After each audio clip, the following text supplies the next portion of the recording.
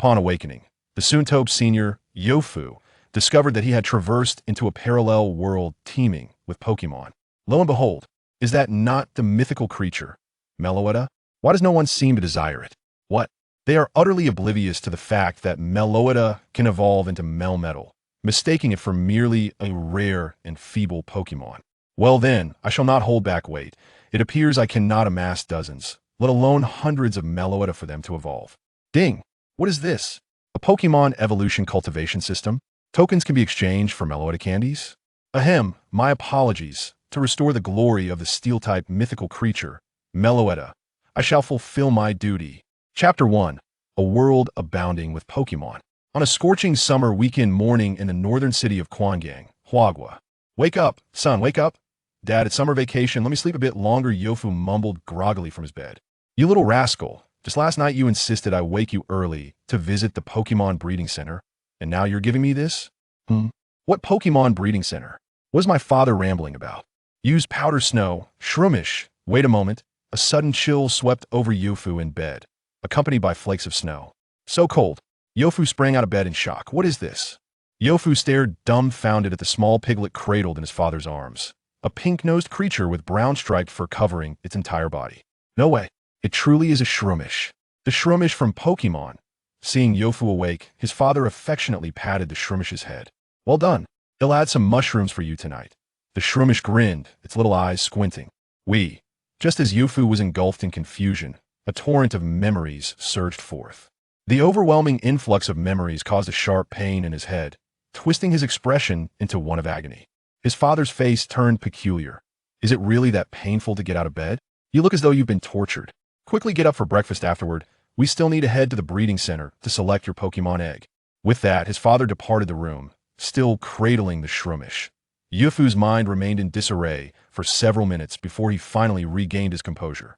He had crossed over. This world bore many similarities to the one Yofu remembered, including but not limited to nations, family, and friends, however. Can you believe it? The catalyst for a certain war was the sudden emergence of Pokemon. In a year during the late 19th century, fantastical beasts with diverse abilities descended upon Blue Star without any forewarning. As these marvelous creatures arrived, it seemed as if the planet's mother sensed an impending expansion, leading to a rapid and expansive growth that ultimately increased the planet's surface area by more than tenfold, with most of the beasts landing in newly expanded territories. The already tense international relations became increasingly tumultuous due to the arrival of these beasts and the drastic changes to Blue Star's size, culminating in an irretrievable state of chaos. Thus, war erupted. After years of global conflict, peace was finally restored to the world. After the conclusion of the war, these extraordinary magical beasts became the focal point for nations. Across the globe, countries unanimously invested substantial human and material resources into their study. In the subsequent century, nations vigorously advanced the cultivation of Pokemon, giving rise to a multitude of new professions. Pokemon breeders, Pokemon trainers, Pokemon doctors, Pokemon researchers, and more. Today, becoming a Pokemon trainer has emerged as the most sought-after profession worldwide in Huagua, while ensuring the physical and mental well-being of students. Educational reforms have been implemented to elevate Pokemon studies to the same level of importance as subjects like language and mathematics. Pokemon battles have even been designated as a key subject in the Gaokao, the National College Entrance Examination. It matters not if one's scores in cultural subjects are lacking exceptional skills in Pokemon battles may still pave the way to prestigious universities. Conversely, a poor performance in Pokemon battles, unless offset by outstanding cultural scores, nearly precludes admission to top-tier institutions. Realizing he has truly arrived in the coveted world of Pokemon, Yofu experiences a blend of joy and concern. The joy is evident as a longtime player eagerly awaiting the release of Pokemon Scarlet and Violet. He has dreamt countless times of stepping into the Pokemon realm. Now, it is finally his turn. As for his concerns, he begins as an ordinary player. Though he's a seasoned fan of the Pokemon series, having fantasized about commanding Pokemon in battle countless times, his actual experience is virtually non-existent, akin to that of his peers. The plethora of astonishing insights swirling in his mind is enough to astound the world. Yet none could be disclosed by an ordinary high school student from humble background. Nevertheless, Yofu is immensely content, for he finds himself in a world brimming with Pokemon, eager to explore and discover alongside his beloved Pokémon, striving to become the strongest Pokémon trainer. The sheer exhilaration of this reality is simply magnificent. After calming his excitement, Yofu makes his way to the dining room, where the morning news plays on the television. The news remains the same, yet the specifics prompt Yofu to feel a twinge of anxiety. He lightly pats his cheek, reminding himself not to overreact. He will soon acclimate. At the dining table, his father sets down the newspaper and glances at the still drowsy Yofu.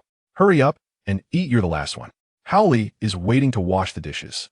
Yofu looks over to the kitchen, where a muscular Howley dutifully scrubs the dishes by the sink, donning an apron. That was clearly a task assigned by his mother. Howley is his father's Pokémon, while the little wild boar that previously roused Yofu was his mother's. Yofu quickly finishes his breakfast, compelled by the overwhelming allure of having his own Pokémon. In Huagua, regulations dictate that only during the final week of summer vacation before their senior year are students allowed to acquire their first Pokémon, which must take the form of an egg.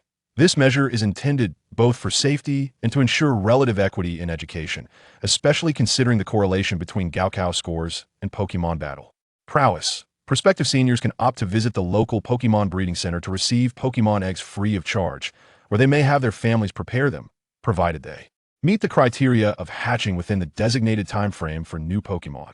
Let's hurry, Dad. Yofu's impatience was palpable. Earlier, during dinner, his eagerness had caused him to accidentally spill food, nearly mistaking the sleeping little boar on the table for a cloth. When I called you to get up just now, I didn't see you in such a rush, remarked Dad, folding the newspaper and glancing at the time. Did you bring your ID? This kid, Dad, chuckled, shaking his head. Chapter 2. The Pokémon Breeding Center. In the city of Quangang, the Pokémon Breeding Center was bustling with an extraordinary number of people. Wow, so many people! Exclaimed Yofu. In the past, he had never witnessed such a crowd, even when the community offered free eggs at the entrance. Though the overall land area of Earth had expanded tenfold, it did not deter the throngs of prospective high school seniors from flocking to the breeding center in search of Pokémon eggs. Yofu understood, however, that the spirit of competition was deeply ingrained in the Chinese populace, who would want to settle for what others had left behind, especially when it came to selecting the first Pokémon that could accompany them for a lifetime. Furthermore, not every student hailed from affluent backgrounds that could provide exceptional Pokémon. Despite the high ownership rates of Pokémon among the citizens of Huagua due to years of educational progress, most of these creatures possessed only average qualities. With advancements in Pokémon breeding techniques over the years, the general quality of Pokémon had improved, making it more advantageous for ordinary individuals to obtain free Pokémon directly from the breeding center. Dad, Yofu remarked, glancing at the crowded scene, swallowing hard. Let's queue. Just as he was about to line up, his father halted him. With a nonchalant flick of his cigarette, Yofu's father stated, no need to wait in line. Dad, do you have connections? Yofu's voice faltered, realizing the need for discretion when discussing such backdoor dealings. His father took a drag from his cigarette, exhaling a cloud of smoke, and playfully flicked Yofu on the forehead. What do you think? I'm just an ordinary worker at a steel factory. Where would I find such connections? I would rather you get in there yourself. Pokémon battles are a crucial subject in the college entrance examination, and selecting a Pokémon egg is an integral part of that process. Who could possibly pull strings for the exam? So, what do you mean by not needing to queue? Yofu asked, curious. His father produced an instant communicator, a device every trainer in Huagua possessed, and teased, TSK. What era are we in? Nowadays, we queue virtually through this device. How can you, a young person, not know this when even I, an old man, do? Realizing his misunderstanding, Yofu felt a bit foolish. After all, it was the 21st century, and it was improbable that the state would rely solely on traditional physical queuing for college entrance matters. Even the application process could be conducted online now. Wait, then why are all those people still queuing at the entrance? Yofu pondered, likening it to the behavior of passengers lining up at a train station well before ticket checks began. His father continued, don't worry. I reserved our spot as soon as the queue opened at 2 a.m. on the admissions exam website. When it comes to my son's future, even if I lack the ability to assist in some areas, I will not shy away from ensuring logistical support. He checked the communicator to see how much longer they had to wait. Yofu, from Quangang High School, he announced. Here. Yofu raised his hand eagerly, anxious not to miss their turn. His father put away the communicator. Speak of the devil, and he shall appear. As they approached the entrance of the breeding center, the guard meticulously checked Yofu's identification before granting them access. Upon entering, a long-haired female guide approached them. Hello, I am Yunlu, the guiding consultant at the Quangang Pokémon Breeding Center. May I ask how familiar you are with our Pokémon egg nursery? Do you have a specific Pokémon in mind? Both Yofu and his father shook their heads in unison. Ordinary families seldom visited the breeding center, let alone the secretive nursery for Pokémon eggs. Yofu's father recalled his own experience of obtaining a warlord Pokémon without such formalities. Noticing the uncertainty of the father-son duo, Yunlu smiled and said, "Then allow me to guide you both as we explore the various rooms to select a Pokémon egg." She gestured for them to board a transport vehicle. The transport was essential within the vast confines of the breeding center. Quangang, known as the Steel City, had 1/3 of its area occupied by the Quangang Steel Factory, while another third was designated for the Pokémon Breeding Center. This made the breeding center's expanse quite considerable. Yofu initially thought the journey would be long, but before long, Yunlu stopped the vehicle in front of a grand building. A sign reading Quangang Pokémon Egg Nursery hung above the entrance, with delighted parents and students carrying Pokémon eggs exiting the facility. "I will guide you through the various floors," Yunlu said, leading the way with Yofu and his father closely following. As she approached the iris recognition system, she opened the door to the first nursery, explaining, "This floor mainly houses ice-type Pokémon." Quangang, located in the northern region of Huagua, enjoyed a geographical advantage for breeding ice-type Pokémon due to its cold winters. These are the eggs of Shanju, and these are the eggs of Nyola. However, due to their temperament, we generally do not recommend high school seniors to raise Nyola. She continued, "Lastly, we have our unique Quangang Pokémon, the Ice-Steel Dual-Type Chuanshanshu. As a prospective high school senior, you are undoubtedly aware that ordinary Chuanshanshu are solely ground-type. However, our Ice-Steel variant, while it may lack some agility and ground-type moves, boasts significantly enhanced defense and attack coverage, earning praise from countless past high school students, making it a star Pokémon at our breeding center. What do you think? Are you interested?" Yunlu looked towards Yofu and his father. Yofu's father glanced at his son, realizing that the decision ultimately rested on Yofu's preferences.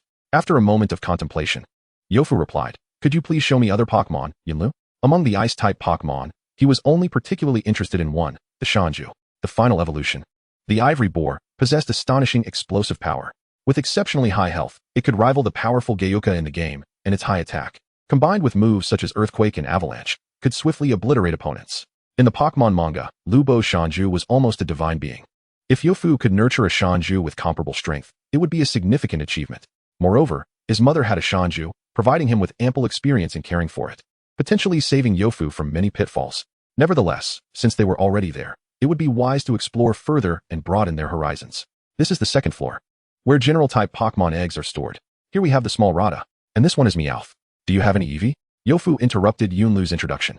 The absence of Eevee was truly disappointing. This floor features Fire-type Pokémon. No Charmander? Pass. This floor contains Water-type Pokémon. Not even Psyduck? Pass. Yofu noted that the breeding center seemed not to offer Psychic-type Pokémon, nor were there any Pokémon even remotely related to that type. Chapter 3. It is decided. Meilutan. Finally, they arrived at the highest floor of the building, where steel, ground, and rock-type Pokémon eggs were stored. This was the level Yofu had been eagerly anticipating. What better place to be than the Steel City of Huagua? Yofu could hardly contain his excitement to see what Steel-type Pokémon were housed within. Yunlu smiled knowingly, having seen many students arrive at this level brimming with enthusiasm. Without further ado, she opened the door, ushering Yofu and his father into the nursery. Upon entering, Yofu was taken aback by the sheer number of Pokémon eggs in the room. Not only were there many eggs, but their surfaces gleamed with an extraordinary luster.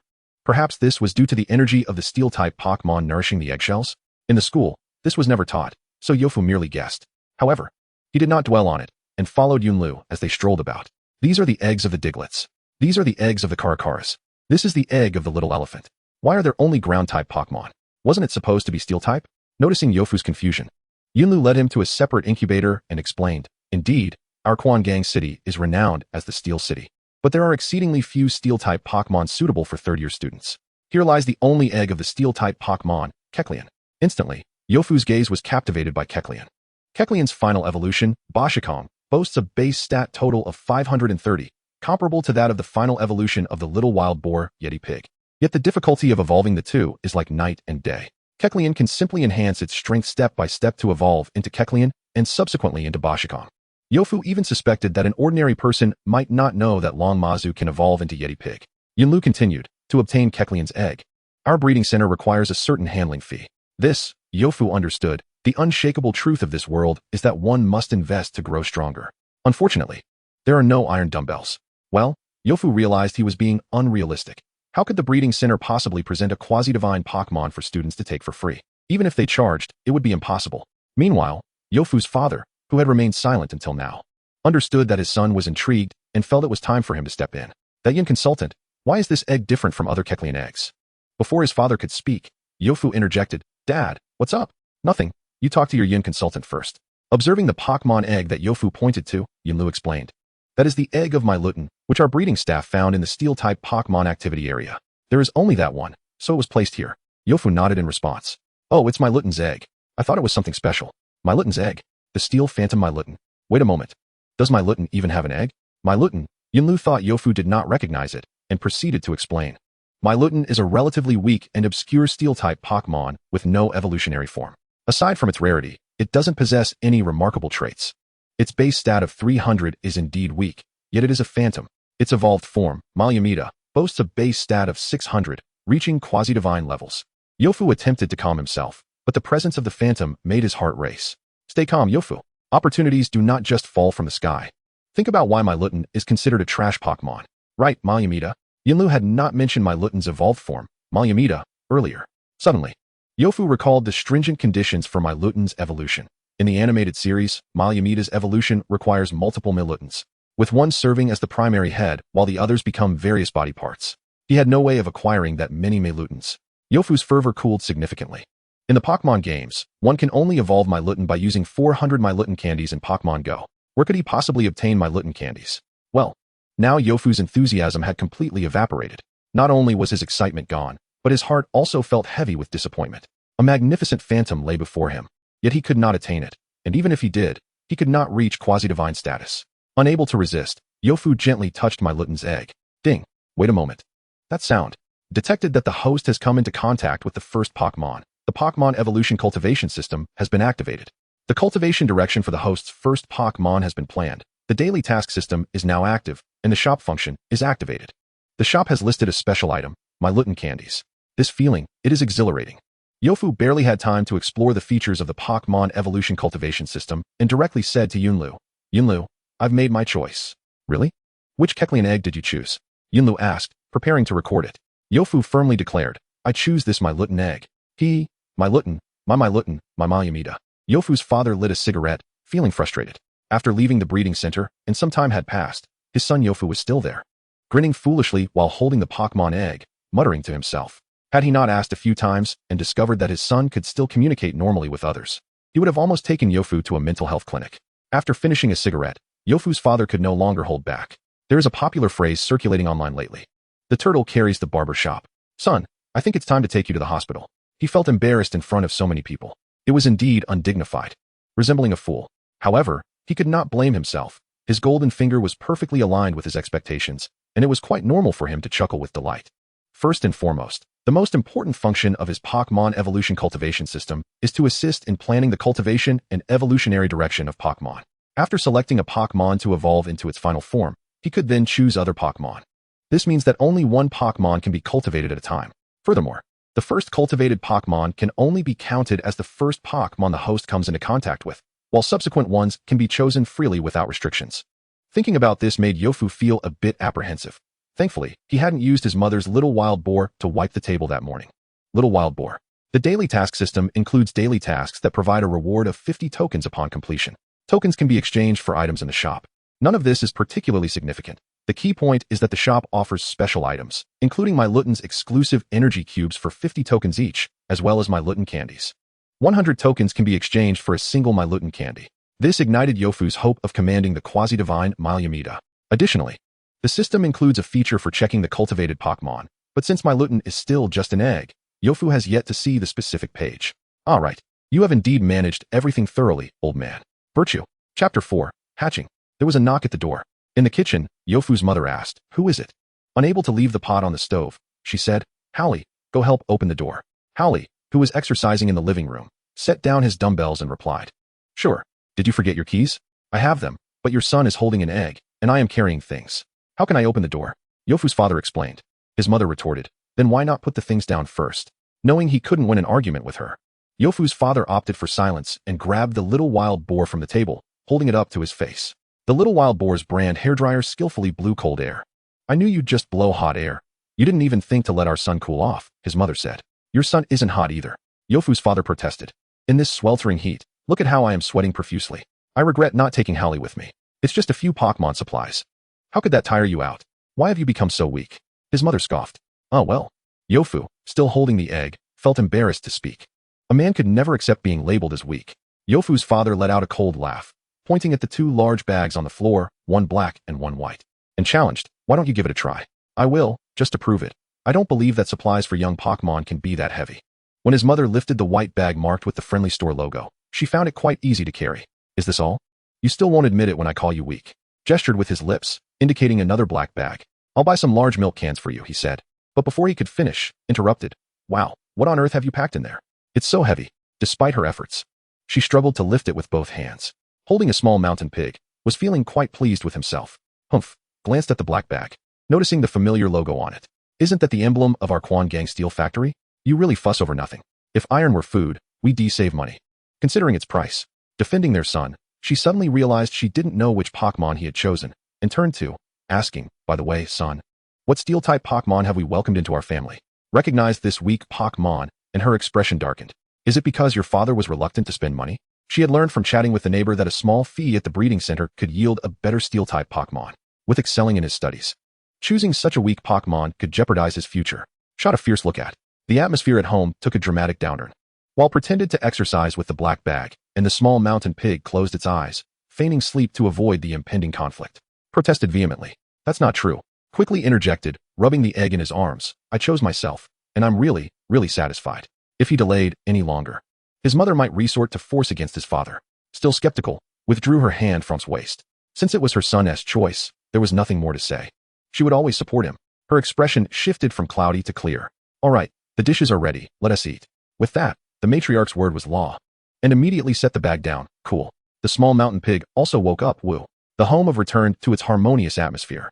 Seeing the intact Pokémon egg on the bed, breathed a sigh of relief, glad he hadn't missed the moment of hatching. "Hurry and hatch," he chanted eagerly. "You're so anxious," like a monkey. Strolled over after finishing his meal, a cigarette in hand.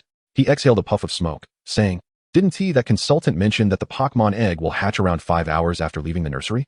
By that calculation, we'll have to wait until 3 for any action. I'm just worried. What if has exceptional talent and hatches early?" "You." Still Haven learned my composure. Unflinching like a mountain before calamity, unfazed even when a deer appears to the left. "Then, when you received S egg and waited for it to hatch, you were truly unperturbed. Found it hard to believe anyone could remain indifferent at such an exhilarating moment. You just slipped into smoke, didn't you?" S voice boomed from the living room. "No, I just came to chat with our son," attempted to deflect. "Still making excuses? I can smell it. If you want to smoke, go to the balcony. Do you want your son's Pokémon to not even be hatched before inhaling your secondhand smoke?" At that, left S room in a huff. "So, you came here just to brag, didn't you?" Sat sideways on the floor, resting his arms on the bed, fixated on the Pokémon egg. After a hearty lunch and a morning of excitement, he began to feel a bit drowsy, his eyes fluttering between half-closed and half-open. Time passed, and cracks appeared on the surface of the egg, brilliant white light shining through the fissures. "Is it finally coming out?" Looked on with immense anticipation. Crack! As the shell shattered, a brilliant light burst forth, causing to instinctively close his eyes. When he opened them again, the egg had completely broken apart, leaving only fragments behind. "Wait, where's my?" Panic set in for. Just as he doubted his waking state, the pieces of the shell on the bed stirred. A golden hex nut emerged from the fragments, with a small black sphere floating within. Upon seeing, the black sphere transformed into a pair of crescent-shaped eyes, fully emerging from the shell and leaping into S arms. As stroked S metallic body, he felt the unique texture of its liquid metal form and touched its red tail resembling a wire, feeling relieved. Pokémon eggs are all the same size, but compared to the newly hatched, it seemed pitifully small. Phew, what a false alarm. Carefully cradled, it lay comfortably in his palm, its liquid metal form melding into his hand, displaying an expression of utter delight. He chuckled softly. The little creature, with its nut-like head and a single black eye, was remarkably expressive despite its limited features. Chapter 5, Mealtime. Holding, approached a large black bag. "Would you like to eat this?" He pulled out a handful of screws and nuts from the bag, bobbed enthusiastically, placed and its food on the table. As soon as they were set down, dove towards the screws, its liquid form enveloping one, swiftly dissolving and absorbing it. Watching enjoy its meal, opened his system to check the Pokémon training interface. And S stats were instantly displayed. Pokémon. Level, LV1. Status, healthy. Gender, genderless. Type, steel. Ability, magnet pull. Height, 1 meter. Weight, 2 kilograms. Skills, harden, thundershock. Item, none. Notes, a freshly hatched, possessing a vibrant curiosity, is deeply interested in everything, and is exceedingly innocent. It adores you. The displayed information was quite basic. Had expected more numerical precision akin to video games. Noticing S level marked as LV1, he recalled that in this world, Pokémon strength levels correspond to the trainer's professional ranks: Rookie, Professional, Elite, Gym Leader, Champion, and finally, the Master level. Based on his Pokémon gaming experience, newly born Pokémon would be at the Rookie level, just like the general high school seniors who train for a year leading up to their college entrance exams. Only when a Pokémon reaches level 20 does it attain the Professional level, marking the true beginning of a trainer's journey. Owning a professional level Pokémon is also a prerequisite for students in Pokémon training programs at universities to graduate smoothly. When a Pokémon reaches level 50, it becomes a gym level Pokémon. Having 6 gym level Pokémon qualifies a trainer to establish a presence in a city. Since the reform that integrated Pokémon battles into college entrance exam scores, approximately 20,000 students take the exams in Gang City each year, with hundreds accepted into various universities' Pokémon training programs. However, after decades, only a handful of gym-level Pokémon trainers have emerged from Gang City. Level 75 Pokémon are classified as champion level, and each champion level trainer governs a province. As for the pinnacle, the champion level Pokémon, one could simply describe it as a national treasure. In terms of true champion level trainers, only one has emerged since the founding of Huagua. What is the matter? Has Miltn hatched yet? YUM and YUB entered YUF's room together. It was dinner time. Let us raise our glasses to celebrate YUF for having his very own Pokémon. The YU family welcomes a new member. Let us toast. YUB proclaimed. YUF, YUM, and HOL lifted their drinks, while the small SHNZH took a sip from its dish. Upon noticing that Miltn had no drink, it anxiously spun in circles on the table. What are you all drinking? Why don't I have any? YUF, observing Miltn's distress, explained, I apologize, Miltn, you cannot drink beverages. Next time, I shall prepare some metal maintenance solution for you. Miltn looked at YUF with a pitiful gaze. All right, I promise I won't forget. Upon hearing YUF's assurance, Miltn's mood brightened, ready to devour a sizable piece of steel from its dish. Miltn pounced on the steel, and in no time, it had dissolved a portion of it. Watching Miltn feast happily, YUB remarked, wow, this little one can really consume metal. YUM, equally intrigued, observed this was her first encounter with a Pokémon that treated steel as a meal. Wait a moment, Miltn, the dish beneath that is not dinner, YUM exclaimed. Fortunately, she saved the dish. Haha, YUB couldn't help but laugh at the scene. YUF found it amusing as well, but ultimately stifled his laughter, aware of the potential repercussions from his mother later. Congratulations on completing the daily task, dining with Miltn, earning 50 tokens. With love and companionship, Pokémon can flourish. This daily task is rather simple, isn't it? Thankfully, it isn't the same food as Miltn. It's time for bed. Miltn obediently lay on the other pillow on YUF's bed, covered with a small handkerchief. As YUF turned off the lights, he found himself unable to sleep for a long while. The events of the day had been too fantastical. He reached out to touch Miltn, who had kicked off the handkerchief, and the cool sensation at his fingertips confirmed to him that all of this was indeed real. How wonderful. YUF peacefully drifted into slumber. The next morning, YUF took Miltn to the nearby Pokémon Center for registration. The moment Miltn voluntarily entered the Pokeball at the Pokémon Center, YUF officially became a Pokémon trainer in the true sense, albeit a novice one. Upon exiting the Pokémon Center, YUF fiddled with the instant communicator just issued. The instant communicator was akin to a mobile phone in this world, available for free to new trainers from the Pokémon Center. Strange. Why isn't the communication function working? Is it because of Miltn's magnetic ability interfering with the signal? Miltn emerged from YUF's hair, flailing its limbs in protest. Oh, I see. I forgot to log into the trainer account. Miltn, haha, just kidding. YUF stored the communicator away and gently patted the little creature on his head, reflecting. It's fortunate that the people in this world generally possess good physique. Otherwise, carrying something weighing over 4 kilograms on my neck would be unbearable. Upon arriving home, YUB and YUM had already left for work. YUF and Miltn sat together in the living room watching television. Recently, there had been a surge of incidents involving violent monkeys and mischievous creatures attacking people in SHNGRH, with 8 individuals injured in just one weekend. Over the past few weeks, these incidents had left at least 42 people harmed. Local officials stated that they had yet to capture the ringleader of the violent monkeys. Experts suggested that the frequent occurrences of attacks were likely related to changes in the local ecological environment and human encroachment into Pokémon habitats. As YUF watched the report about the savage monkeys, Miltn instinctively buried itself in YUF's hair, leaving only its golden nut-shaped head exposed. Monkeys are so scary, Miltn exclaimed. YUF, however, was not paying attention to the news. He was reviewing the daily tasks refreshed by the system. Daily task. Use Miltn to defeat a Pokémon in battle. YUF scratched his head, nearly dislodging Miltn from his hair. Where could he find an opponent of equal strength for his level 1 Miltn? Why you go come out? A male voice called from outside. Chapter 6. The First Battle. Just as YUF was about to doze off, someone presented him with a pillow. Experiences knocking at the door. When YUF stepped outside, he found his good friend Shi-Chi-LN, who had been his classmate since elementary school, waiting there. Why you go? Did you register at the Pokémon Center? YUF was someone who liked to be well prepared, even prompting the gatekeeper to rise and open the door each day. Shi-Chi-LN grinned mischievously and pulled out a Pokeball. If so, let us have an exhilarating Pokémon battle. Though YUF was unsure why his friend was so eager, he agreed with a nod. The two made their way to an open area. Why you go? Don't blame me for my tactics. Shi-Chi-LN chuckled, releasing his Pokémon. A small black dog appeared on the battlefield. The creature had two bone-like structures on its back, an orange belly and mouth, and bone-like protrusions on its ankles, with a short, stubby tail. Isn't that DILB? YUF realized why Shi-Chi-LN had rushed to challenge him almost immediately upon acquiring his Pokémon. And he understood that he had to forgive his friend's tactics in advance. The reason being, DILB was a dual-type dark and fire Pokémon. With favorable conditions, this was a rare opportunity for Shi-Chi-LN to triumph over YUF, and he would undoubtedly seize it. Come on, you go?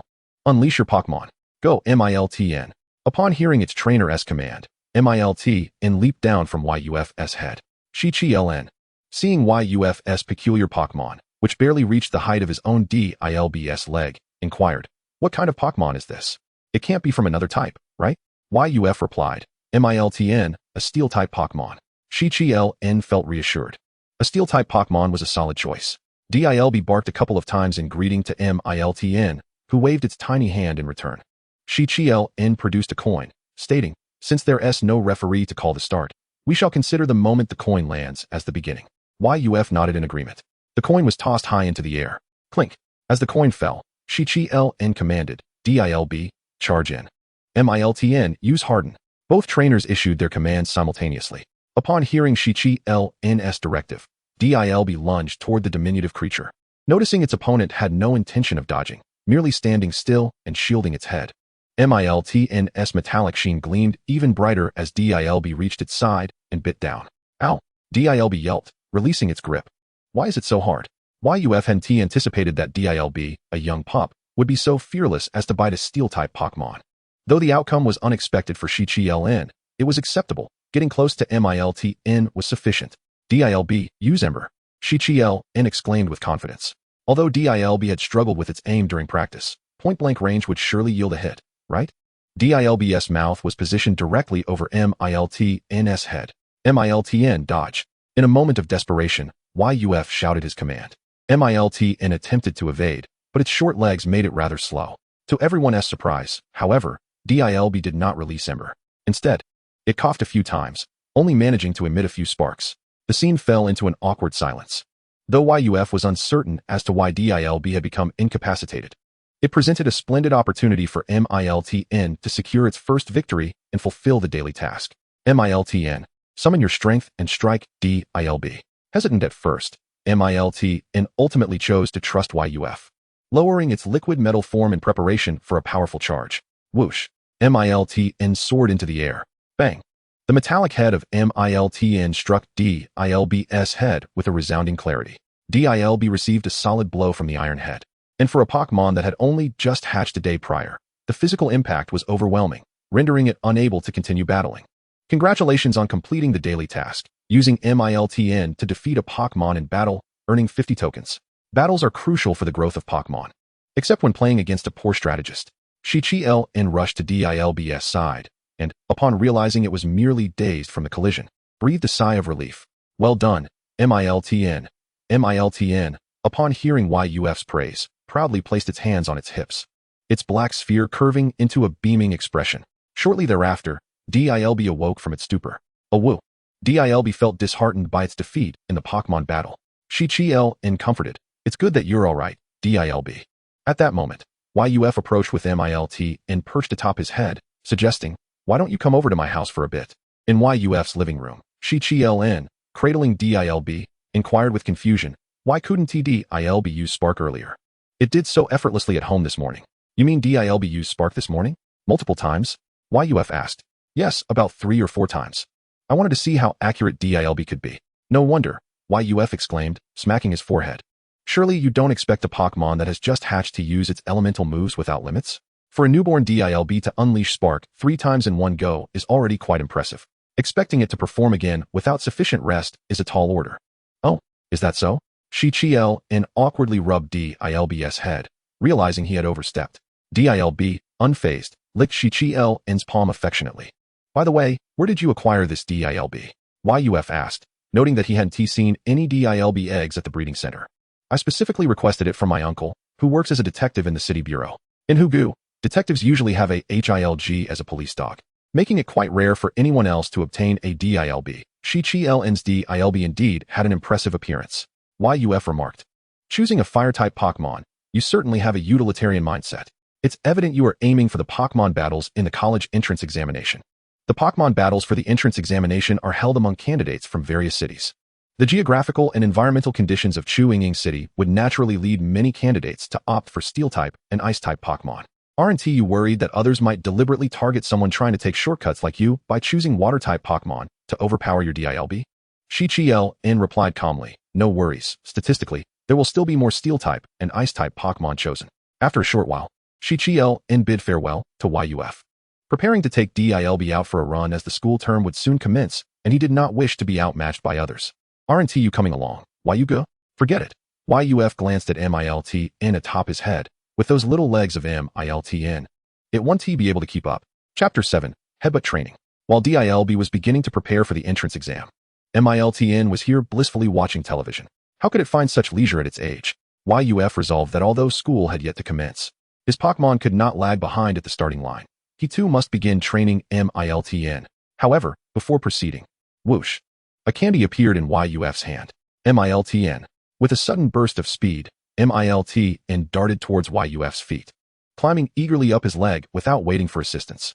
After much effort, Miltn finally reached YUF's palm, staring intently at the candy, drool dripping onto his hand. Miltn.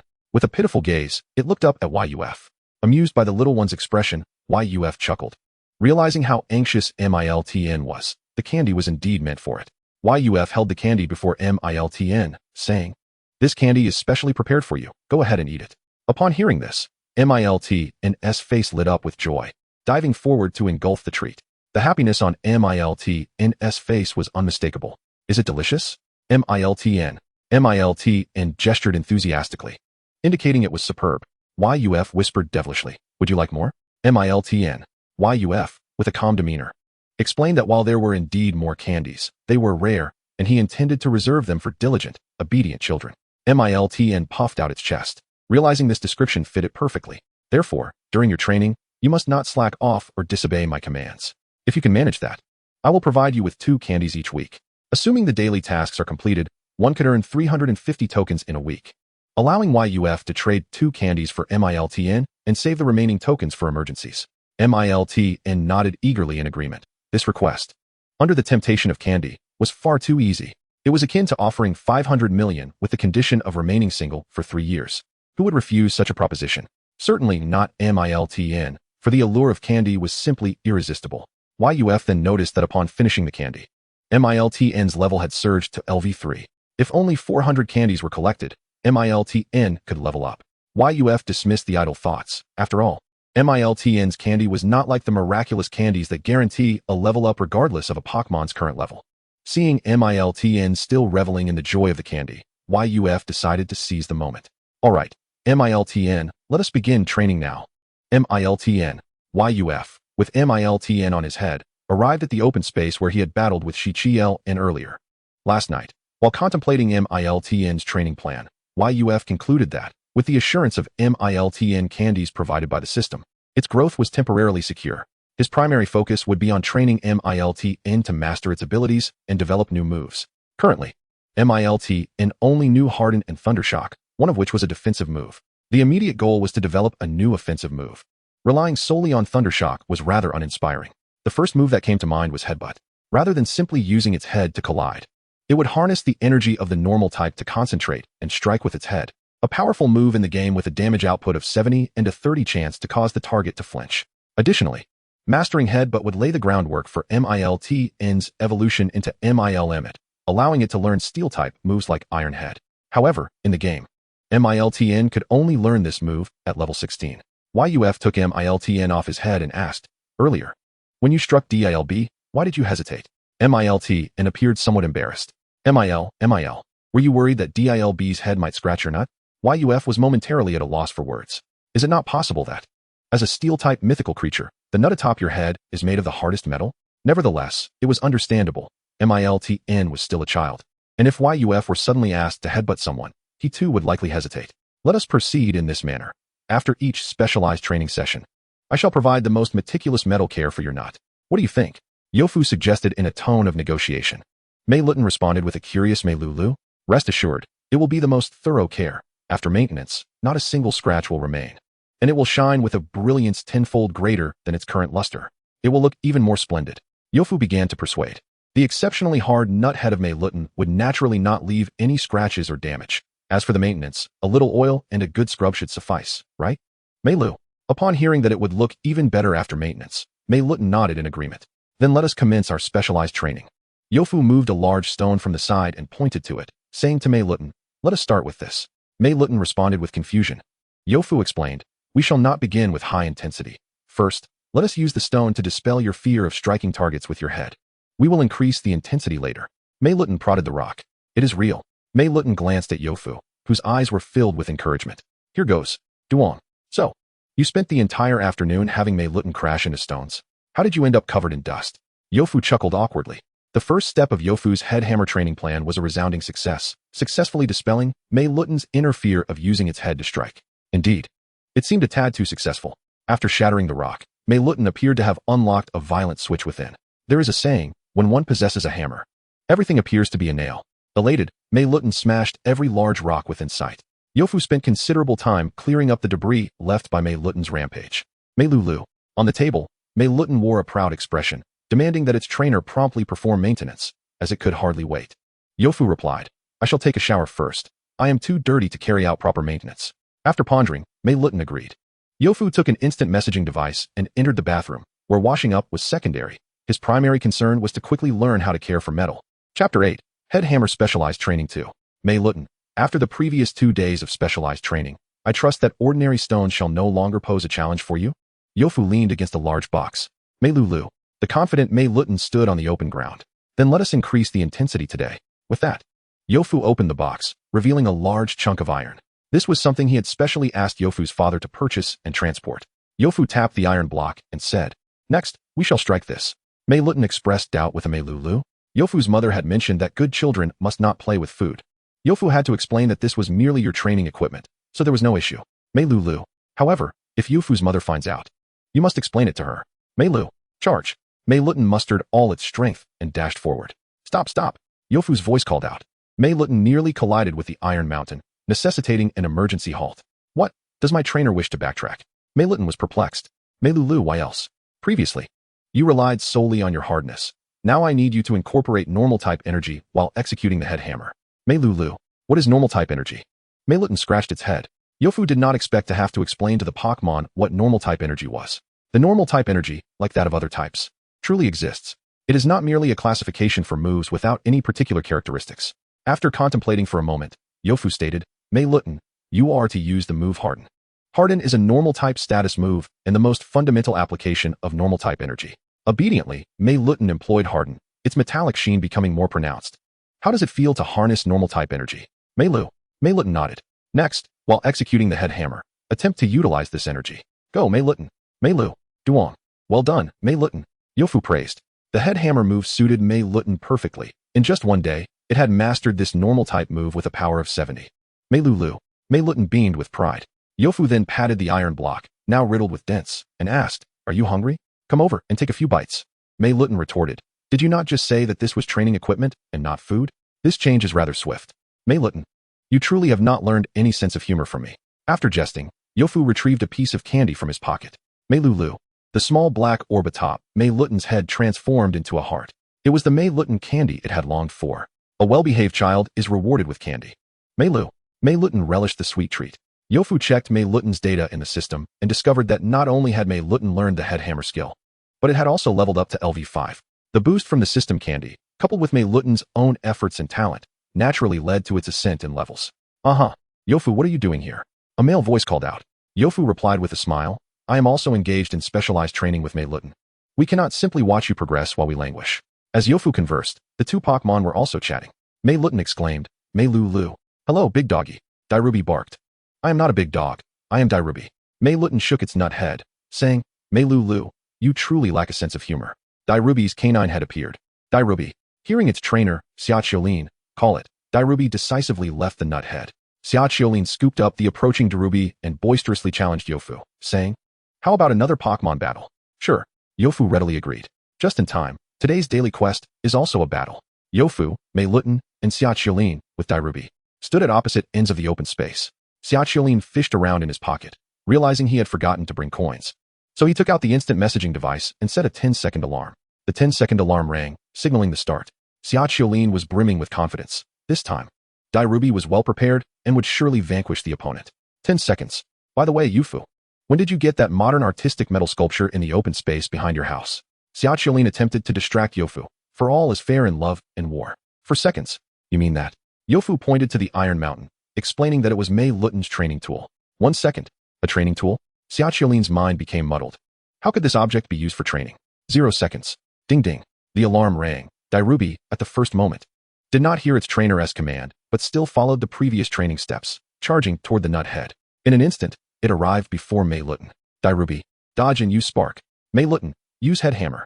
Already waiting, Meilutan's nut head faintly glimmered. Its liquid form charged up and launched itself upwards, soaring straight toward Dairubi. Seeing this, Dairubi immediately unleashed spark. The jet of sparks collided perfectly with the oncoming Meilutan. Well done, Dairubi, Xiaoqiolin praised. He had spent considerable time training the dog to improve its accuracy, and this was the first time Dairubi had hit its target directly. Xiaoqiolin glanced at Yofu, noticing that not only was he unfazed, but the corners of his mouth even curled into a slight smile. Wait.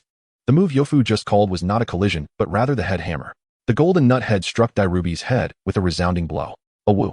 Dairubi howled pitifully, unable to battle, collapsing to the ground. Congratulations on completing the daily task. Defeat a Pokémon using Meilutan in battle and earn 50 tokens. Have you ever pondered the immense impact of being struck twice by a golden nut on a Shogo? Dailubai? Xiaoqiolin once again dashed towards his beloved canine companion. Chapter 9. The Dilemma of Xiao Fudan. As the sun descended, Yofu and Xiaoqiolin emerged from the Pokémon Center, shoulder to shoulder. After yet another defeat, Xiaoqiolin lamented, Yugo, this is rather exaggerated. Meilutan has mastered the powerful move, headbutt, so swiftly. He glanced at the Meilutan perched atop Yufu's head, unable to resist reaching for the Pokeball in his pocket. Yufu modestly replied, it was merely a surprise attack. If you had your Dailubai use spark from a distance, Meilutan wouldn't have had the chance to employ headbutt. Xiaoqiolin was not convinced by Yufu's words, retorting, so, if we keep our distance, Meilutan will become a target for Dailubai? Yufu admitted, indeed. Xiaoqiolin scoffed at this notion, unwilling to believe that Meilutan lacked long-range moves. Furthermore, he was well aware of his dog's accuracy with spark. The fact that spark hit Meilutan at close range was merely a stroke of luck from a distance. It was likely that his dog would become the target. Yufu did not counter this argument, though he genuinely had no intention of allowing Meilutan to employ electric-type moves. This was not due to concealment, but rather because he had not trained Meilutan in electric-type techniques, especially not for such a novice Pokémon to use pure energy attacks so early on. The reason lay in the poor cost-effectiveness of pure energy moves for beginner-level Pokémon. In contrast, hard-hitting techniques like headbutt were far more suitable for Meilutan. Although Dailubai Spark is effective against Steel-type Meilutan, the latter suffered only minor superficial damage. Sister Joy at the Pokémon Center remarked that had they arrived a little later, Meilutan would have healed on its own. For novice Pokémon, it is wise not to dwell too much on flashy energy attacks. Instead, nurturing and strengthening their physical capabilities is the fundamental principle. As Yufu observed his friend's retreating figure, he inquired, Meilutan, did you think I was rambling just now? Meilutan nodded earnestly. Meilutan, what's the matter? Yufu asked, puzzled. They had yet to reach home, and he was unsure of Meilutan's excitement.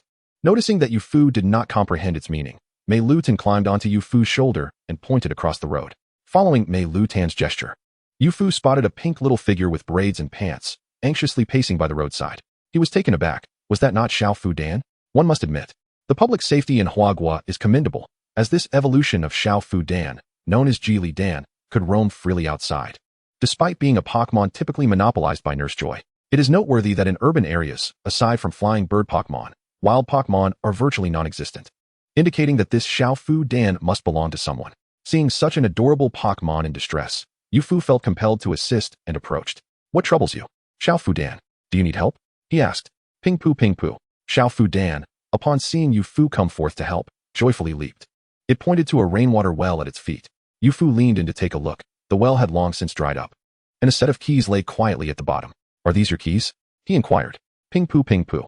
Xiaofu Dan nodded sorrowfully, clearly distressed and unsure of how to retrieve them. Someone had even insisted that it refrain from lifting the entire well cover. Without lifting the cover, how could it obtain the keys? At this moment, Meilutan leaped down. Meilulu. Ping poo ping poo. Xiaofu Dan appeared elated, evidently thrilled that Meilutan had volunteered to assist in retrieving the keys. Are you confident, Meilutan? Yufu asked with concern. All Xiaofu Dan are female. He wouldn't want to lose face in front of a lady. Wait, Meilutan is a mythical creature and has no gender. Well, that's a relief. Meilutan patted its chest twice, signaling its assurance. It then whispered into Yufu's ear. And with a clear understanding of the task at hand, Yufu grasped Meilutan's liquid form and lifted it above the rainwater well. Meilutan's liquid body elongated and thinned under gravity's pull. Yufu reached down, and Meilutan's nut-shaped head slipped into the narrow crevice of the well. Ping poo ping poo. The nearby Xiaofu Dan cheered. However, there was a limit to Meilutan's ability to morph, and despite its efforts to reach the keys, it fell just short. Meilutan, use your magnetic property. Yufu prompted. Oh right, the magnetic property. Meilutan's eyes lit up. It had almost forgotten about this feature due to its previous efforts to avoid interfering with the Wi-Fi signal and instant messaging in the house. It promptly activated its magnetic property. ZZ. Whoosh. Meilutan's magnetism immediately took effect, and the keys flew directly to its nut-shaped head, where it secured them firmly. Success. After retrieving the keys, Meilutan presented them to Xiaofu Dan. Xiaofu Dan's eyes sparkled with joy, and it twirled in delight, even producing a round white stone from its pouch to gift to Meilutan. Meilutan looked at Yufu, somewhat at a loss. Yufu chuckled. Take it, Meilutan. This is Xiaofu Dan's way of showing its affection for you. However, we must return the stone when we leave. Due to its small size, Xiaofu Dan was unable to lay eggs yet, so it sought out round white stones to imitate Geely Dan. When Xiaofu Dan accepts someone, it might bestow its cherished stone upon them. However, if the stone is not returned afterward, it will throw a tantrum. Watching the interaction between Meilutan and Xiaofu Dan, Yufu felt a sense of healing wash over him. After some playful moments, Yufu noticed that it was getting late and bid farewell to Meilutan and Xiaofu Dan. Naturally, he did not forget to return the stone to Xiaofu Dan. Shortly after Yufu and Meilutan departed, a dirt-covered girl approached, wielding a long rod. Oh, you've retrieved it? Chapter 10, the start of school. Time, like a racing train, swiftly brought them to September 1st, the day Yufu commenced his senior year of high school. In the morning, at Yufu's home, a woo, a bark resonated from outside. Dai Lubai, stop barking. It's too early and disturbing, came a male voice. Moments later, the voice called out again. You go, let us go. Inside, Yufu felt a bit exasperated. While telling the dog not to bark, his companion was shouting just the same. After organizing his books and stationery, he noticed that Meilutan was still asleep, so he tucked it into the hood of his clothing. Meilutan preferred not to stay in the Pokeball, making Yufu's hood its designated spot. Mom and Dad, I'm off to school, Yufu announced. Yufu. He stepped outside with his backpack and met up with Xiaoqiu Lin. Upon seeing Yufu, Dai Lu Bai, who had been crouching at Xiaoqiu Lin's feet, noticeably flinched, its tail no longer wagging. Yufu felt a bit awkward and bent down to reassure the dog. Don't be afraid. Meilutan is still asleep. Only then did Dai Lu Bai lift its head again. Xiaoqiu Lin was also at a loss. He had hoped that by allowing Dai Lu Bai to interact more with Meilutan and engage in battles, it would help desensitize the dog and alleviate its fears. Instead, it seemed to have backfired, leaving the dog even more frightened. The two took a bus to school, arriving at Quangang City Senior High School, the second-ranked key high school in the city. They climbed to the third floor and reached classroom 7 of senior year 3, arriving not particularly early. The classroom was already bustling with a significant number of students, accompanied by various Pokémon, creating quite a lively atmosphere. Indeed, the school does not prohibit the presence of Pokémon. The classroom, for this very reason, was considerably larger than it was before Yofu's journey began, allowing Pokémon to sit alongside students during lessons and absorb knowledge. It is said that this arrangement fosters a bond between Pokémon and their trainers. Yofu found some merit in this notion, as having Pokémon share in the trials of learning is akin to an alternate form of camaraderie in battle. Brother Yu, where's your Pokémon? Inquired a girl who was using an Alolan Sandshrew as a makeshift fan.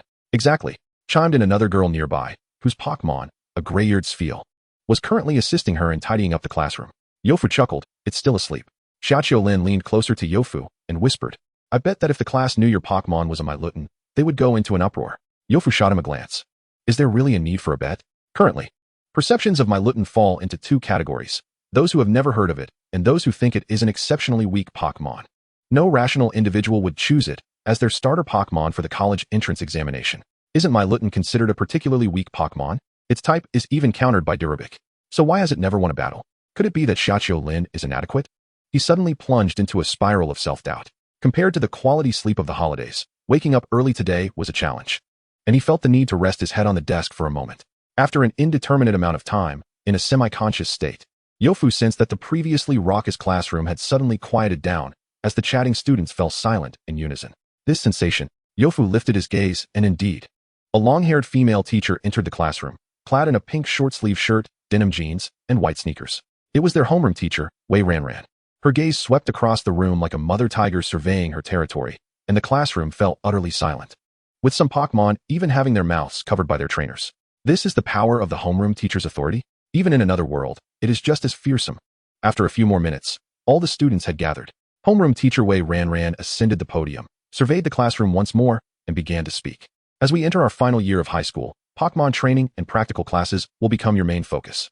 My expectation for this new semester is that you all diligently review and reinforce your academic studies, enhance your physical fitness, and cultivate the bond with your Pokémon. I hope that each student in our class does not fall behind and can gain admission to a prestigious university. While the teacher spoke at length, Youfu's attention drifted as he glanced at the schedule. The physical training class is specifically designed for students, and as a Pokémon trainer, even a novice one, physical fitness is absolutely essential. A trainer who cannot withstand a volt tackle is hardly a trainer at all. Cough, cough. The previous statement was in jest. Homeroom teacher Wei Ranran glanced outside the classroom and said, All right, I won't say anything more. Now, let me introduce you to your Pokémon training and practical class teacher. She turned to the classroom door and called, Xiao Wang, please come in. A young female teacher burst into the classroom in a black skirt adorned with lace. Wearing black stockings, with a darker complexion, she greeted the students with a bright smile. Hello, everyone. My name is Wang Dan, an elite Pokémon trainer. Over the next year, I will be responsible for your Pokémon training and practical classes. Homeroom teacher Wei Ranran continued. You should applaud to welcome your teacher, Wang, who is a top graduate from the Pokémon trainer program at Qingbei University. The classroom erupted in thunderous applause. Youfu was astonished. They had a teacher from the nationally ranked top Pokémon trainer program at Qingbei University. Not to mention teaching ability, just the prestige alone was intimidating. Homeroom teacher Wei Ranran added, You are indeed fortunate. Ms. Wang is one of the first members of the National Spring Seedling Program, and our principal had to exert considerable effort to secure her. Youfu never expected to encounter one of the program's members. Chapter 11, Roll Call. Noticing the time was getting late, homeroom teacher Wei Ranran smiled at Wang Dan and said, I'll leave these kids in your capable hands. However, how could the school possibly allow her to only teach in the afternoons? Under the principal's warm inquiries, Wang Dan opted to additionally teach the physical training class for Class 7 of the third year, prompting high praise from the principal for her dedication. Ms. Wang led all 40 students of Class 7 to the playground, where 2 other classes from the third year were already engaged in physical training. She kindly guided Class 7 to a shaded area, and the students lined up in 4 rows, adhering to their usual assembly habits. I've already introduced myself in the classroom, and now it's time for me to take attendance and get to know each of you. Wang Dan pulled out the class roster and was about to call out names when she suddenly remembered. Oh, by the way, when I call your name, please also show your Pokémon. This will save us time during the afternoon's Pokémon training and practical class. Youfu, here. Youfu immediately raised his right hand, then took Meilutan out of his hood. Meilutan, just awakening, was puzzled by the large gathering of people and Pokémon. Upon seeing Meilutan, Ms. Wang tilted her head slightly. As a graduate of Qingbei University, she was naturally familiar with this rare and underappreciated Steel-type Pokémon. She was merely curious why someone would choose Meilutan as their starter Pokémon. When Wei Jie provided her with the roster, she mentioned that it was sorted by academic performance. How could the top student in a prestigious high school's elite class make such a novice mistake? After Ms. Wang marked Youfu's name, she paused for an unusually long time before continuing, causing the more lively students to begin whispering among themselves. The bespectacled boy nudged his friend with a charcoal black face beside him and said, What do you think Youfu's Pokémon is? It even left Ms. Wang, a Qingbei University graduate, speechless. Could it be a legendary Pokémon? Youfu's academic performance had consistently placed him at the top of the grade. Hence his classmates affectionately referred to him as Brother Yu. You're asking me, a mid-level student, about a Pokémon that you don't even recognize? That's rich. Given your performance, you're hardly mid-level. Compared to Brother Yu, you're practically a novice. That's true. Besides, I only have you beside me. The bespectacled boy stood at the far left of the last row. The charcoal black-faced boy scowled deeper. I found it. Yofu's Pokémon is Meilutan. A low voice from the front whispered. The bespectacled boy hastily pulled out his device to search for information.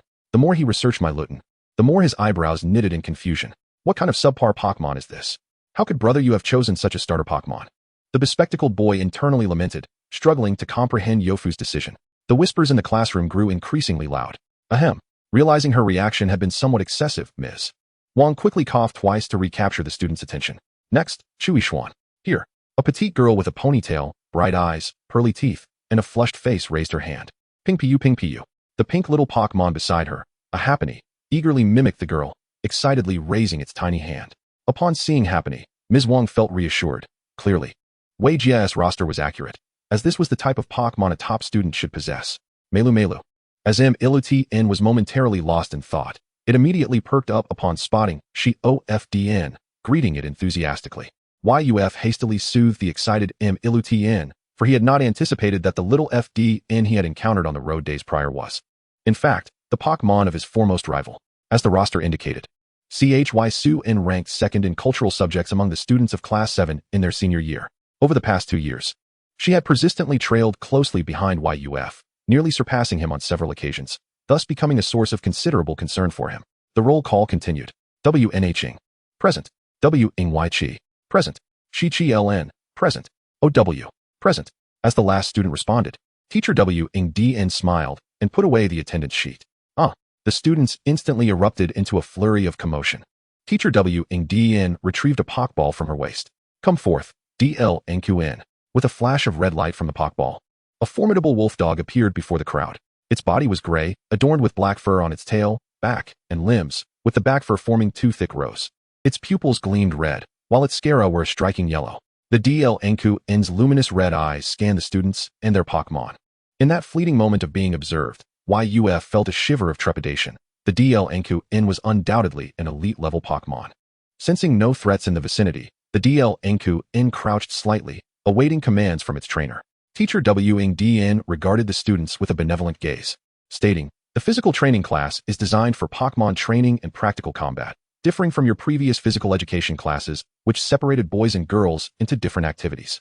Now, everyone, along with your Pokémon, let's run." With Teacher WNDN's command, all participants energetically began to circle the track. There was no room for idleness. The DLNQN trailed closely behind, its watchful eyes scanning for any sign of laziness, ready to motivate them with a menacing presence. Yuf matched the pace, panting heavily, unaware of his own running prowess. Previously, during the second-year physical fitness assessment, he had barely passed the 1000 M run. Indeed, every individual harbors vast untapped potential, requiring just a bit of encouragement. This reminded him of a news story from his past life about a cyclist who set an astonishingly rapid record, initially suspected of cheating, only for the surveillance footage to reveal a bear pursuing him closely. Chapter 12, Pokémon Training, Practical Combat Class 1. During the lunch break, the students of Class 7 in their senior year collectively engaged in half an hour of rest in their classroom. Although Yuf found it difficult to sleep, he rested his head on his desk with closed eyes, preparing for an afternoon of Teacher WNDN's Pokémon Training and Practical Combat class. On the desk, Meilutan appeared to be brimming with energy. As a newcomer to school, everything felt remarkably novel, especially during chemistry class, where the chemistry teacher discussed the oxidation-reduction reactions of metals. Though not entirely comprehending the subject, it was undeniably intrigued. Additionally, there were numerous Pokémon around, and it delighted in making new friends. Throughout the morning, it had already met all the other classmates' Pokémon and forged preliminary friendships with some of them. Meilutan proudly strutted around, engaging with other Pokémon in the classroom who were also unable to sleep. Ahem. The homeroom teacher, WIRNRN, coughed a couple of times. Yuf promptly pulled Meilutan under his sleeve, enforcing a nap. It was vital for the little one to rest. Meilutan instantly felt the darkness envelop it, falling silent. The bell signaling the end of the lunch break rang. The students rose, gathering with their Pokémon in pairs as they made their way to the playground. "Let us go, Yu go," called Shi-Chi-Ln, approaching with his dog. Yuf nodded, and Meilutan climbed into the hood of his outfit, eagerly awaiting their departure. The two headed towards the playground. "Danjia SDLNQN is truly impressive. I've heard it's her starter Pokémon," Shi-Chi-Ln remarked. Teacher WNDN was not much older than the students, and the DLNQN's imposing presence accentuated her fierce nature, leading the students to affectionately refer to her as Danjia. DLB, upon hearing praise for another dog, became quite displeased. OOW. DLB. I'm still here. Why praise another dog without mentioning me? DLB glared at Shi-Chi-Ln, feeling a twinge of jealousy, contemplating giving its trainer a piece of its mind. Observing DLB's icy demeanor, Shi-Chi-Ln hastily petted its head twice, attempting to remedy the situation. DLB, you're also handsome. Once you evolve into HILG, you'll be even more striking. DLB contentedly extended its tongue, feeling somewhat appeased. YUF watched the interaction between the two, secretly amused. Indeed, dogs resemble their owners. With the crisis in Shi-Chi-Ln's backyard resolved, YUF continued the conversation, saying, indeed, the DL-N's fierce exterior is rather impressive. However, I am more curious about what Teacher Dan's main battle Pokémon is. Though Teacher WN's DL-N was also an elite-level Pokémon, YUF doubted that a graduate from a prestigious Pokémon training program at Qingbei University would rely solely on a DL-N as her primary battle companion. After all, the DL-N possessed a base stat total of only 420. The limitations imposed by base stats inevitably meant that nurturing it to the same level of strength would require significantly more time, energy, and resources than other Pokémon. Not every trainer could cultivate an extraordinary DZH in B, I like S-M. Nor did everyone possess advantages like the powers of wave guiding or the strength of SHPN. While this may seem to endorse a base stat-centric view, the impact of innate talent is undeniable. Otherwise, why would people revere demigods? YUF concluded that Teacher WNDN must possess other top-tier battle Pokémon, relegating the DL-N to a supporting role. After a moment of contemplation, Shi-Chi-Ln speculated, could it be LK Lee? I've always thought LK Lee was both handsome and strong. YUF replied, why do you keep bringing up dogs? Besides, you might want to check on your own dog. DLB is getting jealous. Upon arriving at the playground, they found it bustling with students and Pokémon from the senior class. The designated area for Class 7 was already occupied with students lining up, prompting YUF and Shi-Chi-Ln to rush over. I need not elaborate on how to care for Pokémon, as you have all learned extensively in your cultural classes. My focus here will be on how to train and battle. As a trainer, one must always remember that to train others, one must first train oneself. Only by solidifying the foundation of a trainer can one effectively train and command Pokémon. Who can tell me what the first fundamental skill is for a Pokémon trainer in battle? Silence enveloped the area. The students were utterly taken aback. They had not expected that, upon leaving the classroom for training on the playground, they would still be subjected to the teacher's probing questions. Shouldn't they be training their Pokémon or even engaging in battles? Like many teachers unfamiliar with the specific situations of their students, WNDN chose to ask questions according to the order of the attendance list. YUF, please share your thoughts. This was a topic that had been taught to her in her first university class, and she was pleasantly surprised to find that the academically distinguished YUF had some insights. Receiving Teacher Dan's affirmation, YUF secretly sighed in relief. Fortunately, he had previously read a novel about an internet-addicted YNGB, which mentioned this aspect. Otherwise, he would have struggled to respond. Just as Teacher WNDN passionately elaborated on its significance, a discordant voice suddenly interrupted from the crowd. Teacher WN, but we only have one Pokémon. It had been previously mentioned that senior students were permitted only one starter Pokémon, and it was not until university that they could acquire a second Pokémon, with the limit for professional trainers being 4 Pokémon. Wang Dan, the instructor, opened her mouth slightly, feeling somewhat choked. Now, let the training commence. Chapter 13, Pokémon Training, Practical Class 2. With a cheerful smile, Wang Dan handed each student a practice ball, resembling the shape and weight of a Pokéball, allowing them to practice a series of actions, drawing, lifting, aiming, and holding it level. Her words immediately evoked a sensation akin to cardiac arrest among the entire class. How could she utter such cold statements with a body at the same temperature? Everyone, pay attention to my commands. 1, 2. Yofu never anticipated that merely retrieving a Pokéball could be so exhausting. This was far more tiring than throwing a medicine ball during physical assessments. At least with the medicine ball, there was a moment for rest. Fortunately, Danjia had not produced a heavy iron ball for them to lift. Accelerate the pace. And be mindful of your posture. Who is that? Why is the front of the Pokéball facing you? Are you planning to confine yourself within it? Everyone, take note. The front of the Pokéball must face directly forward. Do not commit such a fundamental error. Yofu was willing to wager that Danjia's previous training plan was far less demanding than what they were currently experiencing.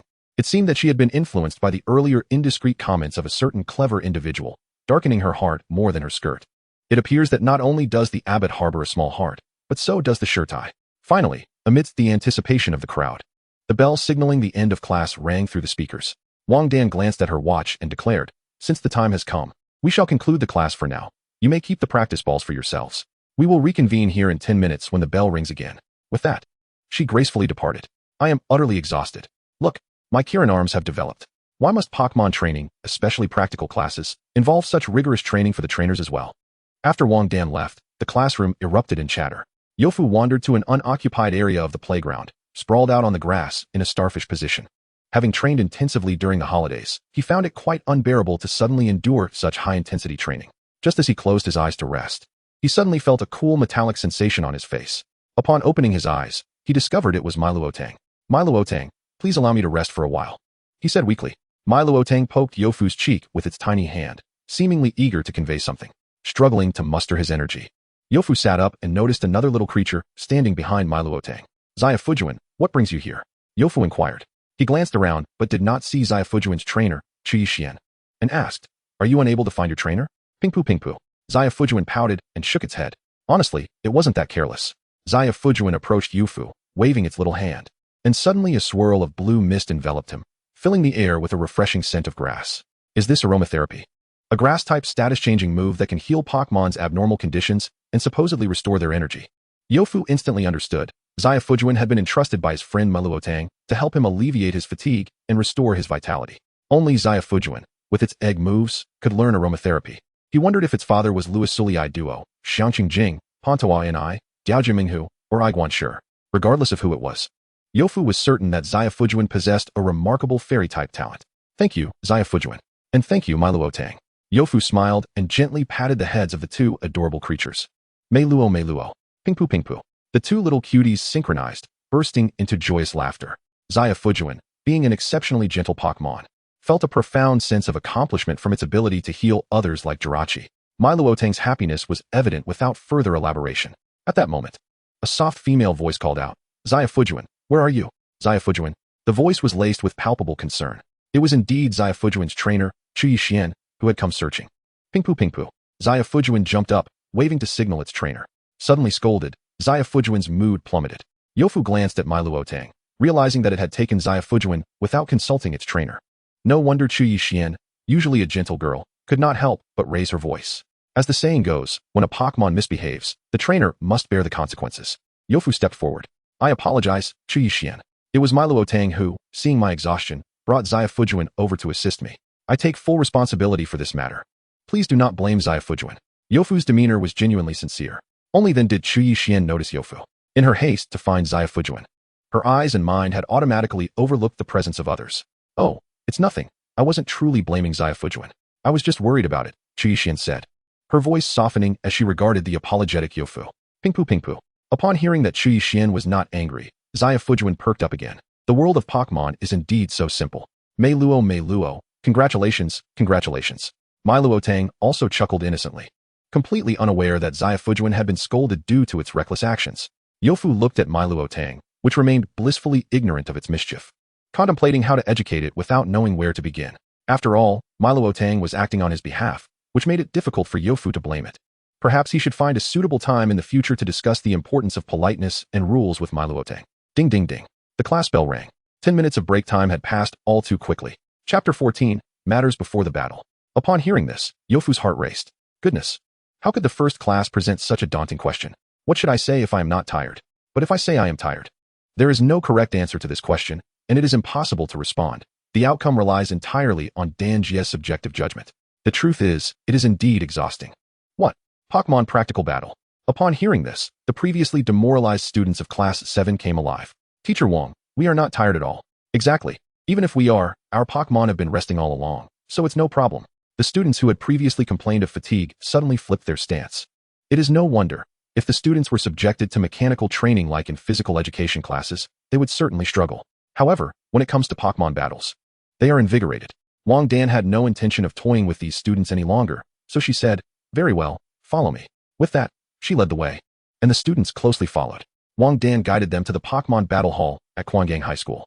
This battle hall was established 2 years ago, constructed according to the standards required for official Pokémon battles. She exchanged nods with the gatekeeper and ushered the students inside. Wow, this is my first time inside a battle hall. Who would have thought? I heard it has been rented out to outsiders since its completion. Show Wang Dan, overhearing the students' comments, found it entirely unsurprising that students from Quangang High had never entered their own Pokémon battle hall. She had experienced similar situations herself. Schools often have certain protocols in place, fearing that inexperienced students might inadvertently damage items they have never encountered or used, thus protecting the students. It is quite reasonable. In a few years, as students become more accustomed to such matters and the risk of operational errors diminishes, schools will undoubtedly begin to provide these resources for student use. It is merely a matter of time. It will happen. Everything will come to pass. A similar concern arises. Why did the school only purchase XXX right after my graduation? I did not enjoy even a single day of it. This issue can be examined from a probabilistic perspective. Since there will inevitably be unfortunate souls whose alma mater upgrades its facilities post-graduation, why can't I be one of them? This may seem a bit tangential.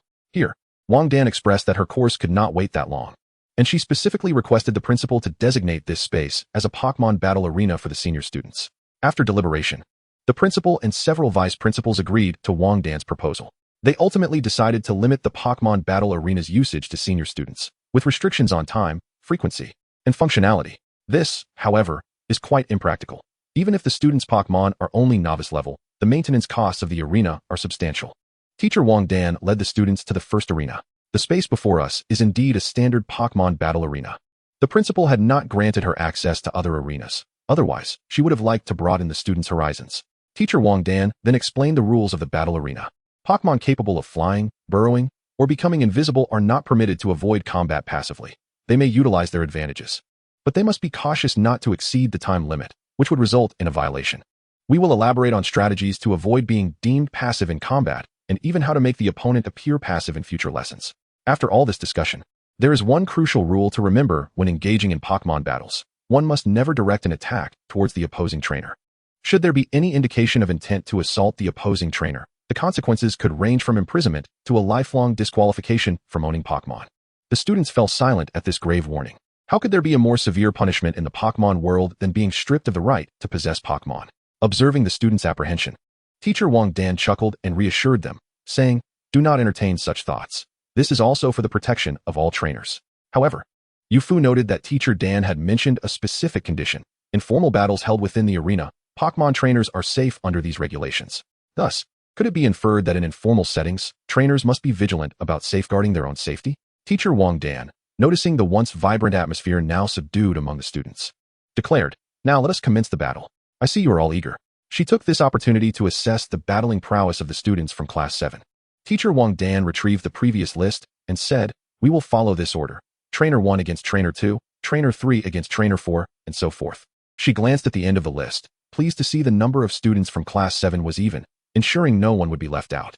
First group, Yufu and Chu Yixuan, step forward. Chapter 15, the first versus. The second, Yufu and Chu Yixuan stood on opposite sides of the battle arena. The two Pokémon in the center locked eyes, exuding intense competitive spirit, akin to a duel of sharp blades. Yet, that was hardly the case. One was a small Fuku egg, and the other a Meilutan.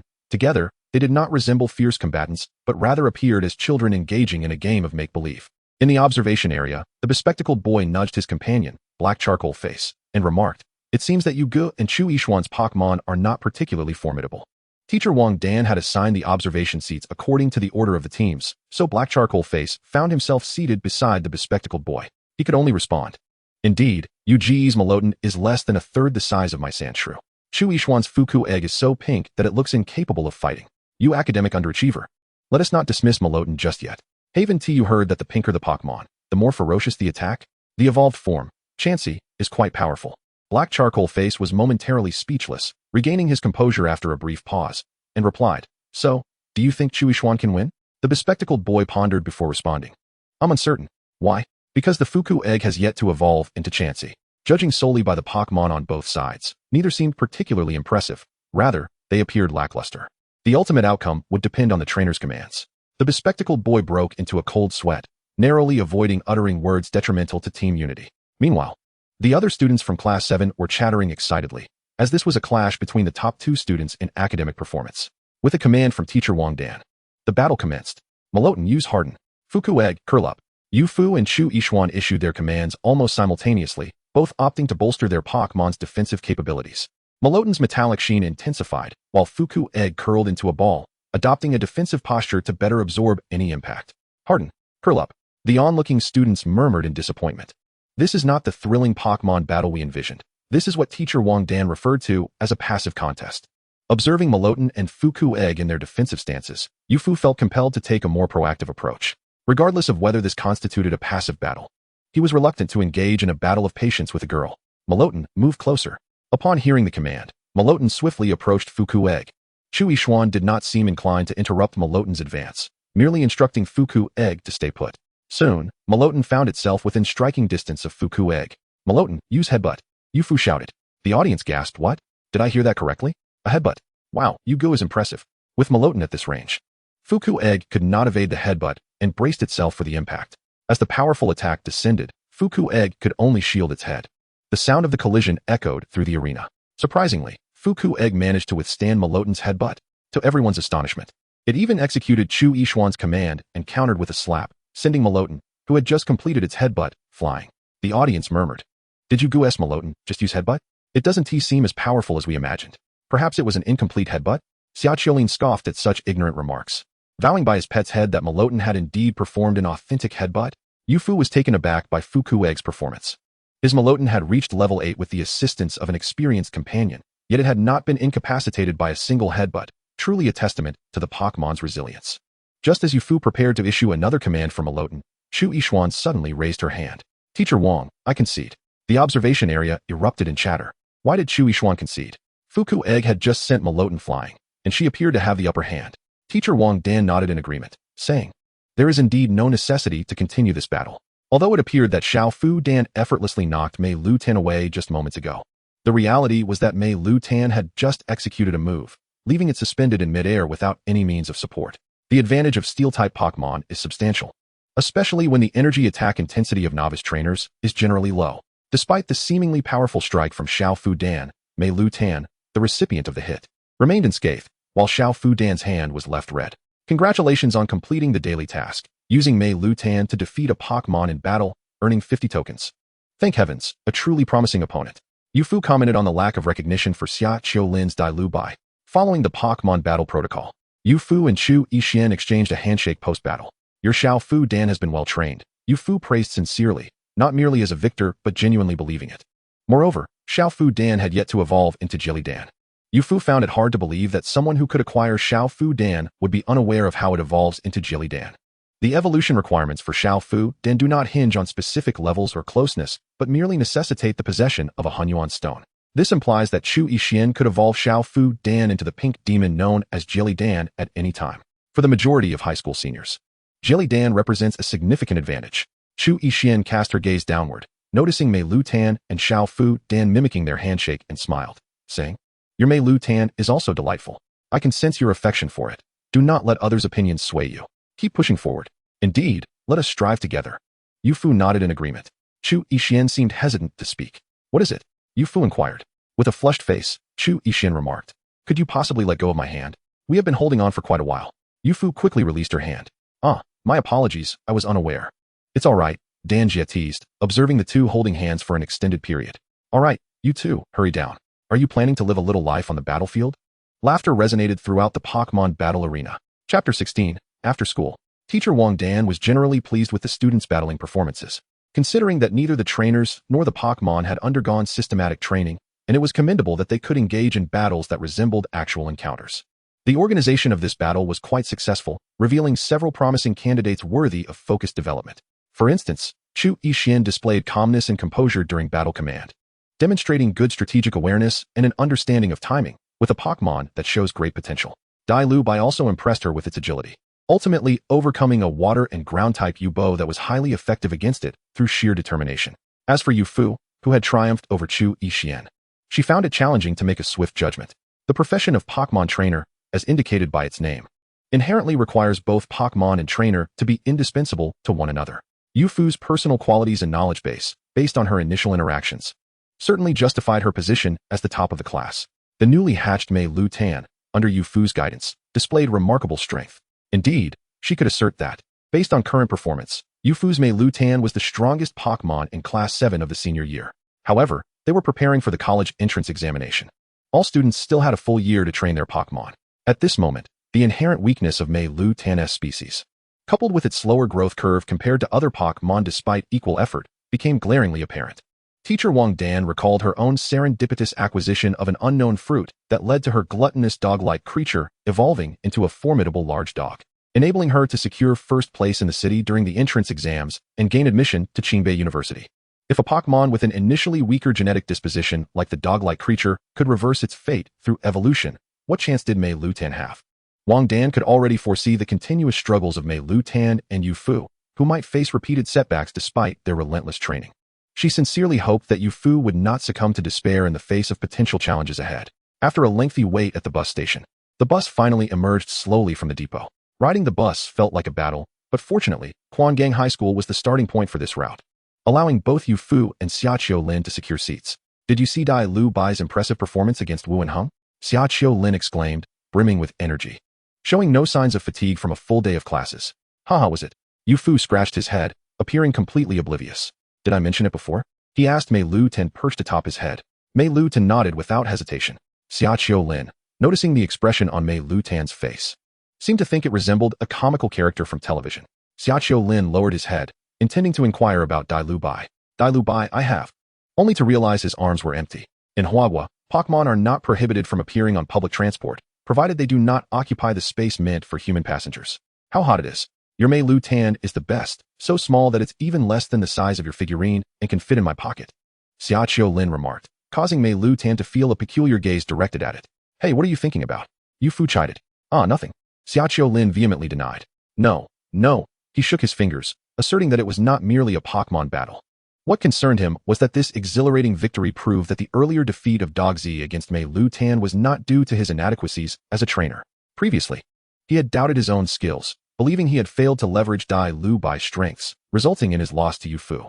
However, today Yufu's Meilutan had effortlessly defeated the second-ranked Xiao Fu Dan of the class, while he himself had maneuvered Dai Lu Bai to triumph against the water-type Yubo, indicating the issue lay with Yufu and Meilutan. Observing his friend's elation, Yufu wiped his brow and teased. All right, as long as you are happy. By the way, Yufu, Xiaqiu Lin suddenly recalled. I heard the Pokémon market in the West District is opening tonight. Should we go together? The Pokémon market in Quangang City opens on September 1st each year and concludes at the end of the month. It operates similarly to the night markets and antique streets of Yufu's past life, reportedly selling a variety of Pokémon-related items. Though the authenticity of these items remains uncertain, Yufu had previously been quite intrigued by the Pokémon market. However, according to regulations, only officially registered trainers could enter, which prevented him from visiting. Xiaqiu Lin inquired again. So should we go? We absolutely must. When do we leave? Yufu replied eagerly. What if he stumbled upon a treasure like in a novel at the market, perhaps a mega stone, fossil, or some peculiar items? That would be a fortune. It is unfortunate, however, that his system is not an appraisal system but a nurturing one, though it offered functions akin to appraisal. It could only inform him of the attributes of items he already possessed. I want to find a treasure. But to find a treasure, I need the appraisal function. If I can only appraise what I already own, how can I find a treasure? Yufu pondered. Can items in the Pokémon market be returned after purchase? After dinner, Yufu planned to go to Xiaqiu Lin's house so they could go together, while Xiaqiu Lin mapped out the itinerary. Glancing out the window, Yufu abruptly interrupted his friend, standing up and tugging on his arm. All right, let's stop talking and get off the bus. We've missed our stop. What? Where are we? Chapter 17, Pokémon Market. As evening descended, Yofu and Xiaqiu Lin, still clad in their school uniforms, hurriedly boarded a bus heading towards the Pokémon Market in the West District, which occupied an entire pedestrian street. Honestly, I'm already 18 and a Pokémon trainer. Why does my mom still question me whenever I step out at night? Xiaqiu Lin complained on the bus. Well, that is how it is at his home too. So it's no big deal, he added. Are you trying to turn the tables on me? Yofu quipped as they prepared to move towards the bus door, only to be stopped by a middle-aged man in the aisle who gestured for them to sit back down. Is this your first time here? The man asked, waving them to remain seated. You don't need to get up early. Most people on this bus are headed to the Pokémon Market at this hour.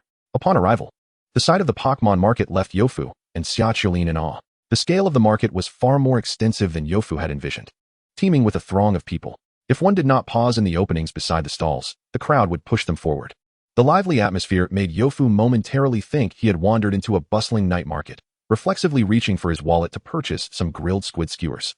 After waiting in line for an eternity and verifying their identities as trainers, they finally entered the market. Look over there. The Mqing or Enyu is performing magic. Xiaqiu Lin exclaimed. Come on, we didn't come here just to watch performances, did we? How did it do that? After wandering for a while, a stall caught their attention, filled with Pokémon eggs, each labeled with the names of different Pokémon.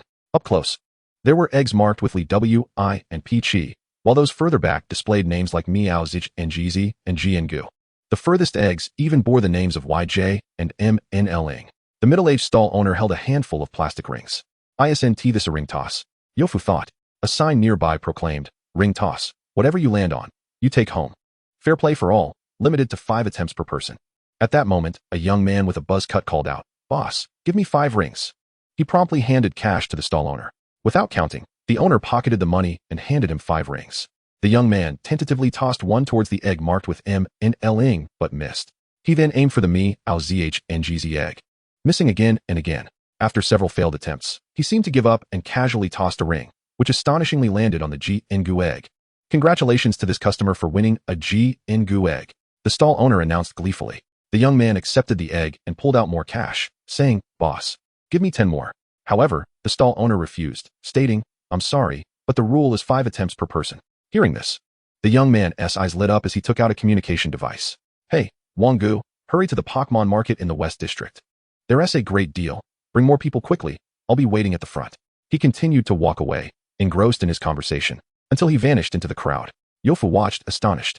"Wow," he muttered, realizing the stall owner and his accomplice were far from convincing. Who would fall for such a scam? He noticed Xiaoqiulin was still engaged in conversation with the stall owner. "So, young man, would you like to try the ring toss?" the stall owner asked with a smile. Xiaoqiulin, eyeing the egg marked with Liel, inquired. "How much is it per attempt?" 500 yuan, the owner replied. "That is outrageous," Xiaoqiulin exclaimed. 5 attempts would cost 2,500 yuan. "How many times would I need to fabricate fees for school books to save that amount?" The stall owner responded. "Why do you say it's expensive? Look at the quality of the Pokémon I have here." "Boss, I'm still a student. Can you give me a discount?" Xiaoqiulin pleaded, utilizing his bargaining skills. Mentioning he was a student surprisingly saved him 500 yuan.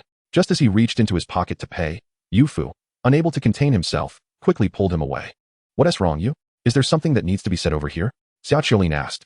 He was still fixated on the ring toss, recalling how the person who won the Jiangu egg had called for backup. "Don't you realize that the stall owner was a scammer?" Yofu asked skeptically. He had initially thought Xiaoqiulin was merely joking with the con artist, but it appeared he had genuinely fallen for the trick. "A scammer?" Xiaoqiulin gasped, contemplating. But that person won a Jiangu egg. Yofu felt somewhat defeated by his friend's naivety. "First of all, throughout the entire conversation, I didn't hear him say that what he displayed were actual Pokémon eggs," Yofu explained. "But those certainly look like Pokémon eggs. And they even have specific names attached," Xiaoqiulin countered. "The practice balls Dan Jiesent look just like Pokeballs. Can you really use one to catch a DILB?" Yofu retorted, pointing out that even wearing a champion-level trainer badge doesn't make one a champion. Xiaoqiulin was left speechless. Moreover, the most crucial point was that they were wearing the uniform of Chu in Jiying High School. "You must understand the legal implications of illegally selling, transferring, or providing Pokémon to high school students," Yofu asserted. Xiaoqiulin fell silent, realizing the gravity of the situation. Yofu continued, "I can guarantee that the Pokémon eggs displayed are merely props." Xiaoqiulin finally came to his senses, recognizing he had been misled by the allure of the rare Pokémon names. "Thank goodness for you. Otherwise, I might have spent money meant for DILBS food." Xiaoqiulin expressed his relief. Seeing his friend heed his warning, Yofu felt a sense of satisfaction. Many individuals who fall victim to scams often refuse to accept their naivety, reminiscent of stories where individuals lose vast sums despite repeated warnings from authorities. That is truly a challenging situation. Noticing his friend's mood had dampened, Yofu reassured him, "You simply have too much pocket money. How about this? Invest in me. And once I become a champion-level trainer, I will surely procure a Liel Pokémon egg for you. Get lost." Xiaoqiulin laughed, playfully scolding him. Chapter 18. Failed Opportunity? Yofu and Xiaoqiulin roamed the market for quite some time. They explored numerous stalls but bought nothing, primarily due to their lack of funds. "Did you hear that? Just for a tiny piece of metallic foil. He.S. asking for 180,000. Yofu scoffed. He had initially intended to purchase something for Miltn, but upon arrival, he realized his pocket money had vanished into the Pokémon market, leaving him unable to buy anything. They could only play a few rounds of the scam ring toss. "Darn it. Not even a chance to make a profit," he lamented. "I suppose I should just focus on collecting candies for Miltn, right? I thought I might find a hidden gem. But this is nothing like the novels depict," Xiaoqiulin agreed, munching on his grilled squid. Yofu pointed at the squid. "You actually bought some?" Earlier, they had passed a stall with a sign featuring HOLYU, and he had wondered if the vendor might truly be serving authentic HOLYU, given the market's reputation. Confronted with the iron plate squid, Yufu hesitated, uncertain whether to partake. Xiaoqiulin, aware of Yufu's concerns, clarified, "I inquired with the vendor. It is merely ordinary squid, not the rare Hala squid. Otherwise, he wouldn't be able to afford it. With this reassurance, Yu Fu proceeded to eat without any reservations. The question of whether Pokémon are consumable has long been a contentious topic internationally. In Huagua, the overwhelmingly dominant public opinion discourages the consumption of any Pokémon.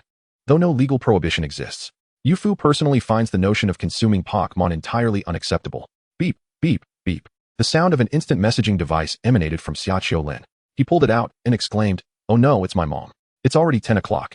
Upon hearing this, Yu Fu discreetly moved to a nearby stall, giving Xiaoqiu Lin the privacy to converse. It is best to avoid being present when a friend is being scolded by their mother. What? Mom, I'm not lying. What? You want me to video call? Xiaoqiu Lin's voice faintly reached Yu Fu's ears. After finishing his video call with his mother, Xiaoqiu Lin found Yu Fu at the stall. He acted nonchalant and said, "Hey, it's nothing. We can continue." Noticing his friend's stubbornness, Yu Fu deliberately remarked, "Well, let us linger a bit longer. There are still many stalls to explore." Not wanting to tease his friend any further, Yu Fu inquired before leaving, "Old man, how much for this stone?" He pointed at a crystal-clear stone on the ground. Although he was unaware of the specific mineral, his intuition suggested that this stone was extraordinary. The old vendor immediately exclaimed, "What? You want it for 10,000?" Xiaoqiu Lin quickly scanned the stone with his instant messaging device, only to find no information available. "I thought it might be a firestone or a moonstone. Turns out it's so insignificant that even the database hasn't recorded it," Xiaoqiu Lin scoffed. The price exceeded Yu Fu's budget. He rummaged through his pockets and displayed his funds, stating, "Old man, I only have 500. The vendor remained firm. Not even glancing at Yu Fu. "Old man, I'm still a student. Can you offer a discount?" Under Xiaoqiu Lin's eager gaze, Yu Fu employed the bargaining tactics his friend had just demonstrated. Upon hearing the word student, the old man finally raised his head to regard Yu Fu. "Fine, 500 it is." To their surprise, the old man agreed. "You see, claiming to be a student while bargaining is indeed effective." Xiaoqiu Lin elbowed Yu Fu repeatedly, reveling in the moment. "You didn't believe me before, now who's right?" Just as Yu Fu prepared to pay, a low male voice interrupted from behind. "Humph. What a gullible fool. Oh no, it's a Xiao Hualong." Xiaoqiu Lin whispered in astonishment. It was then that Yu Fu noticed the boy from Yizhong was accompanied by a small orange Xiao Hualong, its tail ablaze with a vibrant flame.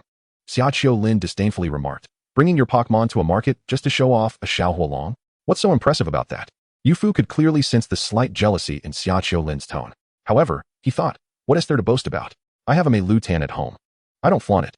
Yu Fu touched his hoodie, where Meilutan was peacefully slumbering, still in the growth phase and sleeping early. Nevertheless, was the Xiao Hualong boy implying that Yu Fu was a fool? Yu Fu chose to trust his instincts. He exchanged the money for the stone. The vendor, having secured the payment, produced another identical stone from his bag, placing it where the previous one had been. Xiaoqiu Lin immediately expressed excitement. "Old man, didn't you say there was only one? What is this stone you just displayed?" The vendor, unperturbed, confidently replied, "That stone was indeed unique.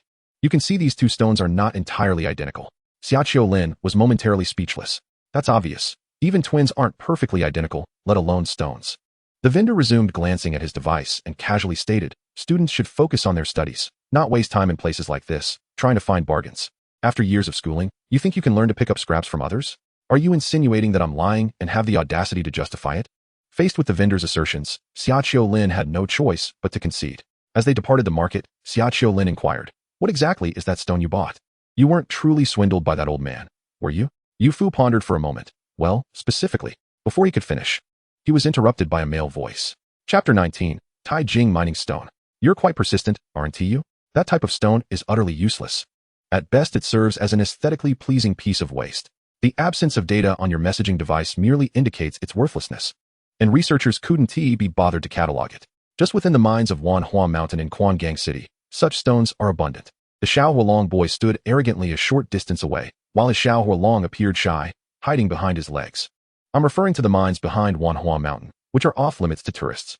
And am I being sarcastic? According to Pokémon market rules, one should refrain from commenting on items while others are inspecting them. Surely you're aware of that, right? A slacker from Quangang High School. Talk about hypocrisy.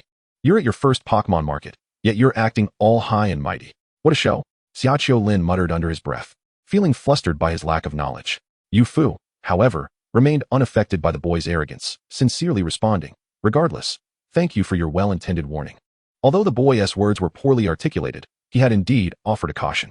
Perhaps this is what one would call its Sundra personality? Nevertheless, his Xiao Hualong politely waved goodbye to Yu Fu. Once the boy departed, Xiaoqiu Lin's voice rose again. "Seriously, what with that guy acting like a big shot? Just because he's from Yizhong, He thinks he is superior? Having a Xiaohua along makes him special? Yu Fu pragmatically asked, if you had the chance to attend Yizhong after the midterm exams, would you not go? Yizhong, the premier high school in Quangang City, is renowned not only for attracting the best students from various middle schools every year, but also for its superior faculty, facilities, and Pokémon resources, far surpassing those of other high schools. Each year, the top scorer in practical Pokémon examinations comes from Yizhong, without exception. The prestige of Yizhong is self-evident among the citizens of Quangang City. When Yu Fu took the entrance exams, he scored well enough, yet failed to pass the additional evaluations, regrettably missing his opportunity to attend Yizhong. Observing the genuine expression of his friend, Yu Fu said, forget it, let us go. Didn't your mom instruct you to be home by 10:30? Oh no, what time is it now? Upon opening the door, the room was shrouded in darkness. Clearly, Yu Ba and Yu Ma had already retired for the night. Meilutan, having awoken, approached him eagerly.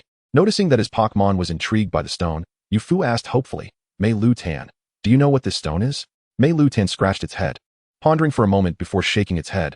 Meilu, I have no idea. Yu Fu slapped his forehead. He had hoped that as a mythical creature, Meilutan would possess some ancestral memory to identify the stone. It turned out it was merely curious about its novelty. So, what exactly is this Tai Jing mining stone? Just as Xiaoqiu Lin had asked him about the stone, he was abruptly interrupted by the Xiaohua Long boy. Despite being unperturbed, found himself at a loss for words when confronted by Xiaoqiu Lin. Upon acquiring the item, his Pokémon evolution and breeding system indeed provided an introduction akin to an appraisal. Tai Jing Quang Shi, a crystal brimming with Tai Jing energy, lacking the relevant special item. What on earth is Tai Jing energy? As an experienced Pokémon player, had never encountered such a term. However, since his Pokémon evolution and breeding system had explicitly named it, it was evident that this Tai Jing was indeed an element of the Pokémon universe, rather than an interloper from another realm. Before his purchase, he had assumed it was a large Z pure crystal or a mega stone, as neither Z moves nor mega evolution had yet been discovered in this world, thus meeting the criteria for an absence of information in the instant messaging device. From the system's subsequent note regarding the lack of a relevant special item, surmised that Tai Jing energy was likely a new mechanism introduced in the new generation following his traversal. It seemed that two items needed to be combined for activation. Reminiscent of the previous Pokémon mechanisms, Z-moves required a Z-ring and Z-pure crystal, while Mega Evolution necessitated a Keystone and Mega Stone. But what could this missing special item be? Lost in thought, while observing the Tai Jing Quang Shi being fiddled with by Meilutan, pondered deeply. Meilutan, noticing slumbering on the table, was filled with curiosity. Meilu, aren't you sleeping in bed today? The affectionate creature kindly draped a piece of clothing over, snuggling up on the Tai Jing Quang Shi to sleep as well. The following morning, as was customary, Xiaoqiu Lin sought out to accompany him to school. What's wrong? I noticed you were stretching your neck and arms. Did you not sleep well last night? I hope your mother didn't make you sleep on the sofa, Xiaoqiu Lin inquired. Twisted his neck and replied, did your mother make you sleep on the sofa last night? No, Xiaoqiu Lin responded. I accidentally fell asleep while researching that stone on the table. Meilutan, evidently influenced by recent dramas, had taken it upon itself to cover him with a blanket instead of waking him to sleep in bed. Oh, I see. Xiaoqiu Lin seemed somewhat disappointed that had not shared his fate of sleeping on the sofa. Chapter 20, Mid-Autumn Festival Activity, Sharing the Moonlight Across Miles. In the early morning, the alarm rang incessantly. Meilutan, please press the alarm for me, mumbled, cocooned in his blanket. The alarm on the desk continued its diligent work. Without assistance, had no choice but to rise and silence the alarm, finally achieving some peace. He rubbed his sleepy eyes and yawned widely, realizing that Meilutan was indeed absent from the room. Dressed in his pajamas, stepped into the living room. His father, wearing glasses and reading the newspaper, did not lift his head upon hearing the door open. Finally willing to get out of bed, you seem particularly cozy with it during vacation. Isn't it a rare holiday? Replied playfully. Glancing at the dining table, he noticed Meilutan was engrossed in devouring some iron plate. Was exasperated. Did he really have to share his meal with Meilutan? Meilutan, hearing's comment, promptly selected a large piece of special steel from the dish for its trainer. Come, let us toast. Turning a page of the newspaper, remarked, the food will get cold if left in the pot. Understood. Hastily dug into his breakfast, inquired, by the way, where's Mom? It's unusually quiet in here. She went to the market to shop. She mentioned that since today is the Mid-Autumn Festival, the market would be quite crowded, so she took and with her as bodyguards. I can understand, but why bring, which is barely taller than a stool? Replied, adjusting his glasses and looking at. Who knows? If it weren't for Meilutan's small stature, your mother would likely have enlisted it as well. With a clatter, glanced over to see that Meilutan had accidentally dropped the steel block into the dish. Its small eyes appeared pitiful, seemingly hurt by his remark about its size. Quickly offered words of comfort. Don't worry, Meilutan, we are simply still young. Once you grow up, Mom will surely think of you first when she goes shopping. Wait a moment, Being thought of as a laborer when shopping isn't exactly a desirable position, mused to himself. Meilutan's mood slightly improved. Could it really take the top bodyguard position from during shopping? Continued, of course. Is only 5 meters tall. By the time you grow up, you will be over 2 meters tall. What competition will have against you? Meilutan's evolved form, Meilumeta, typically stands around 5 meters tall, easily surpassing. After hearing's description, Meilutan began to daydream. Keep dreaming, muttered under his breath. Meilutan hasn't even evolved, no matter how much it grows. It won't suddenly transform into a strongman. After finishing breakfast, awaited his system to refresh the daily tasks. For the past few days, the system had exclusively assigned battle tasks, with specific conditions requiring the opponent to be a Pokémon he had not yet battled. This posed a dilemma for whose shyness made it awkward to have Meilutan battle other students' Pokémon, especially when he had a fine match against Xiaoqiulin's Dilubai. Beep. The task interface appeared promptly, sharing the moonlight across miles, enjoying the moon together with a mysterious Pokémon. Activity reward, unknown. This revelation left astonished. While 50 tokens were indeed enticing, who could resist the allure of an unknown surprise? However, the system's task description was rather simplistic, leaving him to wonder how to complete such an activity. The event was scheduled between 7 a.m. and 12 p.m., but without further clues. He began to ponder the next question: where would the moon viewing take place? The phrase suggested that people within 1,000 miles shared the same bright moon, metaphorically indicating that individuals from different regions enjoyed the same beautiful moment together. Scratching his head, wondered if simply enjoying the moon at home would suffice. The final question was, who was this mysterious Pokémon? Could it be? The image of materialized in his mind, a crescent-shaped stone with red eyes on either side, and a unique, beak-like structure at the front. Moreover, the psychic type was indeed considered a mysterious Pokémon, placing it on the candidate list. Who else could it possibly be? The moon? Suddenly, recalled another branch of the pink demon, along with its evolved form. Was adorably plump with a star-shaped pink body, 3-toed hands, 2 of which bore claw-like appendages, a single-toed foot, and a curly tail adorned with tiny wings on its back. There existed a mysterious connection between and the moon, as it could concentrate moonlight on its wings, allowing it to float without flapping them. Even its evolution into required the moonstone would gather on a full moon night to dance with its companions. Alternatively, could it be the moonlit EV, which evolves under the moon's influence? However, that seemed less mysterious in comparison. Surely, it couldn't be the moon deity, Lunala? That being was a formidable entity. While players in the game might easily defeat various legendary Pokémon, in reality, these beings held the power to wreak havoc. Chapter 21. Contemplation in the Bedroom. After lying in bed for an extended period, nearly succumbing to slumber, ultimately abandoned his thoughts. There is no alternative. The available information is exceedingly scant. Given the time and location, as well as the conjectures regarding the Pokémon, it appears to be mere whimsical associations on his part.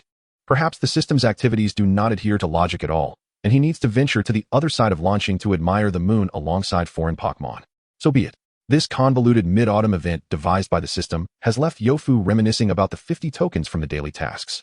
That equates to half a Miltn candy, an eighth of the evolution progress for Miltn.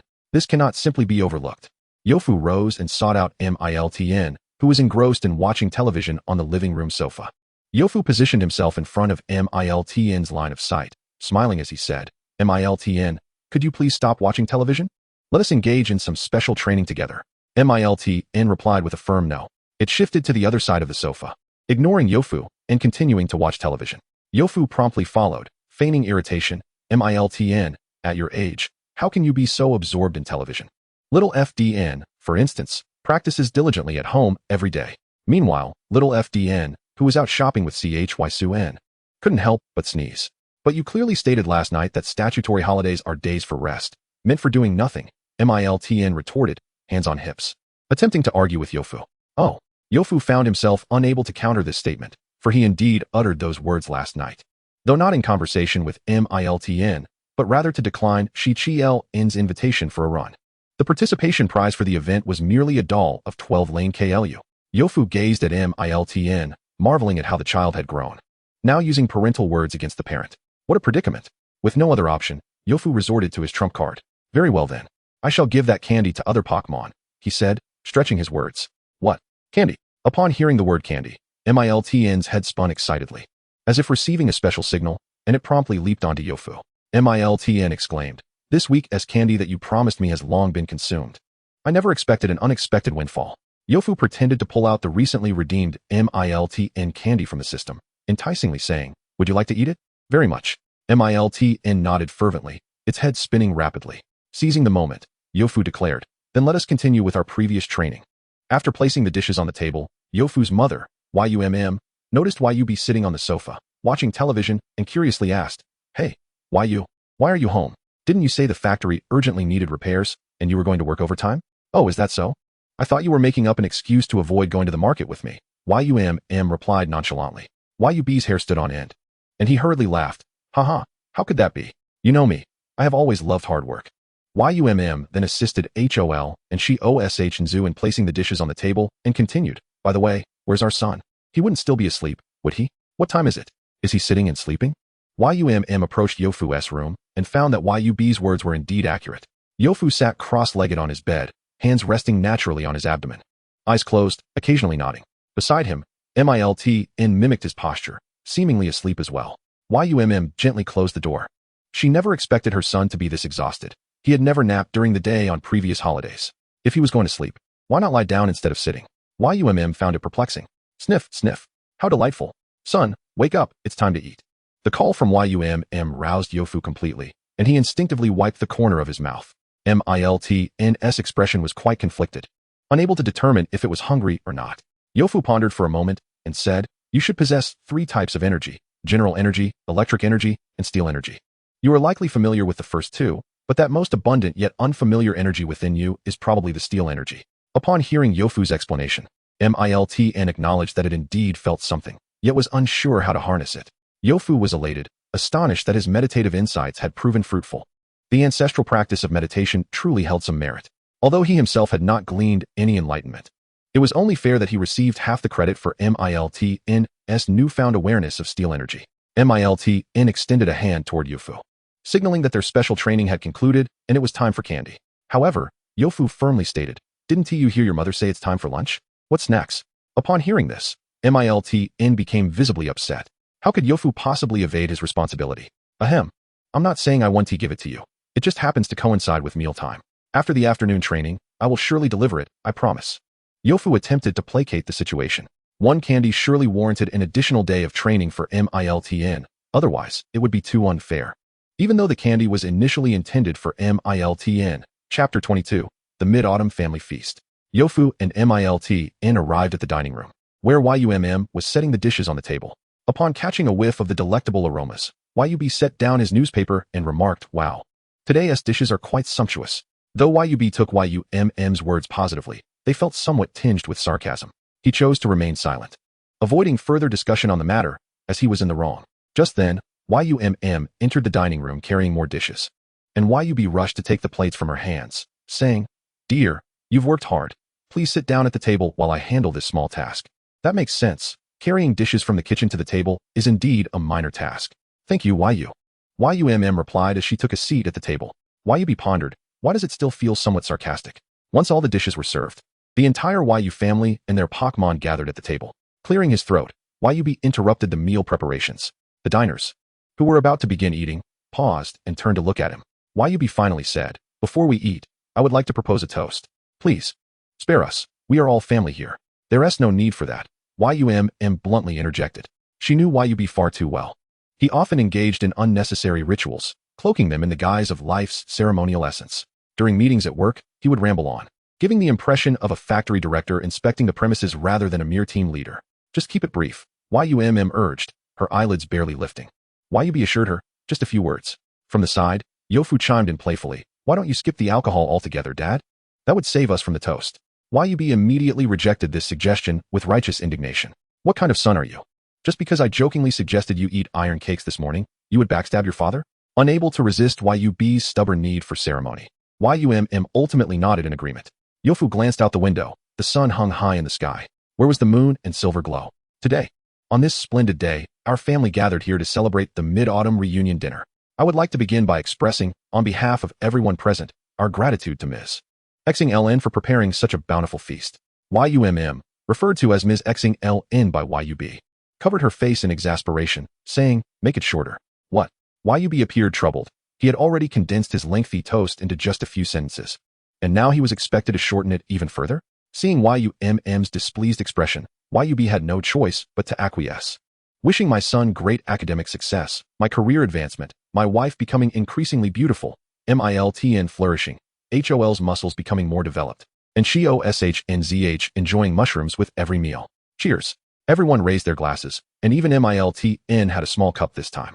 As we enjoyed the meal, my father delighted in his usual antics. YUM presented YUF with a large crab, saying, "Come, son. Try this river crab and see how succulent it is." YUF eagerly nodded, unable to contain his anticipation. With such a lavish spread before him, he could easily devour 3 large bowls of rice without breaking a sweat. Noticing Miltn beside him, who was elegantly sipping from its cup, he curiously inquired, "By the way, Mom, what did you put in Miltn's cup?" The contents gleamed with a metallic sheen and did not appear to be the usual metallic maintenance liquid prepared for Miltn. YUF nearly choked on his food. Metallic film? That was something he had seen at the Pokémon market, priced at 180,000. Had his mother struck gold? Seeing YUF's reaction, YUM clarified, "This particular item is indeed quite expensive. I purchased it with a few other trainers whose Pokémon are steel type, and we pooled our resources." Miltn eagerly dashed over to YUM and planted a kiss on her cheek. Witnessing their affectionate interaction, YUF transformed into a lemon, feeling sour. How infuriating. His mother had never treated him to such extravagant snacks, nor had Miltn ever rushed to kiss him. Clearly, it was time to up the intensity of Miltn's training this afternoon. After lunch, resting for a while, Miltn commenced its afternoon training. Observing YUF elucidate the training process, Miltn was filled with confusion. How could the morning's meditation transform so abruptly into rigorous training in the afternoon? The intensive training was based on YUF's earlier hypothesis. It was known that Miltn possessed normal, electric, and steel energy within. It could utilize the first two while sensing the latter. Would exhausting its normal and electric energies facilitate a better understanding of steel energy by eliminating interference from the other energies? Thus, Miltn diligently followed YUF's instructions in the training area behind the house, repeatedly employing electric shock and headbutt until utterly fatigued, resting momentarily to communicate with its internal steel energy. Once its stamina was replenished, it would continue casting the moves, endlessly repeating this cycle. When Miltn confidently demonstrated the iron defense move before YUF, who was busy snacking on fruit indoors, he was taken aback, astonished that Miltn had genuinely executed the steel-type iron defense move. YUF exclaimed in disbelief, "Could it be?" Miltn raised its head higher, eagerly anticipating praise. Yes, hurry and commend me. I am the legendary genius." Miltn nodded, affirming its brilliance. "Wait a moment, you are the genius? Shouldn't I be praising you instead?" YUF laughed heartily at Miltn's unexpected expression. Angered by this lack of respect from its trainer, Miltn retaliated with a playful tickle. It immediately crawled into YUF's clothing. "Oh dear. I was mistaken, Miltn. Don't cause a ruckus, haha. I promise I won't tease you again." At last, YUF presented the promised candy, and Miltn ceased its antics. Enjoying the candy, Miltn felt blissfully content, finding it far more delectable than the seemingly expensive beverage served at lunch. Chapter 23, Moonlit Night. After dinner, YUB and YUM were seated in the living room, engrossed in a television show. Meanwhile, YUF cautiously retrieved the crab he had set aside from the refrigerator, placing it on a prepared plate. He then gathered an assortment of fruits and mooncakes, intending to carry them to his room, only to be intercepted by YUM, who had risen to fetch water. "What is this? Are you still hungry after dinner?" she inquired. YUF felt a chill run down his spine. YUM had always been opposed to the unhealthy habit of midnight snacks. According to her logic, if one had eaten a satisfactory dinner, why would one feel the need for a late-night snack? It must mean they hadn't eaten properly. But wait, he hadn't planned on having a midnight snack. Why was he feeling guilty? YUF confidently asserted, "No, this is for someone else. I assure you I won't eat any myself." YUM immediately seized on the phrasing, "Someone else? Are guests coming over tonight? Your classmates?" This child. If classmates were coming over in the evening, why hadn't he informed the family? She hadn't heard anything. Glancing at the clock, she noted it was already 7 p.m., and peering outside, she saw the sky had darkened and the moon had risen. Tonight's moon was truly large and round. YUF settled at his desk, simply waiting, as it was late and he couldn't just wander aimlessly outside. He could only hope the moon-gazing event would take place in his bedroom. Miltn, observing YUF's restless demeanor as he entered the room with food, was puzzled by his behavior. It hopped onto the table, curiously pointing at the food on the plate. MIL, YUF explained, Miltn, this food is prepared for the Pokémon that may come here shortly to join us in moon gazing, not for me. Miltn gestured as if to say ball, and then mimicked a dog. It then pointed at the clock, asking when they would arrive.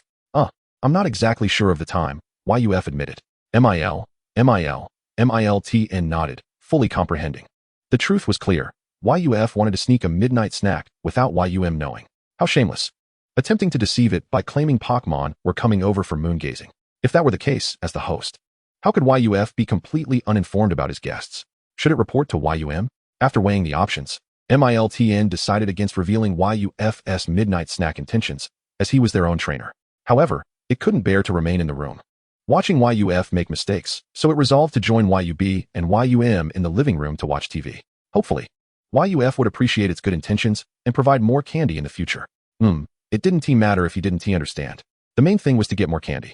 Just as Miltn was about to leap off the table to leave, YUF intercepted it. Mil, do you need something? Miltn questioned, puzzled. YUF replied, Miltn, why don't you stay here with me while we wait? Miltn's eyes brightened. Could it be that the midnight snack would include it too? Would it be candy or a drink? At 8 p.m., Miltn sat on the bed, using YUF's instant messaging device to watch the immensely popular animated series Eevee Adventure. The Eevee in the show was undeniably cool, effortlessly toying with numerous powerful Pokémon despite its slightly smaller stature compared to Miltn. However, if given the chance, Miltn still aspired to become one of those powerful Pokémon that Eevee played with, tall, strong, and formidable. Mil.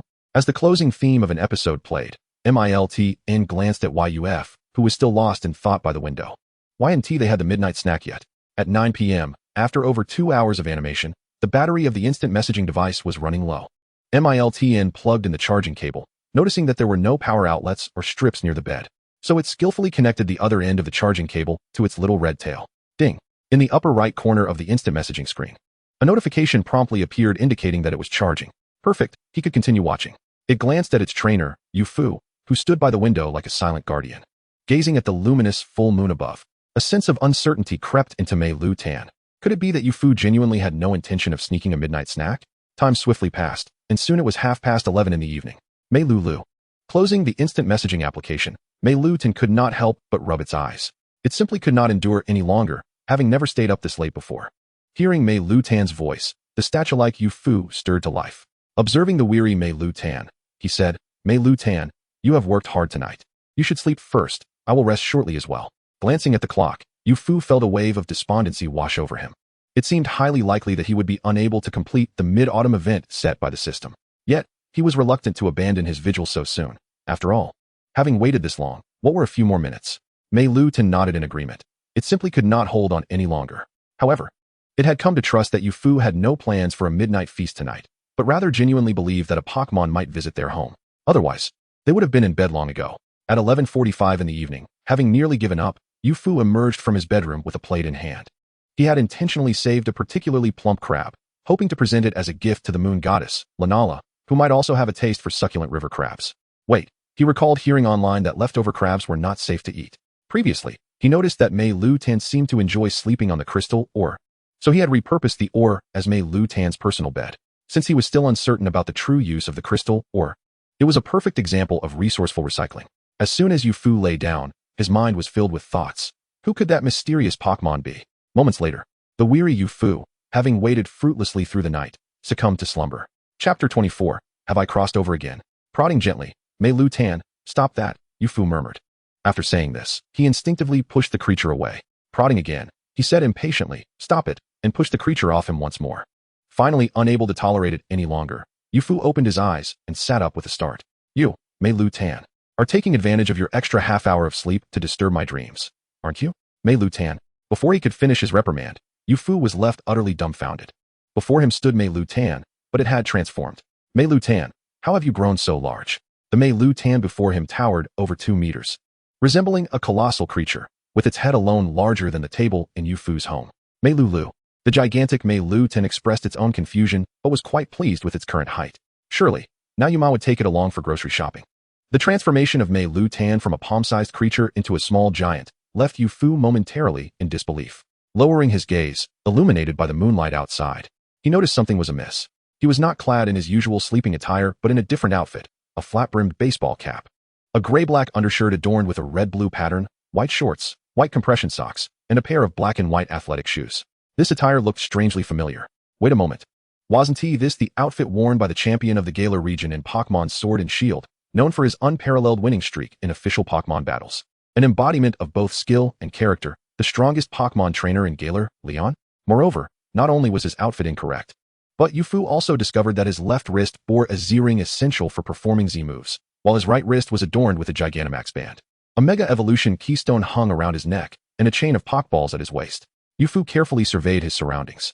This was not his bedroom. Rather, he found himself in a quaint wooden cabin, perched upon the sole piece of furniture, a wooden plank bed. Had he truly crossed over once more in the brief time he spent sleeping? Examining the Pokeballs hanging from his waist, he recognized one of them as belonging to Meilutan. However, while he sensed immense energy within the other Pokeballs, he could not discern which Pokémon they contained. Attempting to press the buttons on the Pokeballs, he found that none of the Pokémon emerged. Having yielded no results, Yufu decided to set them aside for the moment. The priority now was to ascertain where he was and whether any danger lurked nearby. Observing the rustic ambience of the cabin, it was evident that this was not a bustling, orderly place. Just as he was about to lower his head, he remembered Meilutan's transformation and looked up to inquire, "Meilutan, do you know where we are?"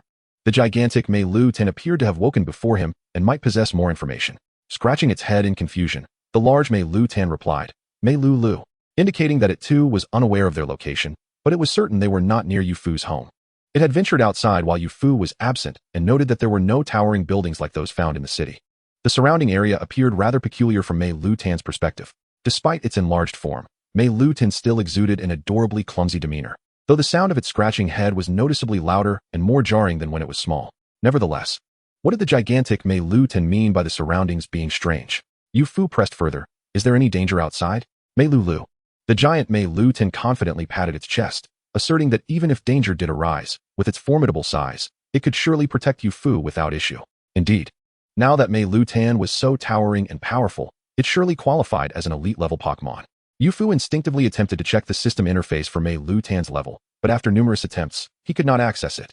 Previously, he could summon the system with merely a thought. How odd. Had he changed systems upon crossing over? Since he could not check Meilutan's level, he decided to let it go. He felt confident that Meilutan was indeed formidable now. Following the colossal Meilutan, Yufu stepped outside the wooden cabin.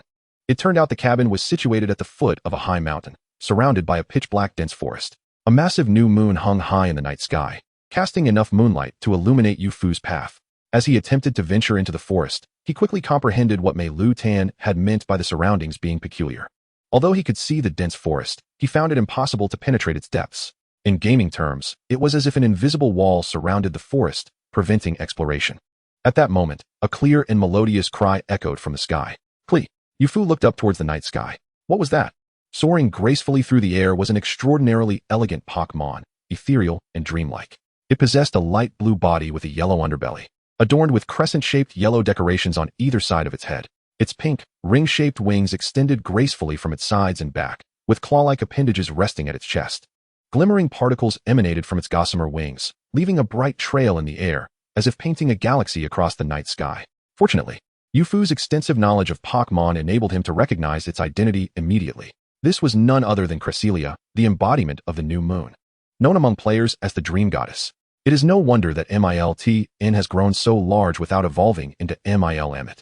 It merely heard YUF mention that it would eventually grow to over 2 meters tall, yet it remains oblivious to the fact that it can evolve and what its evolved form might entail. Furthermore, it is understandable why it dons a champion's attire. Adorned with top-tier equipment, one must ponder which Pokémon trainer does not aspire to become a champion Pokémon trainer. It is only natural that the system would be unresponsive. Everything before them is merely a splendid dream influenced by the dream deity KL is LY. In other words, both he and Miltn are currently navigating the realm of dreams. The colossal Miltn did not overthink matters as YUF did. It simply found the beautiful elder sister flying above to be enchanting and waved its arms enthusiastically to greet her. Alas, the elder sister has taken flight. The enormous Miltn felt a profound sense of disappointment. Miltn, let us ascend the mountain and catch up to her, YUF urged.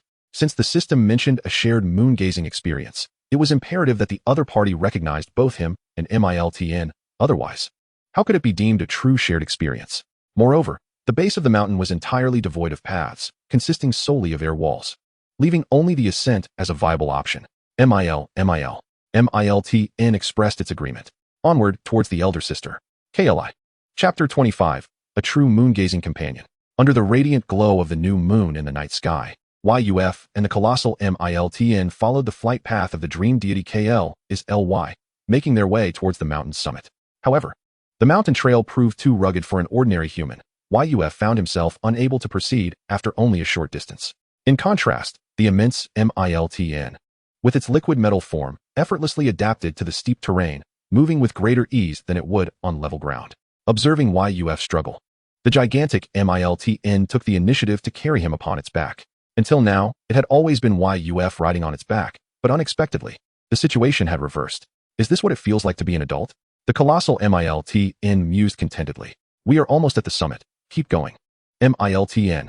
Yuf called out from the inner circle of Meltan's spiral head. Upon hearing this, the enormous Meltan surged forward. Charge ahead, for the beautiful elder sister. Yuf clung tightly to the spiral, fearful of being thrown off. With the colossal Meltan pushing itself to the limits, they quickly reached the mountain's peak. What lay before Yuf was somewhat unexpected. A dense forest adorned the summit, filled with various fruit trees, each laden with heavy-looking fruit. This mountain was no mere hill. It took significant time for the colossal Meltan to traverse the nearly vertical path to reach the summit. Typically, higher altitudes, due to their elevation, lack trees, let alone an abundance of fruit trees. Wait a moment. He was in a dream, so it mattered not. One should not apply real-world logic to the realm of dreams. Unable to resist, Yuf plucked a fruit and took a bite. His eyes instantly lit up. This is extraordinarily delicious. Meanwhile, the enormous Meltan remained true to its nature, arriving at the edge of the highest cliff on the summit. Mil. It searched the night sky for some time, yet failed to spot the previous beautiful elder sister. The colossal Meltan squatted down, drawing circles in the dirt, appearing somewhat dejected. At that moment, Yuf, still holding the fruit, approached, having never seen Meltan so downtrodden. Regrettably, one could not utilize the system in a dream. Otherwise, he would have exchanged candies to comfort it. If she is not in the sky, could Kly be resting on the mountain? As the highest point, the expansive view from the cliff allowed Yuf to notice a small house nestled amidst the grove of fruit trees. Meltan, let us check that out. Yuf pointed towards the small abode. Mil. The colossal Meltan perked up once more. As they traversed through the outer fruit grove and approached the small house, Yuf was astonished to discover that the entire structure was crafted from candies and cookies, resembling a candy house. From within, a series of snores emanated. It was astonishing that one could even sleep in a dream. Yuf pondered what kind of deity might be slumbering inside. He gently pushed open the cookie door and cautiously stepped inside. The interior of the candy house was strewn with snacks and fruits, with the center of the room piled high with food, occasionally shifting as snores issued from within. Yuf instructed the colossal Meltan to clear away the food atop the mound. Curiosity piqued. The enormous Meltan swiftly removed the snacks, revealing the true identity hidden beneath. To their surprise, it was M11O, awakened by the sudden absence of its previously piled snacks. M11O groggily stirred. Gee, what is happening? M11O, still half asleep, opened one eye while keeping the other shut. It scanned its surroundings, first noticing Yuf to its left. Oh, a Pokémon trainer. It then glanced to the right at the colossal Meltan. Oh, Meilutan. GG. M11O's eyes widened significantly. Meilutan, how did you suddenly become so enormous? M11O fully awakened in an instant. Observing the expressive M11O, Yuf suddenly entertained a bold hypothesis. Under the influence of the dream deity, the abundance of food surrounding M11O indicated its great fondness for eating. Moreover, it was capable of indulging in slumber within the dream realm, showcasing a plethora of expressions akin to an artist of facial theatrics. M11O, is your Pokémon trainer from ZHNX in town named Shiaz? He has a Pikachu by his side, Yuf inquired. GG. M11O nodded, surprised that Yuf was familiar with its trainer. A smile of indescribable delight spread across Yuf's face as he felt he had stumbled upon a monumental secret. Under the power of the dream deity, individuals and Pokémon from two distinct worlds could meet within the realm of dreams. Did this imply that the world housing Pikachu and Shiaz was not so far removed from this one? M11O showed little interest in Yuf, who seemed to know Shiaz, and instead curiously approached the colossal Meltan. It recognized that this imposing figure was not its little brother. M11O was eager to ascertain how this Meilutan became so large. Once it understood the reason, it could assist its little brother Meilutan in its development. Speaking of its little brother, where were Shiaz, Pikachu, and Meilutan? How long had it been sleeping? Where was this place?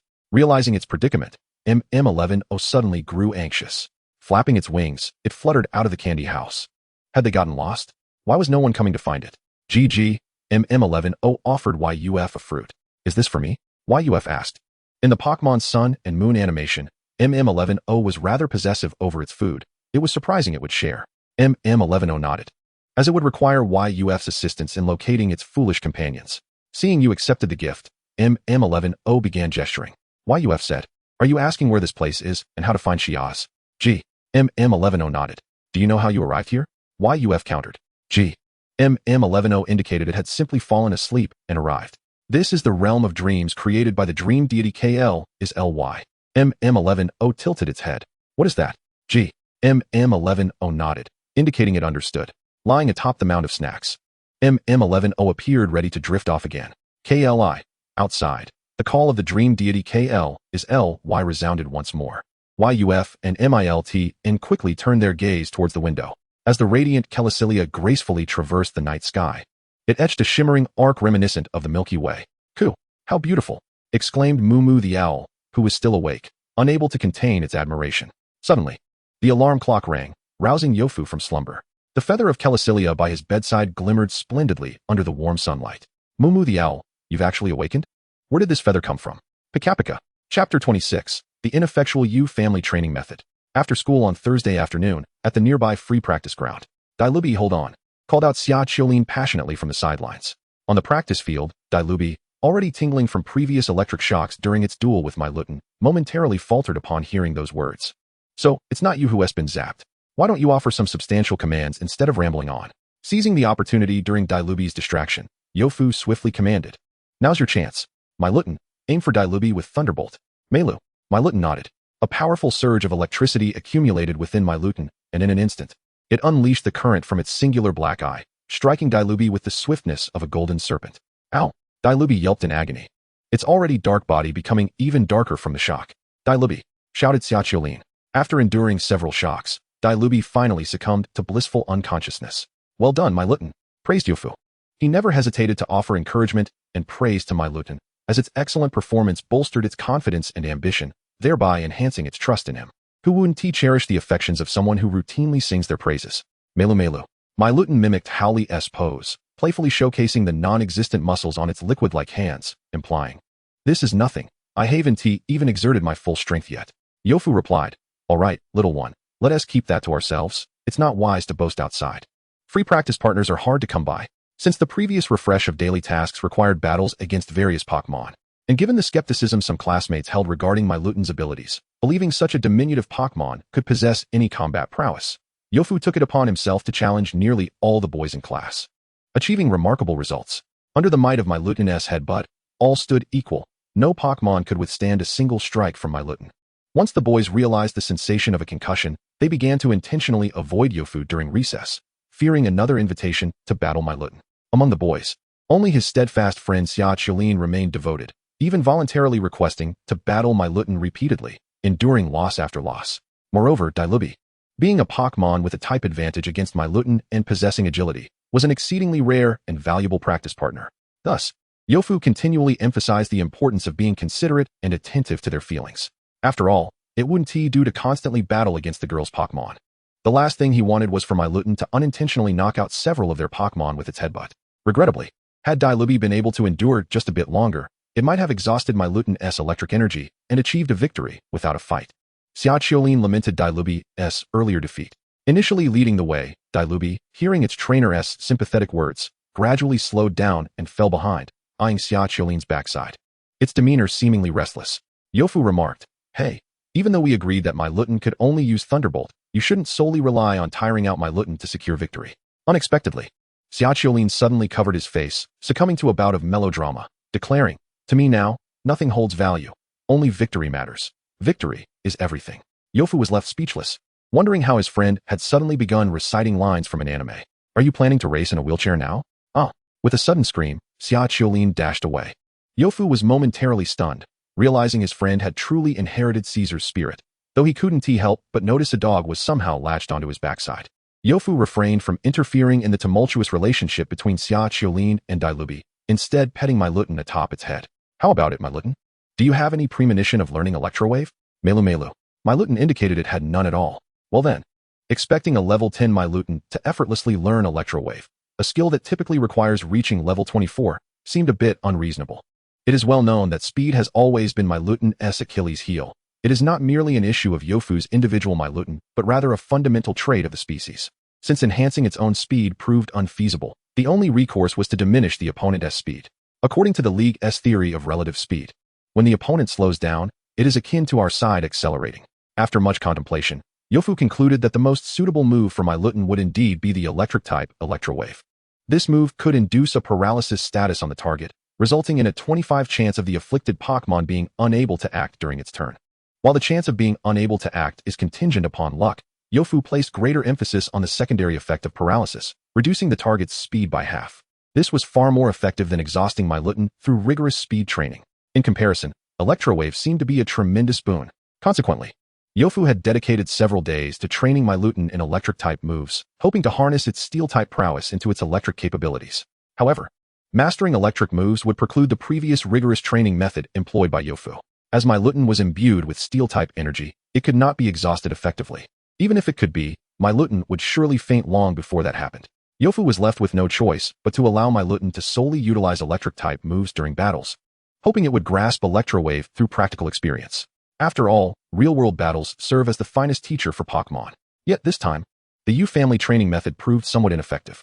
It seemed that mastering moves could not be accomplished in isolation, particularly those beyond the steel type. Meilutan needed a mentor to teach it Electro Wave. Chapter 27, The Justice of White. You wish to ask me to find a teacher for Meilutan to learn Electro Wave? Yofu nodded shyly.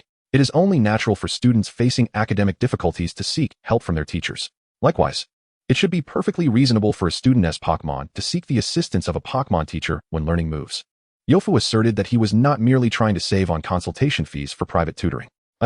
Although private lessons are indeed quite costly, even disregarding the more powerful or uniquely effective moves, the cost for a practical and commonly used move like Electro Wave is beyond the means of a student like Yofu without an income.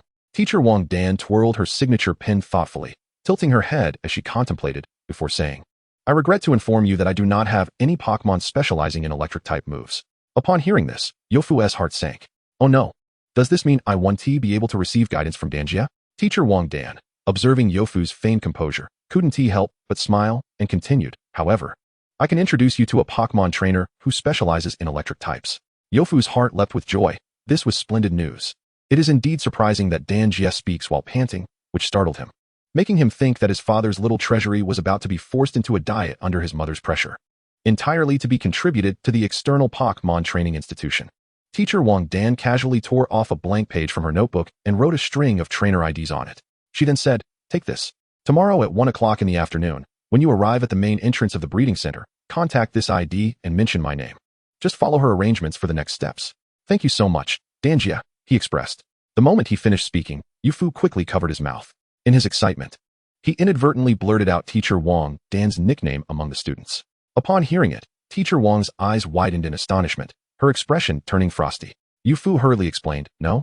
What I meant was thank you, Teacher Wang Dan. Seeing this, Teacher Wang chuckled, returning to her previous demeanor. She remarked, I won't tease you anymore. It's not class now. I'm not as strict as you think.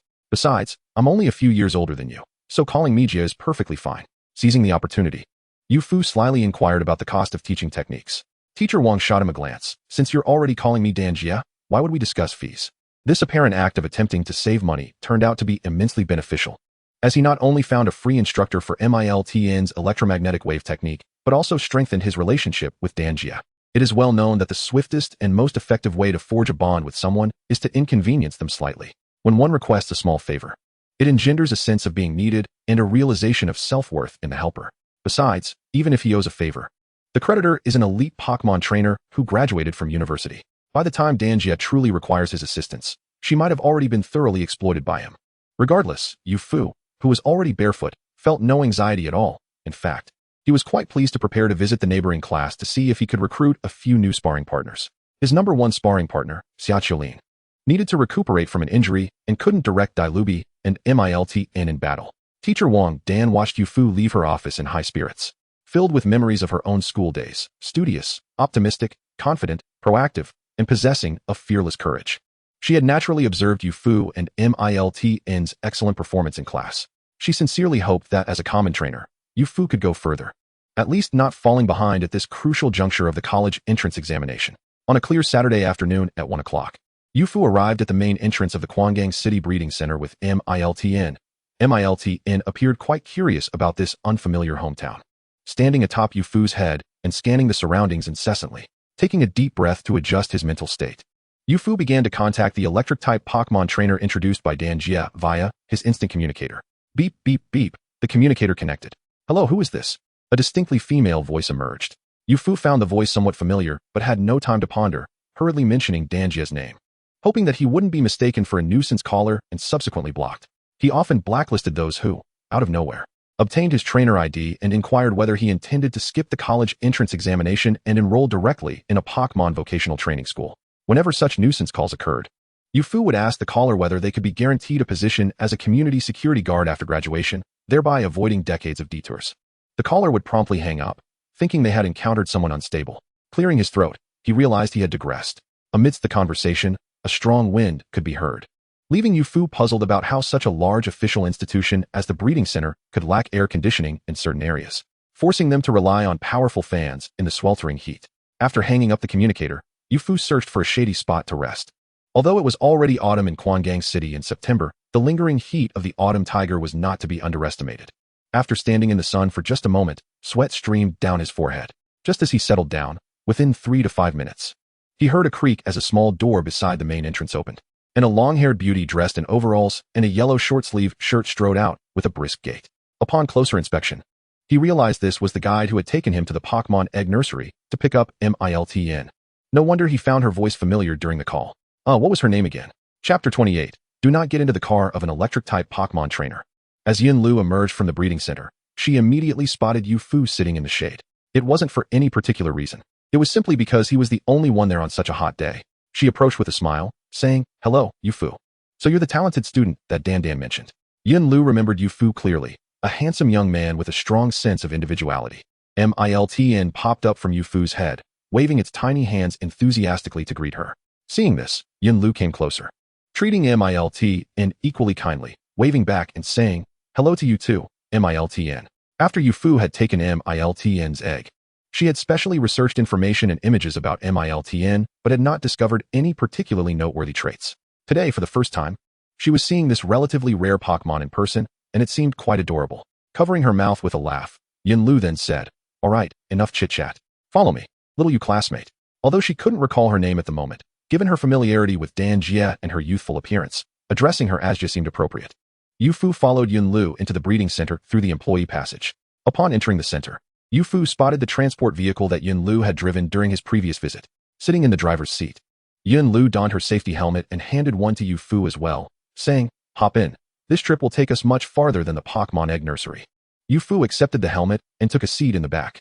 Just as he secured the helmet, he heard Miltn's voice. Miltn.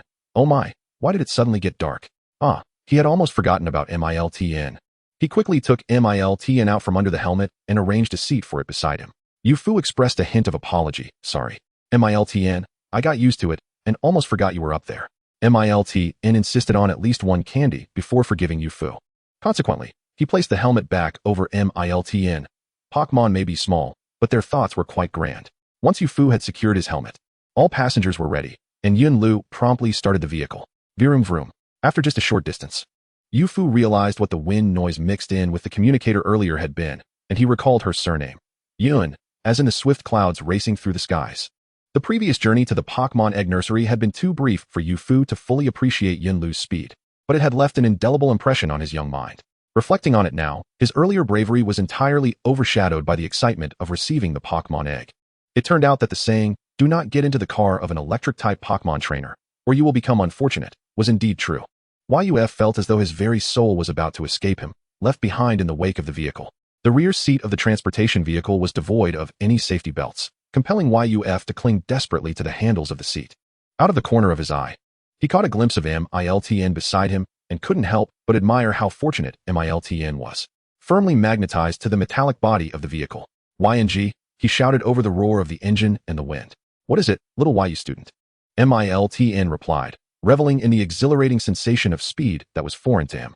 "Oh, if only you had mentioned it earlier." Yuf exhaled a sigh of relief. He had survived. Finally, he found the leisure to observe the environment within the breeding center. Noticing the increasingly pristine scenery around him, he inquired, YNG, where are we headed? The management district? Confused, YUF asked, aren't you a consultant? YNG, consultant? YNL echoed, puzzled. I mean the one who helped me find Miltn. Ah, you mean the guiding consultant. YNL clarified with a smile. That's merely a part-time role. Every year at the end of August, the center assigns us breeding personnel to serve as guides for you students. My actual job involves overseeing the management of the entire power plant area of the breeding center. Upon hearing YNL's explanation, YUF understood. He had previously thought that being a guiding consultant at the breeding center was a rather good job, requiring only a week's worth of effort each year. It turned out he had overthought it. YNL accelerated the vehicle, saying, what's wrong? Didn't DNDN mention it? After all, I am an elite-level Pokémon trainer. Even if you are an elite-level Pokémon trainer, you seem rather young. YUF remarked. Sensing his thoughts, YNL candidly replied, of course. A significant part of the reason is that my father is the director of the breeding center, the top authority here. She was not shy about this fact as, although she had formally joined, she had indeed benefited from her father's influence. YUF recalled hearing in the news that the director of the Chu Ng Sh breeding center was indeed surnamed YN. YNL expressed with optimism, in 2 years, once I successfully challenge for the gym leader level, I will apply to the government to establish a true electric-type Pokémon gym of my own design. She had no desire to be a mere puppet, operating under her father's shadow. Electric-type trainers would never accept being confined by wires. Each aspired to become the thunder that reverberated across the skies. With this thought, YNL's ambitions soared, and she pressed the accelerator once more, propelling the vehicle forward. YNG, slow down. Chapter 29, Arrival at the Power Plant. In a blaze of sparks, the transportation vehicle safely navigated into the power plant area of the breeding center without incident. Compared to other regions of the breeding center, the natural scenery here was indistinguishable, with mountains, water, trees, and grass. The most notable feature was not the electric-type Pokémon inhabiting the area, but the multitude of utility poles adorned with high-voltage wires extending from the small power plant at the regional center. This small power plant did not contribute to Chu Ng SH's electricity supply. Rather, it solely provided energy for the electric-type Pokémon residing here to consume. With a squeak, the vehicle finally came to a halt in front of a wooden cabin. YNL removed her safety helmet, tossing her hair, and said, we've arrived. Time to disembark. Miltn excitedly leapt from the vehicle, clearly thrilled by the environment, brimming with energy. Although Miltn was not an electric-type Pokémon, it primarily consumed iron or other metals to convert them into electrical energy for its sustenance. At this moment, Miltn was akin to a person receiving an intravenous drip of glucose, continually absorbing and replenishing the free energy, never feeling hunger. Miltn seems to be in excellent condition. It appears it will soon master the move electromagnetic wave. YNL praised while observing the vibrant Miltn. Miltn nodded confidently. Is that so? That's wonderful. YUF said, his voice trembling.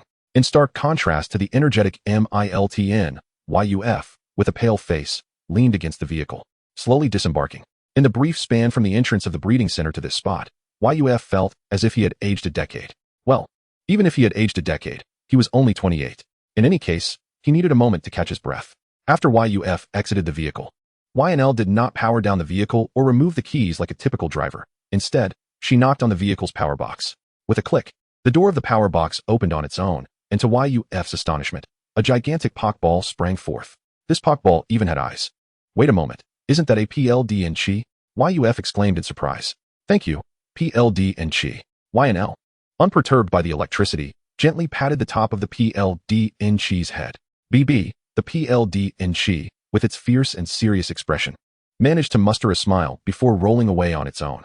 Seeing YUF's astonished expression, YNL explained, it's a Pokémon that resides here. There is a group of mischievous LIDN and PLD and Chi nearby. Whenever I need to take the vehicle out, I bring along a PLD and Chi to supply power to the vehicle. YUF thought to himself, how convenient to have a renewable energy vehicle that could swap out its battery. Observing the irritable PLD and Chi behaving so obediently under YNL's guidance, YUF suddenly recalled a silly joke. Which animal is the most powerful in the zoo? Just now, YNI had exuded an air reminiscent of a zoo director. After gathering himself, YUF pointed to the wooden cabin and asked, YNG, is this where you usually work? It appeared quite modest. What work do we breeding personnel have? If we are talking about work, the entire power plant area is my usual domain, YNL explained. She led YUF to the back of the wooden cabin, then candidly stated, this cabin is where I usually take my breaks. YUF. After walking for a while longer, YNL stopped and said, all right, this is it. YUF surveyed the surroundings.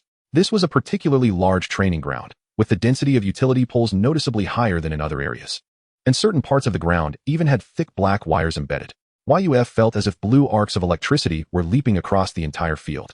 Unable to contain his curiosity, he asked, "YNG, is this place safe? There won't be any electric shocks, right?"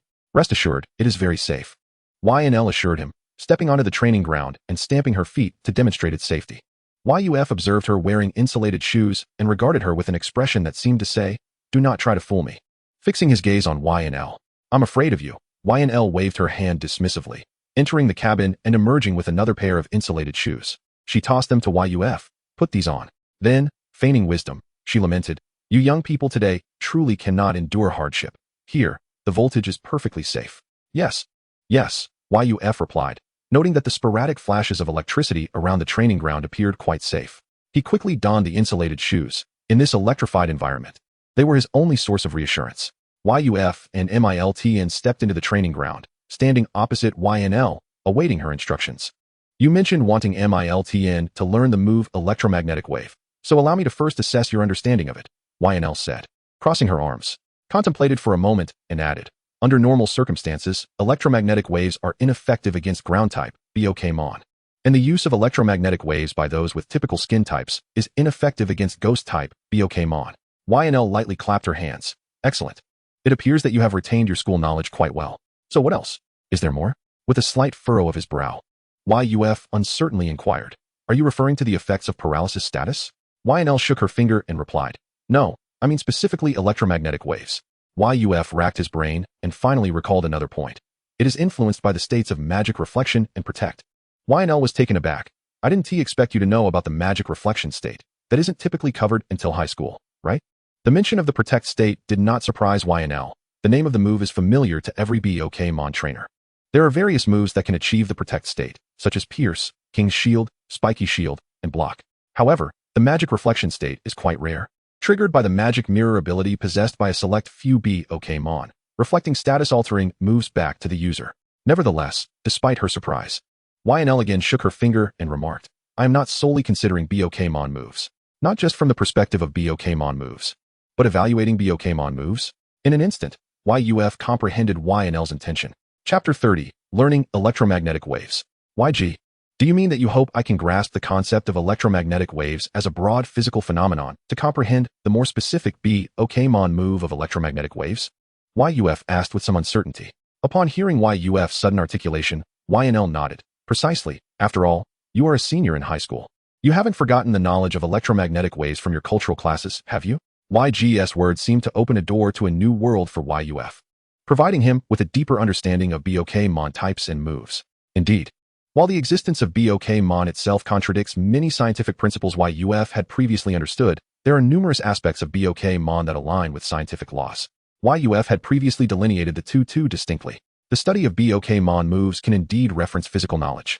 Electromagnetic waves are emitted from the spatial interaction of electric and magnetic fields that are aligned in the same direction and perpendicular to each other. The alternating electric and magnetic fields generate electromagnetic waves that propagate outward. Yuf passionately expounded upon his knowledge of electromagnetic waves. While he spoke with enthusiasm, Miltn below became increasingly perplexed, as if listening to an esoteric text. Though Yuf spoke in plain language, the combination of his words rendered them utterly incomprehensible to her. YNL beside them was equally at a loss. She had merely intended for Yuf to share a few thoughts before she continued with a detailed explanation of training methods. Yet this scientific lecture seemed to stretch on indefinitely.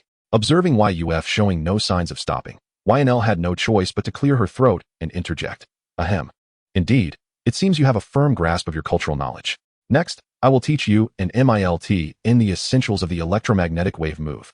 At this moment, although Yuf had already devised a training plan for Miltn to learn electromagnetic waves, upon hearing YG mention the key points of the move, he immediately perked up in attention.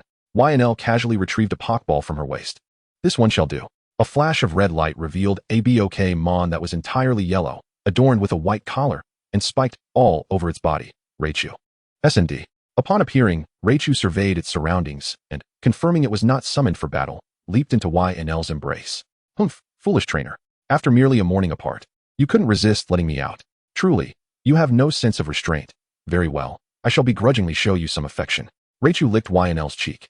YNL felt an immediate tickle and after straining to move Raichu's head aside, she said, "Raichu, in a moment, I will need you to demonstrate the move for the B, okay, mon below."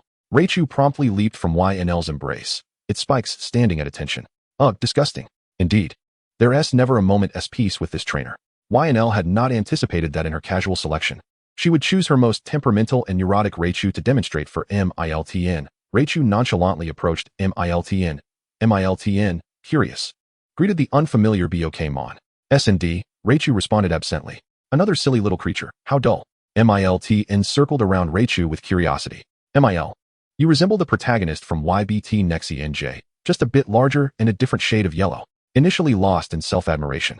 Raichu perked up upon hearing Miltn's words. Raichu, too, was an ardent viewer of YBT Nexi NJ, S&D. What do you think of the protagonist, YB? Raichu inquired. Miltn pondered for a moment. Mil. While quite handsome, YB seems rather small. It would be even better if he were a bit larger. Miltn's preference for robust and towering figures remained unchanged, especially after experiencing the sensation of transforming into a giant Miltn in dreams. Hearing Miltn share a similar sentiment about YB's size, Raichu could hardly contain itself. This was its kindred spirit. Ever since it evolved from YB to Raichu, YNL, this pesky trainer, had refused to get close as she once did, claiming she couldn't hold it anymore. Humph, it felt no envy for YB's diminutive form, its current size. For times that of YB was far superior. Miltn had gained Raichu's approval. S&D. Raichu nodded at Miltn, signaling it to come closer, for YG was about to teach the move. Watching Raichu invite Miltn over, YNL was utterly bewildered. What was happening here? Nevertheless, since Raichu was willing to teach Miltn, it was a cause for celebration. Thus, YNL commenced the formal explanation of the training method for electromagnetic waves. Electric currents generate magnetic fields, while changing magnetic fields create electric fields.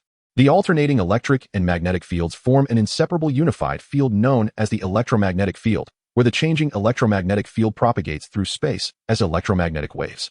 The key to mastering the electromagnetic wave move lies in this notion of change. I recall that Miltn possesses the ability magnet pull, YNL inquired. YUF nodded in affirmation. Indeed. YNL continued. Therefore, learning electromagnetic waves will be even easier for Miltn, as it can better sense how changes in electric currents create electromagnetic fields. Raichu, please demonstrate the move for Miltn. After so much theoretical discussion, witnessing Raichu perform the move would be far more illustrative. Upon receiving the command, Raichu immediately became agitated, its spikes fully erect. To deliver a better demonstration, Raichu entered a battle stance. Visible electric currents gathered around Raichu, crackling with energy. YUF instructed, Miltn. Pay close attention to the changes in the electric current surrounding Raichu. Miltn earnestly focused on the teachings of this new friend. It had never considered that electric currents could be utilized in such a manner. Meanwhile, Raichu finally released the accumulated electromagnetic waves, aiming directly at Miltn. Miltn. Yunlu explained that electric-type Pokémon are immune to electromagnetic wave moves, so experiencing an electromagnetic wave firsthand would provide a better understanding of the technique. Yofu looked at Yunjia with a puzzled expression, but Meilutan is steel-type, isn't it? In Chapter 31, Unintentional PUA, Yunlu realized, upon observing Yofu's expression, that although Meilutan was lively in the electric field she had meticulously crafted, its small stature resembled that of a Magnemite. It did not inherently possess electric-type attributes. Yunlu hastily made up an excuse. Oh, it's nothing. Entering a paralyzed state will help better understand the effects of electromagnetic waves.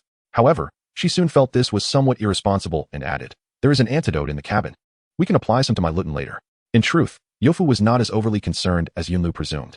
The paralyzed state differs from conditions like poisoning, severe toxicity, or burns, as it does not lead to a decrease in a Pokémon's vitality. He understood that in both training and battles, it is commonplace for Pokémon to sustain injuries or enter abnormal states. When Yofu played Pokémon games, he sometimes intentionally left his lead Pokémon paralyzed while traversing areas abundant with poison-type Pokémon. He preferred his Pokémon to remain paralyzed rather than risk poisoning, as even the strongest Pokémon would lose health gradually due to poisoning, and if they did not heal post-battle, they would continue to lose health while walking. The screen would even flicker during this time, leading Yofu to initially think his console was malfunctioning. Meilutan, having been struck by an electromagnetic wave, showed no special reaction. Upon noticing Yofu staring intently at it, it assumed its trainer was merely checking to see if it was diligently learning, and it cheerfully smiled back at Yofu before continuing to observe the frequency changes of the electromagnetic wave being used by Reibu in front of it. Has Meilutan entered a paralyzed state? Why does it look unaffected? Yofu intentionally accessed his system to check Meilutan's status indicators, where the state clearly indicated paralysis. Could the effects of paralysis vary among Pokémon? Yofu scratched his head in confusion. This was actually Meilutan's first experience with an abnormal state. The only other time was during a practical class, when Xia Qiulin fortuitously caused the opponent's Digua to enter a burned state, leading to victory. Now, allowing Meilutan to encounter various abnormal states would undoubtedly benefit future battles. In the arena, Meilutan was learning electromagnetic waves from Reibu, while Yufu and Yunlu stood chatting nearby. It wasn't that Yufu, as a trainer, was unwilling to assist Meilutan in its learning. He had already thoroughly explained the theoretical aspects. And with an elite-level Reibu as a dedicated instructor, there was little else he could contribute. In truth, he felt that his nonchalant demeanor while Meilutan was diligently studying might evoke feelings of imbalance in it. Yunlu had previously offered to fetch a chair for Yofu, but he had politely declined. Go for it, Meilutan. Do not let his efforts go to waste. Noticing Yofu's refusal to sit, Yunlu, who prided herself on being an older sister, felt awkward resting in a chair and casually remarked, "Back when we received the Pokémon egg, our relationship was still somewhat distant, and I had a question that I couldn't ask before you left." Yofu immediately recognized what Yunlu was about to inquire. Sure enough, she continued, "Why did you insist on choosing Meilutan?" Dan had previously mentioned that Yofu was a promising candidate, and upon her own interaction, she deemed Yofu's qualities commendable. Had he chosen the initially recommended Kecleon as his starter Pokémon, with his diligence and talent, he certainly had the potential to become an elite-level Pokémon trainer. Yet now, while Meilutan had developed reasonably well under his care, Yunlu felt that the road ahead remained long and arduous. This question momentarily left Yofu at a loss. Should he reveal that he is a traveler who knows Meilutan is a mythical, demigod-level Pokémon, or that despite appearing financially incapable of hiring a personal tutor, he actually possesses a system that grants him immense advantages? He could not simply state that he believed one day Meilutan would evolve into Meilutan, astonishing everyone. Yofu resorted to a more metaphysical explanation, saying, "When I first laid eyes on Meilutan's egg, I felt an inexplicable connection, as if the Pokémon within would be my lifelong companion."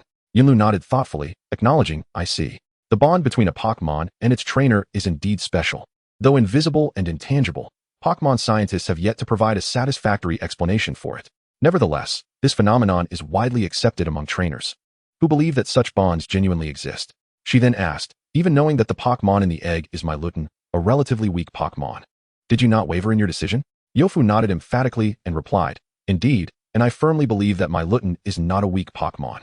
If society harbors biases against its strength, then I, Yofu, will strive alongside Meilutan to break these misconceptions and restore its true reputation." Before Yunlu could finish her thought, a flash of silver suddenly shot toward Yofu, landing on his chest. Meilutan had finally succeeded in unleashing an electromagnetic wave under Reibu's guidance. Setting aside the effects of the electromagnetic wave, the preparation time, and the accuracy, it had indeed learned the move. It simply required further practice to refine the aspects that had been temporarily overlooked. Meilutan rushed over, seeking praise from Yofu, hoping to earn a piece of candy in the process, but happened to overhear his earlier words. Its black eyes shimmered with emotion. It was profoundly moved to discover that Yofu believed in it and envisioned a bright future for it.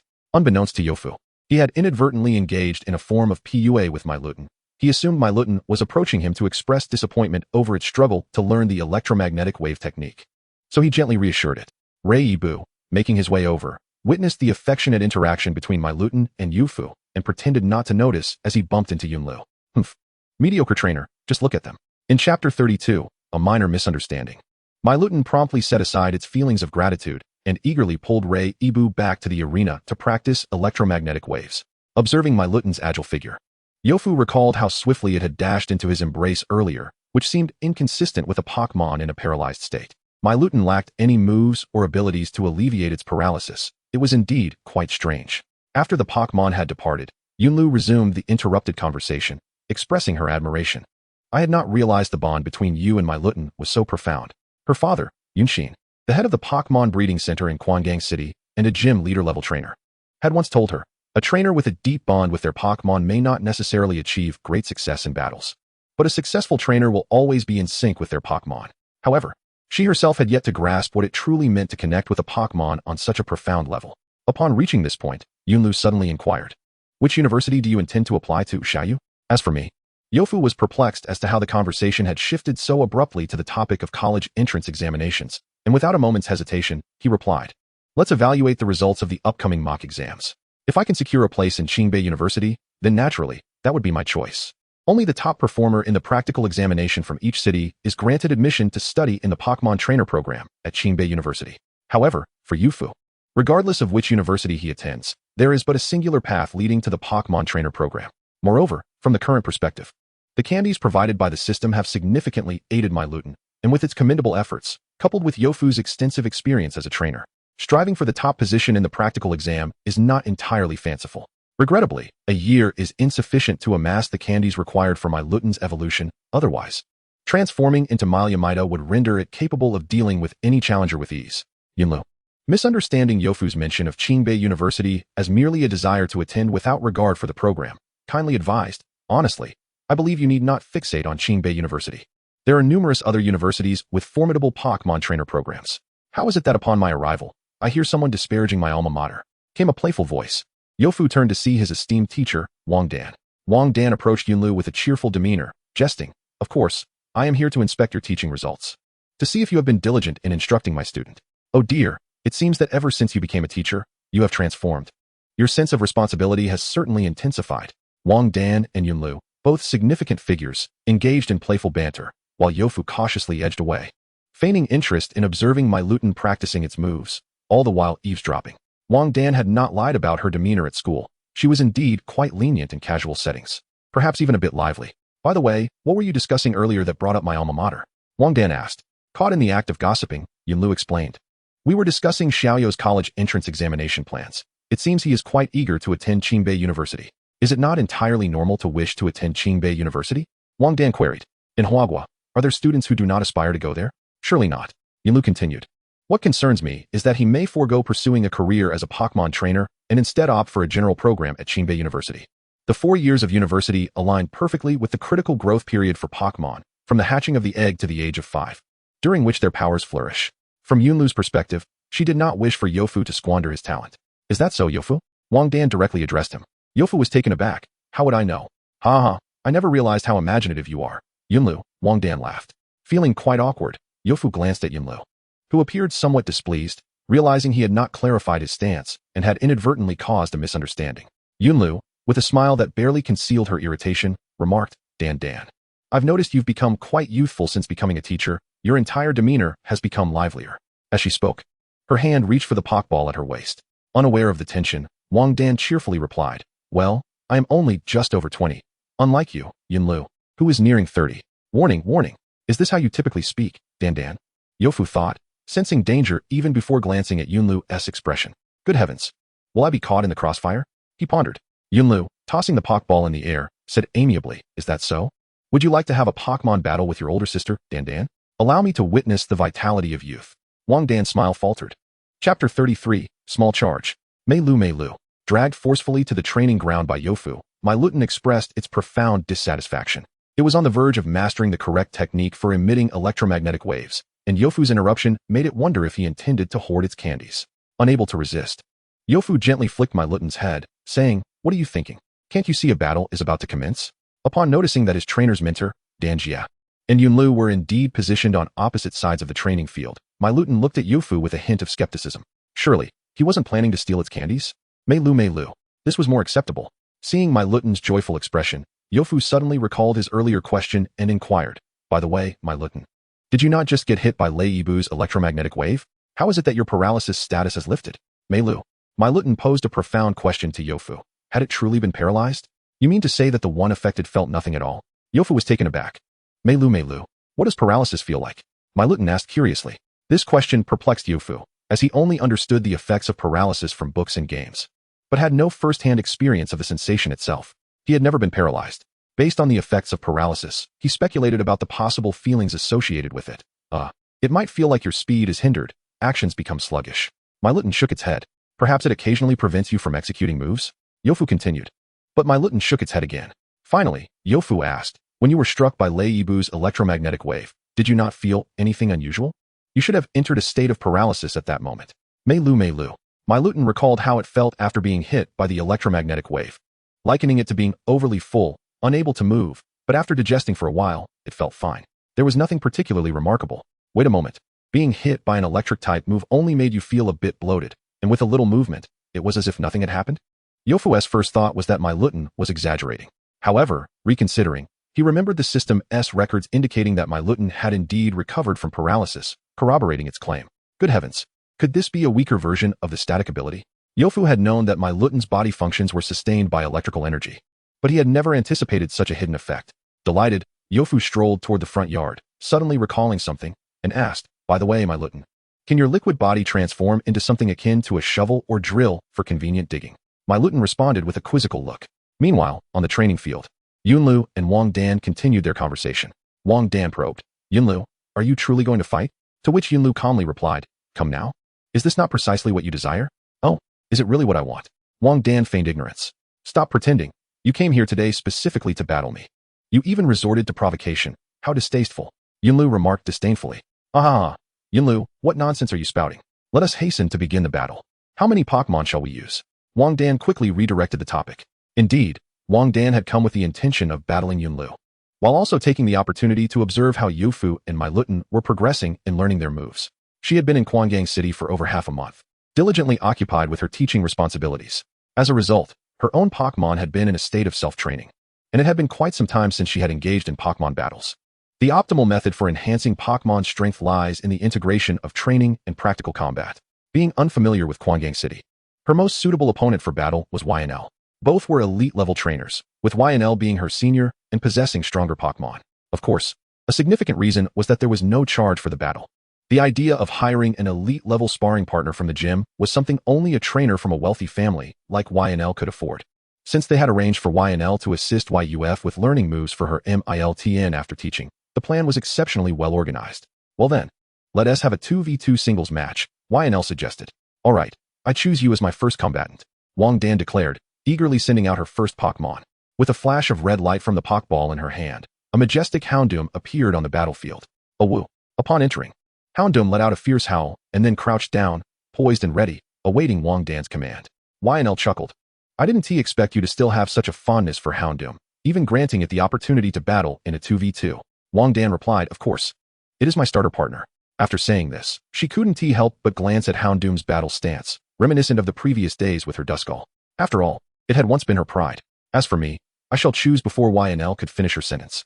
As her hand rested on her waist without retrieving her Pokeball, a streak of yellow lightning dashed onto the training field, countering Houndoom. "Sonda." It was none other than Raichu. How could it be absent at a time like this? "Then it shall be Raichu," YNL conceded. Initially, she had intended to teach that cheeky Piku a lesson for poking fun at her age, but since Raichu had taken the initiative to enter, she decided to acquiesce. After all, it was not wise to provoke a demolition expert. With the Pokémon chosen for battle, Wang Dan called out, "YUF." She had scanned the area and couldn't find YUF, so she called for him to come out. "Here," YUF responded, allowing Wang Dan to locate him. No wonder she couldn't find him earlier. YUF had somehow managed to dig a trench in such a short time, hiding within it. Upon seeing YUF's appearance, Wang Dan struggled to suppress her laughter, saying, "Did you just escape from a disaster?" YUF was fully equipped inside the trench, wearing the safety helmet that YG had given him during their ride. With Miltn hanging like a shield on his chest, and holding a wooden board as a makeshift shield, surrounded by insulated shoes. Chapter 34, Elite Level Battle. Houndoom vs. Raichu.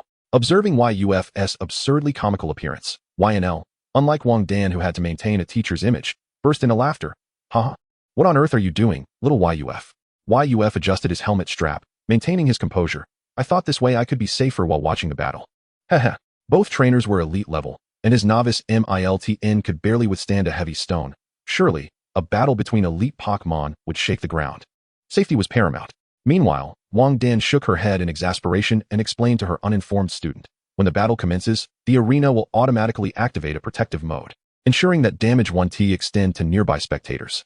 If there were no safety measures for outsiders, how could VIP tickets for close-range viewing of Pokémon battles be sold?" YUF suddenly felt a bit foolish. You should have mentioned that earlier." Had she said so, he wouldn't have had to promise a piece of candy for Miltn to help him dig the trench. YUF recalled the previous battle scenes at school and impulsively asked, "Then why didn't we see the protective mode activated in the battle arena at school?" "What do you think?" Wang Dan retorted. After a moment of thought, YUF understood, because they were all novices and didn't require such protection. Finally, after sufficient laughter, YNL said, "Please, little YUF, be so kind as to officiate and announce the start of the battle." YUF readily agreed. Not forgetting her teacheress role, Wang Dan reminded, "When our battle begins, focus on how we adapt to various situations and strategies. Don't overthink other aspects or aim too high." Yes. Just observe how this graduate from Pingzhou University can outclass a graduate from Qingbei University, YNL interjected. We're not even from the same cohort. There's no basis for comparison. YNL didn't team miss the chance to promote her alma mater, continuing. If I were you, little YUF, I would apply to our province's best university, Pingzhou University. Moreover, I have connections there and can look out for you. YUF felt a flicker of interest. After some light-hearted banter, the two on the battlefield entered their combat stances. 3, 2, 1, begin. As YUF's voice fell, the two Pokémon did not wait for their trainer's commands, but immediately took action. Raichu dashed forward, its speed akin to a flash of lightning, swiftly closing the distance to Houndoom. Meanwhile, Houndoom, having remained poised, erupted with a tremendous aura in response to Raichu's aggressive advance, its already fierce visage becoming even more menacing. Instantly, Raichu, who had charged in with thunderous momentum, experienced a momentary halt, its vigor somewhat diminished. From the sidelines, YUF recognized Houndoom's strategy, which combined the move Scary Face with its Intimidate ability. Typically, Scary Face would reduce the target's speed by 2 stages, effectively having its original speed. The Intimidate ability would lower the opposing Pokémon's attack by 1 stage, reducing its attack power to 2/3 of its original strength. Houndoom effectively melded both strategies, producing an outcome greater than the sum of its parts. Witnessing the reckless Raichu suffer an early setback, YNL promptly commanded, Raichu, use Quick Attack and avoid approaching Houndoom recklessly. In higher-level Pokémon battles, trainers often issue fewer commands. Once Pokémon reach a certain level of strength, their battles unfold in the blink of an eye. Trainers cannot precisely direct every action of their Pokémon. Hence, trainers typically provide crucial commands at pivotal moments. Most of the time in battle, Pokémon rely on their accumulated experience and the strategic planning set forth by their trainers beforehand. Upon receiving the command, Raichu swiftly altered its course, beginning to circle around Houndoom at high speed. Psychic energy surged from Raichu, enveloping its limbs, restoring its agility to that of its initial speed. She did not believe that Raichu, having just recently reached the elite level like Houndoom, could independently master the Psychic type's Quick Attack. Psychic moves are not akin to other types, which can be learned through diligent training and some innate talent. In the realm of civilian trainers, Psychic moves are often referred to as money-type moves, highlighting their value. Houndoom, use Roar. Although both were quadrupedal Pokémon, Houndoom's speed paled in comparison to Raichu's. With Raichu mitigating the effects of Scary Face, attempting to match Houndoom's pace was evidently too much to ask. In situations where one cannot keep up with the opponent's speed, the best response is to utilize moves that enhance one's own abilities while waiting for the opponent to become impatient and launch an attack. However, the DLNQN was unfortunately not adept at enhancing its own abilities. Thus Wang Dan had no choice but to command it to utilize an unavoidable sound wave attack, seemingly biding time for Leibu to make a blunder. The pitch-black dark-type energy gathered within the DLNQN's mouth. Howl! Howl! Unlike the usual cries of the DLNQN, this howl reverberated, causing ripples of darkness to spread through the surrounding air. Even beyond the training grounds, within the protective confines of the battle arena, YUF felt an inexplicable sense of trepidation. On the battlefield, Leibu was the first to show signs of distress. However, this minor injury did not deter Leibu. It chose to seize the opening created by the DLNQN's attack to launch another assault from behind. With its fur bristling and electric energy surging, Leibu charged, electricity crackling at its teeth. Thunderfang. Little did the DLNQN unleash a ferocious roar with its full might. It was merely a ruse to lure the enemy. Sensing the direction of Leibu, the DLNQN's ears twitched, and it abruptly ceased its roar. A perfect opportunity presented itself. DLNQN, use Crunch. Wang Dan's eyes lit up. This was the ideal moment to defeat Leibu. Crunch was the DLNQN's most formidable dark-type move. Boom. The violent clash of dark and electric energies resulted in an explosion, sending both Pokémon flying to the ground. The DLNQN rose tenaciously, and Leibu, unwilling to concede, struggled to stand as well. A draw. Wang Dan inquired. Agreed. After all, this was merely a friendly match. There was no need for a life-and-death struggle, where both would end up recuperating for days at the Pokémon Center. Chapter 35, The Ace. Regarding Leibu's earlier reckless behavior, YNL merely chuckled indulgently. Leibu possessed the temperament of a child with a voracious appetite for validation. It desired to prove its strength independently, without relying on YNL's commands. Yet if it encountered trouble, it would sulk if YNL refrained from intervening. It was indeed a difficult situation for her. Were YNL to give directions, she would opt for a series of fighting-type double kicks, supplemented by an electromagnetic wave for disruption, employing a guerrilla tactic that would practically guarantee victory. Avoiding a direct confrontation with the DLNQN altogether, Meilutan could not help but poke YUF in the chest, asking what had transpired so quickly. As the battle seemed to conclude before it could grasp anything, Yuf gazed at Meilutan with a benevolent expression and replied, "Do not worry, dear child. Your fighting style in the future will differ from theirs. There is no need to emulate them. Not to mention Lei Yibu, even the DLNQN, which was considerably slower than Lei Yibu, could not keep pace with Meilutan if it were to be hitched to a sled with 2 riders aboard." On the battlefield, YNL produced a Pokeball containing her carefully prepared Pokemon and declared, "Come forth. Let me see the Pokemon you have prepared for the trainer department at QNGBI University." With that, she released her ace Pokemon, which had been eagerly awaiting its turn in the Pokeball after being overshadowed by Lei Yibu. The Pokeball emitted a flash of red light. BW. A Pokemon appeared, slightly taller than an elementary school student. It was a creature with golden-yellow skin, adorned with a red sphere on its tail and forehead. Although it was daytime, its tail's tip shimmered with light. Its abdomen was as white as cotton, with flat arms and a single toe, while black stripes adorned its neck, ears, and parts of its tail. At first glance, it lacked the imposing aura of Lei Yibu, and its voice was soft and gentle. Upon its entrance, it politely nodded at everyone present, offering a greeting. Upon seeing the friendly gesture, Meilutan eagerly waved back. What a gentle big sister. Wang Dan, observing the Pokemon released by YNL, could not suppress a smirk and remarked, "Sister Yun, this is merely a practice battle. There is no need to deploy your ace Pokemon, DNL-ing." DNL-ing was YNL's starter Pokemon, renowned for its formidable prowess, a paragon among elite Pokemon. Moreover, DNL-ing had always exhibited courteous and well-mannered behavior, even displaying composure in victory. Devoid of any overt joy at having bested an opponent, such nonchalance often inflicted a more profound psychological impact on the adversary. On the opposite side of the battlefield, YNL remained unfazed by Wang Dan's comment, retorting, "Be content. I initially intended to send DNL-ing out first." Wang Dan replied, "You truly are something else. I merely mentioned that you are approaching 30. Must you react this way?" Nonetheless, he was curious to see just how far he lagged behind seasoned elite trainers like YNL. Taking a deep breath, Wang Dan reached for his waist. "Come forth." Lizard King, a well-developed Lizard King, standing an impressive height of 1.8 meters, emerged onto the training field. Unlike other Pokemon that often vocalized to assert their presence, Lizard King stood silently, akin to a top assassin lying in wait for its prey, motionless except for the glint of its razor-sharp leaves at the wrists. Though YNL and Wang Dan had been friends for years, their reunion marked her first encounter with Lizard King. And she mused, electric-type moves inflict half damage on grass-type Pokemon. The opposing attribute holds an advantage, but... She glanced at DNL-ing, who appeared innocuous while amiably greeting Lizard King, immediately easing her concerns. There was no significant issue. Yuf, observing Wang Dan's Lizard King, felt a spark of excitement. This was one reason why Yuf had decided to enroll in the Pokemon training department. The university provided new students with a quality Pokemon free of charge.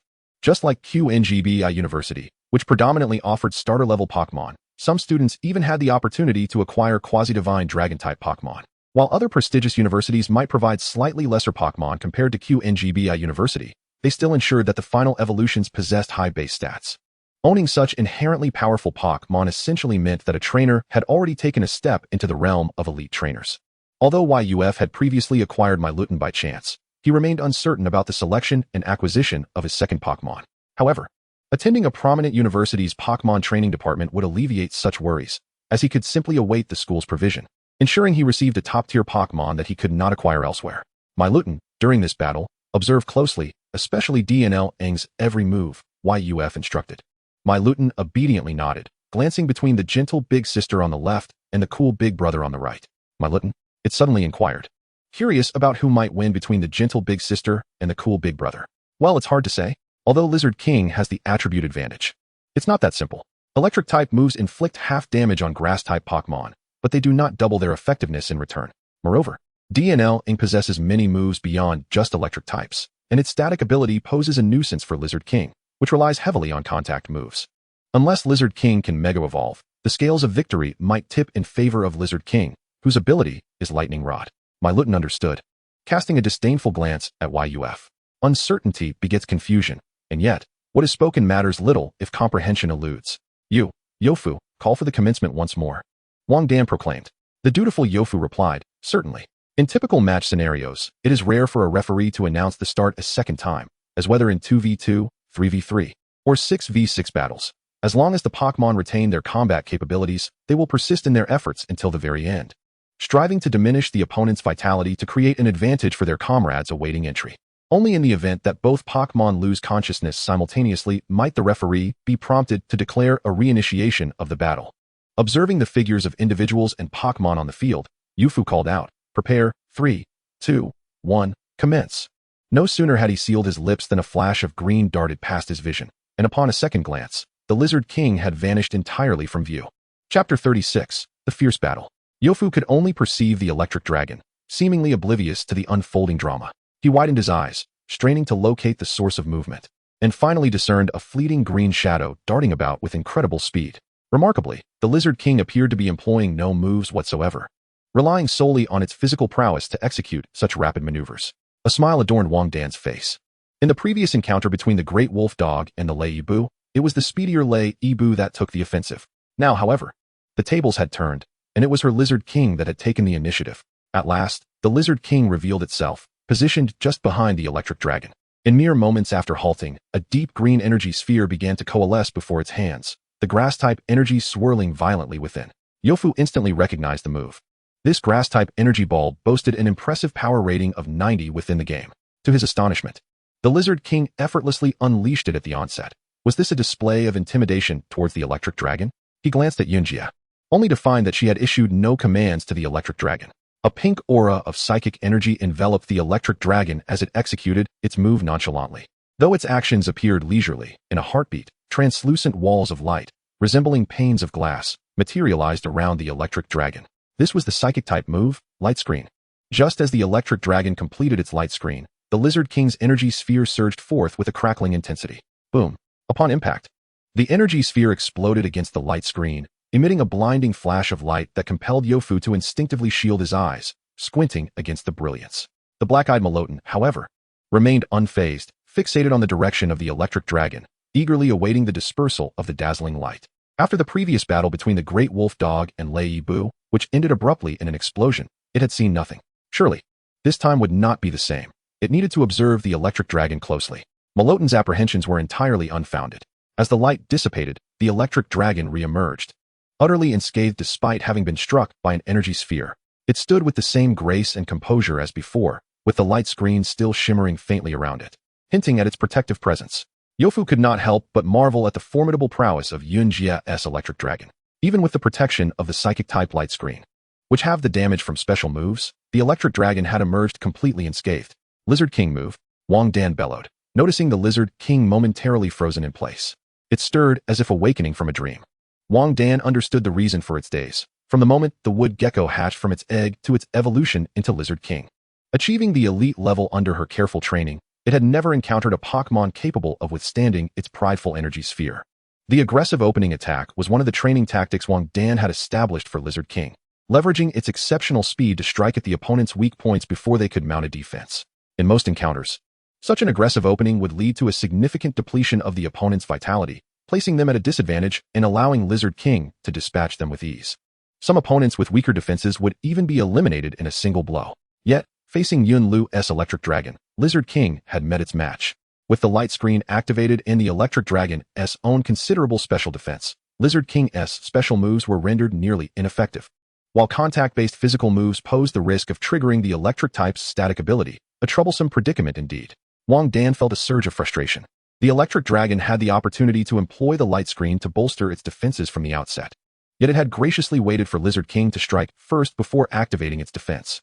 Even more infuriating was the fact that the electric dragon's light screen was completed before Lizard King's energy sphere could reach it, a clear demonstration of superior move proficiency. It was utterly disheartening. Wang Dan scrutinized the Lizard King, now reduced to mere afterimages, contemplating whether to wait for the effects of the electric dragon's light screen to expire or to risk engaging it in close combat. Aware of the potential paralysis from the static ability, an effect that was not guaranteed but was still a possibility. However, before Wang Dan could make a decision, the electric dragon took action. It raised both hands, stretching its body as much as possible. Zzz. The surrounding electric energy was drawn into the electric dragon's form, and in the blink of an eye, it transformed into a standing battery, radiating electricity with every movement. The distant Lizard King could hardly interrupt, and witnessing the electric dragon enter its charged state, it hesitated to make any reckless moves. Such rapid charging, Yofu thought in admiration. The electric-type charging move not only doubled the power of the next electric-type attack, but also further enhanced its special defense. Moreover, the battlefield itself was a specially constructed electric arena by Yun Lu. The electric dragon merely stood there, without any additional actions, yet its presence grew increasingly formidable. and a dark cloud began to gather above the battlefield. Wang Dan assessed the situation and realized that delay was not an option. Lizard King, use Swords Dance.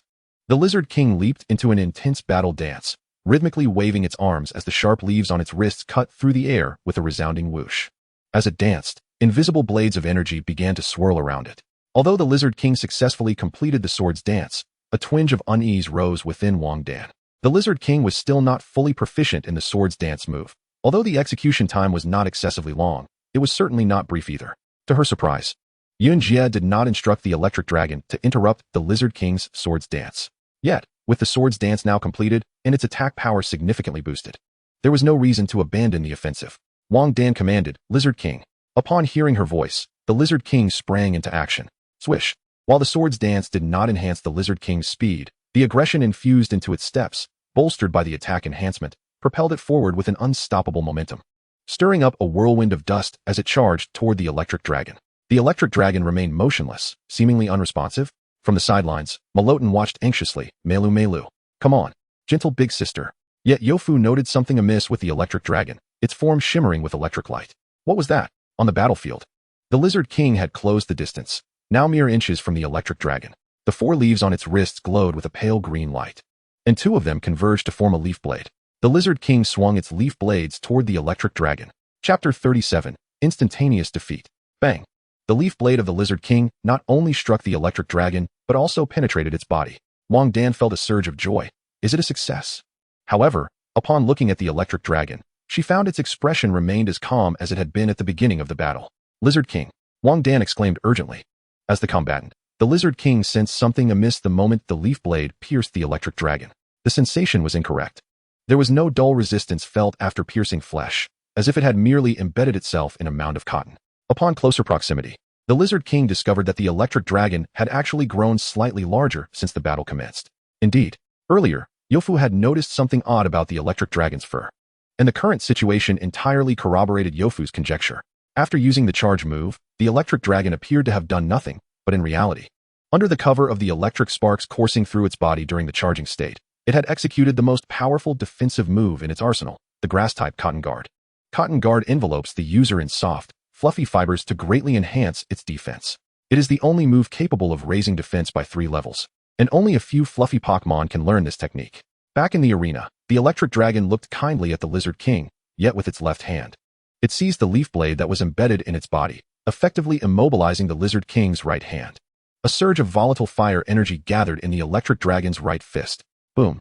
Unfazed, the Electric Dragon unleashed the Fire Punch, one of the moves playfully referred to by Pokémon players as the farmer's 3 punches, straight at the Lizard King.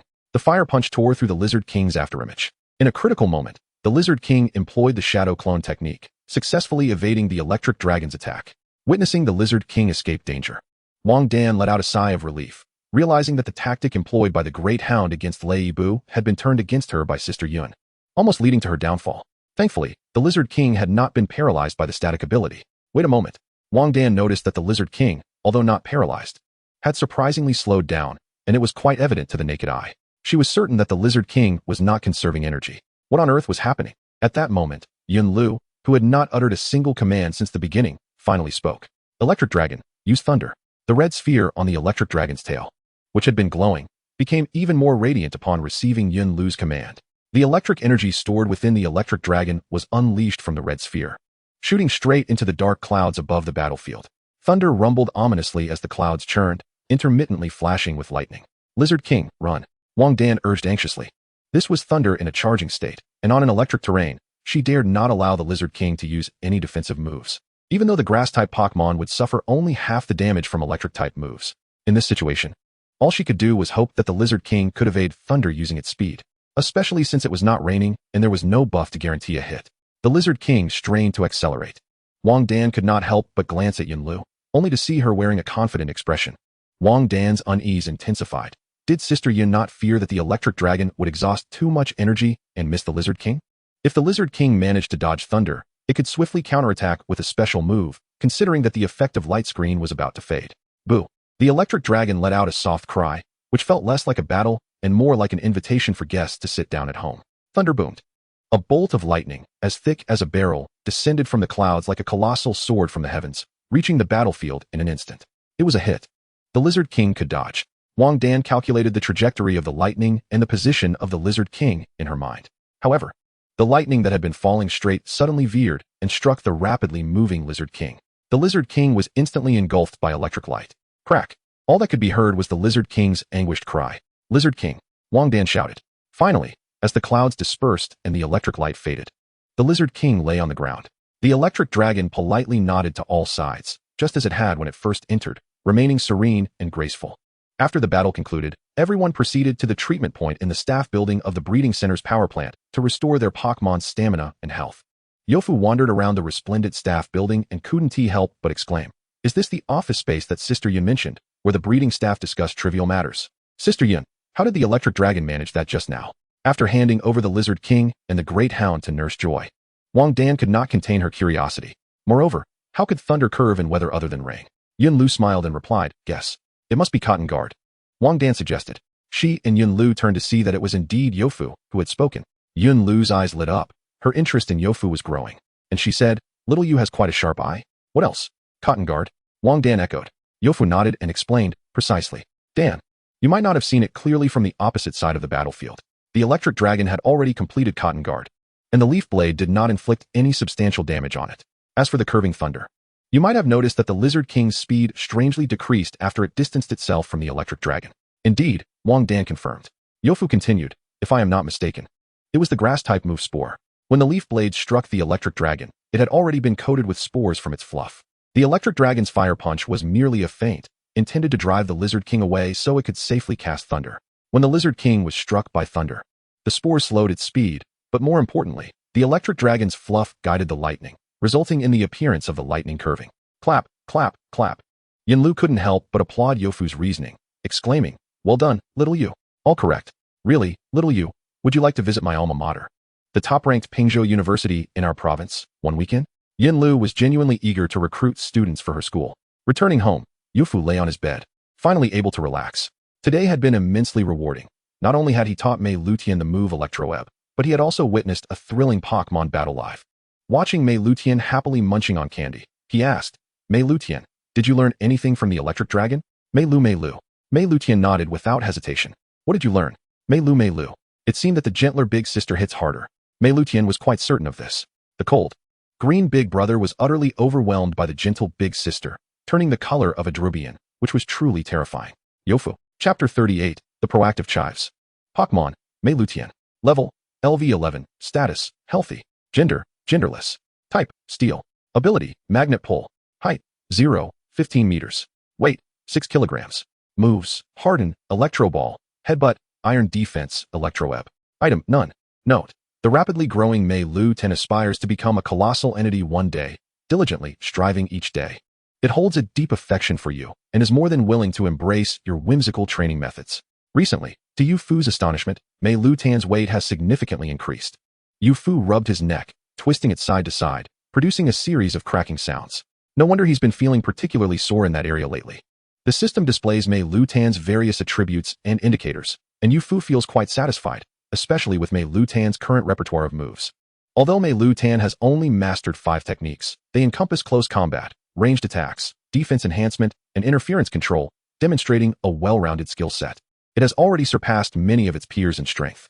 If there is any critique regarding its techniques, it would be the lack of defensive special moves and the relative weakness of its ranged attacks.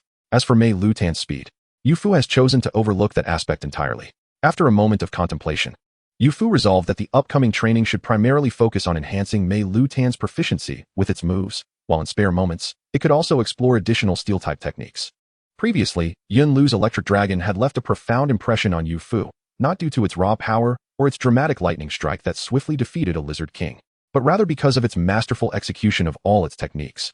Imagine a battle between 2 Pokémon, both unleashing their spark move simultaneously. While one is still gathering energy for their spark, the opponent's attack is already hurtling toward their face. It would be futile to continue the contest. Without hesitation, Yufu roused Meilutan, who was engrossed in watching an animated series on his communicator. "Meilutan, let us practice electromagnetic wave in the backyard." Meilutan's expression soured at once. Meilu, must we do it now?" It was captivated by the ongoing episode of The Brave Reibu, where the plot had just reached a climactic moment of Reibu preparing to rescue a feeble EV. Upon hearing Meilutan's protest, Yufu frowned. pondering why Meilutan had grown so fond of slacking off lately. It was quite unacceptable. The Yu family had enough of a slacker with just Yufu. He replied sternly, of course, as the ancient saying goes, the morning is the foundation of the day, Meilu, but it is clearly already morning. Moreover, you were sleeping in this morning, Meilutan retorted. It had plans to discuss the plot of the Brave Reibu with Reibu later that night. It needed to catch up on the episodes. Yufu, unfazed by Meilutan's accusations of laziness, remained composed. Could he be blamed for sleeping in?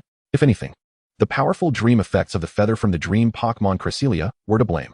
Yufu resorted to a bit of provocation. Is it that you have yet to learn electromagnetic wave? If so, then you should regurgitate the candy from yesterday. Meilu. Absolutely not.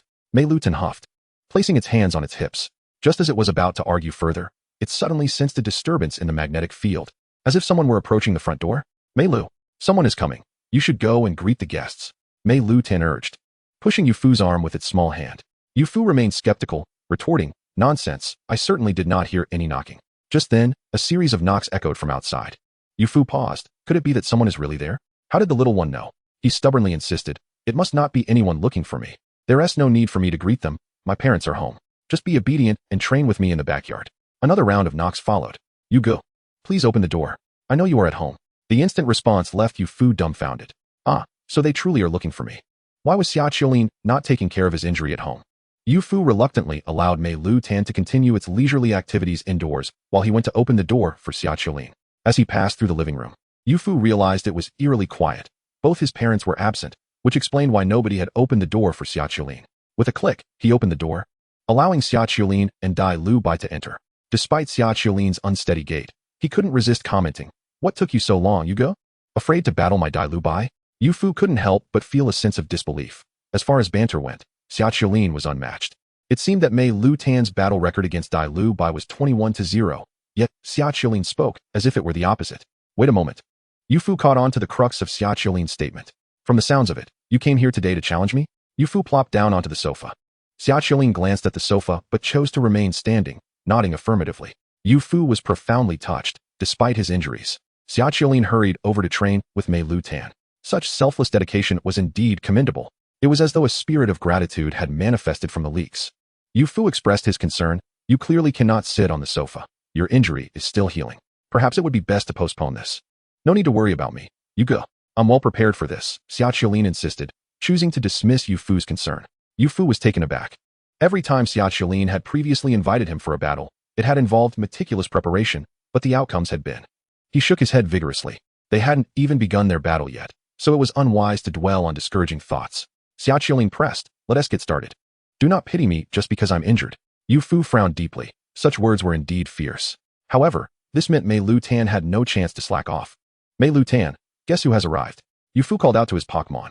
Meilutan exclaimed joyfully, rushing out of the room while still clutching Yufu's communicator. Is it Reibu? Did we not agree to chat tonight on the communicator? Yet, instead of its beloved Reibu, it was greeted by Awu, the overly excited Dai Lu Bai. Dai Lu Bai dashed around Meilutan before finally nudging it and lifting it onto its head. Although Meilutan was thrilled to see its canine friend after a day apart, it still longed to see the older sister. Xiaoqiulin, observing from the side, was baffled by Dai Lu Bai's excitement upon seeing Meilutan, especially considering that previously, Dai Lu Bai had been traumatized by Meilutan's playful antics. Their relationship now seemed particularly amiable, which was quite remarkable. Chapter 39, is this it? Are you truly not reconsidering? You seem to be struggling even while standing. In the nearby free training ground, Yufu looked on with concern at Xiaoqiulin. Meilutan appeared eager for action, as Yufu had promised it the entire morning for its own enjoyment after their battle. With a clink, a coin was tossed high into the air by Xiaoqiulin. Go, Dai Lu Bai. Run circles around Meilutan. Don't let Meilutan's electric attack hit you. The battle commenced, with Xiaoqiulin issuing commands immediately. Upon hearing the directive, Dai Lu Bai sprang into action, its forelegs moving energetically, evoking the spirit of Pokémon battles seen on television. Yufu observed that Dai Lu Bai varied its speed while running, as if dodging something invisible. With Xiaoqiulin's explanation, Dai Lu Bai's actions now appeared much more reasonable. Dai Lu Bai's dynamic running was impressively executed, prompting Yufu to marvel at how diligent Dai Lu Bai was. Showing far more commitment and training than Meilutan, Yufu then turned to Xiaoqiulin, feeling utterly perplexed. However, he had no intention of allowing Miltn to use electric shocks. What are you guarding against? Engaging in a battle of wits with the air? On the battlefield, Miltn stood still, continuously rotating its body to follow DILB's movements. Although it could not match DILB's speed in long-distance maneuvers, it still managed to keep its front facing DILB. YUF had no plans to command Miltn. It was not that he was pretending to be aloof, like YNL and WNGDN from yesterday, who only commanded at crucial moments. First, they would run in circles, then unleash fire, and if they missed, they would stare blankly before drawing closer to burn again, ultimately being knocked out by Miltn. Miltn was thoroughly familiar with this sequence. It was as if it had a stopwatch to record the time taken for each iteration of the process. There was really nothing to instruct Miltn about. DILB, use spark. Shichiel shouted excitedly, as if his voice could invigorate DILB. A small flame shot out from DILB's mouth, heading straight for Miltn. Observing the incoming spark, Miltn instinctively transformed its liquid body into a puddle, shrinking in height. The spark flew directly over Miltn's nut-like head. Miltn was quite astonished at how effortlessly it avoided the spark. Unexpectedly, YUF's training on its so-called transformation evasion had proven effective. The practical steps of YUF's training method for transformation evasion were as follows. Miltn stood still, gradually learning to dodge YUF's water gun attacks from distances of 5 meters, 3 meters, and 1 meter by transforming its liquid metal body. In YUF's vision, if Miltn mastered the highest realm of transformation evasion training, it could simply stand in place and rely on its physical advantages and transformation abilities to evade the majority of attacks from opposing Pokémon. Miltn initially thought YUF was merely trying to play around during training.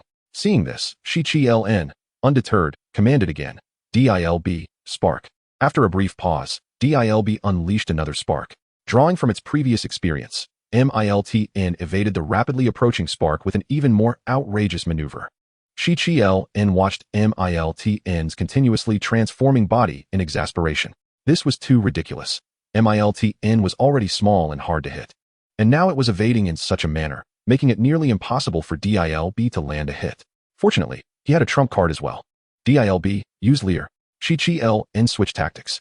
DILB fixed its sharp gaze on Miltn, as if it were sharpening its teeth on Miltn's nut-like head. Although DILB employed this tactic every time they battled, Miltn still felt a sense of trepidation.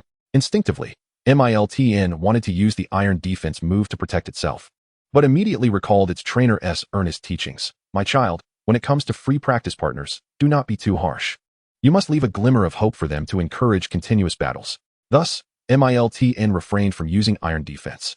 YUF, observing closely, could not discern anything new from DILB aside from its speed changes.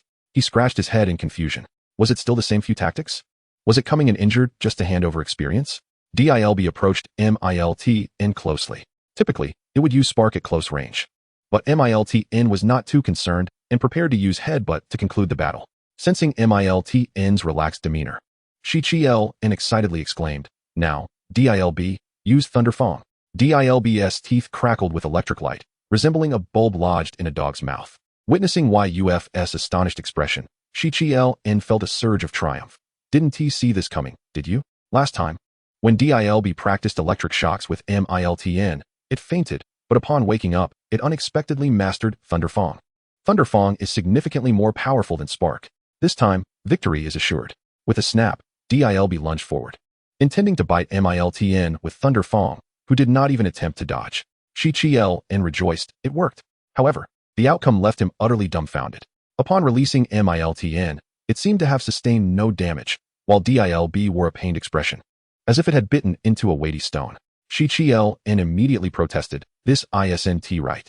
Why you? Didn't you say Miltn has low special defense? How could it withstand a Thunderfang with no effect?" YUF's expression was peculiar as he replied, "Well, could it be that Thunderfang is a physical attack? The damage is calculated based on Miltn's defense capabilities?" Shichiel gasped, "What? Thunderfang is a physical move. Isn't Thunderfang an electric-type move? How can it not be considered a special move?" YUF responded, "Why do you sound as if you've just traveled from another world? This is common knowledge in Pokémon battles. Now, let us check on the dog that just bit into a stone. Let us not have DILB's teeth ruined." Chapter 40, The Gift. In the free training grounds, Shichiel, feeling gloomy, scratched DILB's head, still unable to accept the reality. So, the type of damage a move deals really has no necessary correlation with its attribute? YUF approached, calmly explaining, "Of course, even psychic-type moves can deal physical damage. Like headbutt, while fighting-type moves can have special damage, like Aura Sphere and Focus Blast. The damage type of a move mainly depends on how the damage is inflicted. By the way, I recall that our homeroom teacher, WIG, taught us this knowledge point, right? Seeing Shichiel and appear as if hearing this for the first time, YUF teased. If WIG knew you couldn't even grasp such a fundamental question, you might as well forget about sitting in class in the future. Shichiel retorted, I just forgot for a moment. Don't spread rumors, or I'll accuse you of defamation. Alright, let's South go to my place and play some games.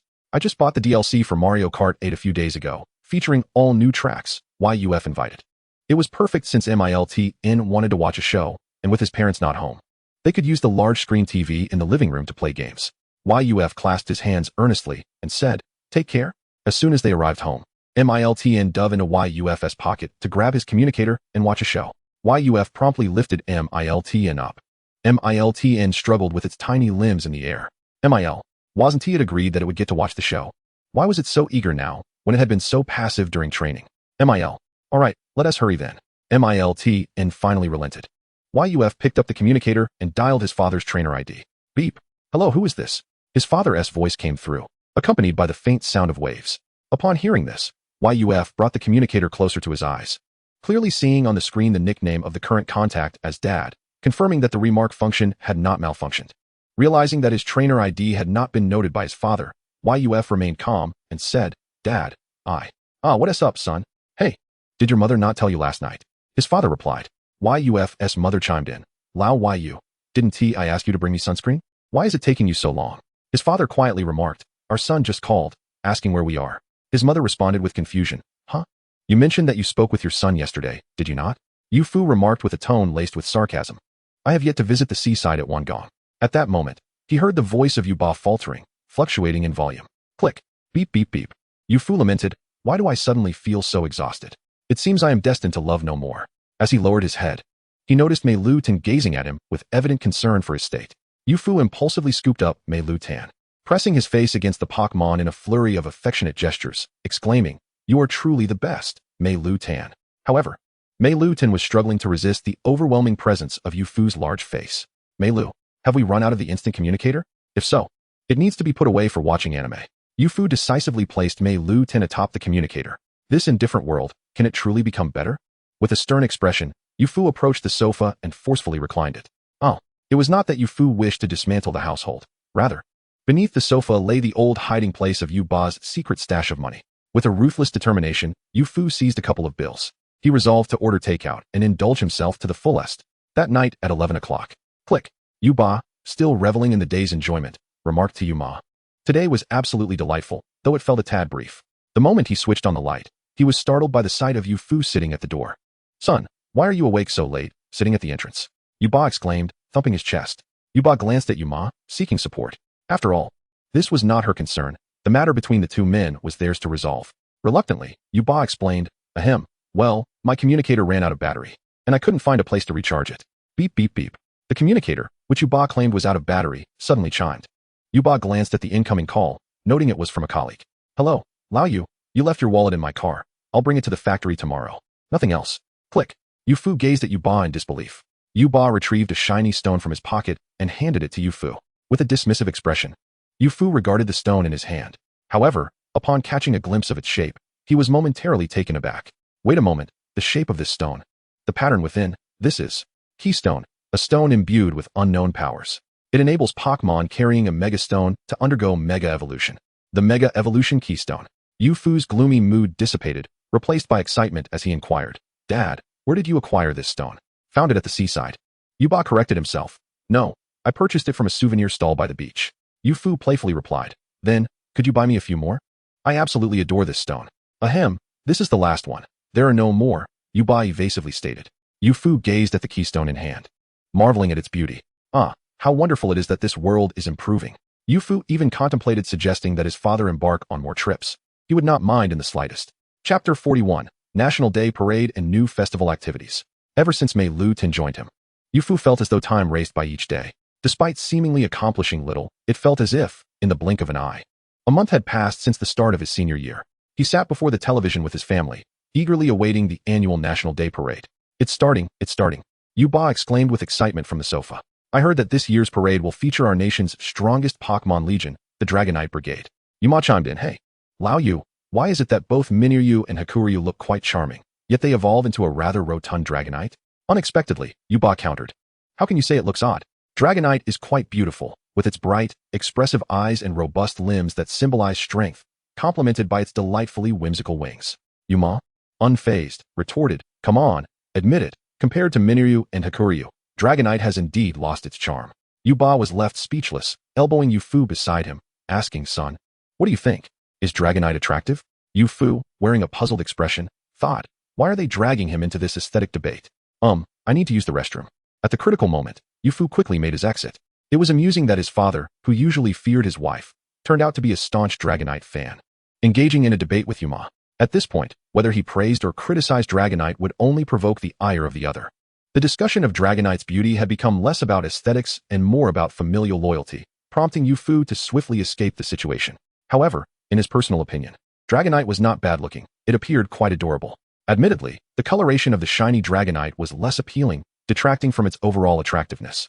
Of course, if someone gifted him a shiny Dragonite, Yufu would immediately declare to the world that it was the most handsome Pokémon globally, excluding Meilutan, of course. At that moment, Yuba and Yuma were engrossed in the parade, watching as Pokémon legions marched in formation.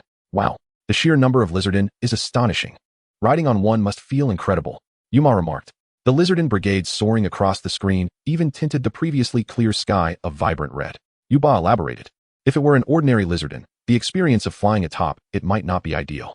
A typical adult Lizardin stands about 1.7 meters tall with a wingspan of around 2 meters, suitable for carrying children, but it could hardly manage to fly far with an adult. He then proudly added, only in our nation do we have such a plethora of large Lizardins suitable for adult riders. Those smaller countries surrounding us could never muster such a force. They typically have children or very short adults as trainers for their Lizardin squads. Yuba chuckled. The military requires Pokémon trainers aspiring to enlist to be at least elite level. Yuma's eyes widened in disbelief as she glared at Yuba, barely containing her anger. What do you mean, Lao Yu? Are you implying that our son may never reach elite status? Yuba panicked, hastily clarifying. No. I meant our son is merely a little distance away from becoming an elite trainer. There is no rush to delve into that now. Yufu, who had only just settled down, was left speechless. Why did every conversation inevitably circle back to him? Yufu furrowed his brow. Goodness. How late did Meilutan and Yunlu's Leibu chat on the communicator last night? Why is it still asleep? Surely it couldn't have stayed up all night? Meilutan and Yunlu's Leibu got along splendidly, with Leibu considering Meilutan a kindred spirit. The two Pokémon frequently chatted on the communicator, and Leibu would often invite Meilutan to play on weekends. Reflecting on Meilutan's visits to Leibu, Yufu recalled an amusing incident. Typically, Meilutan would muster the courage to engage with every Pokémon it encountered, forging friendships. However, this was not the case with Yunlu's Denryu. Whenever Meilutan visited Leibu on weekends and Denryu appeared, Meilutan would greet it politely before swiftly running away, leaving Denryu, who wished to join the fun. Utterly perplexed and momentarily believing it had inadvertently upset Meilutan, causing it to feel disheartened for quite some time. Since Meilutan had yet to awaken, Yufu decided against disturbing it or waking it up, especially considering it was a holiday. On a typical day, Meilutan found training to be quite exhausting. So indulging himself occasionally is entirely understandable, especially since he is not exactly a tyrannical trainer. Yufu, emulating Meilutan, lounged on the bed, patiently awaiting the task refresh. Suddenly, a notification chimed. It had arrived, and Yufu immediately perked up, hastily opening the system interface. Old soldier never dies. Please arrive at the Pokémon Cemetery District 1 in Quangang City by 11 a.m. today. Event reward, unknown. Upon seeing the specific time for the event, Yufu swiftly grabbed the still sleeping Meilutan and dashed out of the room. It was precisely 10 a.m., and it would take an hour to reach the Pokémon Cemetery in the suburbs from his home, just in time. Meilutan should wake up. At this age, Pokémon ought to exercise more. Get up and join him for the activity. Chapter 42, Old Soldier Never Dies. Meilu, where are we? It's so dark. Meilutan cautiously peeked out, following a faint glimmer of light, rubbing his eyes until the surroundings became clear. And he was utterly astonished. How had he ended up on a bus? Noticing a commotion in his pocket, Yufu took Meilutan out and placed him on his head, feigning seriousness. Why did you just wake up, Meilutan? I've already finished my college entrance examination. We are on our way to my university. Meilu. What? Meilutan exclaimed in shock, realizing he had slept for an entire year. Wait a moment. A sudden question arose in Meilutan's mind. If he had been asleep, how had Yufu managed to take the exam?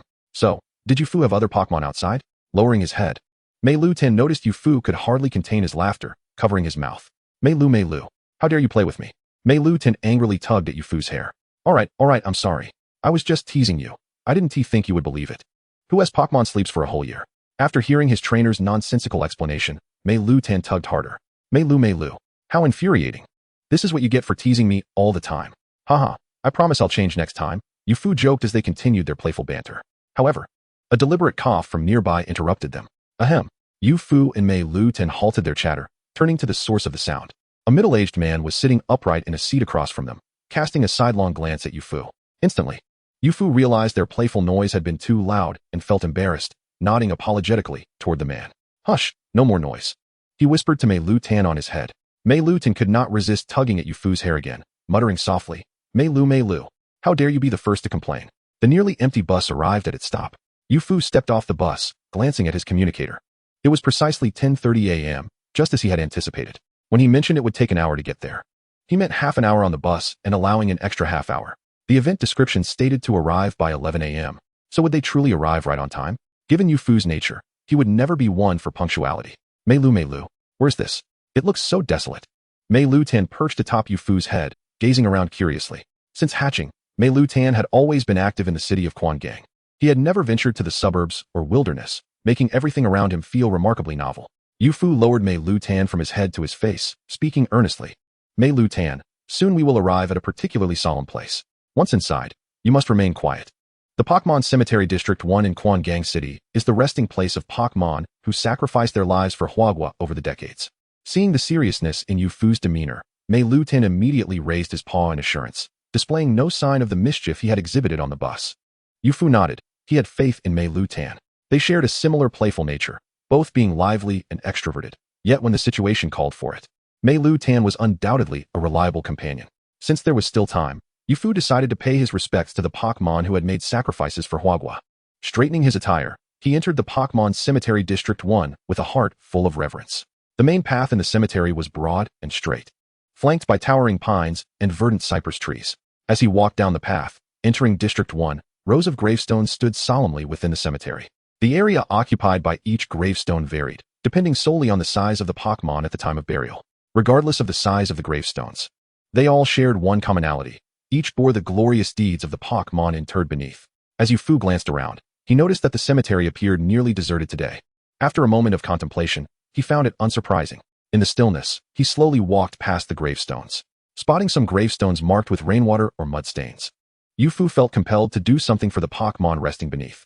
Noticing a management station nearby with clean water and towels for wiping gravestones, he approached and took them, beginning to clean the nameplates of the Pokémon residing there. After polishing a few gravestones, Yufu, who had been engaged in physical training at school for a month, felt the strain in his back from bending over. He sighed, realizing it was quite the physical task. Though thankfully, the number of residents here was not overwhelming. He then shifted his position, squatting down to continue his work. Wiping the sweat from his brow, he straightened up and approached the last gravestone that remained untouched. This gravestone occupied a much larger area than the others, indicating that this Pokémon must have been quite sizable during its lifetime. Yufu was not merely cleaning. He was also reading the glorious history inscribed on the gravestone. To his surprise, it belonged to a Charizard. Yufu was astonished. Just as his father had mentioned at home, a typical Charizard is not as large as most people imagine. Yufu gestured with his hand to gauge the size of the grave area, deducing that this Charizard must have been classified as a supersized specimen, likely among the largest. As he continued to clean the gravestone, he softly recited the inscription. During the War of Defense, single-handedly held back an enemy company. In the front line, it defeated a total of 468 elite Pokémon, 20 gym-level Pokémon, and fought to a standstill against one champion-level Pokémon. Gasp! A standstill against a champion-level Pokémon. Yufu had learned in history class that during the War of Defense, whether for Huagua or its adversaries, champion-level Pokémon were exceedingly rare. Only a handful could be counted on one's fingers. At that time, a single champion-level Pokémon could easily alter the outcome of a battle. Yufu had not anticipated the owner of this gravestone would possess such formidable strength. It was not merely a standstill. In the end, it emerged victorious. A voice, aged yet robust, resonated from behind Yufu. Chapter 43. Just withering. The old man's attire was unremarkable, but the weathered lines on his face concealed deep, bright eyes that spoke of the passage of time. A long, deep exhale escaped from behind him, having been captivated by the old man's gaze. Yufu now noticed that a tall, equally aged Charizard stood beside him, its coloration significantly deeper than that of an ordinary Charizard, almost resembling red. Though towering in stature, Its physique lacks the robust muscles characteristic of a mature weakling, instead featuring numerous furrows that suggest a storied past. One can easily conjecture that in its prime, it was indeed a formidable weakling. Its eyes are half closed, seemingly disinterested in the world around it. Save for the embers of its tail that continue to burn quietly, it is evident that this weakling carries a tale of its own. Yuf turned to the elder and inquired, "Old sir, did you just mention that there are inaccuracies recorded on this tombstone?" It was said that in its final battle, it triumphed over the three-headed evil dragon, a quasi-divine creature of the enemy kingdom. "Ah, how do you know this?" Yuf asked curiously. Such discrepancies with official records must be witnessed firsthand, especially from a vantage point close to the battlefield, to be so certain. Wouldn't you agree? To his surprise, the elder burst into laughter. "Haha, how could I not know? I was its trainer, after all." Hearing the elder's explanation left Yuf momentarily speechless. The war between Gu and I had transpired many years ago. Calculating the years, the elder must surely be over 90. Yet he appeared to be merely in his 60s or 70s. Yuf clicked his tongue in disbelief. To have cared for two weakling decades ago and contributed so greatly during the war, the elder's identity was something Yuf dared not ponder deeply. Merely addressing him as old sir seemed insufficiently respectful. He ought to use a more appropriate title. With great respect, Yuf asked, "What is your esteemed surname, old sir?" The elder waved his hand dismissively and replied with a hearty laugh, "What esteemed surname? That sounds so pretentious. Just continue to call me old sir. It feels more amiable." Yuf's respect for the elder deepened, and he asked, "So, old sir, have you come today to pay your respects to this weakling?" He momentarily found himself at a loss for words. To personally select one's burial site must indeed be a unique experience. Referring to the weakling beside him, the elder lamented, "Though this child was fortunate to survive the war, it carries many hidden scars. Otherwise, given the lifespan of a weakling, it should have seen me off by now, haha." At this moment, the weakling slightly opened its eyes and gently placed a claw on the elder's shoulder, seemingly offering comfort. Witnessing the tender interaction between the weakling, whom the elder affectionately referred to as a child, and the elder himself, Yuf glanced at the tombstone of the weakling resting peacefully. Once a king, now a hero in twilight. Soldiers do not die, they merely fade away. However, as Yuf listened to the elder's voice, he felt an inexplicable familiarity, though upon scrutinizing the elder's appearance, he found no clear recollection. Noticing Yuf's contemplative expression, the elder teased, "So what do you think? Are you satisfied with the scrap stone you bought from me for 500? 500. Upon hearing this, Yuf recognized the amount he had painstakingly saved. He suddenly recalled the elder as the vendor from the pock market. No wonder he only remembered the elder's voice. The market operated at night, and the darkness had concealed the vendor's appearance. Reflecting on the elder's wares, Yuf blurted out, "With your status, you still need to peddle wares to make a living?" Fortunately, he had the system to understand that the shards of Tage Ing were indeed valuable, although he was unaware of their true utility. Yet the elder, in truth, had no knowledge of the Tage Ing stones and was merely selling them as scrap. The elder's expression darkened upon hearing Yuf's remark. "What nonsense. I was merely experiencing life. To experience life, one must embrace local customs. The pock market is a place where both parties willingly engage in transactions. Moreover, didn't I tell you? I chose to sell to you to teach you students a lesson." Yes, you are absolutely right." Yuf nodded continuously, not daring to show any sign of dissent. Seeing that Yuf had dismissed his peculiar thoughts, the elder added, "Would you like to accompany me for a stroll? This is hardly a place for conversation." He had arrived here before Yuf, who had not seen him as he had gone nearby to help the weakling choose a burial site. Each time the elder visited, he would clean the weakling's tombstone before leaving, but this time, Yuf had gotten there first. Yuf naturally did not decline. He followed closely behind the elder and the weakling, exiting the cemetery. Eventually, they arrived at a public battle arena. The elder smiled and said, "You must be a senior at Chu In Jing High School. What do you say? Would you like to have a battle with this child? It hasn't had a proper activity in ages. It usually just lounges in the grass, basking in the sun with little motivation to move, which has left me quite troubled." Upon hearing the elder's words, the weakling, though reluctant, slowly made its way to the arena. Miltn against the weakling? Surely, even a spark from the weakling's mouth could incinerate Miltn, Yuf thought. The image was too violent for him to contemplate, causing him to swallow hard. Sensing Yuf's apprehension, the elder reassured, "Don't worry, this child knows its limits. After the battle, I have a gift for you." "A gift?" Hearing this, Yuf instantly perked up. "Miltn, it's time to increase the intensity of your training. You can't keep mingling with DILB. The elder, noticing Yuf's rising spirit, smiled and asked, "By the way, what was your starter Pokémon?" Yuf retrieved Miltn, which had slid from his head into the pocket of his clothing, and placed the little creature opposite the weakling. Miltn? Chapter 44. Miltn versus weakling. Mil? Where am I? Miltn scratched its nut-like head. It had been so quiet in the cemetery that it couldn't help but doze off again. Miltn looked around and finally spotted Yuf behind it. Just as it was about to rush over, it noticed Yuf gesturing behind it. Yuf maintained a calm demeanor and spoke without revealing his nervousness. Miltn, it's special training time now. You are to battle it. Wow, it's so tall. Miltn craned its neck to see the entire weakling, nearly toppling over in the process. Mil, you won't fool me this time. The clever Miltn would not fall for any tricks. Observing the ever-smiling elder across from him, Yuf felt quite embarrassed. Why was it that this little creature had to be so clever at the wrong moment? Yuf had no choice but to hold Miltn up to his face and seriously say, Miltn, I am not joking this time. The weakling across from you is indeed your opponent. It merely surpasses you in terms of size, attributes, strength, experience, and the number and proficiency of its moves. Hearing this list of disadvantages, Miltn paused for a moment before shouting, Mil, help! My unscrupulous trainer is trying to harm Pokémon. Is anyone going to intervene? Faced with the uncooperative Miltn, Yuf raised 3 fingers. Regardless of the outcome, after the battle, 3 candies. Mil. 10 candies. 3 candies. Miltn shook its head. Mil. At least 5 candies. 2 candies. Miltn immediately panicked. Mil. Fine. 3 candies it is. Miltn quickly adjusted Yuf's fingers to show 3. Then leaped down from Yuf and walked towards the center of the arena. It was utterly perplexed as to why its bargaining chips seemed to diminish with every negotiation. At last, the enchanting Miltn approached the formidable weakling, waving its tiny hand in a friendly manner. Mil. Greetings, you giant. Upon hearing the commotion, weakling opened its eyes and scanned the surroundings, detecting no other Pokémon, before slowly closing its eyes once more. Miltn, feeling indignant, began to bounce in frustration. How infuriating. Just because it was tall, it thought it was impressive. One day, it would grow to be extraordinarily large and powerful. Observing Miltn's appearance, the elderly gentleman inquired, is this Pokémon of the Steel type? Indeed. A pure Steel type, replied the trainer. The old man nodded in approval, remarking, it appears to be well nurtured and full of vitality. Miltn shyly touched its head, saying, it's not that remarkable. Let us commence. You may attack first, the old man instructed.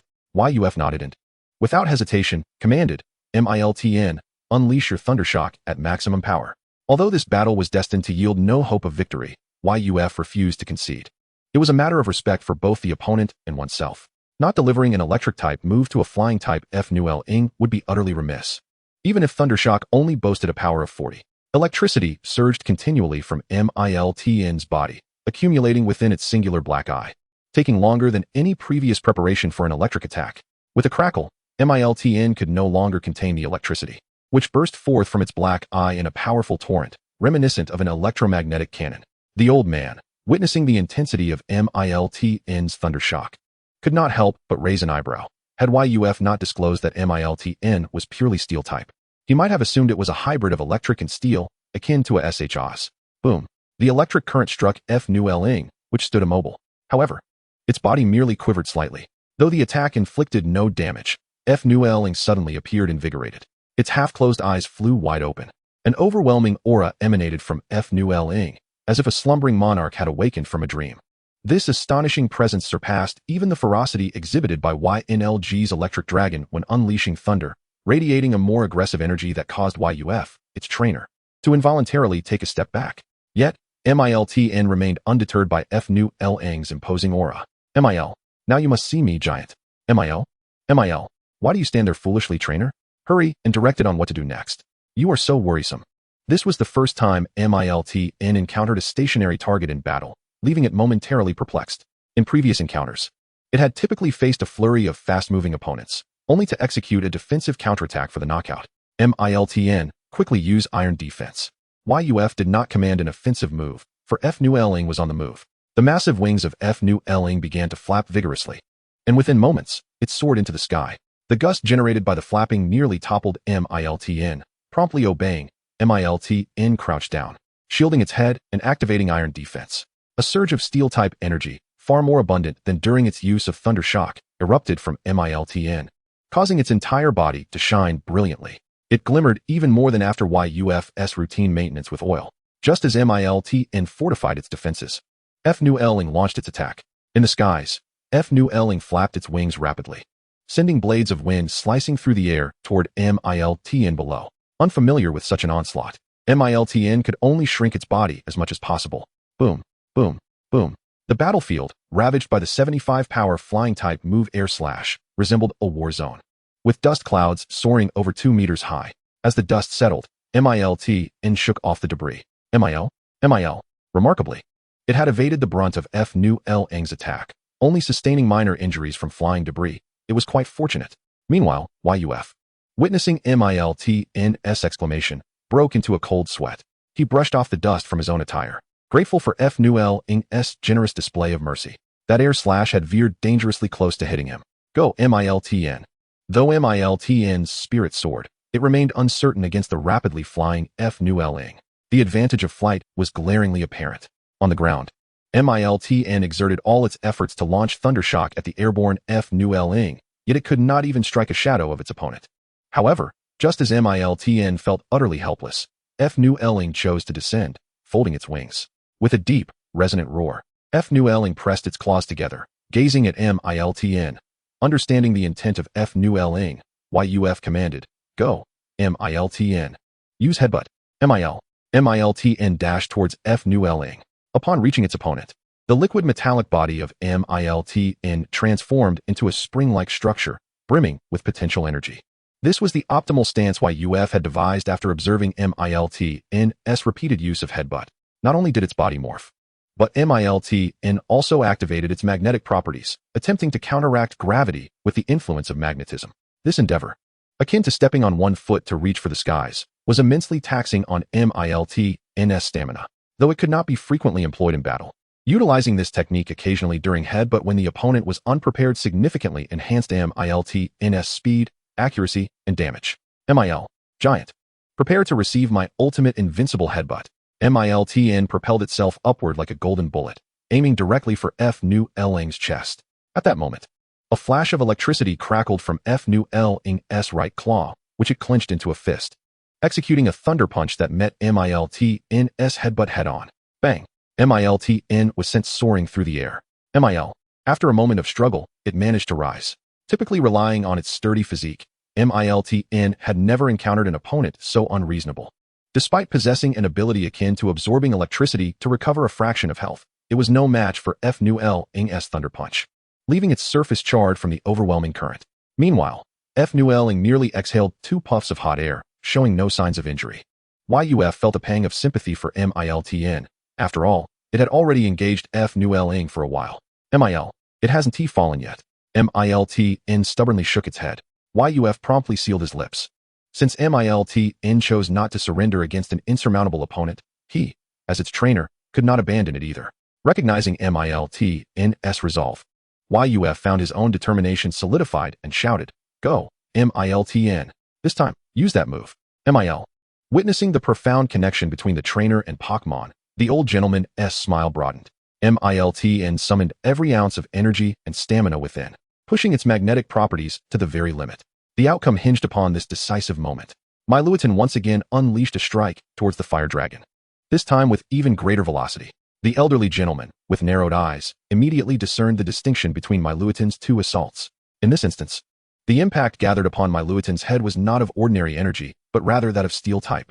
Furthermore, during its flight, its nut-like head spun with remarkable rapidity. Faced with another impending attack from Meilutan, the fire dragon opted to retaliate with Thunder Punch once more. The collision resonated with a more thunderous sound. Yet, the outcome appeared to mirror the previous encounter, as Meilutan was once again sent sprawling by a single blow from the fire dragon. With a clattering thud, Meilutan crashed to the ground, bouncing slightly before succumbing to unconsciousness. Seeing this, Yofu hurried over. Upon realizing that Meilutan had merely fainted from exhaustion, Yofu finally exhaled in relief. The elderly gentleman approached, clapping his hands, and remarked with a smile, What a remarkable battle it has been. Particularly with the choice of the Euroball technique at the end. Euroball, being a steel-type move, inflicts half damage on the fire dragon. Yet its damage calculation differs from other moves. The greater the speed disparity between the target and the user, the more potent the Euroball becomes, potentially reaching a staggering power of 150. Given the speed difference between Meilutan and the fire dragon, combined with the added damage from Meilutan's own type, the damage from the Euroball is truly impressive. Yofu humbly replied, It's not a big deal. In truth, Meilutan acquired this steel-type move after mastering steel energy. It was a whimsical inspiration when I observed Meilutan spinning its nut-like head at night, prompting me to encourage it to learn. He added that Meilutan had not fully mastered the move yet, displaying inconsistent performance, but today it truly excelled. Excessive humility often borders on arrogance, the elderly gentleman quipped. He then unfastened a trinket from his waist and handed it to Yofu with a grin, saying, "Here, take this as we previously agreed. Since you have a fondness for stones, I'll gift you a genuine piece." Yofu gazed at the trinket, exclaiming, "Elder, this is far too precious." He hesitated, feeling it was excessive to accept such an extravagant gift merely for accompanying the fire dragon.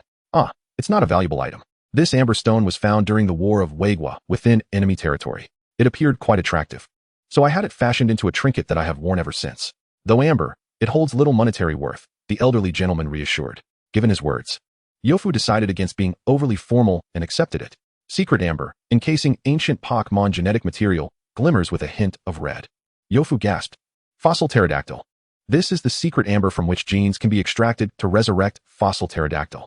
Although I have yet to hear of anyone successfully reviving a Pokémon from fossils, who knows what Pokémon scientists may discover in the future. Noticing Yofu's elation, the elderly gentleman smirked slightly, observing, "What has become of today's youth? A seemingly promising individual, yet akin to my grandson, lights up at the sight of a favored stone." Yofu was undeniably thrilled.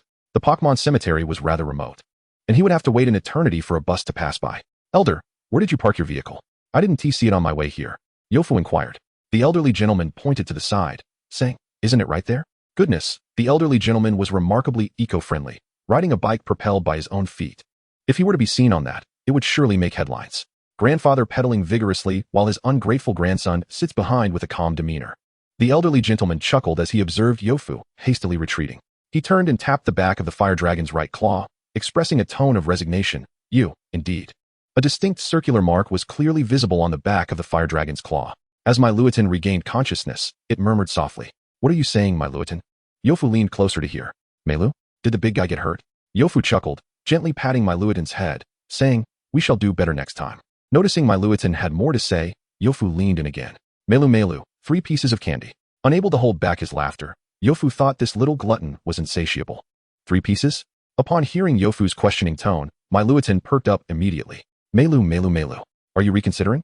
Yofu clarified. "What I meant was 3 pieces simply won't suffice. It must be at least 5. This was already the entirety of the candies he had saved. Meilu. Hooray. Meilutan leaped onto Yofu's face, showering him with affection. Chapter 46. On the matter of borrowing money. On the final day of the National Day holiday, Yofu and Xiaoqiulin were nestled together in Yofu's room, engrossed in gaming. "Come on. You, Yofu, stop snatching my items. The treasures of the world belong to the virtuous. Don't blame me then. Take this red shell." During their break from the games, the two of them played Mario Kart 8 on the computer, feeling the screen was rather small. Xiaoqiulin complained. "The living room has a larger TV screen, and yet you refuse to play there." Despite having played together since elementary school, Xiaoqiulin still felt shy and awkward in front of Yofu's parents. "Yofu, why do you suddenly have another stone?" Xiaoqiulin, pacing around the room, pointed at the secret amber. "I told you, you're a stone fanatic, yet you still deny it. You pick up any oddly shaped rock you come across." Yofu hesitated, feeling a surge of frustration. He couldn't possibly reveal to Xiaoqiulin that he possessed a system capable of identifying the properties of his belongings, and that his stone-collecting endeavors were aimed at discovering treasures like superstones, keystones, and Z-crystals, which remained hidden from the world. This thought alone filled Yofu with ire. Why could everyone else find useful stones while he could not? However, speaking of keystones, Yofu sat up and said, "Xiaogu." Gazing out at the high-hanging sun, Yofu continued, "Is it really that important?" He got out of bed and pulled Xiaoqiulin's hand away from his ear. Xiaoqiulin glanced at Yofu and quickly covered his ear again, stating, "I sense trouble whenever you call me Xiaogu. That's just a stereotype. Who says calling you Xiaogu can't lead to good fortune? You must trust me." Yofu raised an eyebrow. Xiaoqiulin lowered his hand and asked, "Then what good fortune do you speak of?" Yofu nudged Xiaoqiulin playfully, his face beaming with a smile. "Do you have any money? Hee, lend me some." Xiaoqiulin's expression turned peculiar. Is that the good fortune you speak of?" Xiaoqiulin stared blankly at Yofu and added, "If I don't invest in you, when you become a top-tier trainer, will you even remember to get me a Riolu egg?" Yofu gasped. Oh no, how did Xiaoqiulin suddenly become so articulate? Resigned, Yofu declared. "Just say whether you'll lend it or not." "How much?" Yofu pondered. 2,000? "What? 2,000? What do you think I am? Where would I find that much pocket money?" Yofu softly uttered 2 words, "Dog food." "Shoo." Xiaoqiulin quickly placed a finger to his lips, glancing nervously out the window. Seeing Lubi joyfully playing with Meilutan, he felt relieved. Yofu remarked, "What are you afraid of? Your mother isn't here." Xiaoqiulin explained, "I'm worried Lubi might spill the beans to my mom." Yofu found this amusing. "Aren't you Lubi's trainer? Why would you fear it reporting your secrets?" Xiaoqiulin sighed and said, "Don't mention it. My previous act of inflating the book expenses was discovered by my mother. She informed Lubi that if he could find any mistakes or flaws on my part and report them to her, she would immediately reward him with a can of premium dog food designed specifically for Pokémon. My mother even let Lubi taste a can. And ever since he finished that premium dog food, he has been gazing at my every move with sparkling eyes every day." Curiously, Xiaoqiulin asked, "How did you know I inflated the price of the dog food, Yugo?" Yufu chuckled and replied, "I tricked you. I know you too well. You were a habitual offender. Back in elementary school, you inflated the school meal expenses to your mother by a factor of 2, and in middle school, you asked her for book expenses once a week. Now that you have Lubi, how could you pass up such a wonderful opportunity?" Xiaoqiulin chose not to delve into his past misdeeds and inquired, "What are you planning to buy, spending such a substantial amount?" He added, "I still want to save up to buy a multifunctional flying disc for my dog, one that glows in the dark." Yufu picked up the keystone on the table and said, "I want to find a jewelry craftsman to turn this stone into a brooch. However, I'm not quite sure how much it will cost, so I think having more money on hand is better to avoid any embarrassing situations later." Although he currently lacked a Pokémon capable of Mega Evolution and did not possess a Mega Stone, it did not hinder him from creating an ornament that housed the keystone. Even if it was temporarily useless, it would certainly look stylish and add to his flair. It is well known that the higher the style quotient, the stronger the combat power.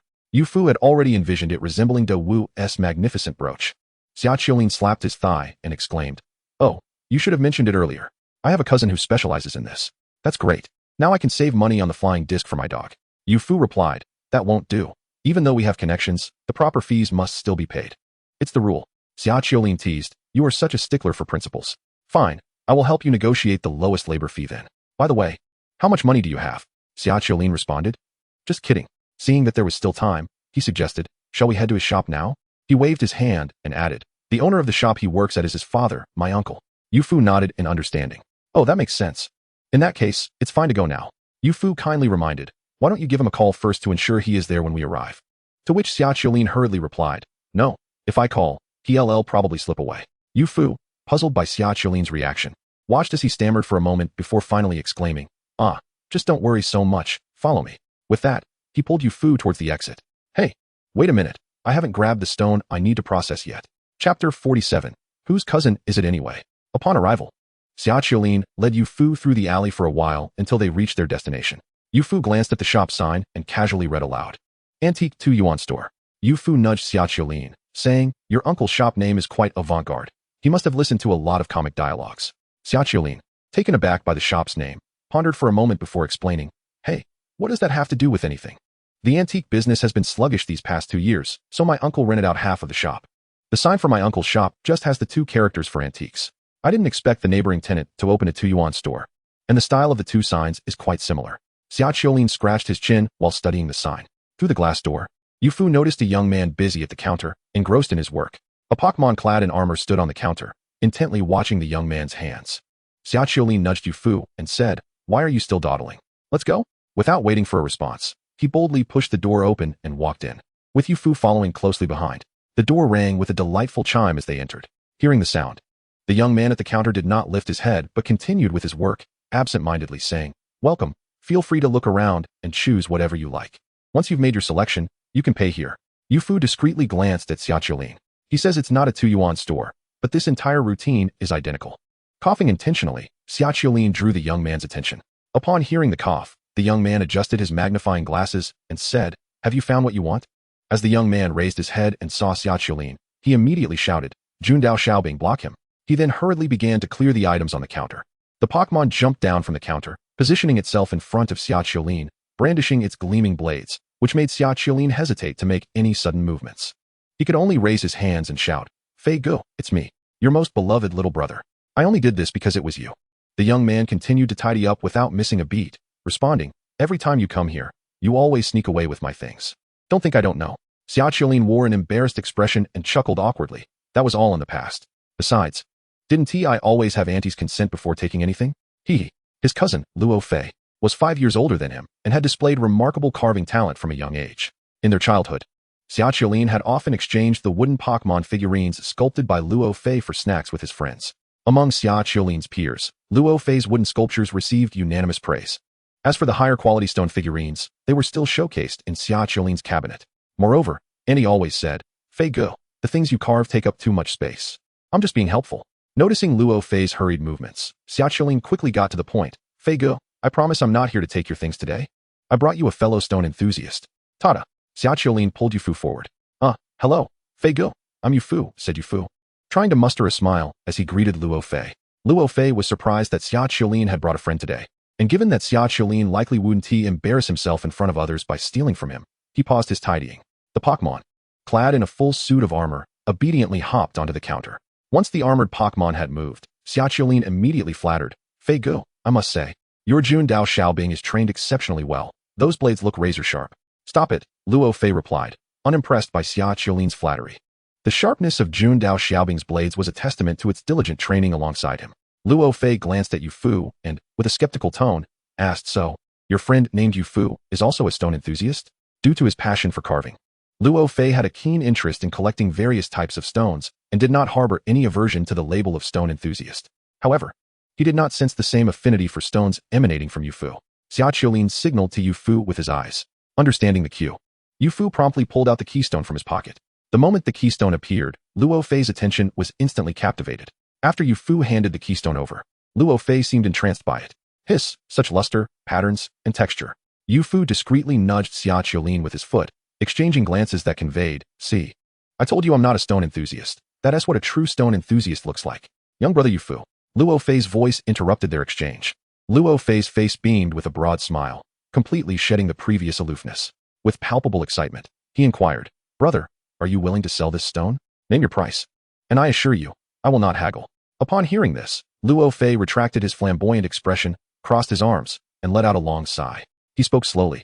"I understand now. It was my rudeness. May I boldly ask, Brother Yofu, where did you acquire this stone?"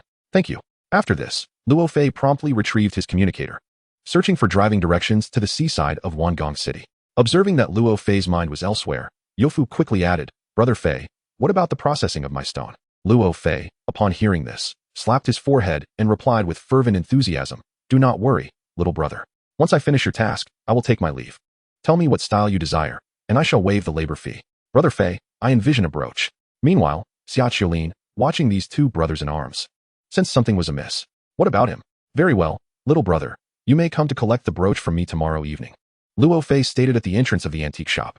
Yofu nodded and replied, "Thank you, Brother Fei." Afterward, the two turned to leave. "Damn, Xia Qiulin, wait until I finish the final carving." On the bus, Yofu exclaimed, "In such a short time, where did you procure that wind speed dog figurine? Everything else seems fine. But why does this wind speed dog appear as if afflicted by cataracts?" Chapter 48, Joint Examination and Double Elimination System.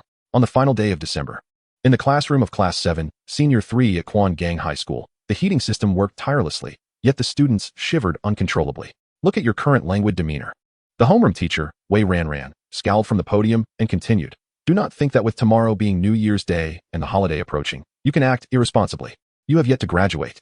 All students and Pokémon seated below appeared deflated, attempting to minimize their presence, except for Dailubi, who was energetically burrowing into Xia Qiulin's desk.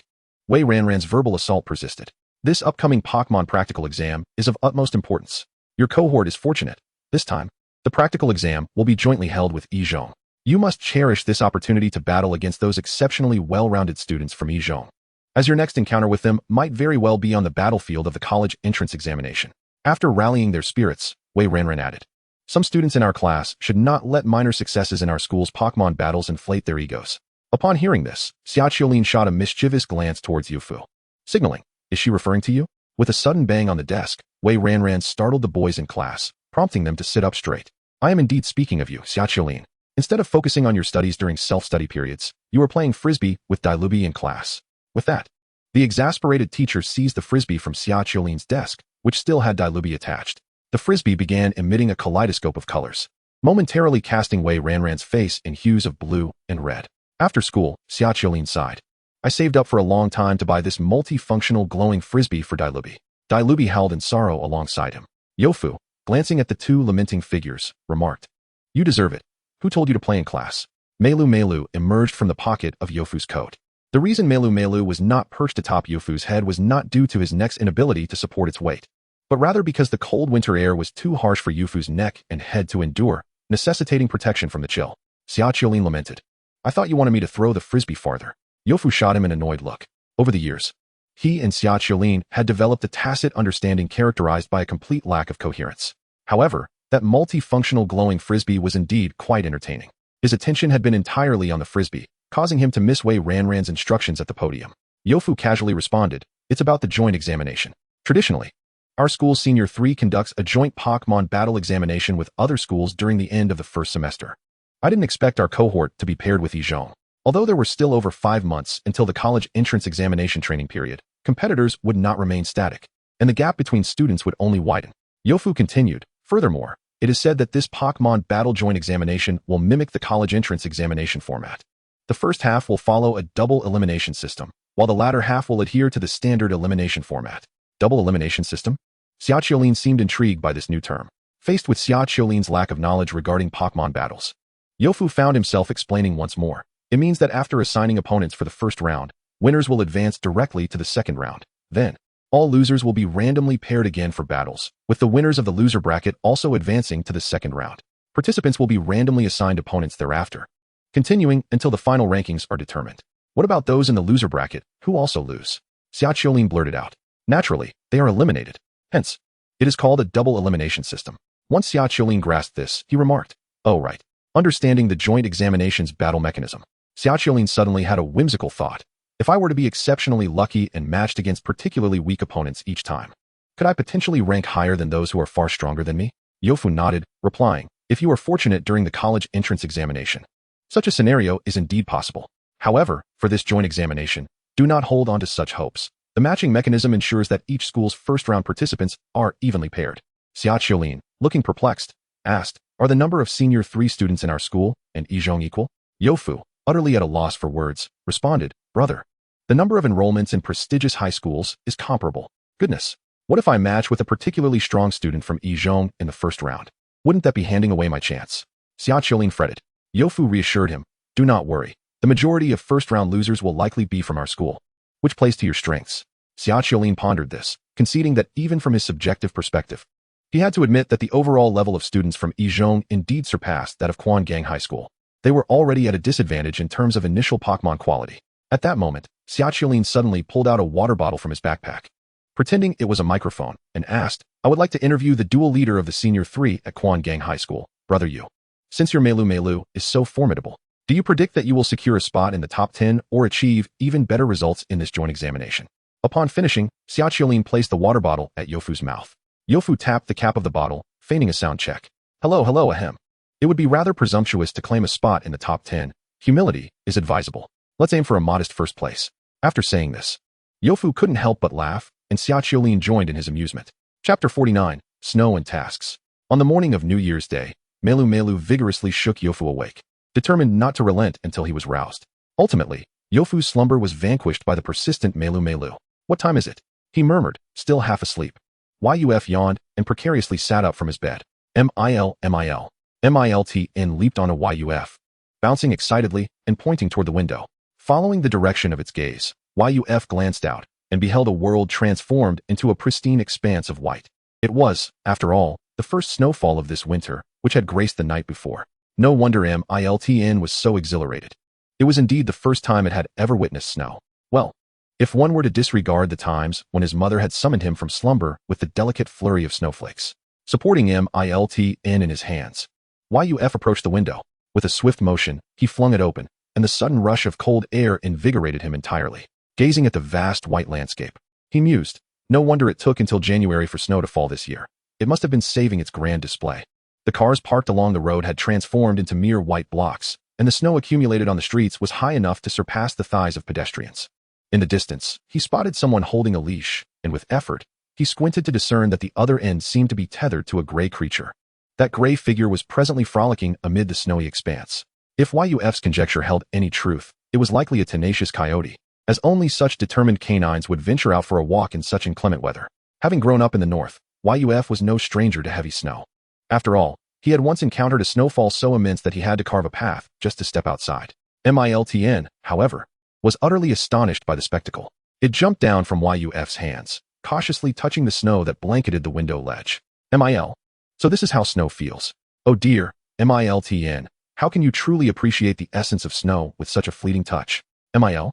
Hee hee, it is time for you to experience how we northern children deepen others' impressions of snow.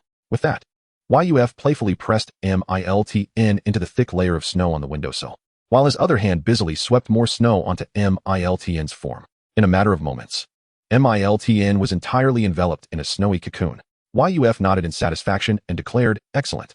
Now, Miltn, you have completed the snow ceremony." Mil. With a sudden burst of energy, Miltn sprang from the snowdrift. Chilled to the core both inside and out, it burrowed into the gap between Yuf's neck and his pajamas. "Ah, my goodness." Amidst his mother's gentle chiding, Yuf resignedly took Miltn to breakfast. After their meal, Yum removed her apron and donned her coat, inquiring, "Son, I'm heading to the market to buy groceries. Do you have any plans, or would you like to accompany me?" Upon witnessing the harsh weather outside, Yum realized that the market would undoubtedly be a battleground today.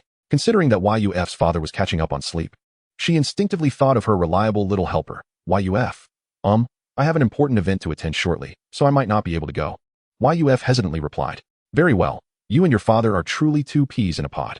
The moment their essay request for assistance, "You both seem to have other pressing matters to attend to." "It's quite remarkable," Yum quipped, unflinchingly.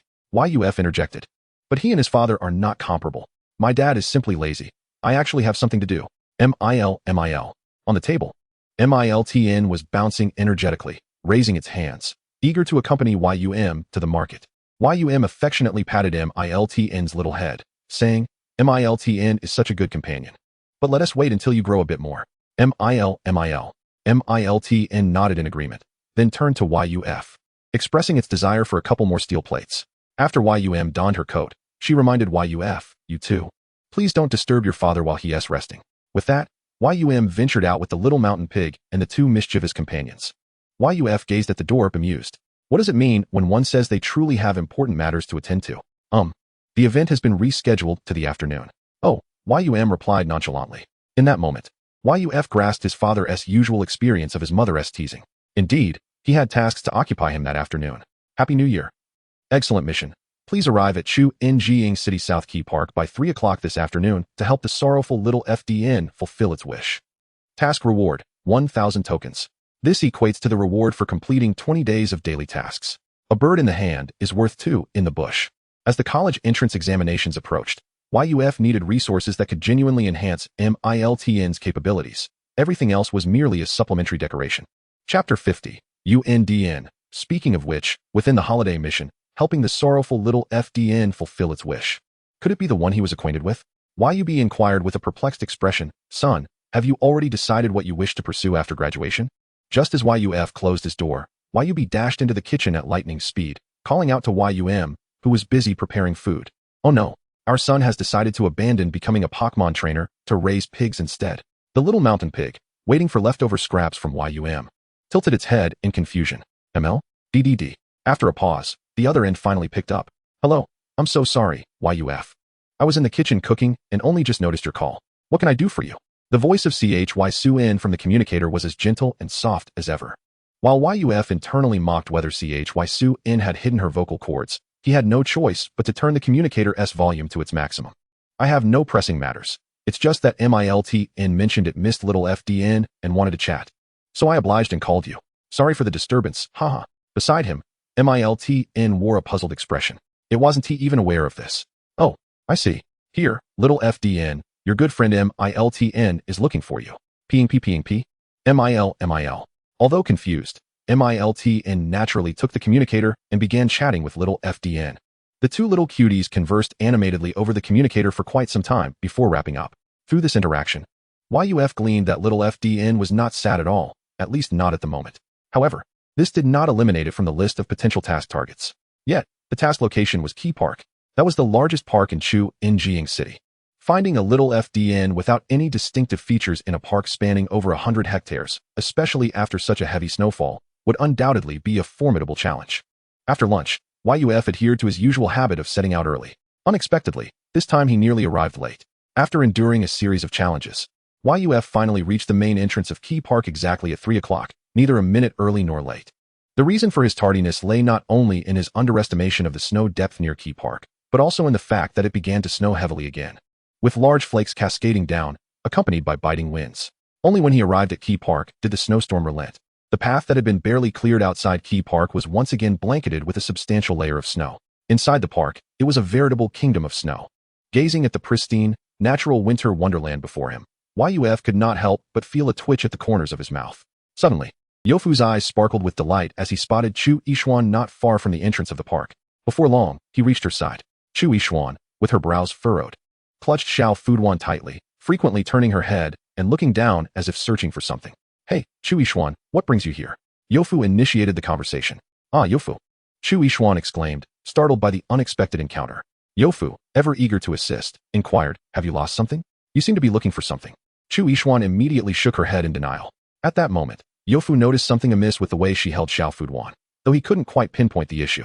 Moreover, Xiao Fuduan's demeanor appeared dazed, as if its spirit had momentarily departed. Observing this, Yofu promptly retrieved Meilutan from his pocket. Meilulu. Upon seeing its friend, Meilutan joyfully called out. Ping Piu Ping Piu. Seeing Meilutan, Xiao Fuduan sniffled and then burst into tears, weeping most pitifully. Yofu asked, Chu Yishuan, what has happened to Xiao Fuduan? Indeed, nothing could be more sorrowful than the sight of Xiao Fuduan at that moment. Chu Yishuan hesitated, torn about whether to disclose the situation to Yofu, engaging in a fierce internal struggle. Ultimately, she glanced at Meilutan, who was tirelessly comforting Xiao Fuduan, and then looked back at Yofu. With a gentle exhale, she resolved to share her predicament. After lunch, I brought Xiao Fuduan here to enjoy the snow, but unexpectedly, a heavy snowstorm struck. While hurriedly seeking shelter, I realized that Xiao Fuduan's Hunyuan stone had gone missing. I wonder if it fell somewhere along the path. Fearing that Yofu might not be familiar with the Hunyuan stone, she elaborated, it's the round stone that Xiao Fuduan always holds. It is of utmost importance for its evolution into Gelatin. Upon hearing this, Yofu suddenly understood what was amiss with Xiao Fuduan. No wonder the trousers below seemed looser than usual. However, Yofu had never realized that the stone Xiao Fuduan clutched daily was indeed the Hunyuan stone. Chapter 51. The Great Operation. Yofu instinctively stroked his smooth chin. After a moment of contemplation, he asked, are you certain that Xiao Fuduan had the Hunyuan stone when it came out? His father often created such false alarms, leading his mother to suspect that he was suffering from early-onset dementia. Chu Yishuan shook her head and, with a sense of disheartenment, replied, when we first arrived at the park, I even helped Xiao Fuduan adjust its warm coat, and at that moment, the Hunyuan stone was indeed nestled in its embrace. Yofu continued to inquire, have you searched all the places you visited in the park? Chu Yishuan nodded and recounted the various locations and routes she had explored. Yofu began to feel a sense of trouble brewing, since they had not found it in the obvious places, and considering the possibility that Chu Yishuan had not searched thoroughly. It was highly likely that the Hunyuan stone had fallen into the snow beside the path during her hurried movements. A small white stone lost in the snow would be akin to searching for a needle in a haystack, especially if it had been lost amidst the blizzard, which would have concealed it further beneath fresh snow. We should inform our parents, Yofu suggested after much deliberation. If the park staff inadvertently removed the Hunyuan stone along with the snow, or if someone else picked it up, it would be disastrous. Searching for the white stone in the snow was a task far beyond what Yofu and Chu Yishuan could manage alone. He felt it was imperative to seek parental assistance promptly. No, Chu Yishuan firmly rejected, her eyes vacant as she cradled Xiao Fuduan, lost in her thoughts. Yofu remained silent for a moment. What about our classmates' help? He proposed. If there are minor issues at home, surely you wouldn't refuse assistance from classmates? However, Chu Yishuan merely lowered her head slightly, remaining silent. Yofu sensed the atmosphere growing awkward. Did you bring any pocket money with you? After a pause, he broke the silence once more.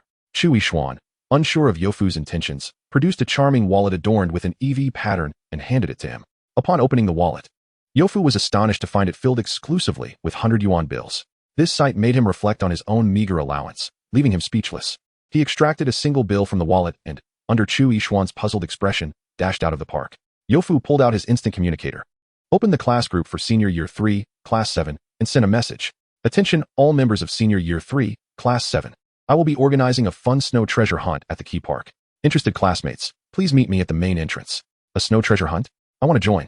It's too far from my house. I can't make it. Looking for a team. Yofu was quite well liked among his classmates, as long as he wasn't challenging them to Pokémon battles. Given the rare holiday for senior year students and the delightful snowfall, many expressed interest. Wait, Yofu, didn't you say you had something to do today? Yofu chose to ignore this remark. Be safe. Let's go. With all arrangements made, Yofu tucked away his communicator and led Chu Yishuan toward the park's main entrance. In no time, 20 to 30 students from Senior Year 3, Class 7 arrived, including the ever-enthusiastic Xia Qiulin with his dog. Once the crowd had gathered sufficiently, Yofu addressed everyone. Thank you all for participating in the inaugural snow treasure hunt organized by Senior Year 3, Class 7. I have hidden many snowballs around the park, each containing varying amounts of prizes. Additionally, I have concealed the Hunyuan stone, which Xiao Fuduan often clutches, in one of these locations. The person who finds that stone will be crowned the champion of this event. That is all. I wish you all an enjoyable time. I hereby declare the treasure hunt officially commenced. Charge.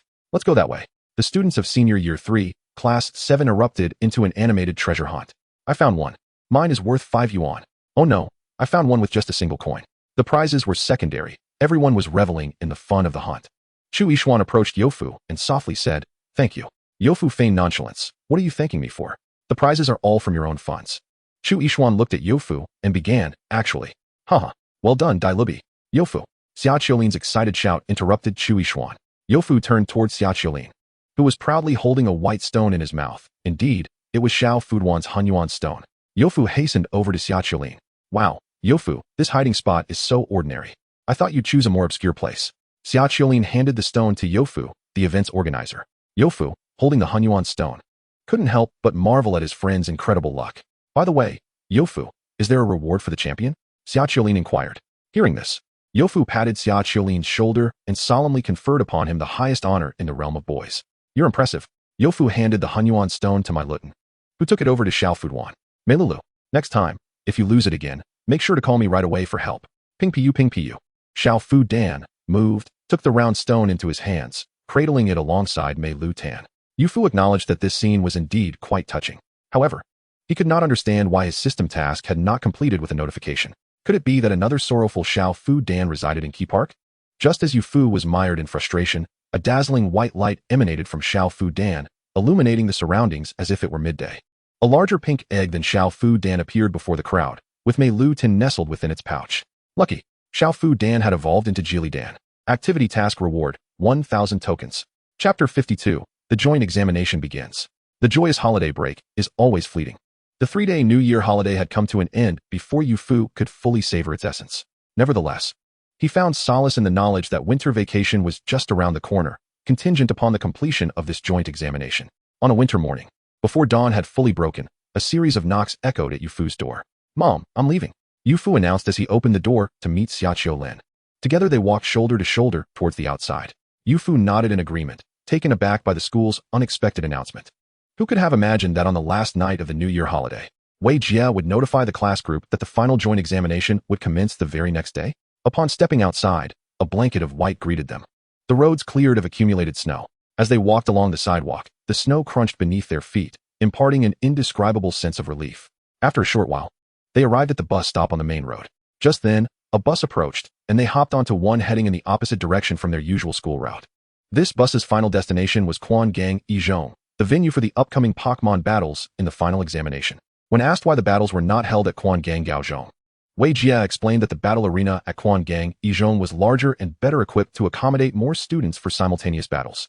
The bus was not crowded, and Yofu and Xia Qiulin sat side by side. As soon as they settled in, Xia Qiulin took out a Pokeball, and with a flash of red light, the slumbering Dai Lu Bai appeared on his lap. He deftly placed his hand on Dai Lu Bai's warm belly. Yofu, feeling envious, blinked and tucked his slightly cold hands into his pockets, inadvertently brushing against the still sleeping Meilutan. He quickly withdrew his hand. It was so chilly. He longed for a Pokémon that could serve as a hand warmer during winter. Ahem, it didn't have to be anything extravagant. A Huashun E would suffice. He then joined Xia Qiulin in petting Dai Lu Bai. As the bus continued its journey, the scenery outside grew increasingly desolate. Unlike other high schools in Quangang City, Quangang Yizhong was situated in a relatively remote suburb, chosen for its spaciousness. Not far from the bus window, the Pokémon battle arena of Quangang Yizhong was clearly visible. Yofu had to admit that, compared to the battle arena at Quangang Gaozhong, the one before him could only be described as magnificent. Xia Qiulin, gazing out at the arena, exclaimed with enthusiasm, "This is my first time at Yizhong." Yofu had visited once before, shortly after the high school entrance examination, when he had hoped to attend Quangang Yizhong and had come to see what his future school would be like. As Yofu and Xia Qiulin disembarked and prepared to cross the street, Xia Qiulin pointed across the road. "Isn't that the little fire dragon boy from before?" A student from Yizhong emerged from a parked car. Upon hearing this, Yofu looked up and remarked, "Could you refrain from giving others nicknames? Hey, it really is that little fire dragon boy from the Pokémon market." Perhaps their voices were too loud, or he felt their gaze upon him. The fire dragon boy turned his head and noticed Yufu and Xiaqiolin. He raised his chin, casting a dispassionate glance at them before walking through the gates of Yizhong. Xiaqiolin felt provoked and scoffed. Humph, what's with the attitude? Casually, Yufu replied. Well, let's be honest. Weren't you just pointing at him too? Oh, that's true, Xiaqiolin conceded, nodding in acknowledgement. Yufu tugged at his arm, saying, come on. The light is green. They crossed the street and reached the main entrance of Quangang Yizhong. After presenting their examination permits to the gatekeeper via an instant messaging device, they were finally allowed to enter the school grounds. Upon entering Yizhong, Yufu's first impression was its vastness, stretching endlessly before him. The place was spacious yet impeccably clean. Remarkably, despite the heavy snowfall just 2 or 3 days prior, there was not a trace of snow on the campus. It was truly extravagant. How many fire-type Pokémon must be employed to maintain such cleanliness? Following the directional signs, Yufu and Xiaqiolin eventually arrived at the Pokémon battle arena of Quangang Yizhong. At that moment, a considerable number of students were already gathered at the entrance of the arena, waiting for it to open. Yugu, Xiaqiolin, over here. A voice called out. Yufu turned in the direction of the sound and saw several classmates from his class congregated together. You all arrived quite early, Yufu remarked. Xiaqiolin added. Good morning, everyone. After exchanging greetings, Yufu and Xiaqiolin joined their classmates in lively pre-examination chatter. I just saw someone from Yizhong. Guess what Pokémon he has? What is it? Hurry up and tell us. Where else can we guess? Exactly. All right, I'll reveal it. It's a Shui Ibu. What? That's outrageous. Upon hearing this, Yufu couldn't help but exclaim in surprise. Who was this privileged individual who could afford such extravagance, blatantly spending money for examination results? It was well known that while Ibu could evolve using evolution stones regardless of their level, evolving a novice-level Ibu directly into Shui Ibu before reaching elite status would undoubtedly hinder its long-term development. Yufu felt a pang of pity for that Shui Ibu, hoping its trainer would remember its hard work and not abandon it after the examination. After chatting for a while longer, they heard a loud clang as the Pokémon battle arena finally opened, signaling the candidates to enter. Yufu followed the crowd into the arena. Inside, there were 8 battle arenas, each overseen by a professional referee. Yufu and Xiaqiolin found a suitable spot in the audience and were just about to sit down when the arena's announcement system activated.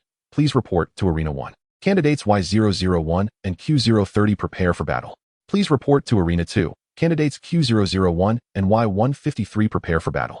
Please report to Y002. Yufu turned to Xiaqiolin and said, I guess I'll be heading up now. His examination number was indeed Q001. Chapter 53, Fire Type versus Steel Type. I have the advantage in this round. Yufu hurriedly made his way to Arena 2. After presenting his examination permit to the referee for verification, he stood on the battlefield, awaiting the arrival of his opponent. As he surveyed his surroundings, he noticed that the little fire dragon boy was indeed in Arena 1. The examination numbers reflected the candidates' rankings within their respective schools. Yufu was taken aback to discover that the fire dragon boy was the top seed from Quangang Yizhong. What a twist of fate. Sorry, teacher. I am late, he heard his opponent say. As Yufu turned his head, he realized that his opponent had arrived, a boy with a buzz cut, in the frigid winter. Such a hairstyle indicated a person of fiery spirit. On the battlefield, I am a referee, not your teacher, the referee stated coldly, his face devoid of expression. Standing tall, Yufu's opponent announced loudly, I apologize, referee. I am late. Despite being his student, the referee still examined the boy's examination card. Both combatants are in position. Please proceed to the command zone, the referee declared. Following the instructions, Yufu took his place. As soon as he and the buzz-cut boy stood firm, a protective barrier enveloped the arena. In an instant, Yufu felt the world around him fall silent, devoid of the outside clamor. Observers, mostly students from Yizhong, gathered around, eager to witness the prowess of the number 1 seed from Quangang High School. Please send out your Pokémon and await the sound of the starting gun. The referee continued. Upon hearing the command, the buzz-cut boy swiftly released his Pokémon in a remarkably standard pose. A small fox appeared on the battlefield, its reddish-brown fur glistening, its amber eyes sparkling, large pointed ears perked up, and a tuft of curly orange hair atop its head. Most notably, it boasted 6 curly orange tails. From the sidelines, a student from Yizhong exclaimed, Here comes Wu Li's Lioli. Huh. Why hasn't he, the Quangang student, taken out his Pokeball? Is he scared? Haha. Why is he bending down? Yufu crouched to place Meilutan on the ground. Wake up, Meilutan. Don't sleep now. This is the joint examination battle. Yufu prodded Meilutan repeatedly. Meilu, where am I? Meilutan stirred awake, glancing around to spot a red Pokémon not far ahead, with Yufu standing behind it. Suddenly, Meilutan felt that this scene was somewhat familiar, as if it had occurred before. Relieved to see Meilutan awake, Yufu sighed. It was Meilutan's first time consuming so many candies, and the aftermath had knocked it out cold. As for why he had given Meilutan so many candies, The challenge task from the examination system had appeared immediately after he received the notification from Weigia. Challenge task. In this final examination Pokémon battle, do not lose a single match and secure first place. Task reward, 2,000 tokens. Since it was labeled as a challenge task, the difficulty was undoubtedly considerable. To enhance the chance of completing the task, he decided to maximize Meilutan's battle strength by using his tokens. This way, if he succeeded, it would be a tremendous gain. If he failed, he would not suffer a loss. However, should Meilutan fall asleep and miss the examination due to his efforts to enhance its strength, he would undoubtedly become a fool. Alright, referee. As he prepared to leave, Yofu encouraged Meilutan, Meilutan, go. Don't forget what I told you yesterday. If you can remain undefeated in this examination, I'll give you 10 more candies. Meiluru. Upon hearing about the candies, Meilutan's resolve surged. It aimed to triumph over all opponents, all for its trainer's candies. Do you know what Pokémon that is? I've never seen one like it. That's not how a small magnetic monster looks, is it? As the students from Ejong discussed, a voice interjected. It's a steel-type Pokémon, Meilutan. The students turned to see a boy in Quangang High School's uniform, flaunting his knowledge, with a freshly bathed Delubi at his feet. Puffed, a steel-type Pokémon.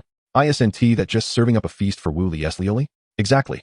We really drew the short straw this year, facing such a weak opponent. Haha, indeed. Is this it? I thought the number 1 seed would be more formidable. Competitors, prepare. The referee raised the starting gun. Bang.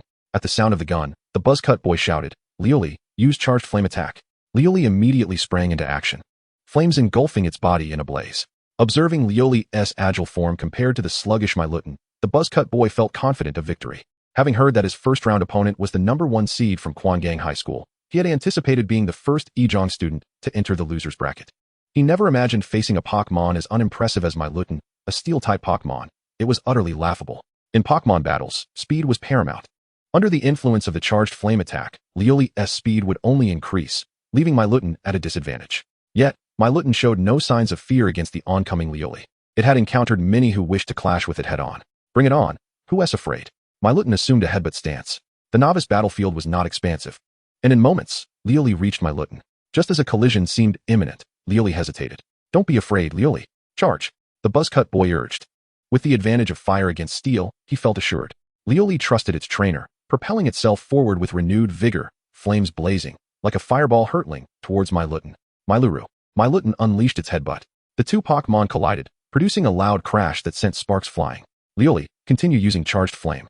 Just as the buzzcut boy was about to give further commands, he realized Lioli had not emerged from the smoke. As the haze dissipated, only a soot-covered Meilutan stood proudly on the battlefield, while Lioli lay motionless on the ground. The referee raised his flag to announce the result. Lioli is unable to continue. Contestant Q001 is victorious. I'm off. It's my turn now. I think I just heard the announcement calling for me. Let us go together. Xia Qilin observed Ejong's student retreating in dejection, his posture more upright. Is this really it? Chapter 54. So hungry, craving a meal. Hey, why hasn't it been your turn yet? With Meilutan in hand, Yofu descended from the battlefield and spotted Xia Qilin waiting below, curious to inquire. Yofu couldn't help but exclaim, wow, that was fast. However, something felt amiss. He had been called up to battle first, and Meilutan had decisively dealt with its opponent. How could it be that Xia Qilin had finished his match first? Don't mention it, you brother.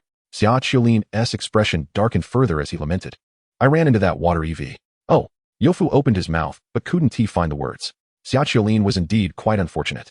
However, even with the advantage in type and strength, it seemed improbable that water EV could have dispatched Delubi so swiftly. Yofu asked, considering Delubi's strength, aside from you. Who knows it best? After all, it has been Meilutan's primary sparring partner. I figured I couldn't win, so I chose to surrender, Xia Qilin shrugged, explaining, otherwise. Even if I won, Delubi wouldn't be able to continue in the subsequent battles. After hearing Xia Qilin's reasoning, Yofu understood his strategy. It was better to conserve strength for the loser's bracket. Not having any wipes, Yofu discreetly wiped the soot off Meilutan while casually asking, by the way, did you notice the situation at Venue 1 when you came over? Venue 1. Shichiel pondered for a moment before speaking. When I first arrived here, it seemed that the battle in Arena 1 had already concluded. What happened? Upon hearing that the contest in Arena 1 had been resolved so swiftly, Yuf smacked his lips and replied, it's nothing. Just that the number 1 seed from Yizhing is someone we've encountered before. Who is it? It's the little fire dragon guy, Yuf stated after a moment of thought. There was no way around it. He truly did not know the little fire dragon fellow's name.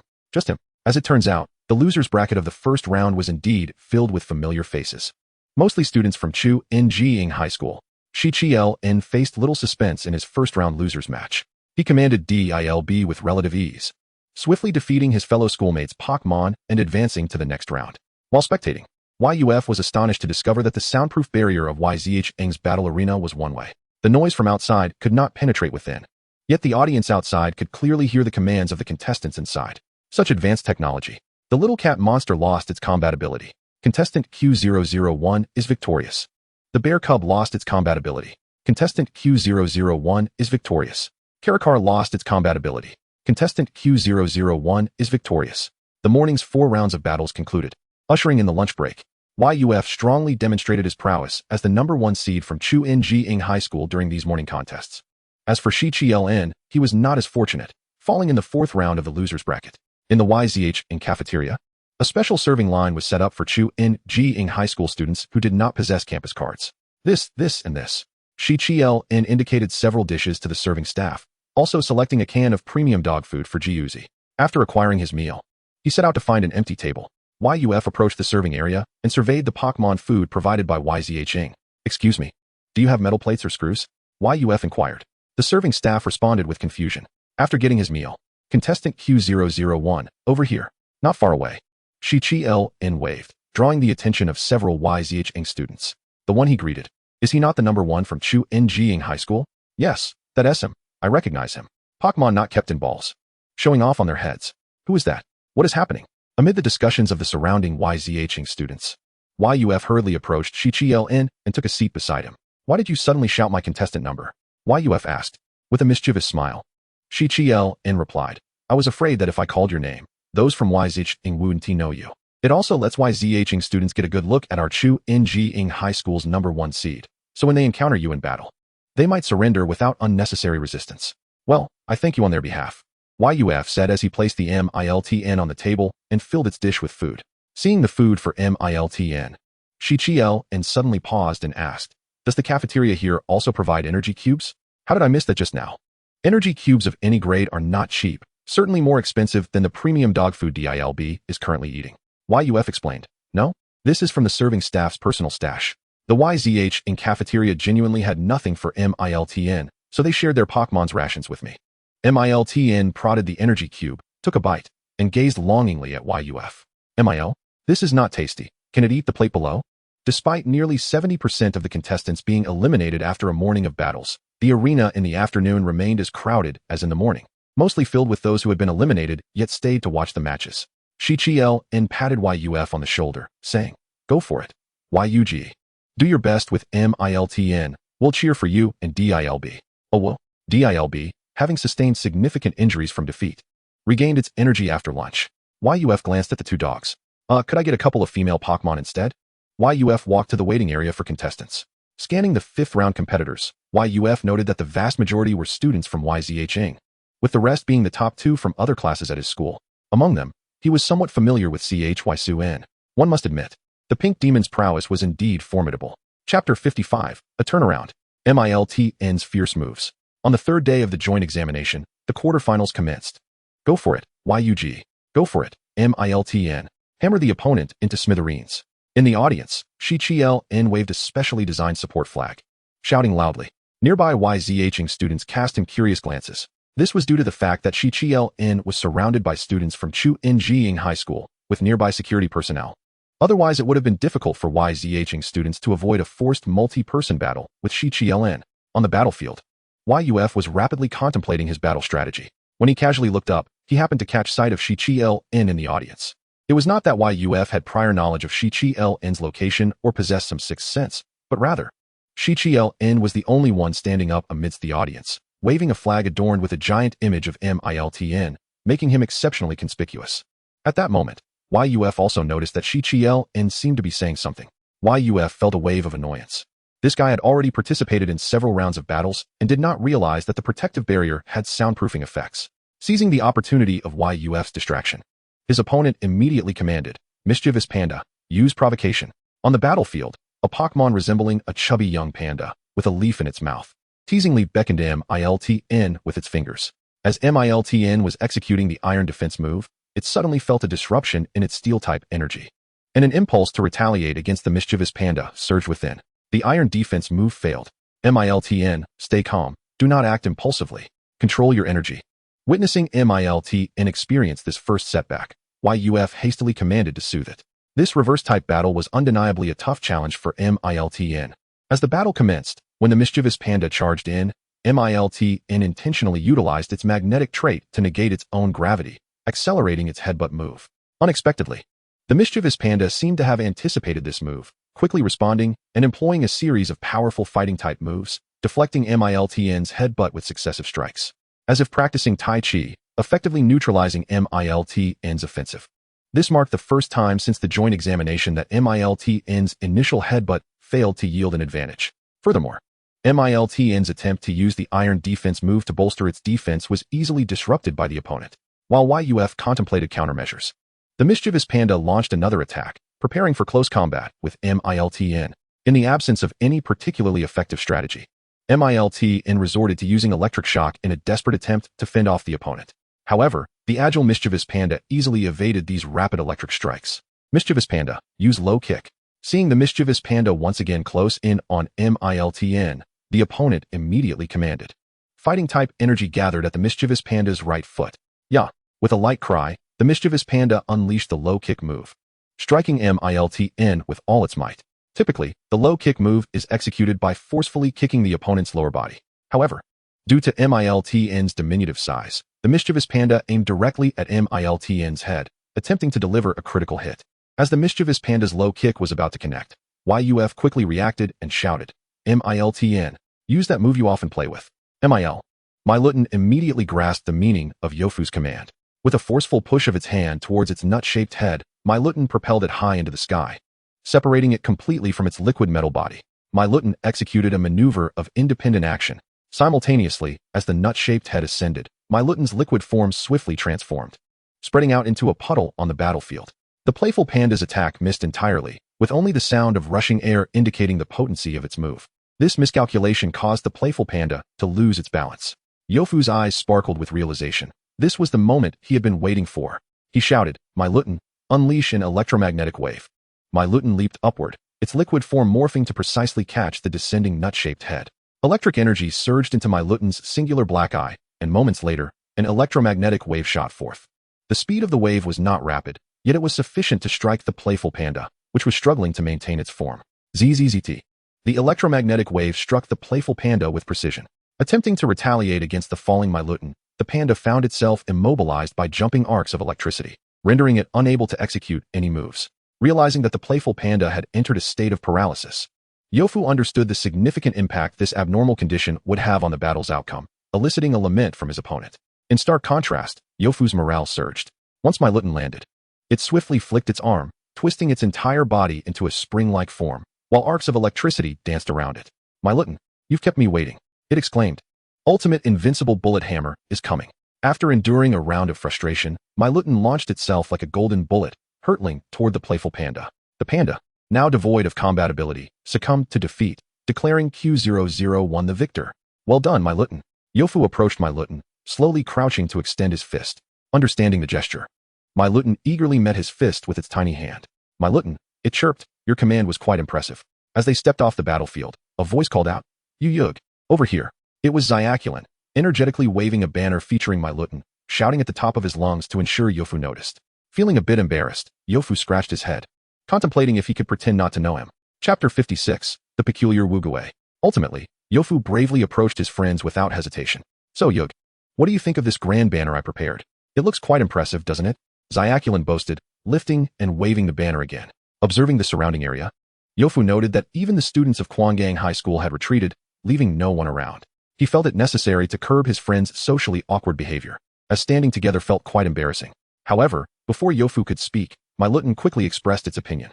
Meilutan, it's so cool. The banner has such a large image of me. It's simply amazing. Meilutan gestured enthusiastically. Hearing Meilutan's praise, Xiaculin beamed with pride, exclaiming, haha, of course. I painted it myself. Meilutan, that's incredible. Can I have this banner after the competition ends? Meilutan asked shyly. No problem. Xiaculin responded immediately. Observing their joyful exchange, Yofu decided to cast aside his embarrassment. If social death was to occur, so be it. Nevertheless, it was not yet time for Yofu to relax. He inquired, by the way, how are the other competitors faring in the quarterfinals? Chiyixuan had reached the semifinals, which surprised Yofu not at all. Chiyixuan's Jigglypuff had proven formidable even in its pre-evolution stage, boasting an impressive pool of moves, and upon evolving into Jigglypuff, its power had grown exponentially. What about the others? Yofu pressed on. Xiaculin replied.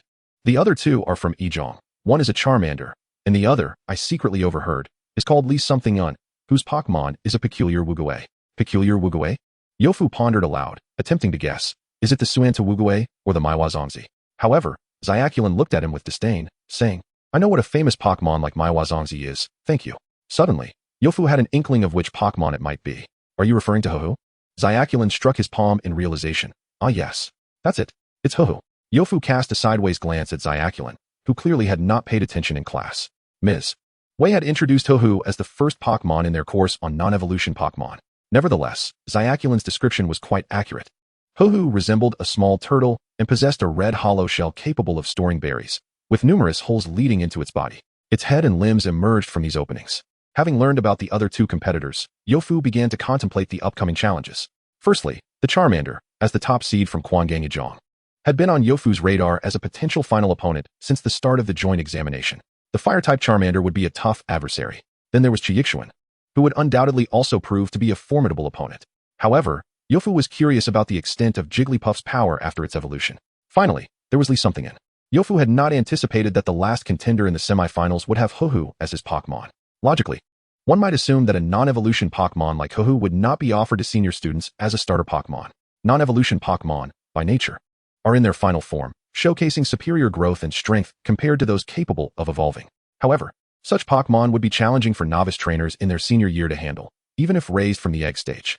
Thus, similar to the owner of the Water EV, who opted to invest large sums of money into evolution stones rather than choosing non-evolution Pokémon. Nevertheless, Li something Un had made a clever choice. Ho-Ho, with its maxed-out defensive attributes and gentle temperament, significantly reduced the likelihood of disobedience due to the trainer's inexperience. Ding! At that moment, an announcement echoed throughout the battle arena. Please, candidates Y001 and Q037 report to Arena 1 for battle preparation.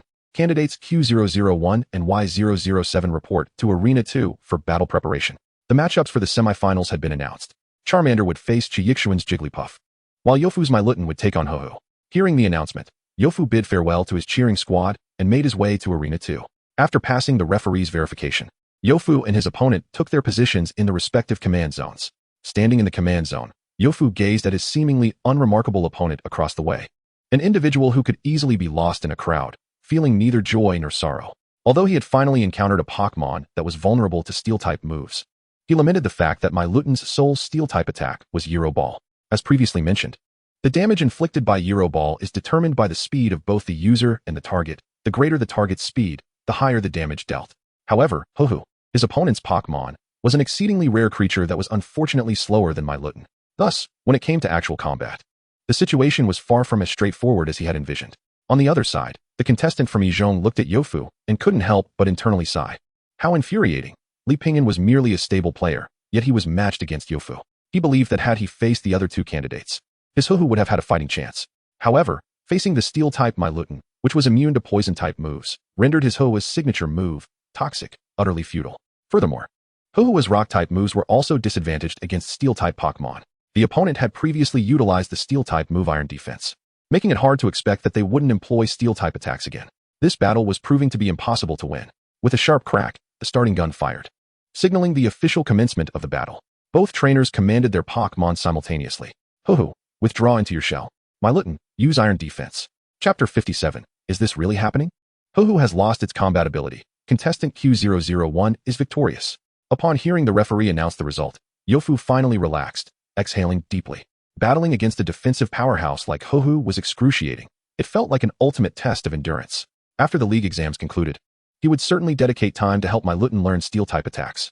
At the onset of the duel, the opposing Ho-Ho had immediately withdrawn into its shell, determined to outlast Meilutan. Ironically, Meilutan found itself unable to devise a means to counter this strategy, resorting only to repeatedly striking the turtle's shell. Initially, Yofu was quite concerned about the possibility of Ho-Ho using the Rock-type move Rollout. Although Rollout's damage was halved against Meilutan, its base power was not particularly high. The continuous nature of the attack could spell disaster for Meilutan if it landed a hit, as the damage would double with each successful strike, potentially reaching an astonishing 480 power. If Ho-Ho had employed the move Defense Curl beforehand, Rollout could escalate to a terrifying 960 power, certainly not a move to be disregarded simply because its damage was halved. Fortunately, the opposing trainer seemed to hesitate, perhaps due to the need for Ho-Hu to briefly extend its shell to execute rollout, opting instead for a cautious, madcap approach and refraining from using the move altogether. While ultimate defense was admirable, how could one secure victory solely through defense? Yofu found himself puzzled as to how his opponent had made it to the semifinals. Before departing, Yofu exchanged a handshake with his opponent and exited the battle arena. It was only then that he realized the audience in the second arena had dissipated. Even Xia Qiulin, who had promised to cheer for him, was nowhere to be found. Everyone had congregated around the first arena, forming layers of spectators. Yofu was momentarily taken aback, but quickly understood. Indeed, the battle between the little fire dragon and Jigglypuff was far more visually captivating than Meilutan's relentless strikes against a wooden drum. However, he hadn't anticipated that the little fire dragon would engage in such a protracted duel with Jigglypuff. Meilutan's drum was already showing signs of wear, while the contest remained ongoing. As Yofu made his way to the first arena, he squeezed through the throngs of spectators and heard a commanding voice ring out. Little fire dragon, use dragon dive for the final strike. In the battleground, the little fire dragon began to emit a soft blue glow, enveloping its entire form in a shimmering draconic aura moments later. With a ferocious roar, the little fire dragon unleashed an overwhelming aura that far exceeded its own power. With its claws tucked behind, it charged forward with unmatched momentum, crashing into Jigglypuff, which appeared to be paralyzed by the onslaught. Jigglypuff, in the command zone. Chu Yuxuan could not help but exclaim anxiously. Boom. The ethereal blue dragon swiftly engulfed Jigglypuff, sending dust and debris flying. As the dust settled, Jigglypuff staggered backward before collapsing, leaving the exuberant little fire dragon standing triumphantly in the arena. Jigglypuff has lost its combat ability. Contestant Y001 is victorious. Upon witnessing this outcome, Yofu shook his head in resignation. Alas, it seemed that the resolution of the little fire dragon would rest solely on Meilutan. Just as Yofu was about to turn and depart in search of Xia Qiulin for lunch, a sudden exclamation from behind caught his attention. Look, you all must see this. He turned to see the previously exhilarated little fire dragon erupting in a dazzling white light. Yofu was momentarily stunned. Wait a moment, this isn't. The white light surrounding the little fire dragon intensified, blinding Yofu. At long last, the brilliance faded. The little fire dragon had transformed into a Charmeleon. Roaring triumphantly, the newly evolved Charmeleon let out a cry that echoed with the essence of a Charizard. Yofu was left speechless, realizing he had unwittingly become a spectator to his own predicament. Originally, Meilutan had already struggled against the little fire dragon, but now the creature had evolved after the battle. Is this truly happening? Previously, he had thought that in the semifinals, pairing Meilutan against Ho and Jigglypuff against the little fire dragon was a stroke of luck. However, now it seemed that it would have been more advantageous for Meilutan to face the little fire dragon directly. Yofu had initially believed victory was assured, but now, uncertainty gnawed at him. Hey, Yug, what are you doing here? Yofu looked up to see Xia Qiulin and Dailubi, the former carrying a large flag, approaching him from the direction of the battle hall's entrance. Hey, how did you come from that direction? Yofu asked, puzzled. While Meilutan was battling Ho, I simply couldn't hold it in and went to the restroom. How could I have missed the conclusion of their battle in that brief moment? Xia Qiulin expressed regret for not witnessing the end. Yofu felt a wave of irritation. Had he not known that Xia Qiulin had indeed gone to the restroom, he might have thought that was a subtle suggestion that his earlier battle was nothing more than a waste of time. Little Yu. He turned to see Wang Dan and Yunlu arriving. Sister Yun, Sister Dan, what brings you here? Yofu inquired as he approached them. He had not seen Wang Dan, the Pokémon training and practical class instructor, for several days. Wang Dan smiled warmly, saying, Of course, we heard that you made it to the finals, and we came to cheer you on. Then we'll head to the nearby hot springs afterward. Yunlu added. Yofu instantly understood. They were on their way to the hot springs and decided to stop by to see him. Just then, Wang Dan patted Yofu's shoulder and said, So, Yofu, do you feel confident about securing first place now? Confidence? At this moment, he could only muster a 50% assurance. Did a 50% guarantee count as confidence? Yofu could only respond with exasperation. Sister Dan, you may not know, but the little fire dragon has evolved into Charmeleon. Seeing that Yofu did not grasp her meaning, Wang Dan simply smiled enigmatically, choosing silence. All right then, go on, little Yu. Yunlu also patted Yofu and encouraged him, saying, Good luck. And once the exams are over and winter break begins, I have something wonderful to share with you. With that, the two departed together. Chapter 58, The Finals, Facing Charmeleon. Please, Candidate Q001, proceed to Battlefield Number 1 without delay. Arriving now. Upon hearing the announcement seeking Q001, Yofu promptly raised his hand to signal. As he walked, he pondered the true meaning behind Danjia's words earlier. Based on her demeanor and that profound smile at the end, Yofu boldly speculated that Danjia held a favorable view of Meilutan's chances of achieving final victory. However, The basis for Donjia's judgment eluded Yofu entirely. Nonetheless, he had little time to dwell on such thoughts. The battle was about to commence, and all he could do was give his utmost effort. Once in the arena and after the referee confirmed their identities, Yofu moved to the designated command area as instructed. He retrieved a Pokeball, and with a flash of red light, Meilutan emerged. "How are you feeling, Meilutan, after the midday break?" Yofu inquired, crouching down to pat the little creature's nut-shaped head with a smile. Meilu. "Yes, Commander." Meilutan raised a small hand, energetically saluting Yofu. Yofu quickly realized that the little one had recently taken a liking to military-themed animated shows. Pointing at the opposing Charizard, Yofu asked, "So, do you have confidence in defeating it?" Meilutan glanced in the direction of Yofu's finger and spotted their adversary. With great confidence, it patted its own chest. Meilu. "I'm confident. After all, this fellow does not possess wings." Wings? Upon hearing Yofu's question, Meilutan immediately began to gesture. One moment, it had its hands behind its back mimicking an airplane, and the next, it was throwing punches with its tiny hands. Yofu suddenly understood. "You're referring to the old man as Charizard." Meilu. Meilutan nodded. The creature resembled that previous large red-winged one, but lacking wings. This time it could not possibly lose. Yofu chuckled at Meilutan's unwavering theory of victory, surprised that it still remembered the National Day activities with the elders so vividly. Well, Yofu initially intended to boost Meilutan's morale before the battle, but he hadn't anticipated its spirits soaring to such heights.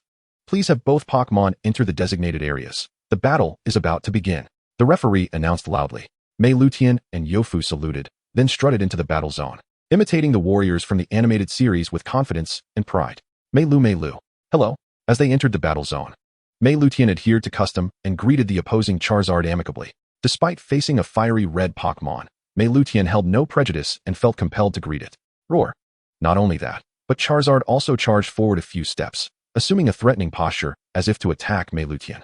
The referee, witnessing this, quickly intervened. "Please refrain from any aggressive actions. Pokémon of candidate Y001. The battle has not yet commenced." The trainer, now addressing Charizard as Charizard Man, also urged, "Charizard, calm down." The sudden advance of Charizard did not faze the fearless Meilutan, but it startled Yofu, who was taken aback. It had been polite when they encountered it as a little Charmander in the Pokémon market, but after evolving into Charizard, its temperament had taken a complete turn. Although aware that most Charizards had fiery tempers, this seemed a bit excessive. Yofu marveled at the wondrous nature of Pokémon.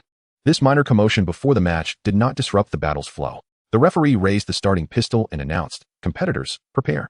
Bang. The final round of the competition officially commenced. Both trainers issued their commands simultaneously. Meilutan, use Thunder Shock. Charizard, use Ember. The electric energy within Meilutan was momentarily harnessed and unleashed from its singular black eye. Meanwhile, Charizard, intending to rush towards Meilutan at the start of the battle, was instructed by its trainer to use Ember, causing it to halt and spew flames from its mouth instead. However, Charizard executed the Ember technique with remarkable skill, and even though it was a delayed response, it managed to release its attack simultaneously with Meilutan's Thunder Shock. The electric current and flames collided midair.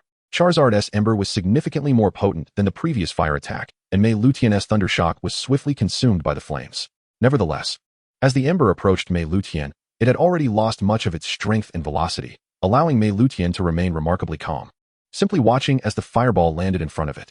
Recognizing Charizard's upper hand in terms of power, Charizard Man decided to press the attack, commanding, "Charizard, use Ember continuously."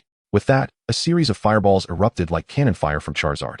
Meilutan, evade them. Facing the relentless barrage of fireballs, Meilutan showcased its agility, dodging effortlessly through the onslaught thanks to its small size and ability to contort its body. Having failed to land an effective hit, Charizard's temper flared, flames on its tail roaring even brighter. Charizard Man realized that unless a wide-area attack was executed, long-range assaults would struggle to effectively strike Meilutan. Charizard, engage in close combat. Charizard whipped its tail against the ground in frustration, finally taking the initiative. Meilutan, use Iron Defense. Observing the opponent abandon long-range tactics, Yofu immediately commanded Meilutan to bolster its defenses. Steel energy enveloped Meilutan's body in an instant. Charizard Man, seeing this, shouted, "Charizard, interrupt it." Charizard had to halt its charge midway, preparing to unleash Ember once more. Yofu quickly called out, "Meilutan." Understanding Yofu's intent, Meilutan ceased its Iron Defense but retained the steel energy surrounding its form. Utilizing its magnet pull ability, it launched itself into the air, spinning its nut-shaped head rapidly.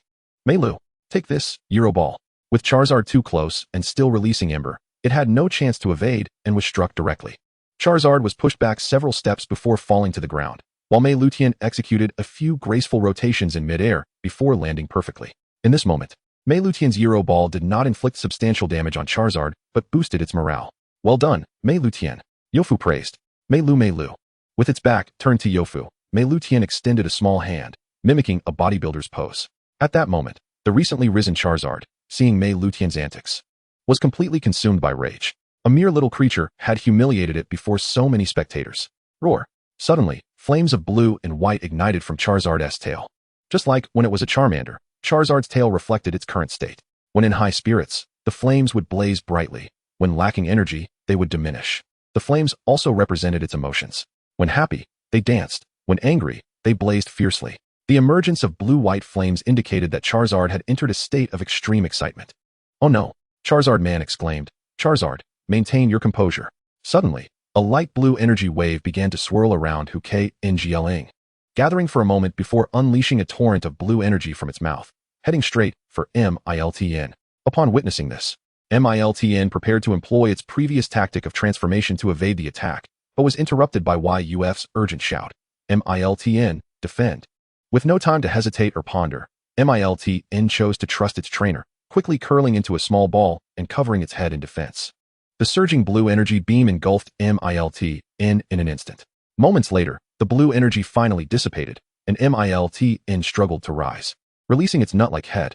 Seeing that Meilutan had not lost its fighting spirit, Yuf breathed a sigh of relief. He had not anticipated that Ngling, after executing the powerful Dragon-type move Dragon Dive against JLDN earlier that morning, still possessed an abundance of Dragon-type energy to unleash Dragon Breath. Furthermore, as Dragon Breath is a beam attack, Ngling could easily alter its direction during the release, leaving Meilutan no choice but to bear the brunt of it after failing to dodge the previous spark. Roaring in triumph, Ngling reveled in its apparent advantage, having dealt a significant blow to Meilutan with a single move. Meanwhile, Ngling was less optimistic.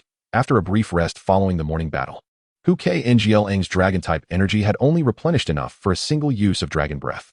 In his strategy, he had intended to reserve this attack for the most critical moment, perhaps even to deliver the final blow to Meilutan, but now, seeing Meilutan still capable of fighting, Ngling resolved to play it safe and gradually wear down Meilutan's stamina.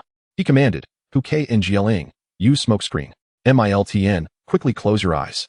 Yuf instinctively shouted upon realizing the opponent's intent to deploy a smoke attack. However, as the words left his lips, he recognized a flaw in his command. How could Meilutan possibly close its eyes? Yet, Yuf's concerns were unwarranted.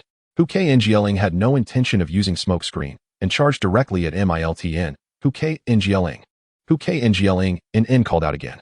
Stunned by the unfolding scene, Yuf thought, could this be the legendary feint and strike tactic? The trainer shouts a move to confuse the opponent while the Pokémon utilizes a different attack altogether. Learning quickly. Meanwhile, Meilutan was not idle. Steel energy coalesced on its surface, preparing to unleash the iron defense move once more. Ngling interrupted with spark. Ngling continued to ignore its trainer's command. Moments later, Meilutan successfully executed iron defense, its metallic sheen dazzling under the lights. At that moment, Ngling reached Meilutan, seizing it immediately after the move was completed, finding it too slippery to hit from a distance. Ngling decided to deliver a point-blank spark attack directly into Meilutan's mouth. Ngling, you're too close. Let it go? Roar. Enough noise. Meilutan. Mil. With that, electrical energy gathered once again atop Meilutan's single black eye. A searing spark erupted from Ngling's mouth, aimed at Meilutan, while simultaneously, a wobbly electromagnetic wave shot out from Meilutan's eye. To prevent the electromagnetic wave from being neutralized by the spark, Meilutan lowered its head, directing the wave toward Ngling's legs, bracing its nut-like head to endure the fiery assault. The collision was explosive. The spark struck Meilutan's nut-like head, while the electromagnetic wave hit Ngling. Despite taking a direct hit from the fireball, Meilutan remained in good condition. Mil. It was merely a spark. I regularly spar with the black dog. I can withstand much worse. On the other side, Ngling, now paralyzed, felt a sudden discomfort and tightened its grip on Meilutan. Unexpectedly, Meilutan's liquid form became exceedingly slippery, allowing it to escape from Ngling's grasp. With a soft thud, Meilutan landed on the ground. At such a close range, Having succumbed to paralysis, it was finally Miltan's turn. Transforming into a spring-like form, the magnetic properties surged to full capacity, and the normal-type energy was fully charged. Mil. Up, up, and away. Ultimate invincible bullet head hammer. Launch. Whoosh. Hukai. Unable to evade in time, spat out sparks in a futile attempt to disrupt Miltan. However, it was in vain. The Miltan-branded head hammer was unyielding. Miltan resolutely broke through a barrage of fireballs, charging straight for Hukai-Ngling's head. Bang! Hukai-Ngling lost its fighting ability, and contestant Q001 emerged victorious. Congratulations on completing the challenge task, earning 2,000 tokens. Yuf extended his right hand towards Hukai-Ngling, courteously stating, "Thank you for the match. TCH, Yuf. Don't think you can gloat just because you won while Hukai-Ngling was newly evolved and still temperamental. I await our rematch during the college entrance exams. I shall not lose then." With that, he paused, anticipating Yuf's retort. Actually, I have a question, though I'm unsure if it's appropriate to ask. Yuf awkwardly stated. "What is it?" After scratching his head, Yuf played it off casually. "What is your name?" Haha. To ease the tension, he added a few chuckles at the end. "You. So what exactly is Hukai-Ngling's name?" Yuf scratched his head. Chapter 60. Departure. Destination PNGZHUD.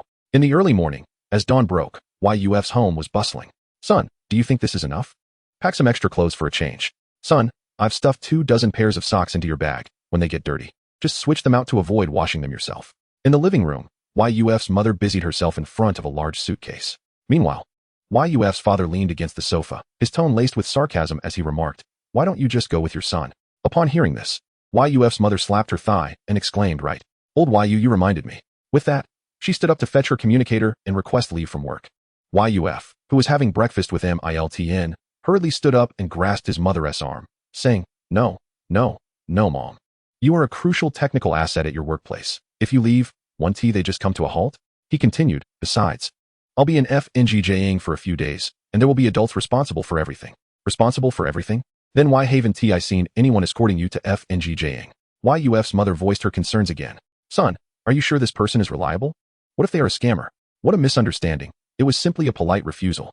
The specifics are as follows. On the last day of the joint entrance exam, DNJI and YNJI happened to visit him. As they were leaving, YNJI mentioned that something good would come up during the winter break, after the exams. When Yuf inquired about this good thing, she remained tight-lipped, simply telling him to wait patiently. As the winter break approached, and Yuf almost forgot about it, YNJI unexpectedly contacted him yesterday, urging him to come out and join her on her trip to FNGJing. When Yuf asked what the matter was, she revealed that she was extending an invitation from PNGZHUD for him to visit, with all expenses covered.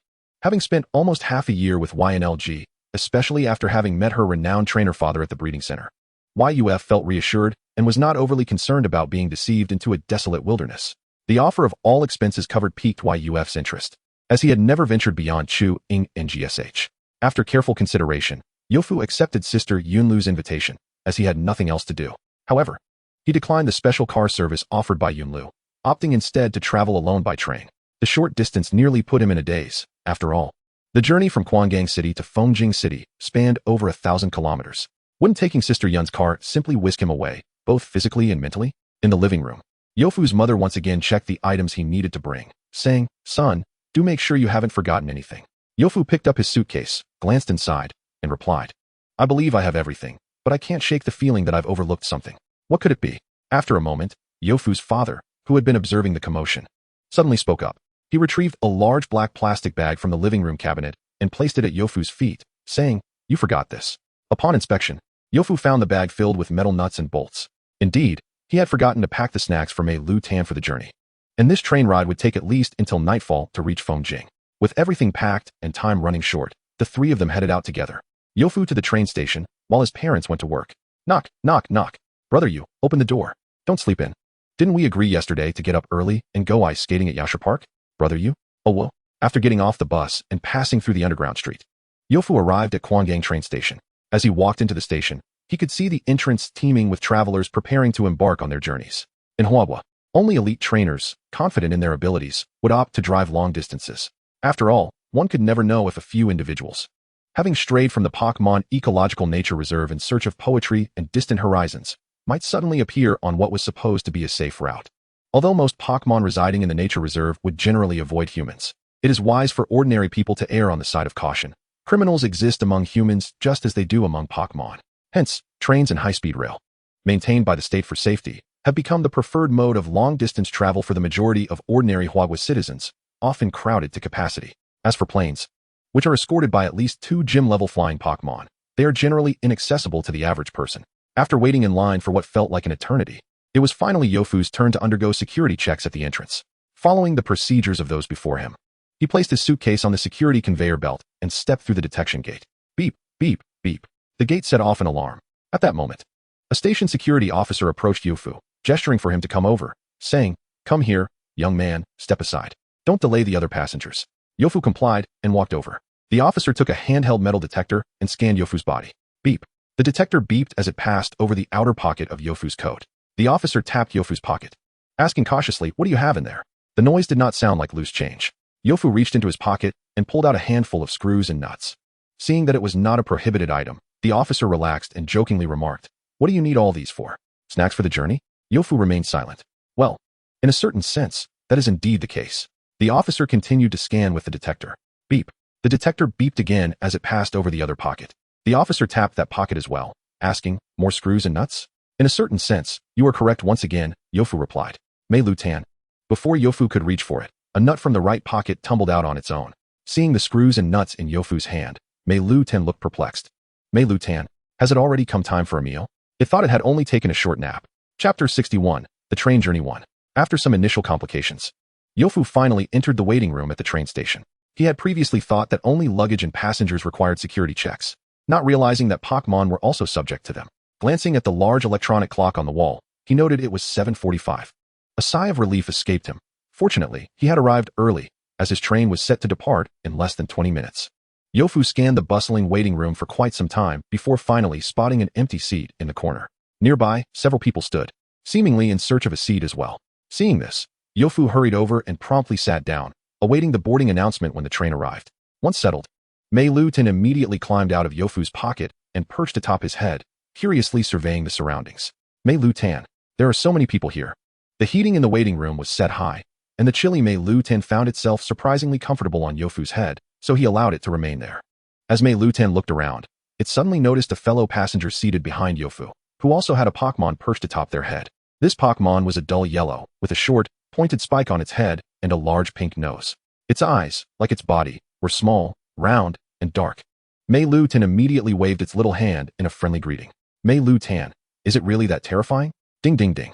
"Attention, passengers. Train K3XX is about to arrive, please." This was indeed the train Yofu was scheduled to take. He stood up, tugging his suitcase towards the boarding gate. As he walked, Yofu suddenly sensed something amiss. Why was Meilutan so uncharacteristically subdued? Concerned, he asked, "What's wrong, Meilutan? Did you not sleep well?" Meilutan gently tugged at Yofu's hair, indicating that it was not the case. "Then why the lack of enthusiasm?" Yofu inquired. Previously, Meilutan would bounce around energetically in crowded places like a little monkey, yet this time it was eerily quiet, causing Yofu to worry that it might be holding back some grand revelation. Meilutan conveyed that it was merely contemplating how to better showcase its friendly side without appearing frightening. Yofu paused, perplexed. How could Meilutan associate being intimidating with itself? He shook his head, thinking that he could not fathom the little nut's thoughts. After the ticket check, he followed the crowd to the platform. A remarkably long train appeared before Yofu's eyes. He was puzzled. Why, despite the train's considerable length, did people still complain about not being able to purchase tickets?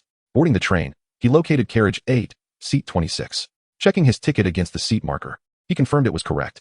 After placing his suitcase in the overhead compartment, he settled into his seat. Upon entering the train, Yofu quickly understood why complaints about ticket availability persisted. To his astonishment, the seating arrangement featured 2 seats per row on either side of the aisle, with only 1 seat on each side. This design, no matter how long the train, could not meet the travel demands of Hogwarts citizens. Nevertheless, one must acknowledge that this arrangement afforded travelers ample personal space, allowing Pokémon to accompany their trainers as they gazed out at the scenery together. A small table in front of the seats could be shared with the passenger opposite, and remarkably, the seat facing Yofu was unoccupied. As YUF relished the fortune of having a table to himself, a refined young lad, of similar age and carrying a travel backpack, approached. He cradled his pack and seated himself opposite YUF. Well, it was indeed improbable to find empty seats on a train. The train jolted into motion. As he gazed out at the ever-changing scenery, YUF felt a sense of tranquility wash over him. Suddenly, a peculiar sound caught his attention, reminiscent of eating paper. The handsome youth across from him appeared startled, hastily opened his backpack, and extracted a large insect. The creature was voraciously consuming a high school reference book titled 5 Years of Battle, 3 Years of Cultivation. YUF blinked in surprise. Was that not a DGOCHing? A dual-typed bug Pokémon, it evolves into Beedrill. Observing the youth's demeanor and aura, he surmised that he was likely a senior preparing for the impending college entrance examination. It was quite unusual for someone to select DGOCHing as their starting Pokémon. Setting aside the fact that there were less than 5 months until the exam, it was astonishing that the creature had not yet evolved into Kakuna, let alone Beedrill. The lad undoubtedly possessed a strong sense of individuality. This DGOCHing must have been his chosen initial Pokémon. After all, no breeding center in any city would offer such a Pokémon to a senior student.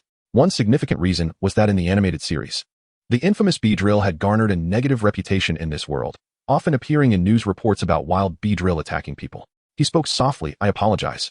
CHing doesn't like being confined in a Pokeball. I assure you, it won't sting anyone. I'll put it back in my bag. To which YUF responded amicably, it's perfectly fine. You can let it out. He maintained a relatively objective and positive view of DGOCHing and Beedrill. At that moment, Miltn leaped from YUF's head onto the table. YUF affectionately patted Miltn's nut-like head, saying, I personally prefer not to keep my Pokémon in Pokeballs either. The refined youth glanced at YUF, then at Miltn on the table, hesitating for a moment before ultimately deciding to release the DGOCHing. He couldn't bear to let it suffer in the backpack. The large insect began to crawl on the table, incessantly reaching for the book in the handsome youth's hands. YUF curiously inquired, by the way, does DGOCHing eat paper? The boy replied, no, it's just that CHing got a bit too hungry. He then retrieved a box from the side pocket of his backpack and continued, this is usually our mealtime. Upon opening the box, it revealed an array of fresh leaves sprinkled with glimmering powder. Upon seeing its meal box, DGOCHing immediately abandoned the reference book and lunged for the food, devouring it with delight. Watching the creature eat so happily, the youth wore a satisfied expression. YUF scrutinized the leaves and asked, what is the shiny substance on the leaves? It's a secret powder I've discovered that CHing enjoys and that aids in its development, replied the youth. After that, he produced another lunchbox from his backpack. This is my lunchbox, he said, opening it to reveal a feast of delectable dishes. YUF felt his stomach growl with hunger. Miltn nudged him as well. What's wrong? YUF inquired. Mil. It wants to eat too. YUF reluctantly dug out some nuts and screws from his pocket for Miltn. Miltn began to feast eagerly. The handsome youth, witnessing Miltn consuming metal, paused and pondered aloud. How can I make metal more palatable? YUF responded with confusion. Chapter 62, The Train Journey 2. The train continued its relentless journey forward. Jiangl, are you saying you plan to become a Pokémon breeder in the future? YUF asked the refined youth across from him. Jiangl nodded. He gently stroked the warm body of his DGOCHing under the midday sun, stating, opening my own Pokémon breeding house has been my dream since childhood. YUF hesitated, wanting to voice his thoughts. Jiangl, understanding his curiosity, proactively explained. CHing is actually a Pokémon I stumbled upon. At the time, it seemed to have been attacked by a Dlegio or similar Pokémon and was severely injured. When I brought it to the Pokémon Center, it was on the brink of death. The center refused treatment since it was a wild Pokémon and its injuries were too grave. In a moment of urgency, I registered it as my initial Pokémon. Upon hearing this, YUF understood the situation. The Pokémon Center is indeed a reputable establishment for trainers in Hugu, where Pokémon typically receive free treatment, and those with severe injuries often enjoy reduced fees. However, it was unlikely that the center would expend significant effort on a mere wild DGOCHing. Only when a wild Pokémon becomes a trainer's companion does it garner the center's attention. Reflecting on this, YUF gazed at Jiangl with admiration. To sacrifice one's own college entrance examination for a chance encounter with a Pokémon is commendable. But what about your entrance examination, Jiangl? YUF couldn't help but ask directly. Once it evolves into Beedrill, I plan to train it alongside a little KBSHU. Wait. YUF suddenly seized on a key point in Jiangl's statement. Little KBSHU? Jiangl spoke calmly, yes. Little KBSHU is the initial Pokémon my family prepared for me, the offspring of my father's KBSHU. However, due to this situation, Little KBSHU can only temporarily remain under my father's name until I enter university. YUF's sympathy diminished significantly. What kind of family could afford to raise a KBSHU? He decided it was best not to meddle in someone else's affairs. It reminded him of a recent news story. When the queen of a certain country passed away, young people across the ocean spontaneously organized to donate money to the royal family. Yuf had nearly laughed out loud upon reading that news. It was the first time he had heard of the poor donating to the wealthy. I wish you success in opening your breeding house, Yuf said. Though he believed Zhang El's family circumstances would make it quite feasible.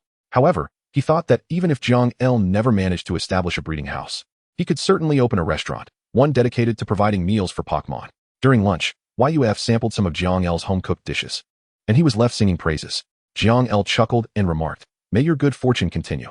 Before he could finish, a deafening, grating metallic sound interrupted, causing the train to abruptly slow down and eventually come to a halt. The sudden stop caught the passengers off guard, including Yuf himself. As the train decelerated, Yuf nearly collided with the DGOCH-ing on the table, and when it finally stopped, he almost bumped his head on the seat's backrest. Once the train settled, Yuf felt a pang of fear. Thankfully, Milton wasn't resting on his head, or Yuf hurriedly peered out the window, curious about what had transpired. The sight beyond revealed no station. It was simply a desolate wilderness. The cabin was growing increasingly noisy. Have you encountered such a situation before? Yuf asked Zhang El across the table. Zhang El tightly held his DGOCH-ing, shaking his head. The DGOCH-ing burrowed deeper into Zhang El's embrace. Upon witnessing this scene, Youfu could not help but reflect on the emotions shared between the two. By the way, where's Meilutan? Youfu hurriedly searched around and finally spotted Meilutan perched atop his seat. Engrossed in the unfolding drama, the passengers at the adjacent table were quarreling over whose fault it was after a sudden break caused a collision. Youfu shook his head in disbelief. You little nut, though small in stature, your curiosity knows no bounds. At that moment, an announcement echoed through the train. Dear passengers, please remain calm. The road ahead is undergoing maintenance. Kindly wait patiently and refrain from exiting the train. Thank you for your cooperation. Youfu was taken aback upon hearing the reason for the train's halt. How could road maintenance occur while the train was in motion? Such an excuse seemed rather implausible.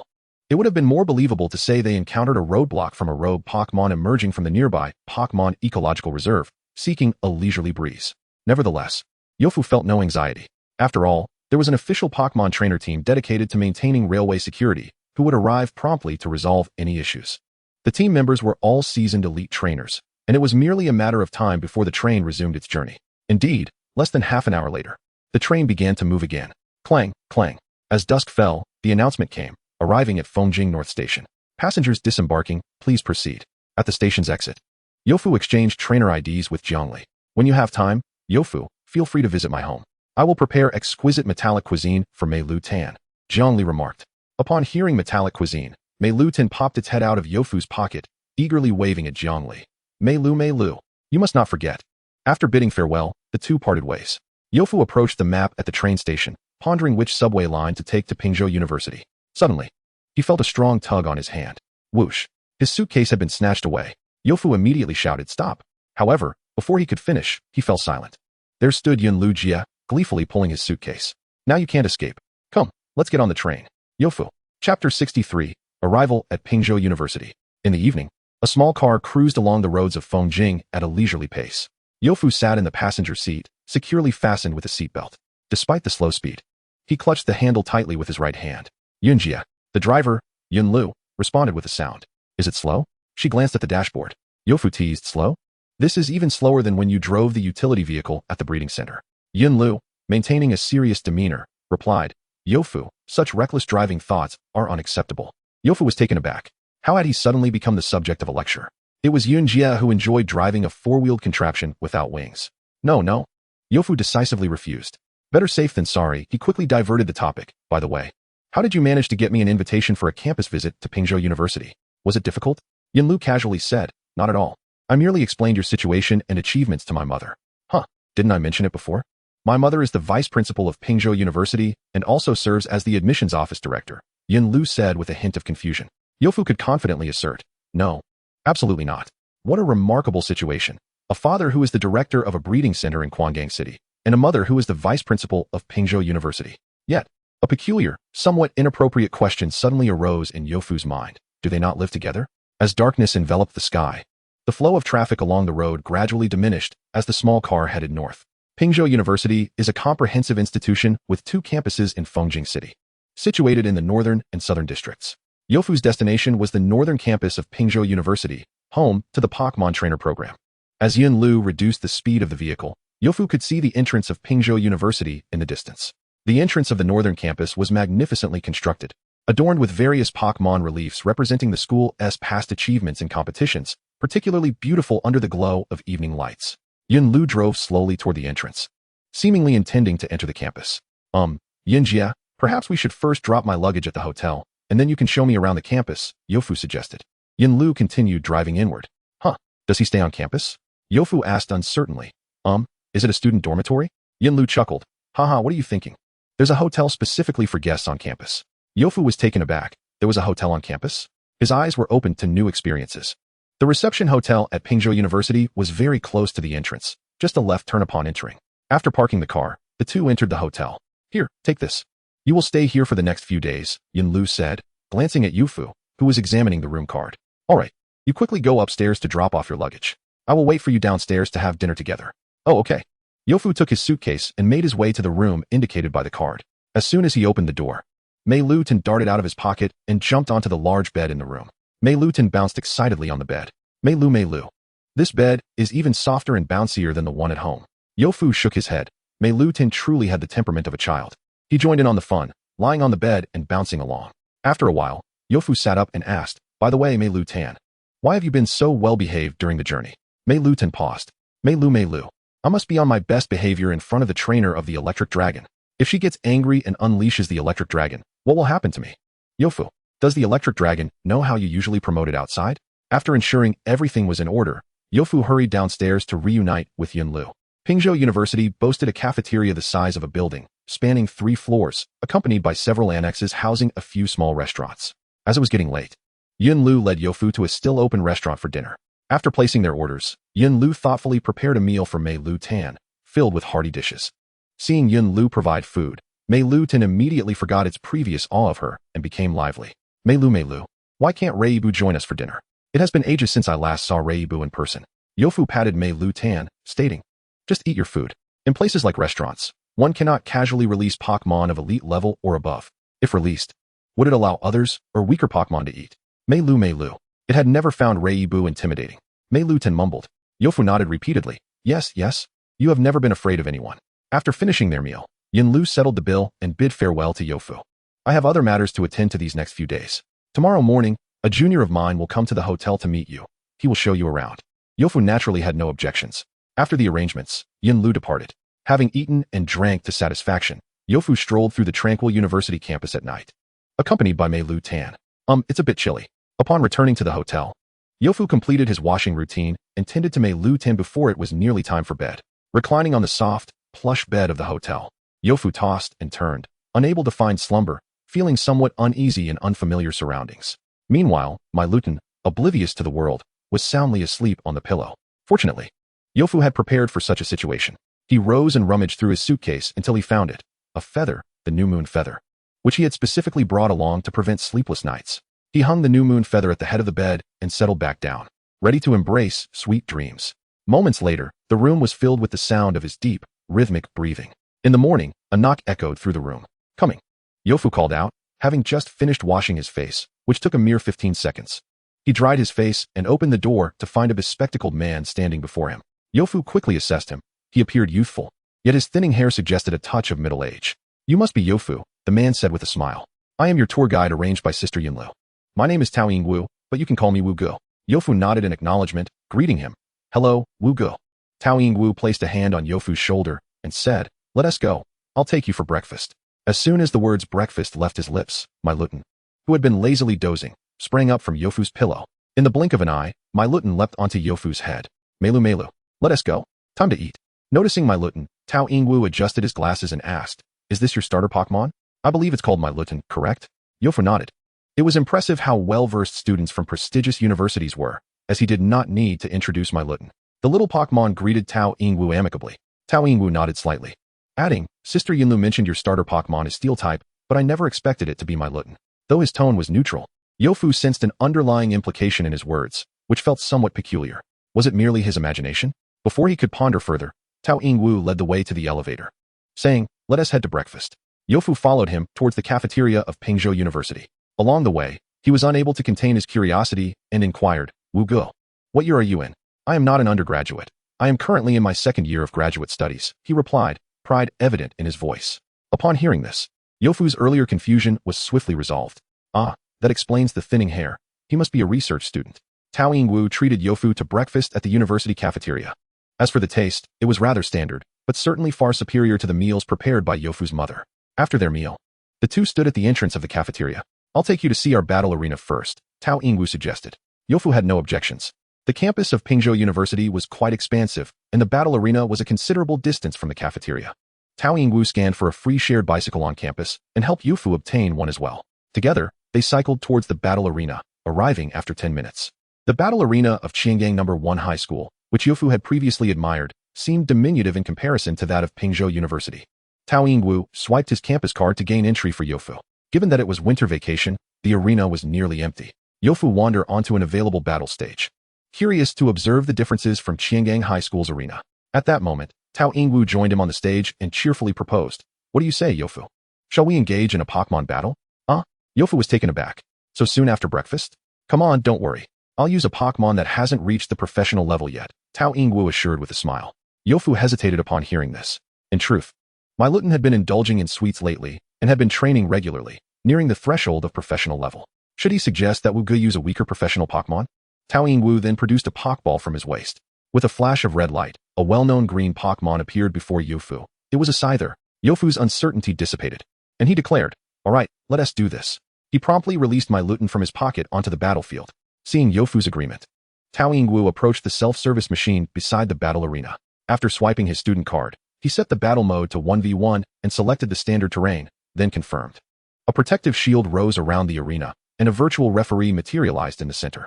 Please have both combatants take their positions and send out their Pokémon, instructed the virtual referee. Youfu couldn't help but glance sideways. This setup was quite advanced. Once they were in position, the virtual referee brandished a starting gun. Both combatants, prepare yourselves, the battle will commence shortly. With a bang, the virtual starting gun fired, and both Youfu and Tao Yingwu simultaneously commanded their Pokémon. Meilutan, use Iron Defense. Scyther, use Quick Attack.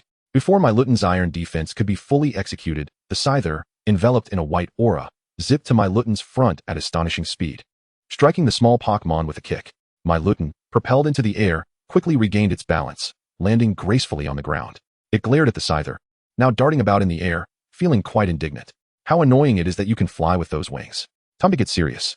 Meanwhile, the successful Scyther accelerated even further, creating afterimages as it flew. Suddenly, 3 additional Scythers appeared on the battlefield. Youfu recognized the move. It was the normal type move, Double Team.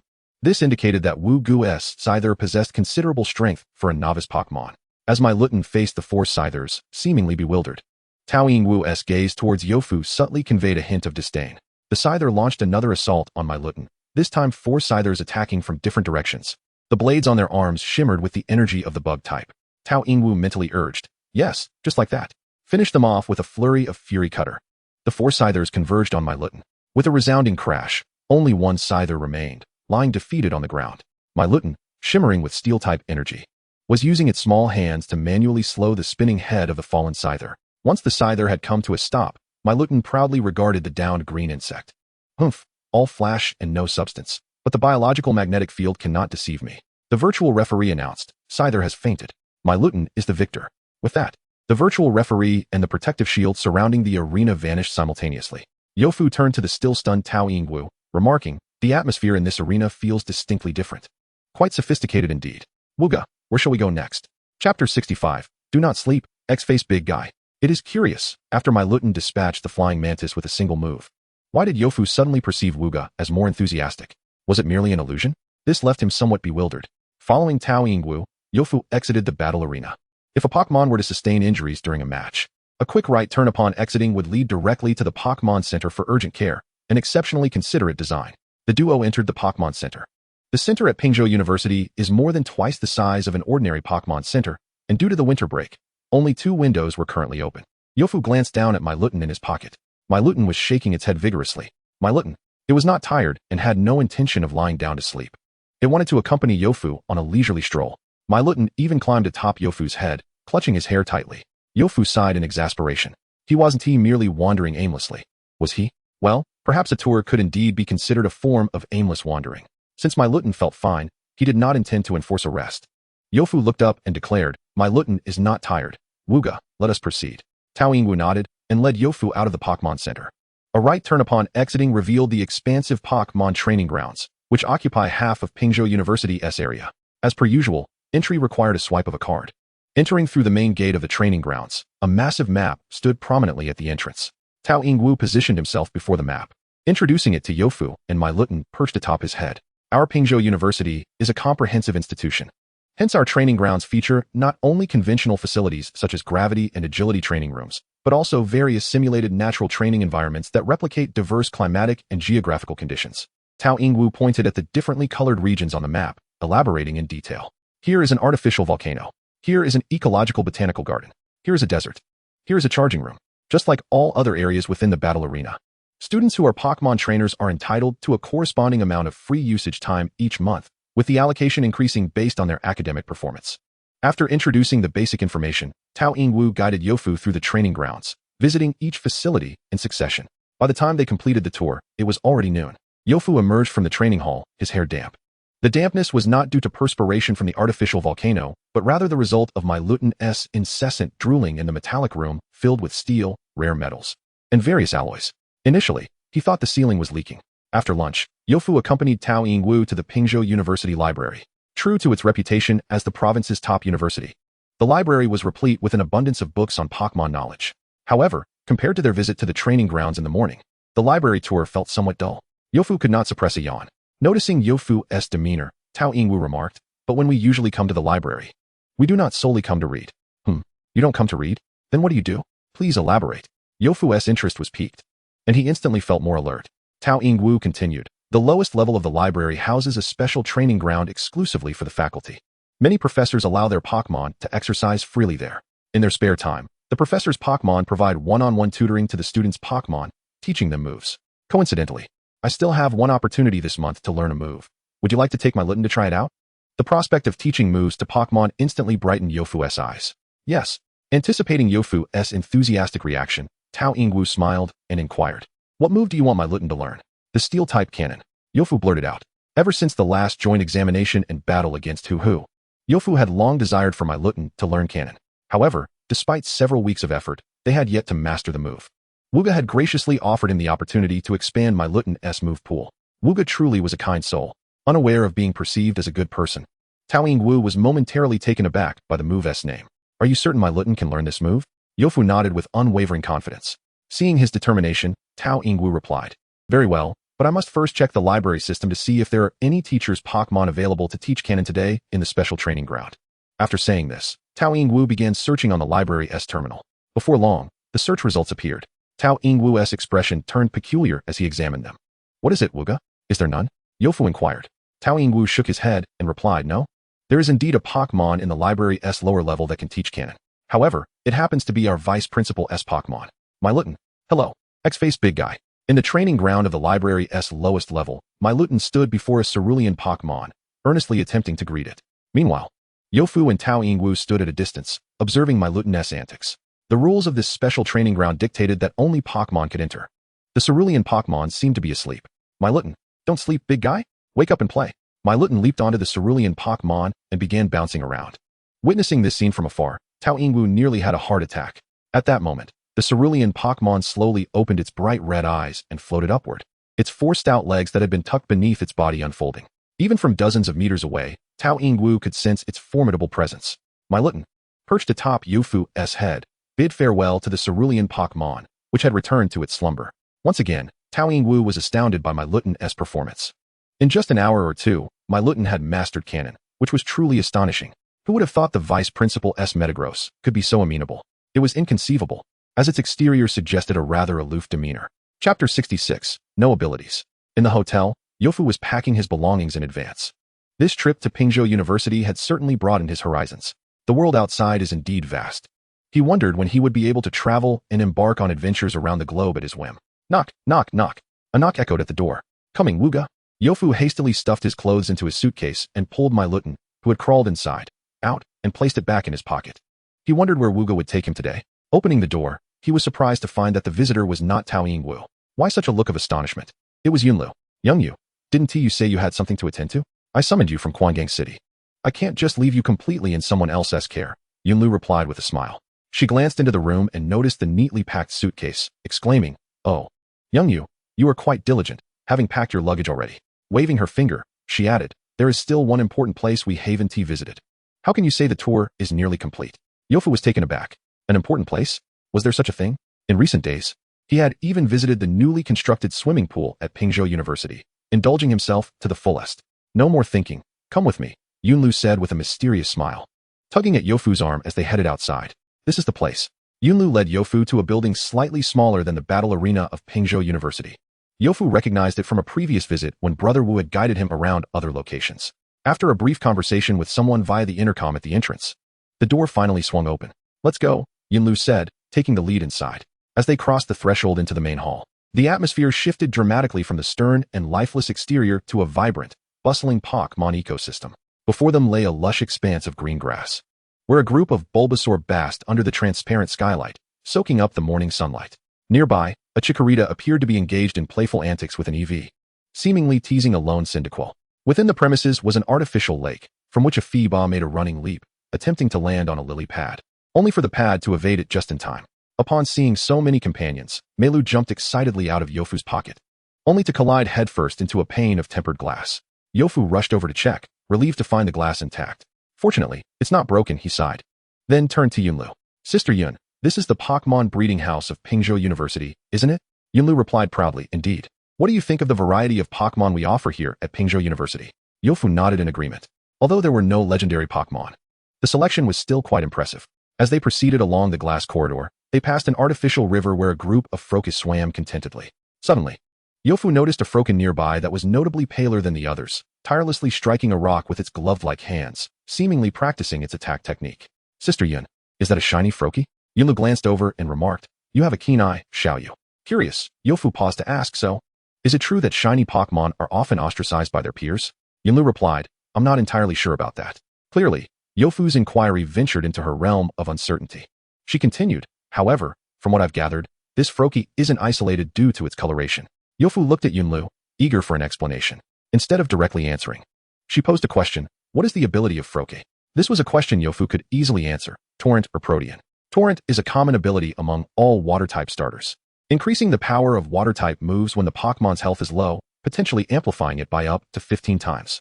A straightforward, yet formidable ability. Protean, on the other hand, is Froakie's hidden ability, allowing it to change its type to match the move it uses until it switches to another move or exits battle.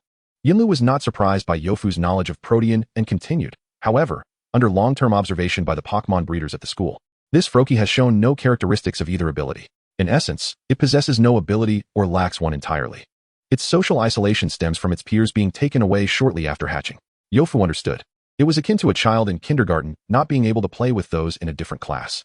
Seemingly sensing Yofu's gaze, the shiny Froakie glanced at him, then resumed its silent practice against the rock, deep in concentration. The amused expression Yofu had held quickly faded. The Froakie's demeanor was indescribable. Yofu's mood grew heavy as he silently followed Yunlu deeper into the Pokémon breeding house. After traversing the glass corridor for some time, witnessing many Pokémon joyfully at play, Yofu's spirits gradually lifted. Just as Yofu was about to exit, Yunlu abruptly pulled him back and led him to a long bench in the hall. After she sat down, she gestured for Yofu to take a seat opposite her. What's the matter, Sister Yin? Yofu asked, puzzled. Xiaoyu, you aren't planning to leave just yet, are you? Yofu glanced at the clock on the wall, noting it was just 11 o'clock. With a hint of confusion, he inquired, do they serve lunch here? What lunch? Yunlu turned around, producing a sheet of paper from seemingly nowhere and handed it to Yofu. Upon receiving it, Yofu noticed the title prominently displayed, Pingzhou University Pre-Admittance Agreement. Sister Yun, what is this? Yunlu crossed her arms and replied, surely, you didn't think this tour was merely a casual stroll around campus, did you? Yofu lowered his gaze, feigning interest in the agreement. Indeed, he had thought it was just a simple visit. Yunlu continued, by signing this agreement and entering into a pre-admittance contract with Pingzhou University, you will be entitled to receive any Pokémon you just encountered in the breeding house. Moreover, this does not conflict with the Pokémon provided to first-year students. Yofu couldn't help but swallow hard.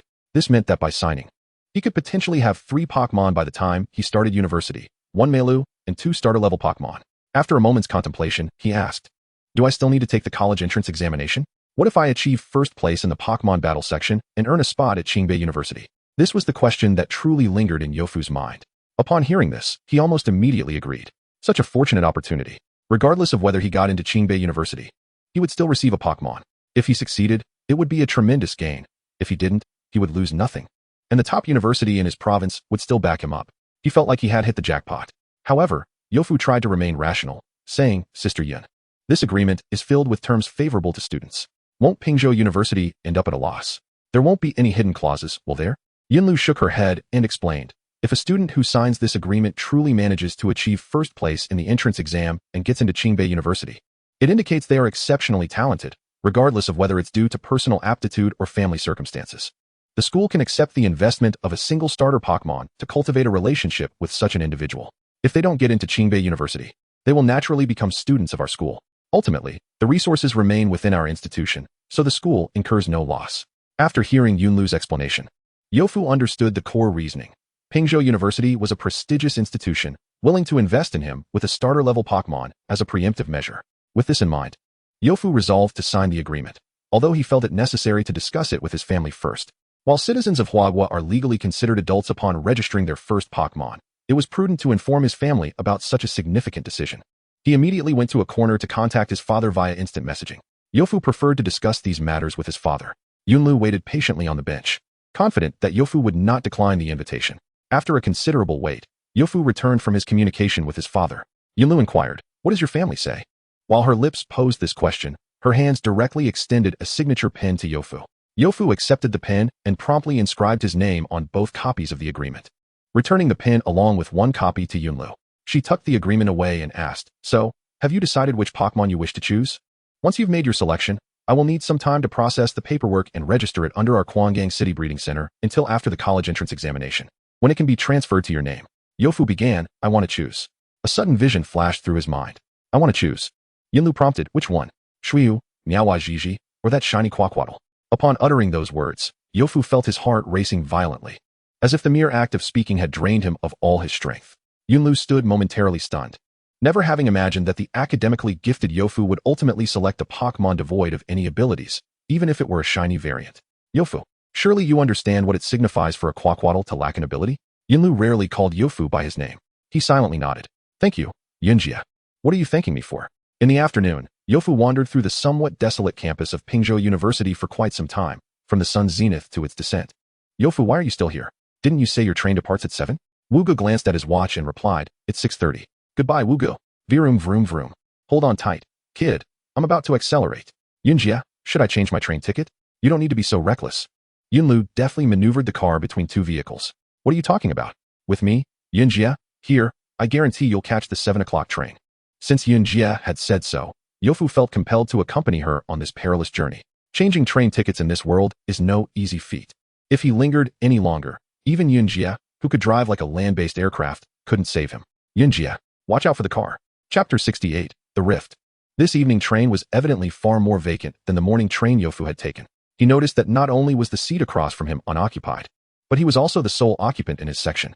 After boarding the train, Yofu's first action was to lean over the table before him, attempting to calm his fragile heart. It took a while for him to recover from the exhilarating experience with Yunjia. Finally alive, as Yofu lifted his head, he discovered Meilutan standing on the table, glaring at him with indignation. What's wrong, Meilutan? Yofu inquired, a bit puzzled. He pondered, wondering if he had inadvertently upset Meilutan. Meilu. Meilutan pointed insistently at its little belly. Yofu immediately understood. Ah, right, we haven't had dinner yet. However, he couldn't resist teasing Meilutan, saying, are you trying to take care of your health? Not yet, it's not time. Gurgle gurgle. A sound emanated from Yofu's stomach, interrupting him. Clearing his throat, he quickly retrieved the remaining screws and nuts from his pocket to give to Meilutan, then stood up. I'll step out for a moment. You stay here and don't wander off. Meilutan happily munched on dinner, waving goodbye without lifting its head. Yofu shook his head at the little glutton. He too needed to find something to eat, as the train wouldn't arrive in Quangang City until the following morning. Upon reaching the dining car, Yofu, biting down on his molars, purchased a boxed meal. The prices for boxed meals on the train were exorbitant, in contrast to Meilutan's joyful meal. Yofu's expression grew increasingly grim as he ate. Why are the boxed meals on the train so unpalatable? He suddenly recalled his mother's cooking, which was equally dreadful. Forcing himself to disregard the taste, he quickly finished his dinner. Perhaps due to nearing a breakthrough to the professional level, Meilutan had been particularly fond of sleeping lately. Leaning against the window of the train car, Yofu quietly gazed out at the scenery. There's a saying, when one is well fed, they tend to overthink. As he observed the solitary moon in the night sky, Yofu was momentarily reminded of the look in Quaquaddle's eyes earlier that day. He also contemplated his own situation. Those who came to select Pokémon were oblivious to the diligent efforts of Quaquaddle. They only recognized that it lacked any abilities compared to its kin, deeming it a naturally flawed Pokémon, just as he had ultimately failed to gain admission to the top high school. Teacher, with my scores on the middle school entrance examination, I should surely be able to get into the top high school, right? Hee. Actually, Huanggang High School is also quite good. Many of your seniors went there, and after graduating, they all entered respectable universities. Son, are you alright? I noticed you've been staring at the admission notice for quite some time without moving. Dad, I'm fine. My math score on the entrance exam was indeed a bit low and not full marks. I'm just previewing the high school textbooks. Hee. Boom. At that moment, the train's speed drastically decreased.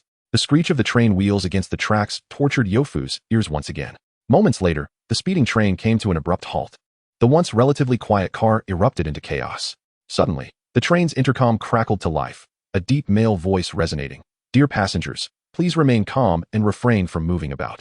We kindly request. Upon hearing the announcement, Yofu, who had managed to remain composed, immediately panicked. He realized that this was no ordinary stop. It was far more serious than the simple 30-minute halt he had experienced on his arrival. This time, the announcement was made by the train conductor in person, rather than a pre-recorded sweet female voice. Moreover, it was well known that the fewer words spoken, the graver the situation. Just as Yofu prayed that nothing disastrous would occur, he suddenly noticed a shadow flitting past the window. Instinctively, Yofu decided to leave his seat and seek a more populated area for safety in numbers. However, as he stood up, a sharp claw suddenly pierced through the train car from the outside. Another claw followed suit, and the two claws forcefully tore through the train wall beside Yofu, as if it were mere paper. 5 minutes later, damn it! Observing the train car nearly torn in half, the tall leader of the railway security team angrily kicked a nearby piece of rubble. The other team members, witnessing their leader's fury, dared not approach, ultimately pushing forward a bespectacled man to stand behind the furious leader. Upon hearing this, Captain Shun took several deep breaths to calm himself. After a moment, he spoke in a deep voice, notify the intelligence department to swiftly ascertain the identities, social connections, and family circumstances of the missing passengers. Xiao Wu, Xiao Lu, Captain Shun called to two team members. Here, Captain Shun continued. You two stay behind and inquire if any of the surrounding passengers possess useful clues. Subsequently, Captain Shin entered the train through the gaping tier, surveying the interior until he spotted Yofu's suitcase on the floor. He opened it, retrieving a piece of clothing. Taking out a Pokeball, a flash of red light erupted.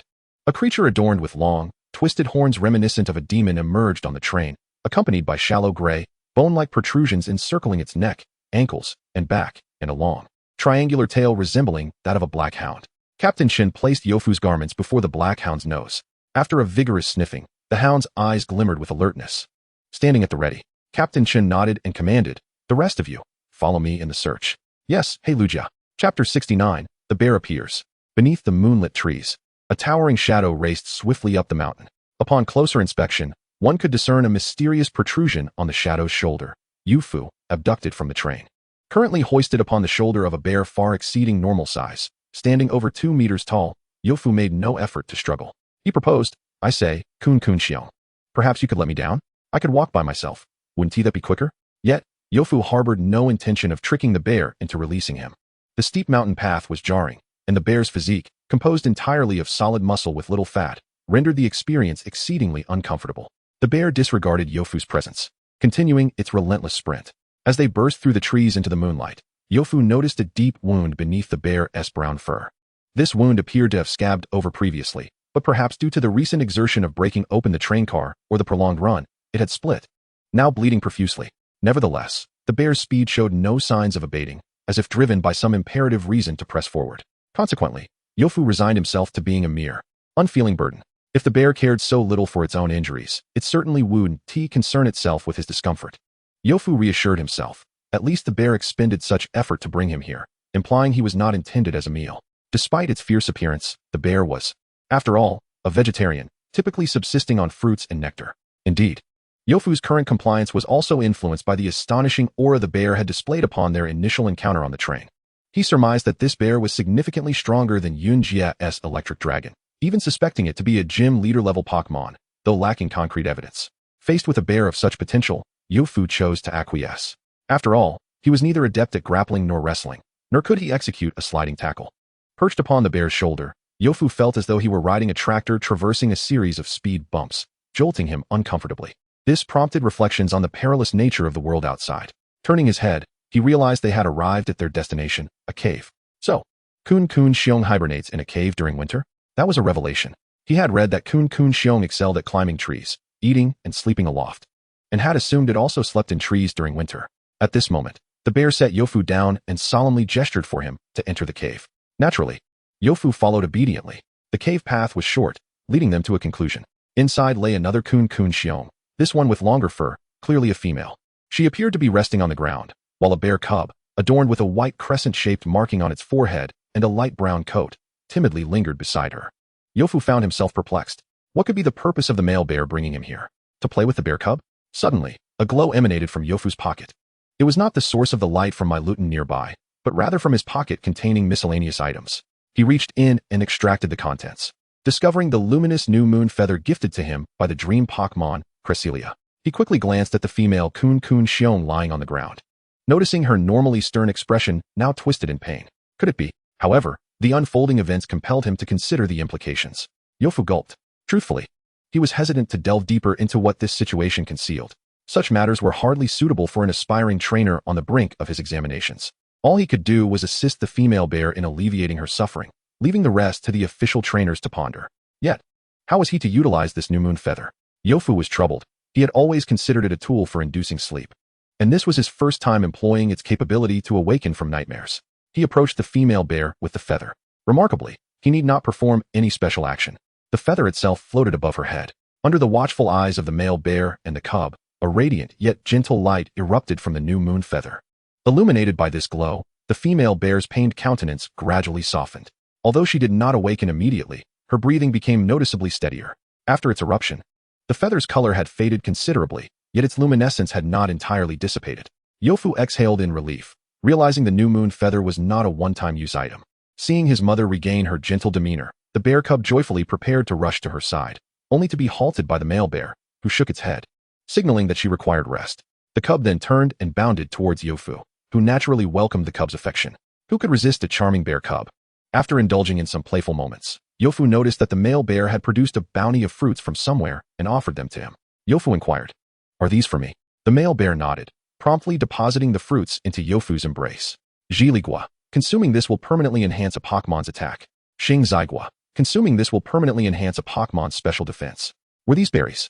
Moreover, they were of the highest quality, capable of providing permanent enhancements. Overjoyed, Youfu instinctively cradled the fruits with gentleness. Their rarity far surpassed that of evolution stones. Such treasures could not be purchased, even with money. Very well, he forgave the male bear for not giving prior notice before summoning him. These two Jiligua and two Xing Zigua smelled utterly delightful. Just as Youfu was stowing the fruits away and preparing to query the male bear about the ordeal his family faced, urgent barking and voices of men echoed from outside the cave. "Oh, whoa, over here. Keep up." The male bear resolutely stood up. Chapter 70, A Misunderstanding. The male bear positioned Youfu and the bear cub beside the female bear and then strode purposefully toward the cave entrance. As the bear disappeared from sight, Youfu's heart raced with trepidation. Could it be that the nefarious individuals who had injured the bear were pursuing them? Isn't this akin to being trapped in a pot? Akin to catching a turtle? The nearby Xiong Baobao seemed eager to assist, but was promptly restrained by Youfu. With a serious demeanor, Youfu addressed Xiong Baobao, stating that this was a matter for adults and that a child should not interfere. Xiong Baobao tilted its head, appearing to comprehend, and obediently nestled beside its mother.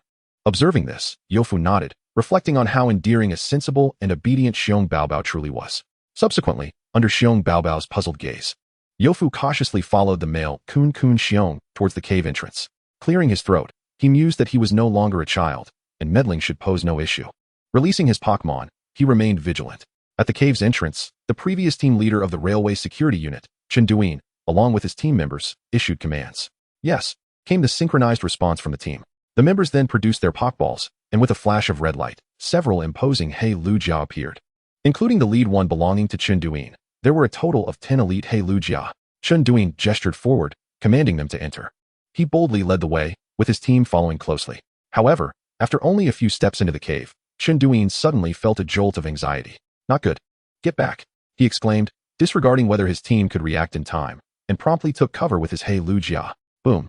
A powerful orange beam of destructive energy erupted from within the cave, persisting for several seconds before dissipating. It's the destructive beam.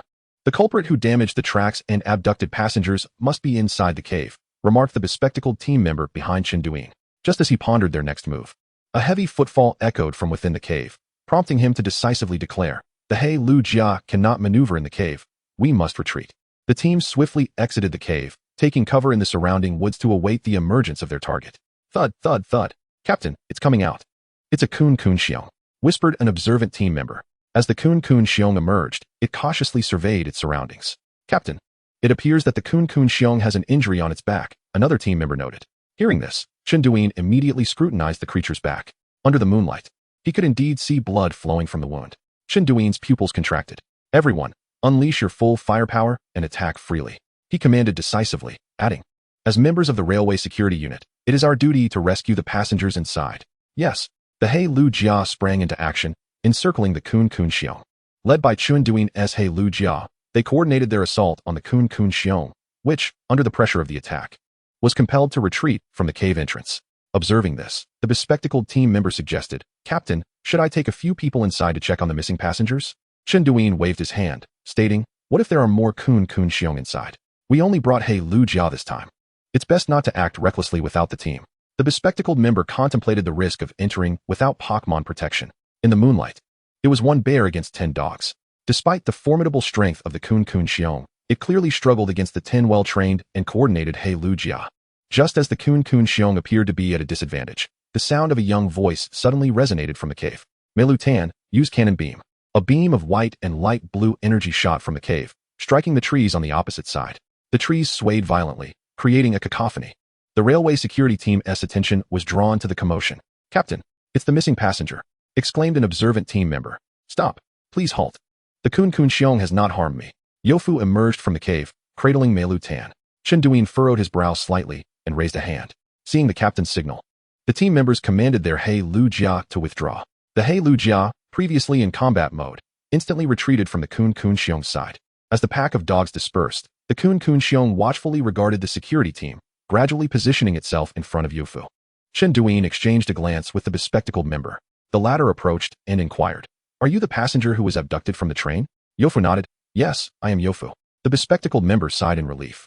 The name matched, and the missing passenger was safe. What a relief. "You are with the railway." Youfu struggled to recall the name. The bespectacled member interjected, "We are the railway security team, Squad 16 of the Pinkwan Steel Line." Indeed, his decision to follow had proven to be the right one. Analyzing the situation rationally, only two possibilities existed for those who would seek out the cave of the Kun Xiong.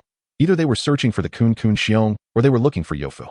If it were the former, they would undoubtedly dispatch a stronger team following the previous failed attempt to capture the Kun Xiong.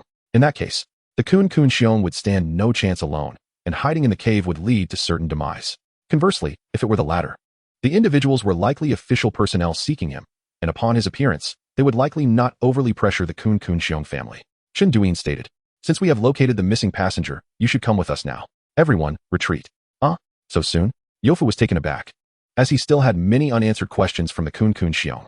Moreover, the Kun Xiong had been able to pinpoint his location amidst the lengthy train, indicating that it had come prepared. Thus, how did the Kun Xiong know that he possessed the new moon feather, which dispels nightmares? Furthermore, who were those that attacked the Kun Xiong? The bespectacled member, Chen Duyin, seemed equally unprepared. "Now that you are found, what else do you wish to say?"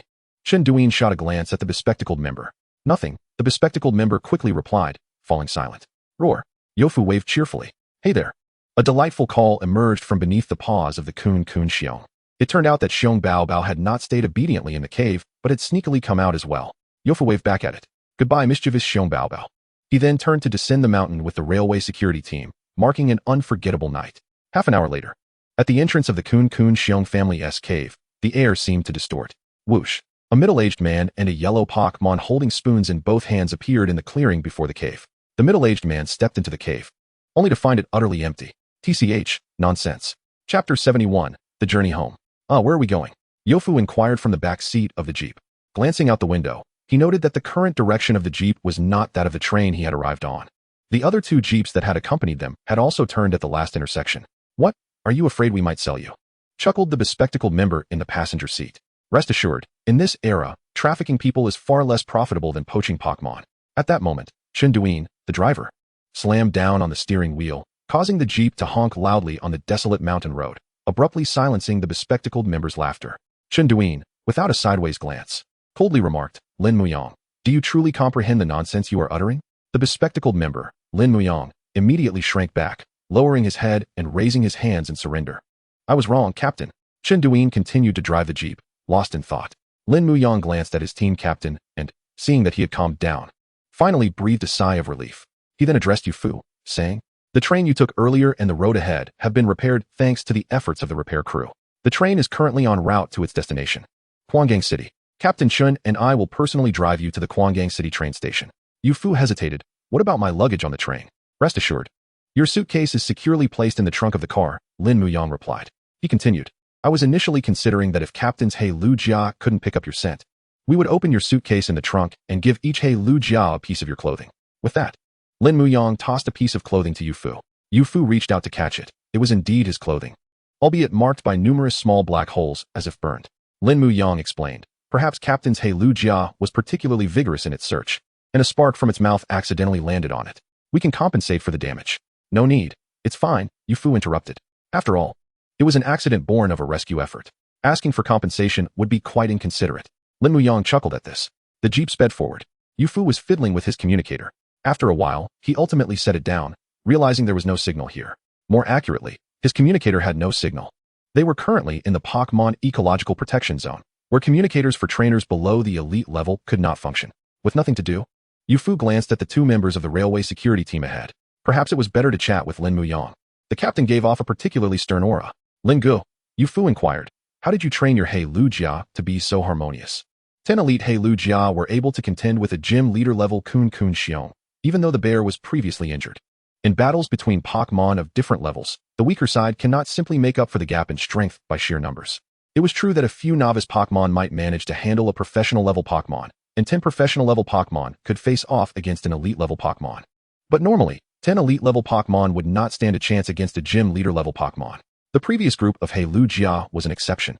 They exhibited a level of teamwork that made them function as a cohesive unit, showcasing strength far exceeding that of 10 elite level Pokémon. Lin Muyang pondered for a moment. Since it was not a confidential matter, he explained to Yu Fu, "Actually, the He Lu Jia do not belong to us individually. Only Captain Chen's is his own. The rest belong to our team collectively, and they have lived together since they were still the Lu Bai. Captain Chen's He Lu Jia is the leader of our team as He Lu Jia, and it usually leads the others in training and tactics." Yu Fu nodded, gaining new insight. "So, Lin Gu, what is your own Pokémon?" Yu Fu casually asked. Lin Muyang had not anticipated Yu Fu would bring him up, and after a couple of coughs, he replied, "Cough cough. Even if I tell you, you might not know it, so maybe I won't say. Come on. If you don't tell me, I definitely want to know." Unable to withstand Yu Fu's persuasion, Lin Muyang finally said, "Tibuli Mu." Yu Fu was momentarily taken aback by the name. Noticing that Yu Fu seemed unfamiliar with it, Lin Muyang secretly sighed with relief, saying, "See, I told you wouldn't know." Feeling a bit parched, he picked up his water bottle to drink. Suddenly, Yu Fu asked, "Lin Gu, does your Tibuli Mu have the ability Healer, Danger Sense, or Magic Mirror?" Lin Muyang sputtered, spraying water out in disbelief. "You know Tibuli Mu?" He quickly added, "I am definitely not the type to constantly talk about Pokémon and treat them like wives." Yu Fu was bewildered. Tibuli Mu evolves into Buli Mu 1. Just then, Yu Fu's communicator chimed. "Oh, have we already left the Pokémon ecological protection zone?" Yu Fu opened the communicator, revealing a call from his mother. He quickly answered, "Son, are you alright? Speak to me. Old you. Why is there no response on the other end? Did something happen? Old you, think of something." As soon as the call connected, his mother's voice bombarded him like a machine gun, leaving no room for Yu Fu to interject. In the background, he could hear his father gasping for air. Seizing the moment while his father was occupied, Yu Fu quickly said, "Mom, I'm fine. It's your son. Your son is safe." His mother's voice radiated joy through the communicator, along with the sound of her scolding his father. Yu Fu turned to Lin Muyang for assistance. Lin Muyang gestured the number 4 to him. "All right. Your dad and I will definitely be on time at the train station." After a round of motherly admonishments, the call finally ended. Lin Muyang, puzzled, asked, "Didn't I just show you 4 fingers?" Yu Fu closed the communicator and explained, "If I say 4 o'clock, they'll probably arrive at the train station by 3. Lin Muyang chuckled at Yu Fu's rationale. He found himself increasingly resonating with this young man. He then took a sip from his water bottle. How strange. Why was his mouth so dry today? Chapter 72. Come forth. Gua Gua Pow. On the highway, Chen Duyin drove with a stoic expression while Lin Muyang and Yu Fu had long since fallen asleep. Suddenly, the jeep jolted over a ditch, waking the two sleepers. Lin Muyang yawned and rubbed his eyes, asking, "What time is it?" 3 o'clock.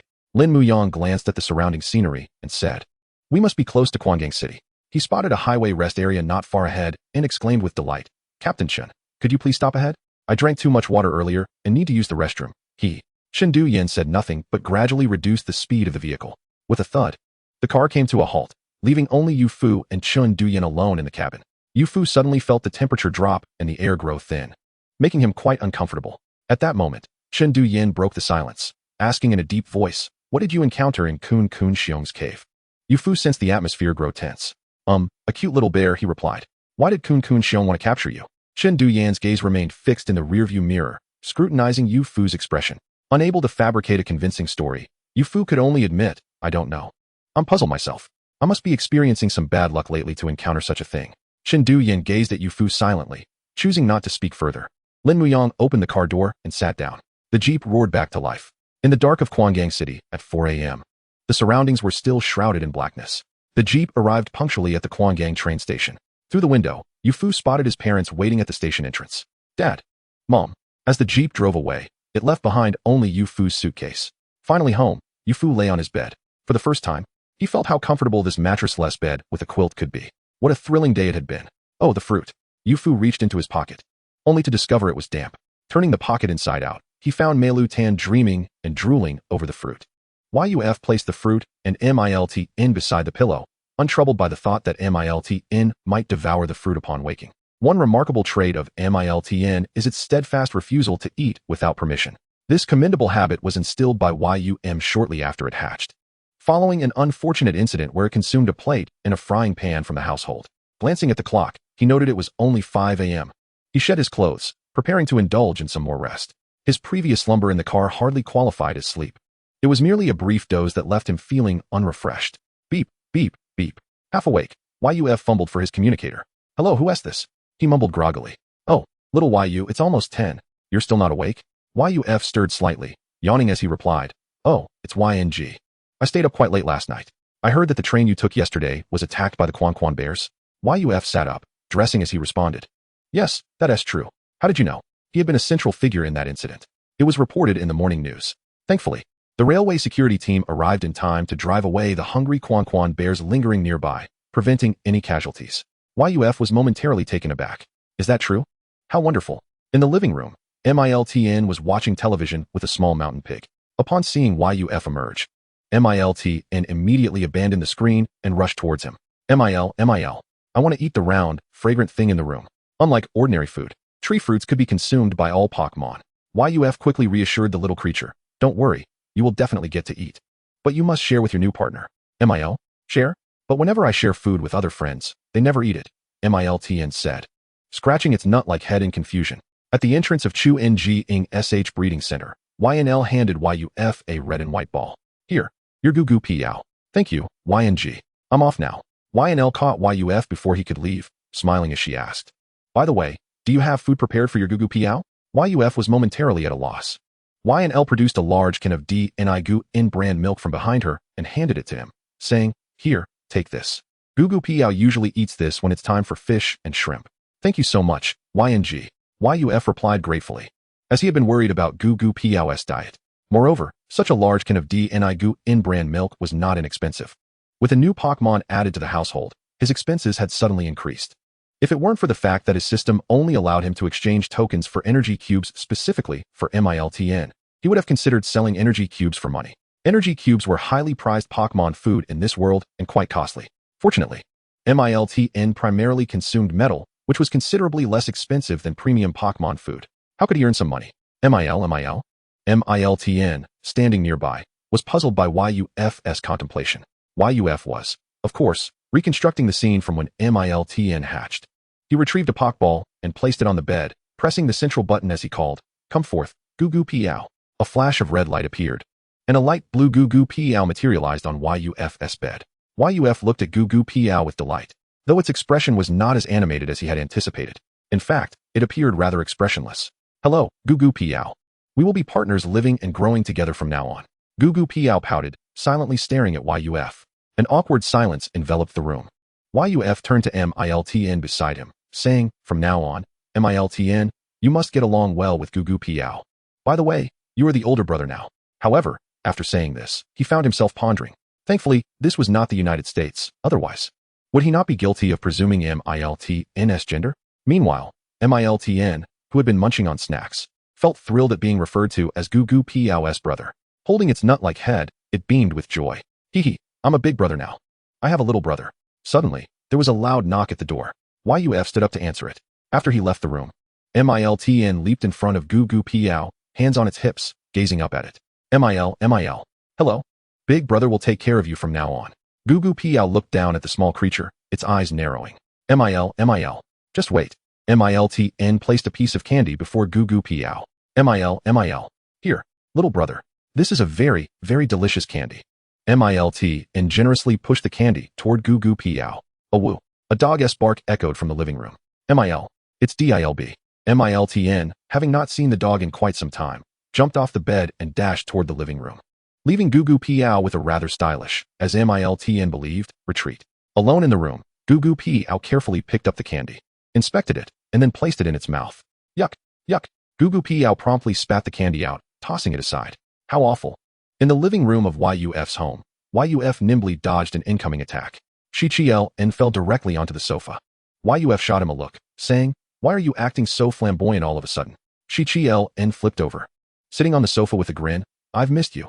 It's been quite a few days since we last met." Yuf, feeling a little exasperated, replied, "Isn't it just the 5th day counting today?" "Oh really? It's only been 5 days." Shichiel feigned ignorance before cheerfully suggesting, "How about a thrilling battle? I've been dominating the free battle arena at my place this past few days." Yuf couldn't help but glance at Shichiel. So confident after bullying weaker opponents, was he? Shichiel continued. "Dilb and I are feeling quite pumped up, aren't we, Dilb?" "A woo," replied Dilb, perched atop Miltn. However, Shichiel's tone shifted to a more serious note. "But we urgently need Miltn to help calm us down." Since the joint examination concluded, Shichiel had realized that, at least for now, he and Dilb were far from matching Yuf and Miltn's strength. His goal had shifted from defeating Yuf to merely keeping up with him. Yuf pondered for a moment before suggesting, "Let us arrange a new opponent for Dilb before it battles Miltn." He originally intended to refer to it as an appetizer, but felt it might sound disrespectful to his Pokémon, even if he knew it wasn't meant derogatorily.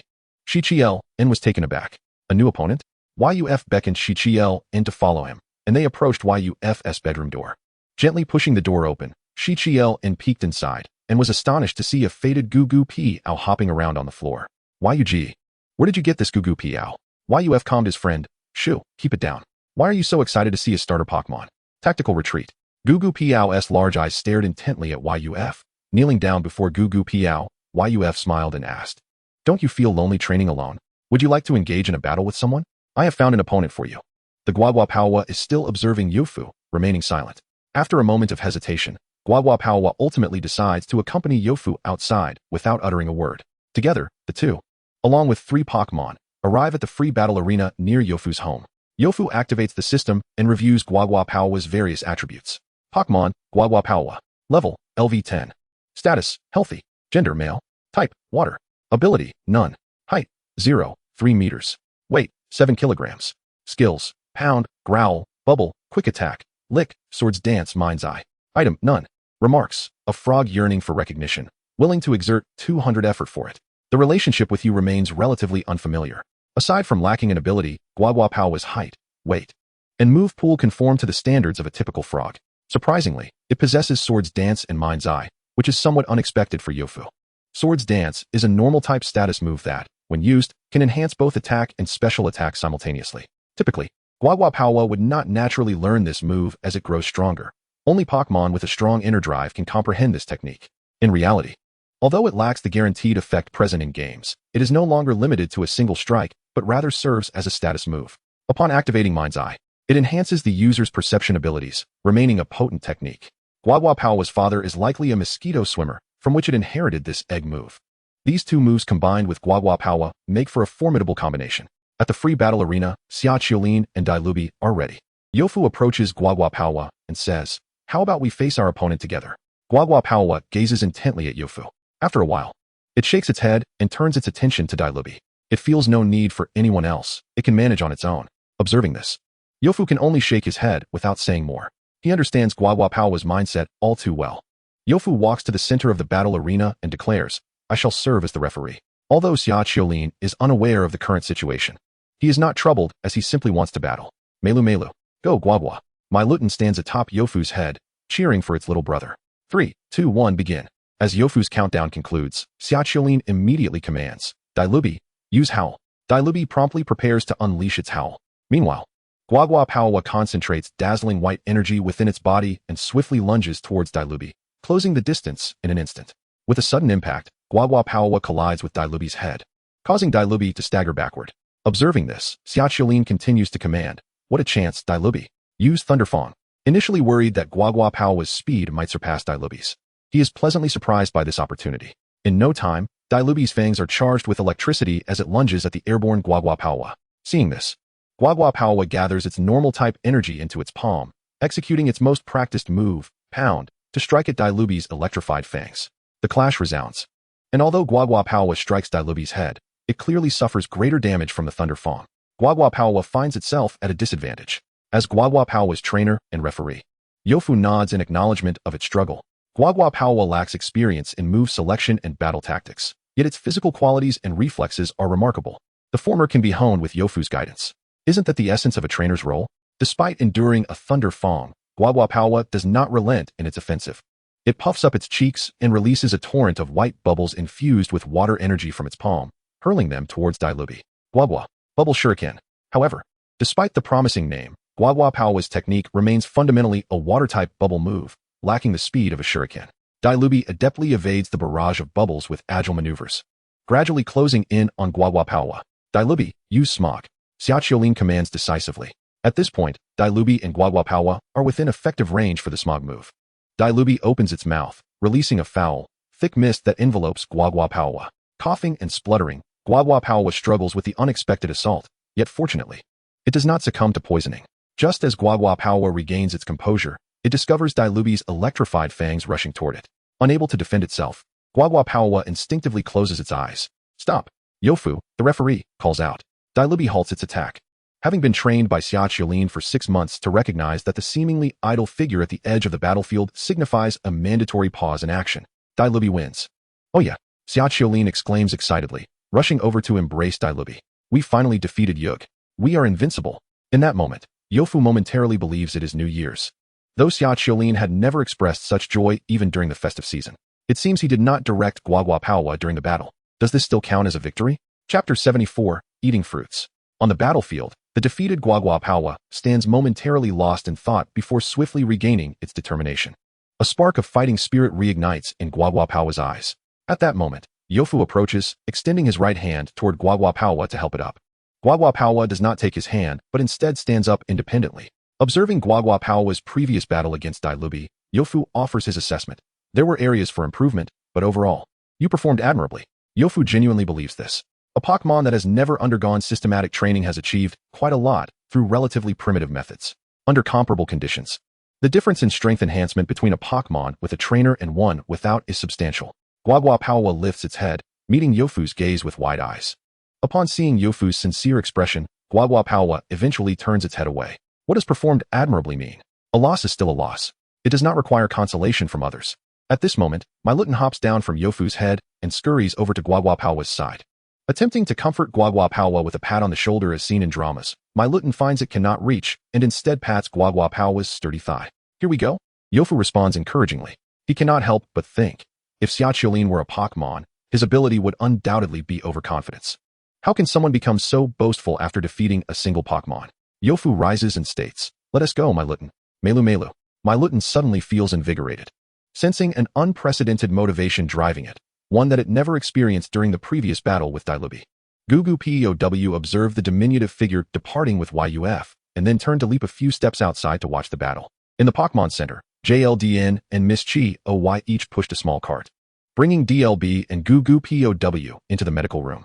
Gugu Pow glanced at DLB in the cart, noting that it remained unconscious. It straightened its head, contemplating the ceiling above as thoughts swirled in its mind. It had not anticipated that the little one claiming to be its elder brother could so effortlessly defeat the opponent that had previously bested it. In the lobby of the Pokémon Center, Yuf and Shichieln engaged in casual conversation in the waiting area. Alas, DLB's strength truly pales in comparison to Miltn, sighed Shichieln. Yuf glanced at his friend, who appeared as wilted as a frostbitten eggplant, then turned his attention to Miltn at the nearby table, who was grinning foolishly. Lost in its own thoughts, he hadn't expected Miltn to choose to unleash its full power and immediately knock out DLB. Miltn was now at level 19, perilously close to reaching professional status. Pokémon, Miltn, level, LV19, status, healthy, gender, genderless. Type, steel. Ability, magnet pull. Height, 0, 2 meters. Weight, 8 kilograms. Skills, harden, thunder shock, tail whip, headbutt, thunder wave, iron defense, Euroball, cannon beam. Item, none.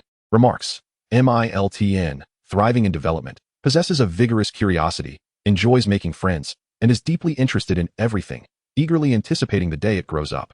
It is very fond of you. Recalling a previous encounter at Yuf's home, Chi queried, by the way, why you go? You haven't mentioned how you acquired this Goo Goo POW. While waiting for the Pokémon to receive treatment, Yuf recounted in detail the agreement he had signed with Zhu University for pre-admission.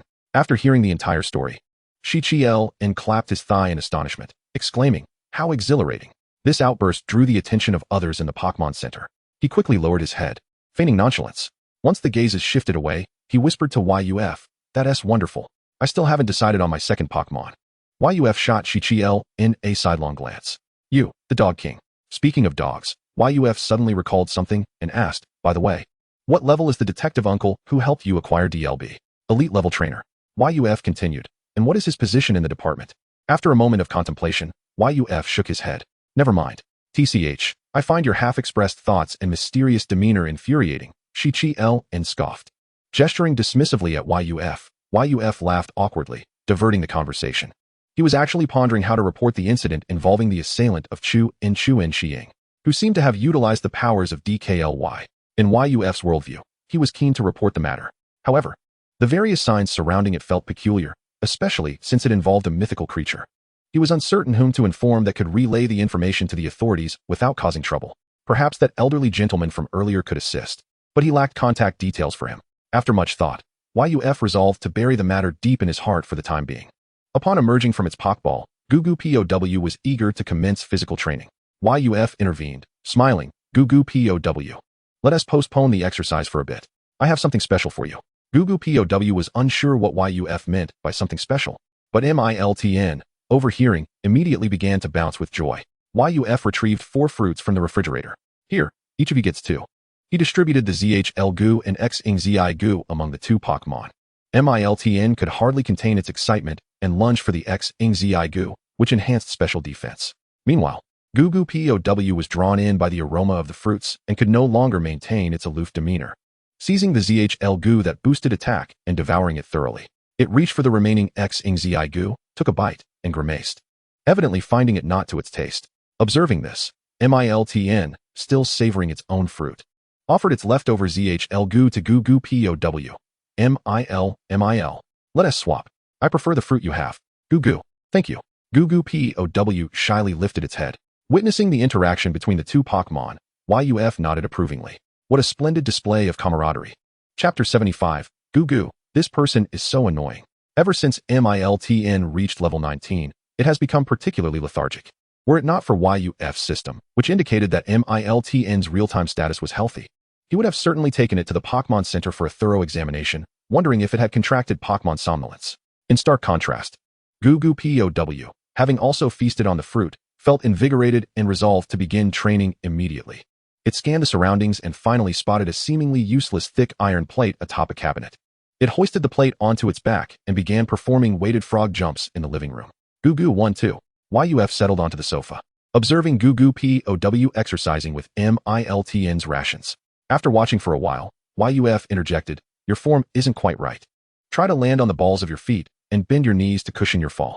Otherwise, you could easily injure yourself doing weighted frog jumps. Though it was a frog, did it really need someone else's instruction on how to jump?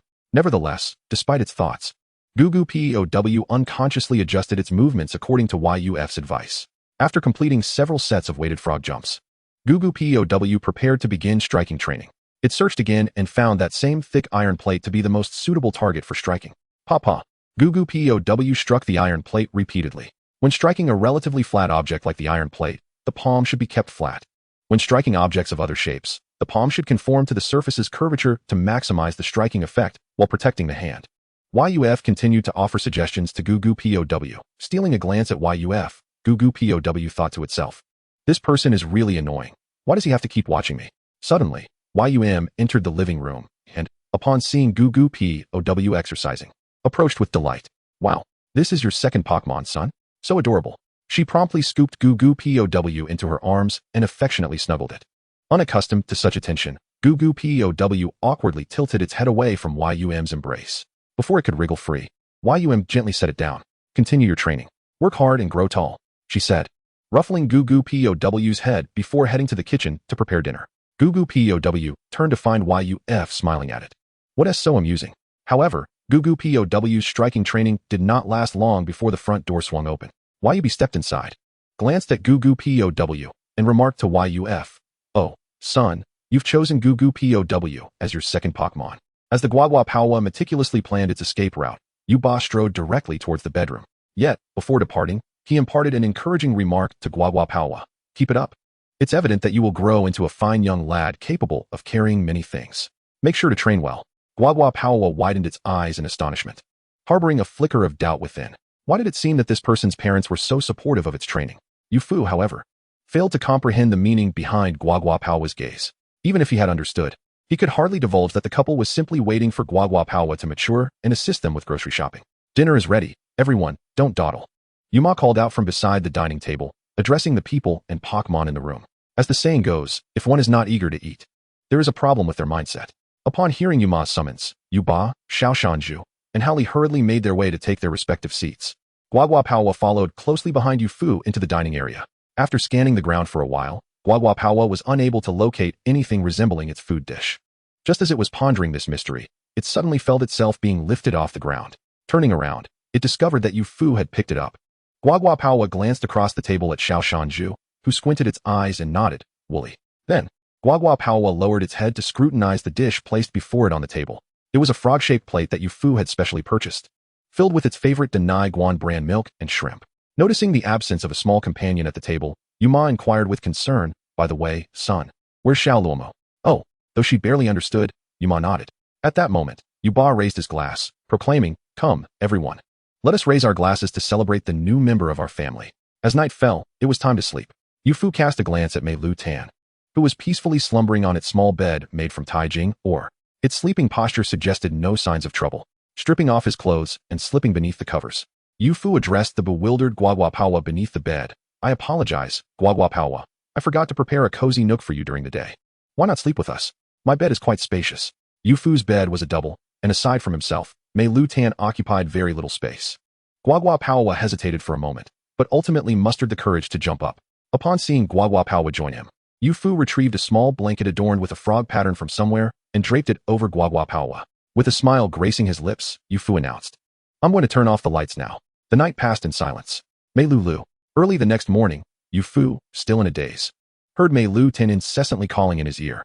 Stretching and sitting up, he noticed that Guaguapawa was already awake and had vanished. "What's the matter, Meilutan?" Yufu yawned as he inquired. Seeing Yufu awake, Meilutan energetically circled around him. "Meilulu, did you not notice anything different about me?" "Oh," Yufu pretended to ponder before snapping his fingers. "I've got it. It's because I forgot to give you maintenance last night, so you feel a bit sluggish, right?" Meilutan immediately puffed up in indignation. Yufu chuckled mischievously, surprised at how easily Meilutan could be teased even after reaching the professional level. After giving Yufu a thorough lesson, Meilutan climbed onto his shoulders, and together they exited the room to prepare for breakfast. Upon entering the living room, Yufu spotted Guaguapawa exercising with Howley's equipment nearby. Glancing over at the dining table, he noticed that Guaguapawa's dish remained full. Was it waiting for him and Meilutan to join for breakfast? "Come over for breakfast, Guaguapawa," Yufu beckoned. Guaguapawa set down the dumbbells and took a seat at the table. Meilulu. "Oh, today's breakfast is adorned with prints. It resembles a handprint." On the table, Meilutan poked Yufu, urging him to observe the iron plate in its dish. With a piece of youtiao in his mouth, Yufu turned and remarked, "Oh, indeed." Then, without hesitation, Meilutan lunged at the iron plate. Much to Guaguapawa's bewilderment, it appeared that upon reaching the professional level, Meilutan's appetite had increased, and soon, the iron plate was completely devoured. After breakfast, Yufu took both Pokémon to the empty space in his backyard. Although Meilutan's level merely advanced from LV19 to LV20 on Yufu's system data panel, it felt entirely different to him now. It was as if it had transformed from a small nut into, well, still a small nut. Alright. In truth, Yufu found it difficult to articulate precisely what had changed. Having not visited the backyard training ground for a long time, Meilutan immediately began its daily early training routine, striking the iron block with its head. Duong, Duong. Meilutan vigorously collided with the massive iron block, which Yufu had originally purchased for training purposes. After enduring long-term abuse, the block had become pockmarked, and now, with Meilutan's professional upgrade, it created a deep dent upon impact. Witnessing the fierce determination of its elder brother, Guaguapaowa gulped nervously. Yufu encouraged Guaguapaowa. How about it, Guaguapaowa? Do you wish to engage in interactive training with Meilutan? Guaguapaowa paused, glancing at the iron block now being interacted with by Meilutan. After a moment's hesitation, it finally gathered the courage to agree. Its eyes shone with resolve. Let us go. It too aimed to grow strong like its elder brother. In the backyard training area, Meilutan and Guaguapaowa embarked on interactive training. However, the scene unfolded quite differently from what Guaguapaowa had envisioned. At this moment, it was continuously spewing bubbles while Meilutan stood at a distance, shifting its liquid form in various amusing shapes to evade the bubbles. Yufu couldn't help but nod in approval. This was promising. In future training sessions employing the Yu family's training method of evasive transformations, he wouldn't need to use the water gun anymore. The interactive training continued. But Guaguapaowa's mindset began to shift. In simpler terms, it was growing impatient. Guaguapaowa puffed out its cheeks, straining to expel bubbles. Its blue face flushed with determination. It was so close every time, yet somehow, its bubbles never seemed to hit Meilutan. Alright, let us pause here for now. Yufu encouraged Guaguapaowa. Your accuracy may be lacking at the moment, but with more practice, you will surely hit Meilutan in the future. Guaguapaowa took a moment to catch its breath, glancing at Yufu before turning back. Humph, it thought. That was precisely its intention. Guaguapaowa brimmed with confidence. It believed in its agility. ZZ. Guaguapaowa was caught off guard as a jolt of electricity struck its foot. After hitting Guaguapaowa, Meilutan refrained from launching another electric attack, pausing instead to allow it time to recover. Guaguapaowa stamped its tingling right foot, taking a while to regain its composure. This was not at all how it had envisioned things. It had thought it could bounce around the training area, but Yufu informed it that it could only move within a very limited space. The intervals between Meilutan's electric attacks were also quite short, often. Before it could even land, another electric strike followed. Guagua, bring it on. Yufu was quite satisfied with both Pokémon's performances. After its promotion, Meilutan's speed in using electric attacks and the trajectory of its strikes had both improved. Surely, other abilities would also see enhancement. Despite the fact that Guaguapaowa appeared somewhat inferior when compared to Meilutan, it still possessed commendable qualities, particularly its unwavering determination. In the afternoon, Yufu arrived at the Pokémon Battle Center in Quangang City. Hello, how may I assist you today? The receptionist inquired with a smile. Yufu presented his instant messaging device for a quick scan and replied, I wish to undergo a strength assessment as a Pokémon trainer at the professional level. Such assessments are best conducted early, particularly when transitioning from novice to professional level. Only upon reaching the professional level can one enjoy a plethora of privileges, including the opportunity to serve as a practice partner at the Battle Center. Thus, upon witnessing Meilutan advance to professional status, he decided to pursue his assessment that afternoon. The receptionist, momentarily startled while reviewing Yufu's trainer details, discreetly appraised him, noting that this senior high school student did not appear to belong to any affluent family. With a professional smile, the receptionist continued, You mentioned seeking a professional level assessment, rather than looking for a practice partner, correct? Yufu nodded in affirmation. The receptionist proceeded, Please present your professional level Pokémon. After which, she retrieved a tray designed for Pokeballs. The criteria for advancing from novice to professional trainer are rather straightforward. One merely needs to possess a professional level Pokémon under their ownership. Meilutan, who had been waiting patiently, leaped down from Yufu's shoulder and plopped into the tray, lying down with a cheerful expression. The receptionist exchanged a smile with Yufu before placing the tray containing Meilutan into the strength assessment device. The scanning process would yield an approximate level, though it would take some time, requiring Yufu to wait. Standing idly by, he observed the interior decor of the battle center. At that moment, a bespectacled middle-aged man descended from the upper floor. Upon catching sight of the secret amber pendant at Yufu's waist, he paused momentarily. Xiao Lu, why haven't you seated this guest while they wait? The middle-aged man addressed the receptionist. Director, Xiao Lu stammered, but before she could explain, the middle-aged man approached Yufu with utmost politeness, saying, I sincerely apologize. This Xiao Lu is new and still familiarizing herself with the procedures. I am the director of the Quangang City Battle Center. My surname is Ma. Director Ma then inquired, May I ask what business you are here for today? Yufu responded, I am here for the assessment to advance to professional trainer status. Director Ma regarded Yu Fu with admiration, acknowledging his impressive achievement at such a young age. Director, the assessment results are in. This guest trainer data has been updated to professional level, a voice announced. Upon learning that Yu Fu's Pokémon was Meilutan, Director Ma was momentarily surprised but quickly regained his composure. Indeed, he is a descendant of a distinguished lineage. It is remarkable that a Meilutan can be nurtured to professional level in such a short time. Director Ma courteously asked, "Do you have any other business to attend to?" Yu Fu replied, I would like to post my practice partner information in the Battle Center system. My specifics are?" Director Ma immediately instructed Xiao Lu, please take careful notes. Yu Fu continued, "I am available in the afternoons throughout this winter break. But once school resumes, I will only be free on weekend afternoons for practice sessions. As for Pokémon, I can offer a recently promoted professional level Meilutan and a novice level Guaguapaoa." Director Ma nodded thoughtfully and asked, "Do you have any additional requests?" Yu Fu was taken aback. Requests? Is there such a shortage of practice partners that one can make requests? In Chapter 77, New Year's Eve Gifts. Within Yu Fu's living room, he encouraged, "Come on, Guaguapaoa." Meilutan, perched on Yu Fu's shoulder, also urged its little frog companion. However, Guaguapaoa remained hidden behind the sofa, unwilling to emerge. Yu Fu continued, "Today is New Year's Eve, and I would like to buy some gifts for you and Meilutan. If you don't come along, what if I purchase something you do not like?" Recently, Yu Fu had earned a little money by serving as a practice partner for other senior high school students, which not only covered the cost of the premium milk for Guaguapaoa, but also left him with some surplus. Thus, he contemplated buying gifts for his two Pokémon. He could not afford the extravagant items that cost hundreds of thousands, or even millions, but he could manage some everyday necessities and trinkets. Guagua. It seemed indifferent as long as it was not taken outside. Any gift would suffice. Guaguapaoa remained motionless behind the sofa, which left Yu Fu feeling somewhat troubled. He understood that Guaguapaoa typically shied away from crowded places and did not enjoy being in the spotlight like Meilutan. Yet today, its behavior resembled that of a reluctant social butterfly. Not wanting to force Guaguapaoa, Yu Fu made one last attempt. "If you agree to accompany us, I will do my utmost to ensure you get a chance to participate in future practice battles at the Battle Center." He then focused intently on the sofa. Still, there was no response.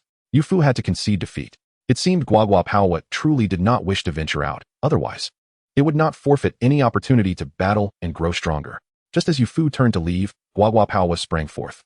"Guagua, will the little brother truly agree?" Glancing at Meilutan, Guaguapaoa felt somewhat embarrassed and quickly looked away. Meilutan, puzzled, scratched its head. Is there someone else eager to become a practice partner? With both Pokémon in tow, Yu Fu stepped outside. Suddenly, a loud bang echoed. Guaguapaoa immediately became alert. "It's all right, Guaguapaoa. That's just some fireworks being set off over there," Yu Fu reassured, pointing towards some children in the distance. Although Guaguapaoa did not comprehend what fireworks were, it relaxed upon hearing Yu Fu's calm tone. "Meilulu? What is that?" Meilutan transformed into a curious little one once more. It's something we Chinese people set off during the New Year celebrations," Yu Fu explained. Exiting the residential area, the trio arrived at the bustling commercial street. Due to New Year's Eve, the street was teeming with people. As the crowd thickened, Yu Fu could distinctly sense Guaguapaoa becoming more reserved and disoriented. Particularly upon encountering groups of teenagers similar in age to Yu Fu, Guaguapaoa suddenly appeared exceedingly anxious, its gaze darting about as if seeking a place to hide. Here, Guaguapaoa looked up, noticing Yu Fu extending his hand. Moments later, Guaguapaoa lowered its head again. Earlier at home, Guaguapaoa had claimed it would be fine with any gift, leading Yu Fu to think it was merely an excuse to avoid going out. However, upon reaching the commercial street, he realized it genuinely had no strong preferences, accepting anything.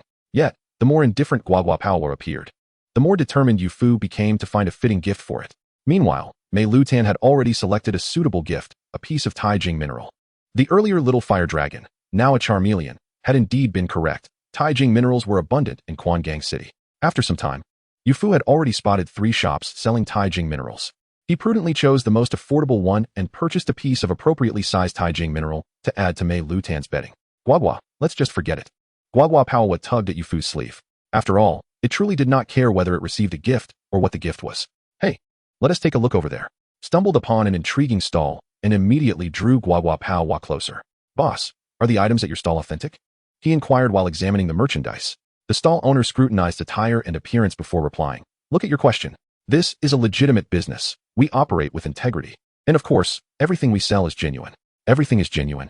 Upon hearing this, set down the item in his hand and remarked, "Then I won tea by it. I cannot afford the genuine ones." With that, he turned to leave. The stall owner hurried after him, grasping his arm with a smile. "Don't go, young brother. What I sell here are indeed genuine A-grade goods, and they are quite affordable. Had you said so earlier, I might have thought you were trying to swindle me by assuming I was an easy mark, who has a complete set of evolution stones at a street stall. Even the friendly shop in Kwangang City, which specializes in Pokémon items, may not have everything in stock. Meticulously selected items from the stall. However, it must be said that the stall owner's A-grade Pokémon items were quite comprehensive, featuring mysterious water drops, ice-resistant items, charcoal, and hard stones, all common Pokémon items found in the game. After some time, S. eyes brightened as he picked up a pair of black glasses, asking boss, "How much for these?" The stall owner explained, "These are the youthful version of black glasses that enhance the power of dark-type moves. The minimum price is this amount." With that, the stall owner gestured a 5. As soon as he heard this, reached for his money and prepared to take the item. "Boss, how can you charge 500 for something that has no effect? A mere imitation." The stall owner pretended to retract the black glasses, muttering, "This was the best quality one I wholesale purchased from the small commodity market. Genuinely believed the glasses suited Guaguapaowa, although they were ineffective imitations. They would certainly look stylish when worn. How about we settle for 250? He suggested, mumbling a few times before stating, 240 sounds better. The stall owner retorted, "If 250 sounds bad, why not say 260? With determination, replied, "All right, 260 it is. Fine. 260 it is. Today is New Year's Eve, and I'll make a sale." The stall owner ultimately nodded in agreement. They exchanged payment for the item. As the stall owner watched depart, he murmured, "I never expected to make only 250 in the end. Come on. Guaguapaowa, let us see how it looks on you." Held the black glasses in front of Guaguapaowa. Meilutan chimed in excitedly. Noticing Guaguapaowa's hesitation, directly helped him put on the glasses. "Wow, you look so cool with them on, don't you think, Meilutan?" he remarked. Meilutan expressed strong agreement. However, Guaguapaowa furrowed his brow. Concerned, asked, "What is wrong? Are you feeling unwell?" Guaguapaowa removed the glasses, and his expression returned to normal. "No, it's just that wearing the glasses gives me a bit of a headache." Was somewhat incredulous. "Really? Is that so? Guaguapaowa, can I borrow the glasses for a moment?" Upon hearing's request, Guaguapaowa readily obliged and removed the black glasses once more. Took the glasses and checked them on his system interface. Black glasses, a peculiar-looking pair of glasses. When equipped, they enhanced the power of dark-type moves. To his astonishment, these glasses were indeed genuine. Could this be the legendary lucky find? No wonder Guaguapaowa's expression soured upon wearing them. Since Guaguapaowa currently did not possess dark attributes, he naturally felt discomfort from an item infused with dark-type energy. But how could this genuine item have been mixed in with the fakes and sold to the stall owner? Yet, that was of no concern to him. He had just hit the jackpot. Returning the black glasses to Guaguapaowa, he advised, "You should wear these for a short while each day. Prolonged use may not be good for your health. A brief daily wear will help you better sense and master dark-type energy, but moderation is key. To truly integrate the black glasses into your being and unlock their full potential in battle, you will need to evolve into Guadawa. Only then can your body withstand the energy of the Pokémon item." Though Guaguapaowa did not fully understand, he nodded in agreement. Meilu, over there." Meilutan pointed to a nearby stall while bouncing on shoulder. Upon looking, realized it was a stall selling fireworks. Due to the nature of the flammable and explosive items, the stall was set up beside the commercial street. "Oh right, I still need to buy firecrackers." Patted Meilutan's head, teasing, "You remember these fun things quite well, don't you?" In just a few steps, and the two Pokémon arrived at the firecracker stall. Following his father's instructions, he first picked up 2 packs of the large firecrackers needed for the reunion dinner and the evening dumplings. Meanwhile, Meilutan and Guaguapaowa were mesmerized by the array of fireworks, unsure of what to choose. In the end, helped them decide on 2 types, one being the skyrocket he enjoyed as a child, also known as the Chongtian Pao, and the other being handheld fireworks that, unlike the cold light of a fairy stick, would emit flames of various colors when ignited. With all the items purchased, began heading home with his 2 Pokémon. The morning outing had cost them valuable training time. However, stopped them again. "Let us go outside and set off the skyrocket together." Meilu. Yes. Meilutan chimed in enthusiastically. "Guagua, but we haven't exercise today." Guaguapaowa was torn. Today is New Year's Eve. It's all about balancing work and play. With that, grabbed Guaguapaowa and led him to the entrance of the building. He first demonstrated the proper method for igniting the skyrocket to the 2 Pokémon. As soon as Meilutan saw the skyrocket soar into the sky, it could hardly contain its excitement. Meilu. It's my turn. Meilutan ran to his feet, gripping his pant leg tightly. Reluctantly, handed Meilutan the sparkler and inserted another skyrocket into the snow pile. Watching Meilutan cautiously approach the skyrocket with the sparkler in hand, Guaguapaowa gradually became intrigued. Sizzle, whoosh, bang. Meilutan was overjoyed at the sight of the exploding skyrocket. So impressive. If I tied a few to my back, would I also soar into the sky? had no way of knowing the whimsical thoughts in Meilutan's mind, as he helped Guaguapaowa set up another skyrocket. One question had long troubled. Why was New Year's Eve not a public holiday in Hua country? By the time finished preparing the reunion dinner at 3 o'clock, and his 2 Pokémon, staying at home, were starving. When informed them that lunch and dinner would be combined into one meal, Guaguapaowa was left dumbfounded. Fortunately, provided plenty of fruit for him to eat. After set off a pack of large firecrackers outside, the family gathered around the reunion dinner. After the meal, lay on the sofa, digesting his food. Beep. His instant messenger chimed. Picking it up, he saw that Xia Qiulin had sent him a message. Lucario is the coolest. Hey, did you know? I heard that someone in our senior class has already reached the professional level. It's me. Has the news about him going to the battle center as a sparring partner leaked out? Shichi-L-N sent another message. LKLU is the coolest. I heard it's that pretentious second place from the joint exam. YUF was taken aback. Oh, they were referring to Hu K NGL Ing NN, not him. YUF. LKLU is the coolest. So, why you go? Feeling the pressure? Hee. YUF. Picking my nose, saying little pressure or no pressure might make me seem arrogant, so let's call it moderate pressure. YUF. By the way, how did you find out? LKLU is the coolest. When I first entered high school, I secretly joined many key high school groups. They never discovered me nor kicked me out. Hee. This. YUF couldn't help but admire his friend's foresight. Indeed. Shichi-L-N is a dog by nature. Being a professional paparazzo makes such things second nature to him. After chatting with his friend for a while, YUF finally set down the communicator. Although he had mentioned moderate pressure in the messages, he had never underestimated Hu K NGL Ing NN's power. His previous victory had indeed been heavily reliant on luck, and this time, Hu K NGL Ing NN had also advanced to a professional level. MIL. At that moment, MILTN came running over with Gugu Piohu. MIL. It's dark. Let's go out and release the remaining fireworks. YUF glanced outside and said, Oh, indeed. Then let us depart. No need to think too much. It's the new year. At the entrance, YUF watched as MILTN and Gugu Piohu joyfully waved their fireworks, a smile unconsciously spreading across his face. How wonderful. Chapter 79, Festive Activities, a Joyous Spring Festival. On the first day of the new year, YUF woke up early. Gugu Piohu, who was exercising in the living room, nearly dropped the dumbbell upon seeing YUF. After staying at YUF's house for several days, it was the first time it had seen him rise so early. YUF had a clear objective. Upon entering the living room, he immediately sought out YUM, who was watching television. Mother, Happy New Year. While speaking, YUF bowed deeply to YUM. All right, get up. YUM nudged YUF aside, as he was slightly blocking her view of the television. However, YUF's legs seemed rooted to the ground. Refusing to budge, YUM eventually waved her hand dismissively and said, All right, I understand. Go ask your father for your red envelope. Tell him to give you mine as well. Okay, you continue watching.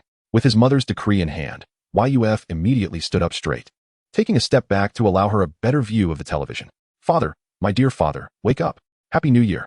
YUF sang cheerfully as he strode towards YUB and YUM's bedroom. YUB, still lost in slumber, suddenly felt as though he had stepped into a void and jolted awake. Hearing the commotion at the door, he was momentarily confused. What? Is someone here to collect a debt? That couldn't be right. He didn't owe anyone money. Rubbing his sleepy eyes, he saw YUF entering to pay his respects and thought to himself, Oh no, it seems someone really has come to collect. His wallet was in peril. As YUF emerged from the room, he collided with MILTN, who had been waiting at the door. MIL. Happy New Year. MILTN mimicked YUF's earlier gesture of bowing to YUM, nearly cracking the tiles in the living room. Then MILTN shook its head, extending its small hand towards YUF, eyes gleaming with anticipation. YUF crouched down to pat MILTN's little head, saying, Happy New Year to you too, MILTN. After speaking, he was about to leave. MILTN quickly grabbed onto YUF's pant leg, refusing to let him go. MIL. Red envelope. Although MILTN didn't fully understand the concept of a red envelope, it was certainly not foolish. It had witnessed YUF receive something beneficial from YUB and YUM after performing the same gesture. It had just done the same. So YUF should provide it with a reward. YUF stroked his smooth chin and spoke persuasively. However, we are of the same generation. Exchanging New Year greetings doesn't come with red envelopes. The less than 1-year-old MILTN was momentarily stunned. Is that how it works? YUF bypassed MILTN, settling down on the sofa, watching the replay of last night's gala with YUM. Noticing Gugu Piohu still exercising, YUF said, Gugu Piohu, save some energy. We might need to head out soon. Who knows what new tasks or activities might emerge. Conserving energy would be prudent. Gugu Piohu nodded. YUM, casually watching television, asked, What's this? Someone looking for you to be a sparring partner on the first day of a new year? That's good. It saves him from finding excuses to go out. Time passed slowly until it was finally time for YUF's system task to refresh. Activity reward, unknown. Friendly reminder. This activity will not interfere with lunch. Hiss. The name of the activity was still a mystery, but the location was surprisingly the small garden in his neighborhood. It was only a 2 to 3 minute walk. The activity description required him to rescue a lost Pokémon. He had never heard of any Pokémon going missing. Wild Pokémon, perhaps? However, the most perplexing part for YUF was the friendly reminder that followed. The clock quickly ticked to 10:30. Let's go, Miltn. Gugu Piohu. Mil Gugu. Milt and leaped onto YUF's shoulder. While the shy Gugu Piohu prepared to retreat into its Pokeball, YUF stopped Gugu Piohu, whispering, "It's fine. We're just going to the small garden right outside our door. No need to worry about crowds." Gugu Piohu looked puzzled. "Aren't we going to battle?" After a 2-minute walk, they arrived at their destination. It was the first day of the new year, and being midday, the small garden was virtually deserted. The scenery in the small garden was rather bleak. Although it was already February, the northern weather remained cold. There were only leafless shrubs and patches of snow that had yet to melt, lacking even a hint of green. YUF checked the time, 10:33. Since the activity description indicated he needed to be at the small garden by this time, it implied that the lost Pokémon would arrive at 11 o'clock. He decided to search with Miltn and Gugu Piohu. Perhaps they might encounter it early. Surely it wouldn't just fly down from the sky. YUF announced, Miltn, Gugu Piohu, from now until 11 o'clock, another Pokémon will appear in this small garden. Let's search together. Mil. Is it hide and seek? Miltn joyfully hopped down from YUF's shoulder. It loved playing hide and seek with other Pokémon, always being the best at hiding. Now that it was finally on the seeking side, Miltn began searching within the small garden. Mil, where could it be hiding? YUF turned to Gugu Piohu and said, "You should join in too." Gugu Piohu pondered for a moment before also getting into action. Seeing Gugu Piohu starting to search, YUF joined in the hunt as well. The trio continued their search until 10:59. Yet they found no other Pokémon in the small garden. Hiss. This shouldn't be happening. Standing at the garden's entrance, YUF's confidence in his analysis began to waver. Suddenly, a faint sound came from behind him. PNGM. The clock struck 11 o'clock. YUF froze. What? Did the lost Pokémon actually come flying down from the sky? Shiny Miltn, Chapter 80. The little hedgehog Meilu. Over there. Meilutan exclaimed, pointing at a patch of green in the flower bed and hurriedly making his way towards it. Wait a moment. How did a cluster of green grass suddenly sprout in the flower bed? Without further contemplation, Yufu, along with Guagua Pao Frog, rushed after Meilutan. Upon arriving at the flower bed, Yufu was astonished to discover that it was not merely a patch of grass, but rather a small, green hedgehog Pokémon. Its body was a creamy white and lush, fresh green grass, resembling the spines of a hedgehog, covered its upper half, adorned with a few yellow specks. On either side of its body bloomed a pair of pink flowers, while underneath, for tiny legs curled up tightly. Its eyes seemed shut in pain, yet a glimmer of emerald could be seen through the slits of its eyelids. Yufu rubbed his eyes in disbelief. Goodness, is that not Xiemi? Xiemi, like Meilutan, was also a mythical Pokémon. It possessed the power to decompose toxins in the atmosphere, transforming barren land into flourishing gardens in an instant. Yufu cast a sidelong glance at Meilutan. In comparison, the evolutionary form of Meilutan, Meilumeta, had the ability to produce iron, which seemed rather practical and down-to-earth. When gently cradled by a human, sensing their gratitude, flowers would bloom all over its body, making it an exceedingly adorable Pokémon. Moreover, Xiemi possessed two distinct forms. In its terrestrial form, it was of the grass type, resembling a timid and bashful hedgehog, while in its aerial form, it transformed into a combination of grass and flying types, with elongated legs akin to a lively puppy and wings sprouting from the sides of its head. Before Yufu could make a move, Meilutan eagerly approached the little creature. Meilu, you hid so well. We searched for ages without finding you. Meilutan, confident in its hide-and-seek skills, wished to share its experience with the other Pokémon. Yufu, understanding Meilutan's intentions, couldn't help but internally scoff. Well, with Xiemi's vibrant colors, simply stating it hid well does not justify why it remained undiscovered for so long. Guagua, is it injured? Even the exercise-loving Guagua Pao Frog was drawn to Xiemi's cuteness, gazing at it with concern. It was difficult to ascertain, as Xiemi appeared unharmed on the surface. Nevertheless, Yufu resolved to muster his courage and procure some proper healing items for Xiemi using his tokens. Just then, Xiemi unexpectedly opened its eyes and awakened. Jiawumi, seeing itself surrounded by unfamiliar humans and Pokémon, the timid little hedgehog curled into a green ball. Xiemi, we are not bad people, Yufu introduced himself. Meilu, Exactly. Upon hearing Yufu utter its name, the little green ball stirred slightly, yet remained closed. We know the mythical Pokémon Shun Kuleliya. It even gifted me one of its feathers. Yufu attempted to establish a connection with Xiemi through the legendary creature. The little green ball seemed to waver upon hearing the name of Shun Kuleliya. As a mythical Pokémon primarily active in the Sinnoh region, it certainly recognized the beautiful and gentle dream goddess. However, it still did not relax its guard, maintaining its hedgehog ball form, even though its spines were merely soft grass. With no other options left, Yufu retrieved a snack his mother had purchased during the new year from his pocket. After unwrapping it, he tentatively placed it in front of the hedgehog ball. So, you got lost and cannot find your group? Yufu asked, sitting on a bench in the small garden, observing Xiemi munching on the snacks. Xiemi was a social Pokémon, known to have a relatively large population among mythical Pokémon. Jiawumi. It is not Xiemi, but the others of Xiemi that are lost. Xiemi is searching for them. The little creature corrected Yufu, its mouth smudged with remnants of food. Alright then. Yufu did not dwell on the specifics of who was lost, and continued to inquire. How did you end up here, Xiemi? This is the terrestrial form of the little hedgehog, not the aerial form of the little dog. How did this little directionally challenged Xiemi manage to appear suddenly? Upon hearing Yufu's question, Xiemi continued to munch on another snack. Jiawumi? Yes. How did Xiemi get here? Xiemi fell into deeper contemplation. However, pondering did not hinder its eating. It continued to snack away. Yufu sighed, recognizing that this Xiemi was not only directionally challenged, but also a bit scatterbrained and gluttonous. He instinctively glanced at his watch. It was nearly 11:30. How could he possibly help Xiemi locate its unknown group before noon? The friendly reminder from the system was utterly unreliable. Jiawumi. Xiemi remembers. After finishing all the snacks, Xiemi seemed to finally recall the sequence of events and sat on Yufu's lap, ready to recount its tale. Meilutan and Guagua Pao Frog also gathered beside Xiemi, eager to listen to its story. Jiawumi. Xiemi was searching for the lost Xiemi, and then a strong wind blew, sending Xiemi flying into the sky. Xiemi gestured animatedly while perched on Yufu's lap. Oh, and then, Jiawumi. Then Xiemi saw a large black hole in the sky and got sucked inside. A black hole. Jiawumi. This seemed to perplex Xiemi. It lowered its head, striving to articulate how it could describe the black hole it encountered. Suddenly, its eyes lit up as it pointed to the ground. Jiawumi. Just like this hole here. A black hole, neither too large nor too small, appeared beneath Yufu, perfectly sized for him to pass through. Before Yufu and his Pokémon could react, they were all instantly sucked into the black hole.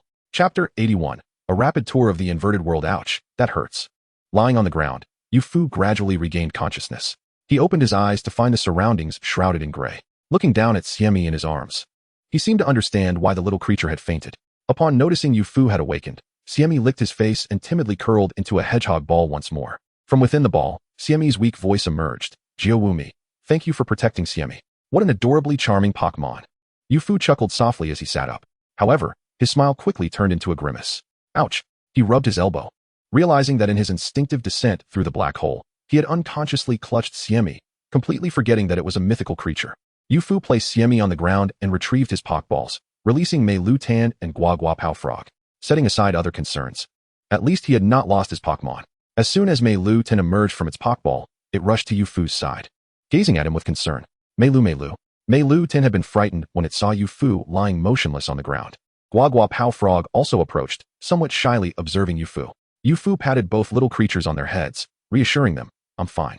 If not for their insufficient strength preventing them from emerging from their Pokeballs, Yufu believed they would have stayed by his side vigilantly. After resting for a moment, Yufu finally gathered the strength to attempt to stand up.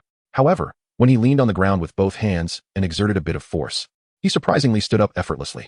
Yufu was momentarily taken aback. Something was amiss. The gravity here felt unusual. No wonder he sustained only minor injuries when he fell from the sky. Yufu surveyed his surroundings and realized they were on a floating island shrouded in dark mist, with other floating islands visible in the distance. Yufu pondered. The peculiar gravity, the dark mist, the floating islands. It felt strangely familiar, as though he had encountered a similar description before. Xiemi, could you recount your experience from the beginning? The creature known as Kaiwumi, the hedgehog Pokémon, nodded in response. So, Xiemi, after being drawn here, inadvertently absorbed the mist from the island, which triggered the protective powers set upon you by your elder, resulting in a tremendous explosion. The force of the explosion created a passage, and you emerged from it, landing in the flower bed of our community. Upon concluding Xiemi's account, Yufu summarized the situation. Kaiwumi, that's exactly right, Xiemi affirmed. Yufu took a deep breath, attempting to calm himself. The events described by Xiemi bore an uncanny resemblance to the plot of a Pokémon movie. The only distinction seemed to be that this Xiemi had not been embroiled in a celestial conflict, but had merely stumbled into it. Given this, despite his reluctance to believe, there was only one possibility. They were in the distortion world, the realm inhabited by the deity Giratina, also known as the ruined world. It exists parallel to the material world, yet is intricately connected to it. Giratina, a being capable of traversing and controlling dimensions beyond time and space, presides over this realm, and it is the only Pokémon within the distortion world. Quack quack. Look, just as Yofu contemplated how to escape this place, quack quack the Froakie pointed toward the sky. Yofu glanced upward and was astonished to see a bubble-like reflection of the world he hailed from. Kaiwumi. Wonderful. Siemi has found the other lost Siemiz. Siemi exclaimed, though it gazed at a different sky than Yofu's. Yofu turned to see Siemi on the ground, bouncing upwards, seemingly trying to leap into the sky's reflection. Thus, Siemi was not a Pokémon of his world. However, before Yofu could confirm with Siemi, a sudden wave of oppressive force surged forth, rendering both him and Quack Quack immobile. A colossal Pokémon descended from the heavens. Its elongated form resembled a great serpent, with 6 ethereal, ribbon-like wings floating behind it, their tips tinted crimson. A golden semicircle encircled its neck, adorned with black and red stripes. Its scarlet eyes instilled a sense of dread as they fixated on Yofu and his companions. This was the origin for me of Giratina. Kaiwumi, could you assist in returning Siemi to its kin? Siemi timidly addressed the Giratina above. Meanwhile, Meilutan climbed atop Yofu's head, eager to draw closer to the towering figure. My, what a gigantic entity! Meilutan marveled at the Pokémon's stature, drooling in envy. A small black hole materialized before Siemi. Giratina's voice resonated within the hearts of all present. Pass through this portal, and you shall find your kin. Also, tell them not to trouble me again. Kaiwumi, thank you. As Siemi prepared to enter the black hole, it suddenly paused, walked up to Yofu, and said, Kaiwumi, your food is delightful. When we meet again, please prepare more for me. Seeing Yofu's lack of response, Siemi assumed his agreement and joyfully dashed toward the portal. Kaiwumi, farewell, kind stranger, little iron block, and little frog. Siemi vanished into the black hole. Giratina turned its gaze toward Yofu and his companions. Meilu, is it our turn? The sole spokesperson Meilutan inquired. Thud, thud, thud. 3 sounds echoed from the flower bed, indicating something had fallen from the sky. Do. Hey, Dad, could you come out and pick up your son? Just don't ask too many questions. I'm in the little garden of our community. Yofu closed his communicator, noting it was only 11:50. Indeed, he had delayed lunch. Chapter 82. The end of the vacation and heart-to-heart conversations. The winter break for third-year high school students was fleeting, so much so that Yofu's injuries had not fully healed by the time classes resumed. At the battle arena of Kwangang High School, Class 7 of the third year was engaged in a checkup battle, akin to how art schools assess students after a holiday to ensure they haven't indulged excessively and to manage their physique. You actually got injured during the new year? Xiaoqiulin remarked incredulously from the sidelines. Yofu detected a hint of sympathy in his friend's tone. The disparity in treatment was stark. Next, Yofu called out Teacher Wang Dan from the battle stage. Coming. Yofu raised his hand, with Meilutan perched atop his head, and walked briskly to the battlefield. Teacher, where's my opponent? After waiting a moment without seeing anyone approach to take the opposite position, Teacher Wang Dan stepped from the referee's area to the contestants' zone opposite Yofu. Smiling as she said, this time, your opponent is me. She was aware that Yofu's Meilutan had reached the professional level, as she had heard about it from her great hound, who in turn had heard it from Yunlu's Lei Bu. The Lei Bu had been informed by Meilutan itself. Come forth, great hound. After the battle concluded, she leisurely walked away, having assessed all her students, with Yofu being the last before dismissal. Seeing Teacher Wang Dan depart, Xiaoqiulin rushed over. Yofu, did you somehow offend Teacher Dan? Why did she personally battle you? He whispered, acting clandestinely as if fearing Teacher Wang might overhear. Yofu crossed his arms, wearing a rather smug expression, and ostentatiously speculated. Perhaps she feared you all were too inexperienced to gauge whether my professional level Meilutan had regressed? What? When did that happen? Xiaoqiulin exclaimed, astonished at how Yofu had reached the professional level during a mere trip. Didn't I mention it during the new year? What? You were already at the professional level during the new year? No. It was even earlier. Upon entering his home, Yofu found Quack Quack the Froakie diligently exercising in the living room. Since Quack Quack was not currently registered under Yofu's name, he couldn't take it to school. Still working out. Quack Quack, take a break, Yofu said with concern as he approached. Without exaggeration, Quack Quack was undoubtedly the most disciplined Pokémon Yofu had ever encountered. Particularly after the incident involving the deity Giratina, Quack Quack's determination had intensified. Now, Meilutan would avoid Quack Quack during its workouts, fearful of being swept up in its fervor. Hearing Yofu's suggestion, Quack Quack paused its rigorous training, catching its breath before putting down its weights. Let us sit over there for a while, Yofu pointed to the sofa. Today he had time, and since his injuries had healed, he would not let Quack Quack escape easily. They could settle down and converse.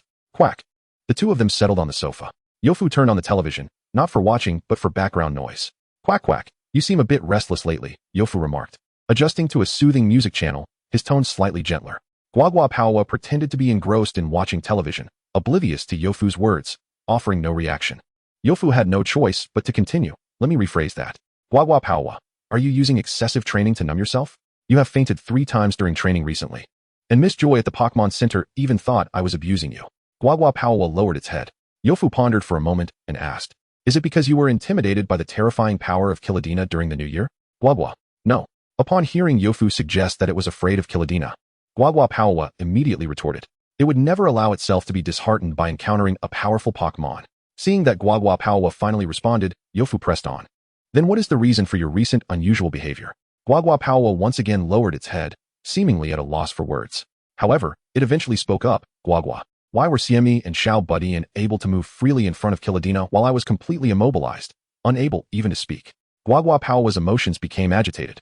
Guagua, is the gap between Pokémon truly that vast? When will I, lacking talent, ever catch up to their extraordinary abilities? After expressing its feelings, Guagua Paoa's demeanor shifted to one of rare despondency. Suddenly, it felt a warm hand resting on its head. Looking up, it saw Yofu, whose expression was serious and earnest. Guagua Paoa, you are not devoid of talent. On the contrary, you possess the very qualities essential for becoming a strong Pokémon. That is your diligence and tenacity. The path to strength does not depend on the speed at which one travels, but rather on how steadily and persistently one walks. Maintain your composure and avoid impatience, all right? Guagua Paoa shook its head, dislodging Yofu's hand. Guagua, I understand. Yofu smiled and asked, Guagua Paoa, what goals do you have for your future strength? Guagua Paoa contemplated seriously. Guagua, I want to face Kilodina in battle. Ah, Yofu gasped, taken aback by the little frog's ambition. He noticed Guagua Paoa's resolute gaze. A commendable goal, indeed. With grand aspirations. Guagua Paoa declared that it was well-rested and ready to train. Yofu reached out to stop it. You want to leave after such a brief rest? Let's stop here before dinner. Allow me to massage your muscles. Chapter 83. The day before the college entrance examination and Yofu's travel plans. Time seemed to fast forward. And before long, it was June 6th. Tomorrow marked the first day of the college entrance examination, during which all cultural subjects would be tested. Following that would be the relatively lengthy Pokémon battle examination. Over the past few months, Yofu's Meilutan had steadily leveled up to level 22, while Guagua Paoa had reached level 15 through occasional weekend practice battles, just one step away from evolving into Guadua. In recent days, the system's tasks and activities had been rather simple, with rewards mostly consisting of tokens, lacking any of the intense challenges like the New Year's event. Initially, when he first obtained it, he thought it was the evolution item Lingjijibu for the Pokémon Night Spirit to evolve into the Dark Spirit, but the system confirmed it was not, unable to discern its specific use. Yofu ultimately decided to store it alongside other items that were useful, but currently of no practical application. Wait a moment, it seems that among the items Yofu currently possessed, this was the only one without any utility. The Tai Jing Mind Stone currently served as Meilutan's bed. The Secret Amber was a charm Yofu always wore. The energy-restored New Moon Feather continued to provide a stable sleep aid effect, and the black glasses had already helped Guagua Paoa sense Dark-type energy. Even the keystone was pinned to Yofu's clothing, at least making him look stylish. As Xiaoqiulin, still half asleep, stood up confused. Is it C? The homeroom teacher. Wei Ranran replied curtly, I instructed you to study, but that does not mean I allowed you to sleep. She then repeated the question. Yellow? Xiaoqiulin responded uncertainly. Wei Ranran waved her hand dismissively, saying, sit down, my darling Xia. Remember, the head feathers of the Dobby bird are red on the sides and yellow in the middle. If you can't even answer such a simple question, how will you manage tomorrow's exam? After sitting down, Xiaoqiulin surveyed the classroom. Noticing that the other students were reading, and it seemed he was the only one who had been napping, he secretly crumpled a small piece of paper and, seizing the opportunity when Wei Ranran was looking down, tossed it to Yofu. Yofu caught the paper ball on his head while reading, and upon opening it, found the message, Brother you, what are you reading? Moments later, Xiaoqiulin threw another paper ball at Yofu, this time reading, what book is it? I thought using notes to communicate would feel more like secretly chatting during class, wrote Xiaoqiulin. Didn't he expect you to be such a traditionalist, replied Yofu. Hey, by the way, brother you, why are you reading a travel book? Of course, it's for travel. I plan to explore the relatively safe Pokémon ecological open areas within the province after the college entrance examination. The Pokémon ecological open areas are generally located around the periphery of the previously mentioned Pokémon ecological protection zones. The primary distinction is that wild Pokémon in ecological open areas tend to be more friendly towards humans and usually possess lower strength. Additionally, ecological open areas are monitored by Pokémon forest rangers, who strive to ensure mutual safety between humans and wild Pokémon. Take me with you, Xia Qiulin urged. Let us discuss it in detail after school. As soon as school ended, Xia Qiulin dashed to Youfu's seat. Brother Yu, where are we going? He asked enthusiastically. Youfu looked at him with a skeptical expression and said, Did I say I would definitely take you with me? Xia Qiulin grinned. My dog can start a fire. Your Guagua Paowa can spray water, and Meilutan can charge the communication device. Together, we make the perfect outdoor camping team. Youfu rolled his eyes at Xia Qiulin, who had thought this through quite well. Fine. In truth, Youfu had already planned to include Xia Qiulin in this trip. Although the Pokémon ecological open areas are generally safe, having a trustworthy companion to look out for each other is certainly better than going alone. So, have you decided where to go? Xia Qiulin, who was not very good at geography, pulled out his instant communication device and opened the map interface. Youfu scratched his head. Well, initially, I thought of visiting the ecological open areas in the cities surrounding Fengjing City one after another. Xia Qiulin glanced at the size of those ecological open areas and exclaimed, Goodness, if we walk there, will we even make it back before school starts in September? Youfu replied, That's why I ultimately decided to select only 3 open areas. Xia Qiulin nodded, That makes sense. Which 3? Currently, I have tentatively decided on Fengwu City. I've heard there are many flying-type Pokémon there, Youfu stated. Xia Qiulin suggested, What about visiting the Wanhua Mountain Ecological Development Area in our Quangang City? We go there every year to hike. Haven't you had enough? Youfu continued, If we could explore the back mountains of Wanhua Mountain, the ecological protection area there would be more suitable. Unfortunately, our current strength makes it far too dangerous to venture there. Huh, what's wrong? Xia Qiulin asked. My mother has arranged a crash review plan for cultural subjects, Youfu replied, surprised. Youfu paused. I sent it a bit late to schedule a crash review today, just before the college entrance examination tomorrow. Chapter 84. The first day of the college entrance examination. Meilutan, do you have confidence? Meilu, do you have confidence? Meilu. Meilutan appeared to be brimming with enthusiasm, practically bursting with the desire to showcase its prowess in front of the audience. Ha. Youfu affectionately stroked Meilutan's head and teased, saying, Having confidence is of no use today. It's a cultural exam, and I cannot take you with me. You should stay home and keep Guaguapawa company. In a swift motion, Meilutan leaped onto Youfu's shoulder, quickly climbing to the top of his head, where it began to unleash its energy. Meilu.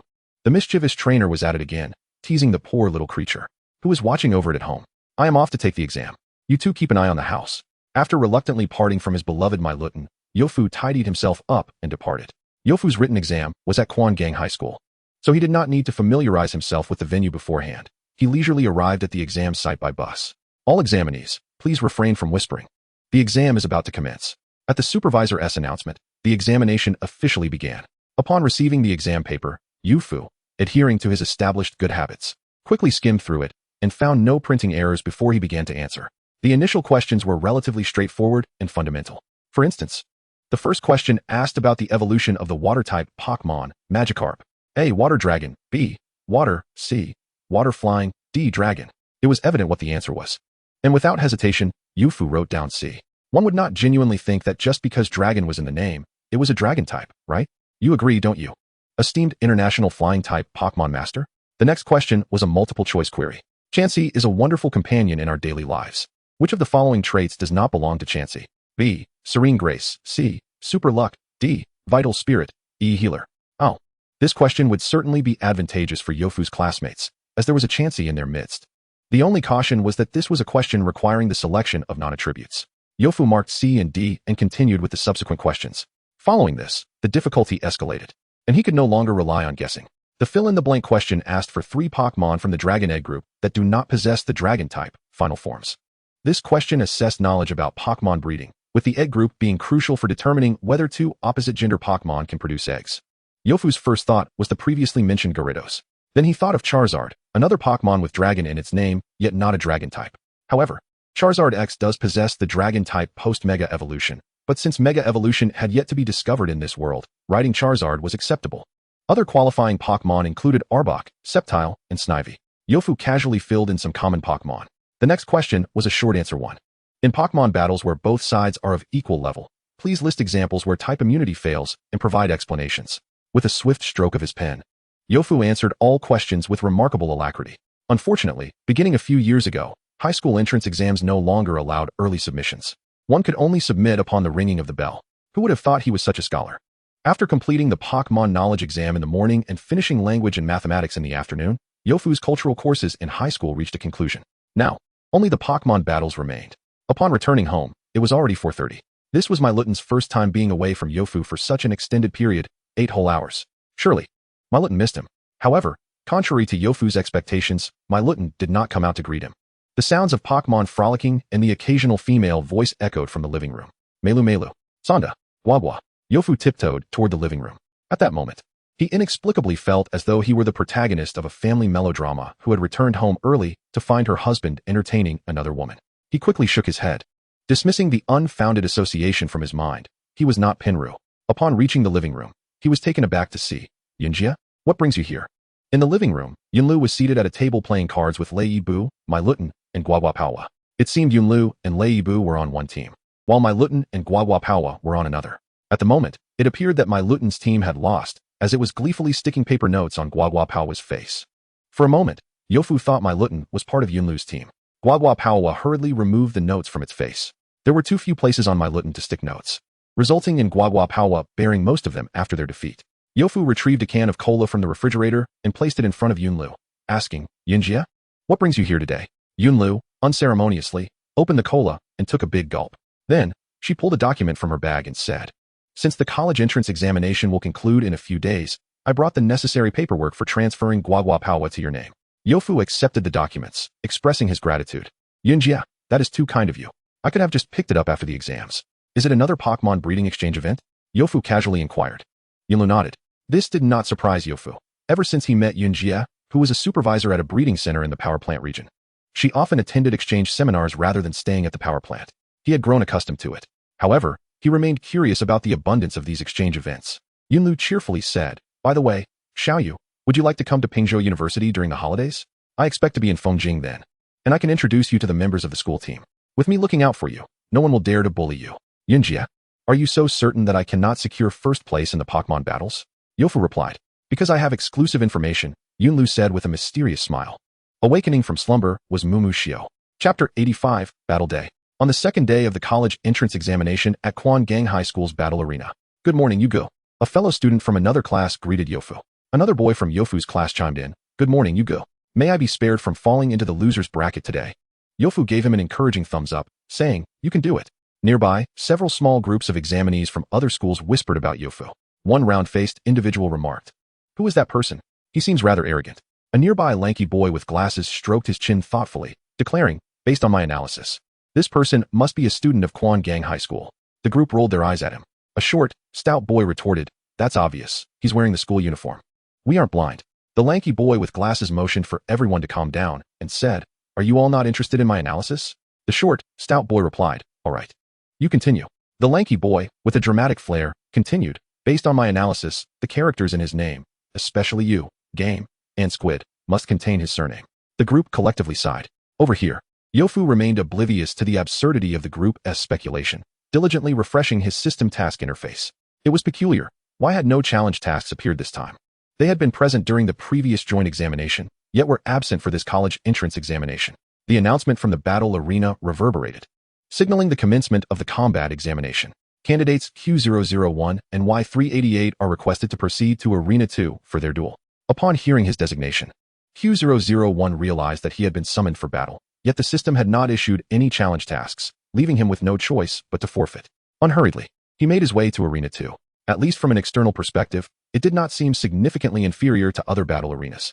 After verification by the referee appointed by the official Huagua organization, both Q001 and Meilutan took their respective positions.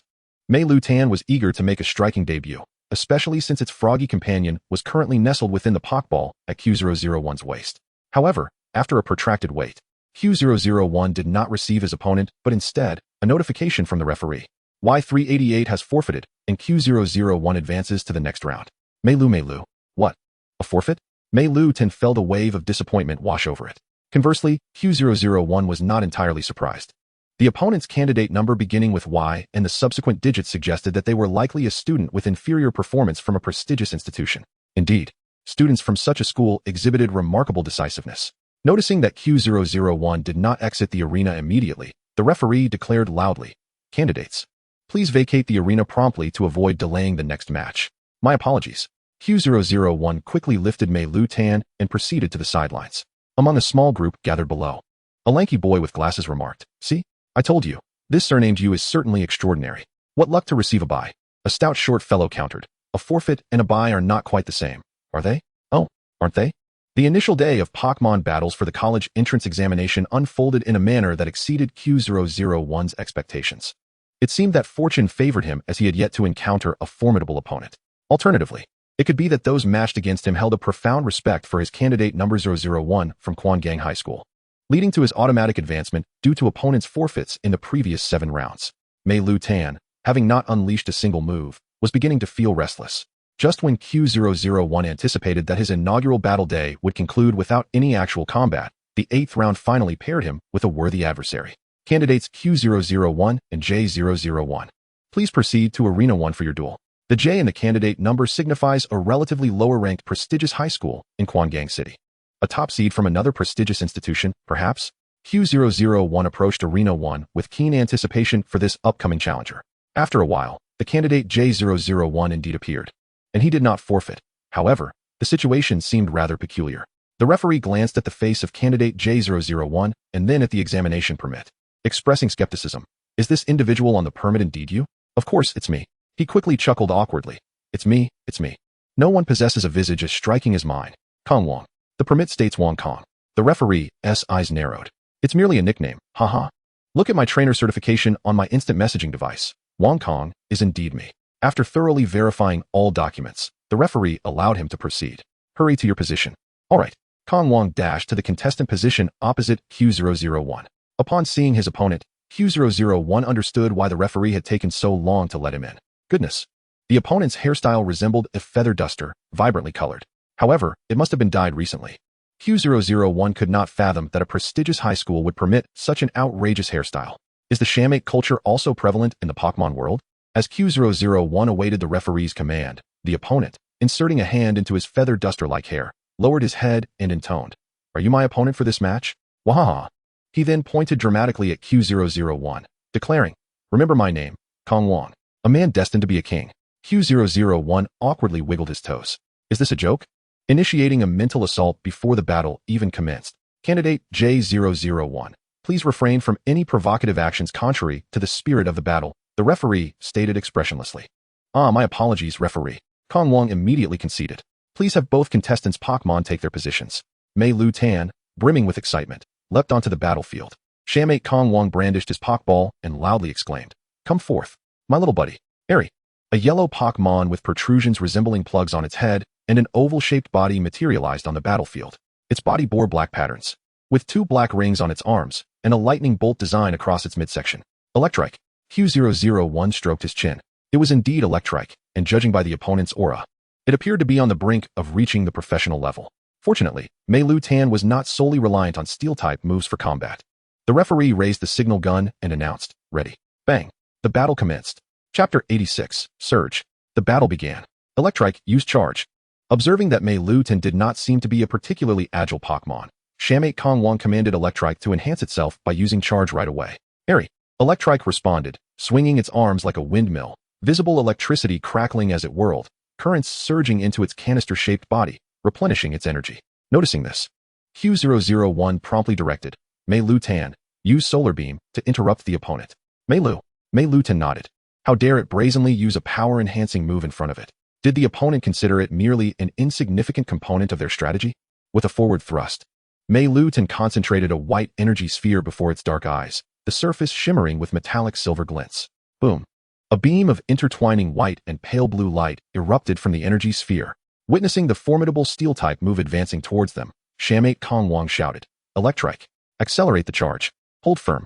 Airy. Electrike acknowledged, spinning its arms rapidly, successfully entering the charged state just before the solar beam struck it. Boom. In the next instant, without having time to assume a defensive posture, Electrike was blasted away by the solar beam. Electrike, Kong Wong exclaimed. Bang bang. Electrike tumbled to the edge of the arena. After a moment, Electrike finally stood up slowly.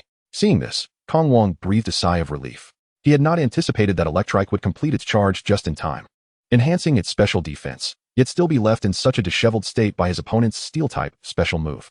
It is worth noting that Steel-type moves inflict half damage to Electric-type Pokémon. Electrike. Just as Kong Wong was about to command Electrike to launch an offensive, he discovered that Meilutan had quietly approached while Electrike was rising. Look out. Meilutan launched itself towards Electrike's gleaming forehead. Kong Wong was taken aback. Is the opponent not afraid of Electrike's static ability? Seeing that Electrike had no time to evade, Kong Wong commanded, Electrike, unleash your Electro Ball with all your might. Electrike swung its arms, generating a multitude of electrical beams in the air, bombarding the airborne Meilutan, who was executing a headbutt. Kong Wong could not help but smirk. The nature of the Electro Ball move guarantees a hit as long as the opponent is on the field.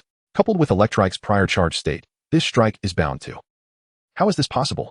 The golden Meilutan broke through the chaotic onslaught of electrical currents, undeterred and maintaining its momentum.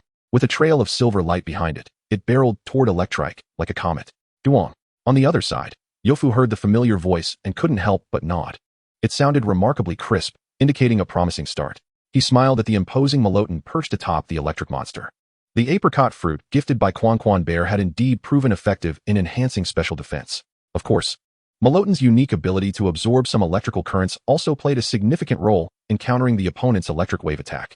After confirming the status of the electric monster, the referee declared the battle's outcome. The electric monster was unable to continue, and candidate Q001 advanced to the next round.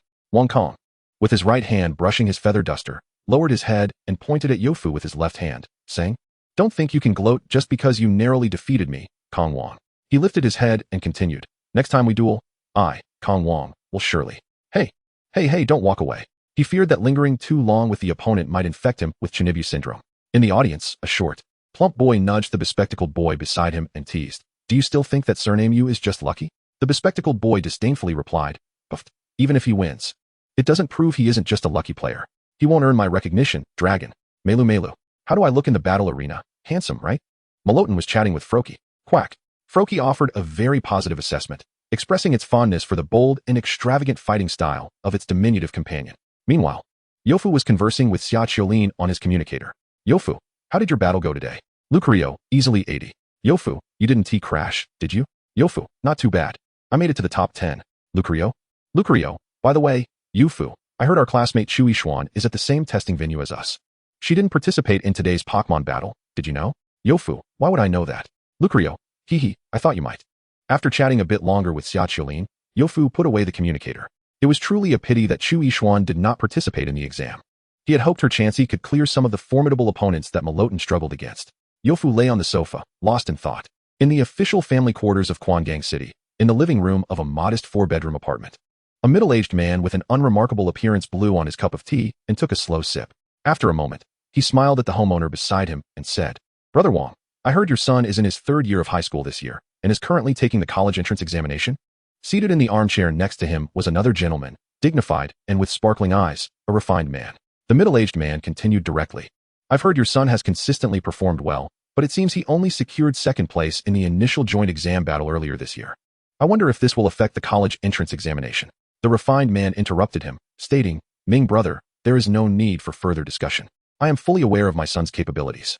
I believe he will ultimately gain admission to Qingbei University based on his own merit." The middle-aged man smiled again and replied, "Indeed, Brother Wong speaks wisely. I share the same belief." He then changed the subject, saying, "By the way, Brother Wong, where were we in our previous discussion?" The refined man remained silent. The middle-aged man smacked his forehead and exclaimed, "Oh right, I remember now. We were discussing the development of Wanhua Mountain in Quangang City." Chapter 87, Disparity. "Hurry up, Yofu." Xia Qiulin excitedly called to the lagging Yofu in front of the battle arena.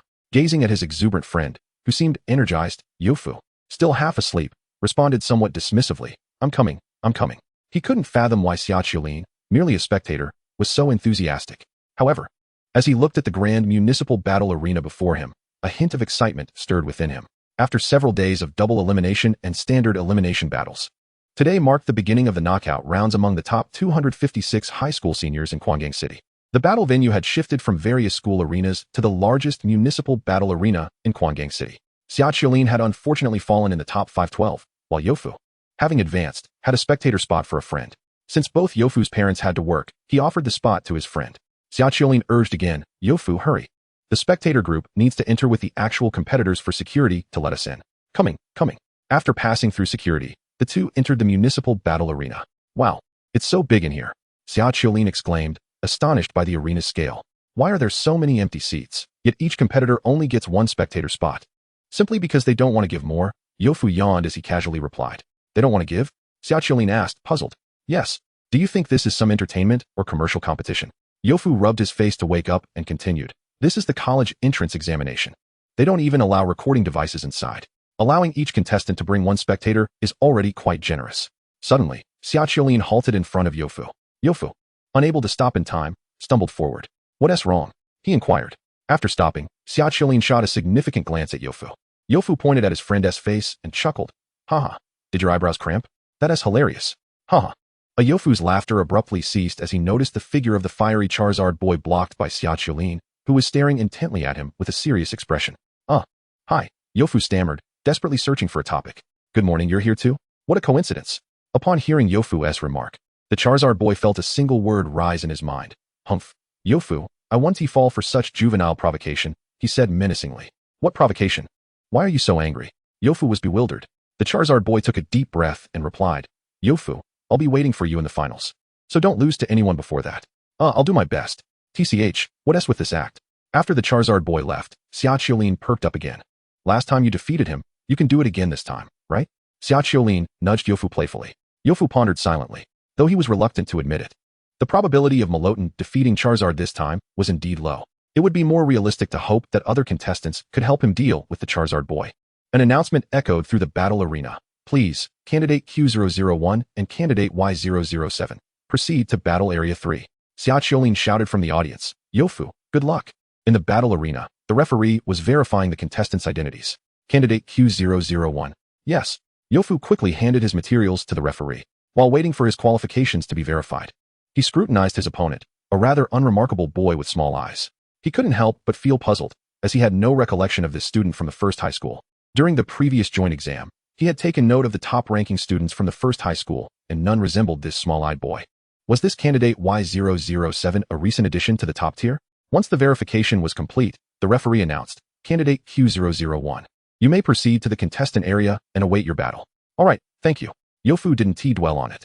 He would discover his opponent's true worth once the match began. Shortly after, his opponent, the small-eyed boy, completed his verification and stepped up to the contestant area. As the contestants took their positions, the referee announced loudly, Now, let the battling sides release their Pokémon. Meilutan leaped down from Yofu's shoulder. The sound resonated with a palpable weight, akin to a physical force. Go, Meilutan. Meilu. Across from them, the boy with the small eyes kissed his Pokeball and, with a voice that starkly contrasted his unassuming appearance, shouted, Come forth and crush your opponent. The Pokeball emitted a flash of red light, revealing a colossal creature on the battlefield. Its form resembled that of a dragon, crowned with 3 blue horns that pointed skyward, a back adorned with a large, shield-like plate, and scales as hard as steel, gleaming with sharp, cold teeth. Roar! Upon its entrance, it forcefully declared its presence to all in attendance. Yofu was momentarily taken aback by the opponent's appearance. It was the formidable and fearsome Bolling, which he had encountered in a written exam. No wonder he hadn't seen this individual during the previous joint examination. At that time, Bolling must have still been a Li Ywing. Yofu had not anticipated that someone would choose such a high-stakes Pokémon for the exam, suggesting they were quite affluent. Not only did they need abundant resources to evolve Li Ywing into its professional form, but they also had to bring the emotionally blunt Li Ywing to a peak of fury. Only when both conditions were met could it evolve into Bolling. Furthermore, only a Bolling nurtured by a trainer since its Li Ywing days, after much time spent together, would heed the commands of a high school senior. However, facing his Meilutan, the opponent could only be deemed unfortunate. The referee glanced up at the towering Bolling, which stood at an impressive height of 6 meters, and then looked in the opposite direction. Finally spotting the inconspicuous Meilutan. Nodding, he declared, Both sides are ready. The battle will commence shortly. He drew a starting pistol. Meilutan gazed up at the massive Bolling, unable to suppress the drool of envy. Snap. Yes, caught a big one. This was the last utterance of the unfortunate soul. Chapter 88. A renewed battle. On the battlefield, Bolling, crackling with electricity, plummeted from the sky. Boom. Its immense form crashed onto the ground, creating a resounding noise. A small Pokémon leaped onto Bolling's back. Meilu. The referee raised a small flag and announced, Bolling has lost its ability to battle. Candidate Q001 advances to the next round. Without a change in expression, Yofu shook hands with the boy with the small eyes and exited the battlefield with Meilutan. Wow, Yug, that was too dirty. As soon as Yofu stepped off the battlefield, he heard his friend Xiaoqiulin praising him. You should have seen the look on that guy's face. By the end of the battle, it was as purple as an eggplant. All right. Yofu conceded that his tactics for Meilutan against Bolling may have been somewhat simplistic. After using Iron Defense to bolster its physical defense and employing Thunder Wave to paralyze Bolling, he had instructed Meilutan to continuously use Thunderbolt to attack the opponent. After all, Bolling had only just evolved from Liywing, and its move pool was rather limited when facing Meilutan. Most of its moves struggled to inflict significant damage on the small, yet resilient Meilutan. Thus, the entire battle transpired with Meilutan relentlessly electrocuting Bolling, which could be described as quite torturous.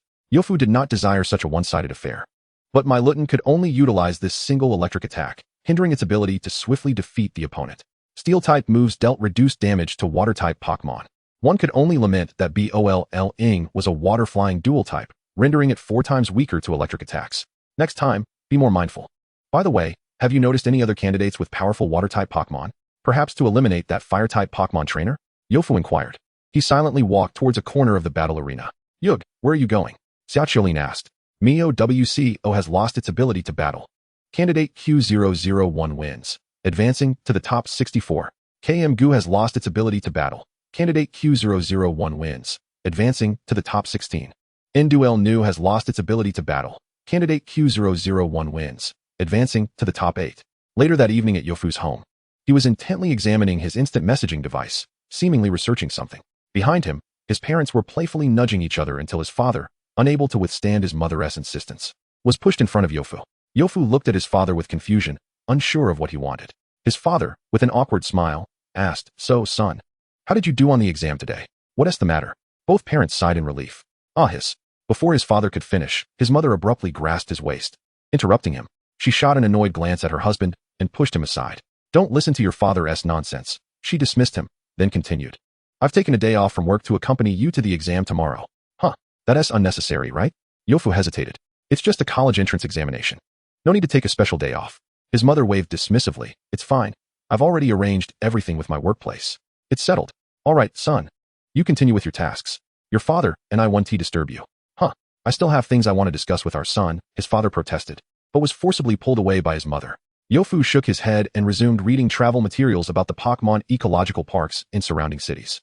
He understood what his father had wanted to say earlier, yet he wasn't so sensitive. "Oh right." Yofu quickly contacted his friend. "What? I can't go tomorrow?" The next morning. Mom, do you really need to bring all of this to the exam site?" Outside their home, Yofu looked at his mother with a conflicted expression. "Don't worry, I specifically checked. The candidate guide didn't state that these items are prohibited." The previous night, Xiaoqiulin, after being informed he could not attend the exam that day, hurriedly arrived at Yofu's house to deliver the props he had made to support Yofu. This made Yofu's mother feel quite embarrassed. Well, all right then." Yofu gazed at the various flags and banners in his mother's hands, resignedly saying. Just as they were about to set off, Yofu felt as if something was amiss.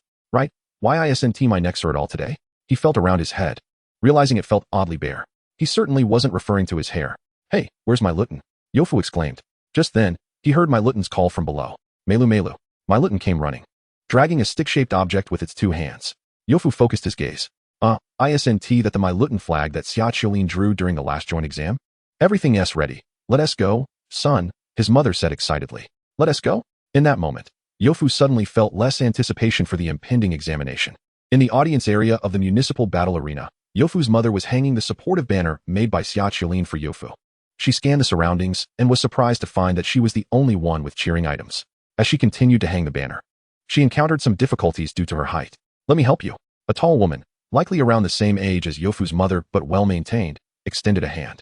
"Thank you," she replied. Together, they quickly secured the supportive items. Finding a kindred spirit, the 2 mothers sat together. "Which school does your child attend?" Yofu's mother inquired. "Chuenjing High School." At this moment, the intercom within the battle arena announced, "Please Q001 and J001 contestants proceed to the first arena to prepare for battle." Yuma exclaimed with excitement, "That Q001 is my child. I never expected his first match would be so soon." In the waiting area, Yofu furrowed his brow as he listened to the announcement. The opposing contestants' number sounded so familiar. Chapter 89, Aunt Zhang's Son. In the arena, Yofu gazed at his opponent standing across from him and let out a long sigh. His heart felt weary. Suddenly, his adversary erupted into a low, mocking laughter. "Oh, it seems we are destined to face each other, but I did not expect this day to arrive so swiftly. However, you may be surprised. My little brother, the electric monster, has just broken through to professional level yesterday. I am indeed the natural protagonist." Yofu felt increasingly uncomfortable due to the other's ostentatious demeanor. Indeed, his opponent was none other than Wang Kong, the flamboyant individual he had encountered previously. It was surprising that they would meet again in the quarterfinals. Wong Kong swept his vibrant hair back and continued with a grin. This time, I absolutely will not. Contestant J001, please do not delay the battle process. The referee's sharp reprimand abruptly interrupted Wong Kang's theatrical speech. Wong Kong immediately raised his hand, nodding apologetically to the referee. Both Pokémon were now in position, and the referee raised the starting gun. Ready. Electric Monster. Stand up. You must believe in yourself. The electric monster lost its fighting capability, and Q001 advanced to the next round. Upon hearing the referee announce the results, Yu-Fu exhaled in relief. In truth, even if the electric monster had reached professional level, it posed little threat to Meilutan, whose formidable strength was undeniable. However, the mental onslaught from the middle schooler trainer was proving to be quite overwhelming for Yu-Fu. He was the type who would feel embarrassed on behalf of others. Without hesitation, he made a swift exit from the battlefield, leaving behind the middle schooler Wong Kong, who had just struck a pose. Son, Meilutan, well done, came Yuma's voice from the audience. Turning around, Yu-Fu was about to greet her, only to find that her seat was overflowing with various support items, creating a stark contrast with the emptiness surrounding other parents. Such an unexpected wave of embarrassment was no less daunting than facing Wong Kong on the battlefield. Yu-Fu reluctantly raised his hand to acknowledge his mother. Meanwhile, the somewhat electrified Meilutan, upon spotting the support items adorned with its likeness, became quite animated, desperately waving at Yuma. In the viewing area, seeing Yu-Fu walk towards the contestant waiting area, Yuma muttered to herself, "Sigh, my son has always been competitive. As a mother, I truly feel helpless." The woman seated beside Yuma, hearing her words, was momentarily at a loss for what to say. After a pause, Yuma emerged from her self-pity. Glancing at the woman next to her, she inquired, "By the way, which contestant is your child?" The woman pointed to the fiery dinosaur boy, who was preparing to enter the arena. As the dinosaur boy approached the referee, he caught sight of Yu-Fu standing at the sidelines, seemingly eager to watch. A slight smirk appeared at the corner of his mouth. "I truly look forward to our final showdown, Yu-Fu. Please have both contestants' Pokémon take their positions," the referee announced. "Come forth, Fire Mouse." The fiery dinosaur boy thrust a Pokeball forward. A flash of light emerged from the ball, revealing a Pokémon resembling Fire Mouse, but with a tuft of flame atop its head and a considerably elongated body. The temperature in the arena significantly increased due to its presence. Humph, seeing that his opponent also had a fire-type Pokémon. The fiery dinosaur boy scoffed disdainfully before retrieving his own Pokeball. Roar. With a fierce roar, the fire dinosaur made its entrance, raising the temperature in the arena even further. Observing the fire dinosaur, Yu-Fu squinted, focusing on its head. The intel provided by Sister Yun-Lu had proven accurate. On the fire dinosaur's forehead was a distinct black vertical line, a mark indicating the possession of a Pokémon item known as charcoal, which significantly enhances the power of fire-type moves. Yu-Fu could only shake his head. No chance at all. Fire dinosaur, charge in and use slash. Fire dinosaur, keep attacking. Fire dinosaur, use dragon dive for the finishing blow. With a series of commands from the fiery dinosaur boy, the fire dinosaur effortlessly defeated Fire Mouse. Victorious, the fire dinosaur raised its claws triumphantly and roared towards the sky. The morning's quarterfinals concluded much earlier than Yu-Fu had anticipated. During the break, Yuma called out, "Over here, son." As there was no evading it, Yu-Fu approached his mother, whose demeanor was notably different from others. Upon getting closer, Yu-Fu was surprised to see a courageous warrior seated beside her. Yuma extended her hand towards the woman next to her, introducing, "Son, this is your Aunt Zhang." And her son has also advanced to the top 4. Hello, Aunt Zhang. Yu-Fu did not feel any surprise at suddenly having an Aunt Zhang. His mother was the type who, after a brief outing, would have half of the passers-by greeting her, if the arena allowed parents. She might even have a conversation with the referee, potentially securing a home field advantage for him. "Yu-Fu, what are you doing here?" Yu-Fu pointed towards the surrounding support items and suggested, should you take a look at this banner and then at these signs?" The fiery dinosaur boy glanced at the items and immediately realized he had asked a foolish question. "Mom, come with me." He swiftly pulled Yu-Fu and Aunt Zhang away to alleviate his awkward situation. "By the way, Mom, how did you end up sitting next to the fiery dinosaur boy's mother?" Yu-Fu inquired. Yuma shot him a glare and said, "You shouldn't refer to others by their nicknames. It's very impolite." Do you even know his real name?" Yuma paused, realizing she hadn't asked that while chatting with Aunt Zhang. After a moment of hesitation, she replied, How about you just call him Aunt Zhang's son?" Yu-Fu secretly rolled his eyes, thinking it was better to call him the fiery dinosaur boy. Chapter 90, the final examination, battling the fiery dinosaur again. In the arena, the referee announced the results with an impassive expression. Forest Lizard has lost its fighting capability. Contestant Q001 advances to the finals. Yu-Fu, undisturbed by triumph or defeat, shook hands with his opponent before turning to the audience, intending to wave at his mother, only to find the fiery dinosaur boy beside her, engaged in conversation with Aunt Zhang. Yu-Fu silently lamented, "What an unavoidable guy." The Murphy's Law of fearing something only brings it closer indeed held some truth. Having triumphed in the previous match, the fiery dinosaur boy was set to face Yu-Fu in the final battle of the high school examination in Quangang City. Yu-Fu proceeded to the healing center within the arena, determined to quickly restore Meilutan's strength. Despite the slim hope of victory, he and Meilutan would give their utmost. Somewhere within the battle arena, preparations were being finalized. Is everything set? All is arranged, leader. In the healing center. Are you ready, Meilutan? Meilu. In this instance, Yu-Fu chose not to engage in playful banter with Meilutan, but rather directly positioned Meilutan atop his head, striding out from the healing center. Off we go. The healing center was in close proximity to the battleground. And in just a few steps, Yu-Fu arrived at the site of his ultimate showdown in this examination journey. As he surveyed the surroundings, it became evident that the significance of this final examination was indeed markedly different from previous battles. Beside the arena stood an oddly shaped machine, presumably designed to block signals and prevent anyone from providing the candidates with advice through communication devices. Yu-Fu pondered this as he slowly approached the battlefield. Upon entering the arena, Yu-Fu immediately felt the intensity of a fiery gaze directed at him.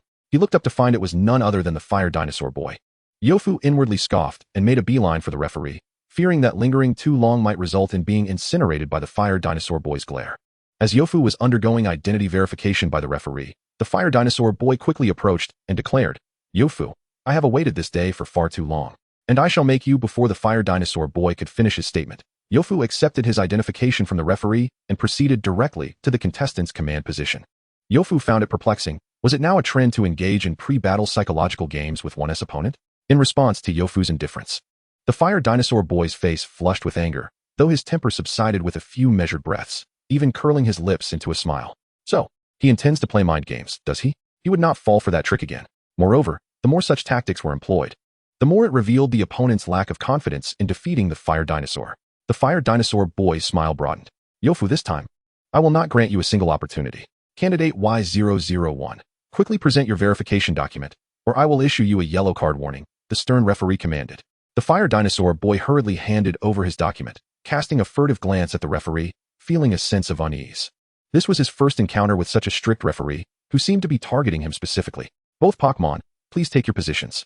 Meilutan was already prepared for battle. Without any hesitation, the fire dinosaur boy retrieved a Pokeball and pressed the button. Roar. With its characteristic cry, the fire dinosaur emerged onto the battlefield. Meilutan greeted the fire dinosaur, recalling their previous encounter, noting that the fire dinosaur was now capable of communication. Meilutan initiated a conversation. Meilu, what is that black mark on your head? Is it a tattoo?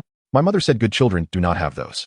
Though the fire dinosaur had long since outgrown its initial rage following evolution, it could not help but feel irritated by Meilutan's remarks. Observing the situation, the fire dinosaur boy let out a scoff. Humph, even Pokémon are engaging in psychological warfare now. Truly, a trainer's character is reflected in their Pokémon. Prepare. The referee raised the starting pistol. The psychological counselor, Meilutan, immediately ceased its inquiries. The battle was of utmost importance now. Bang! The battle commenced. Unable to contain his impatience, the fire dinosaur boy boldly commanded, Fire dinosaur, greet your old friend with a welcome gift. Roar!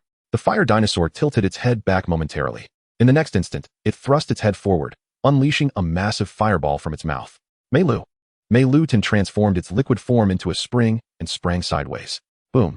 The fireball struck the spot where Meilutan had just been, leaving behind a charred mark on the ground. Yu-Fu felt a tightening in his chest. The power of that fireball was unexpectedly formidable, and both its accuracy and speed had evidently improved since their last encounter. For now, he could only instruct Meilutan to attempt a counterattack while remaining vigilant for any openings. Meilutan, retaliate with an electric shock. Yu-Fu commanded. Meilu. The spring-like Meilutan launched an electric shock towards the fire dinosaur. However, as the attack was executed while Meilutan was in motion, the fire dinosaur easily evaded by tilting its head. Seeing Meilutan adopt a defensive posture focused on evasion, the fire dinosaur boy wasted no time and confidently issued another command. Fire dinosaur, use fire spin. Roar. The fire dinosaur complied. A swirling vortex of flames erupted from the tip of its blazing tail, which it then flung towards the bouncing Meilutan. The scorching flames enveloped Meilutan, and the vortex gradually constricted, leaving the Pokémon with a mere fraction of its original space to maneuver. Meilu. Yu-Fu felt a chill run down his spine. Meanwhile, the fire dinosaur boy was brimming with confidence. With Meilutan's escape route now blocked, he decided it was time for the fire dinosaur to strike decisively. Go! Fire dinosaur. Roar. The fire dinosaur plunged into the fiery vortex, ready to engage Meilutan in close combat. This time, it would not be defeated. Somewhere within the battle arena, a middle-aged man picked up a remote control he had been toying with for quite some time and pressed a button. Click. The sound of the button pressing was crisp and pleasant. Chapter 91, An Unexpected Conclusion. In the arena, Meilutan and the Fire Dinosaur found themselves face to face within the fiery vortex. Fire Dinosaur, charge forward and seize it. The Fire Dinosaur boy commanded with confidence. Arms crossed. Roar. The Fire Dinosaur lunged towards Meilutan, resembling an eagle swooping down on its prey. Seeing this, Yofu immediately made a judgment. Under no circumstances could he allow Meilutan to be captured as it was during the prior joint examination. If caught, the Fire Dinosaur's overwhelming fire-type moves would be far too much for the Steel-type Meilutan to withstand. It was time to go all out. Yofu shouted, "Meilutan, use headbutt." Meilu. Realizing the urgency of the situation, Meilutan gathered white energy at its golden nut-like head. Whoosh. The golden projectile soared into the air. The Fire Dinosaur boy, seeing Meilutan's proactive approach, felt elated and quickly commanded, "Fire Dinosaur, use Ember."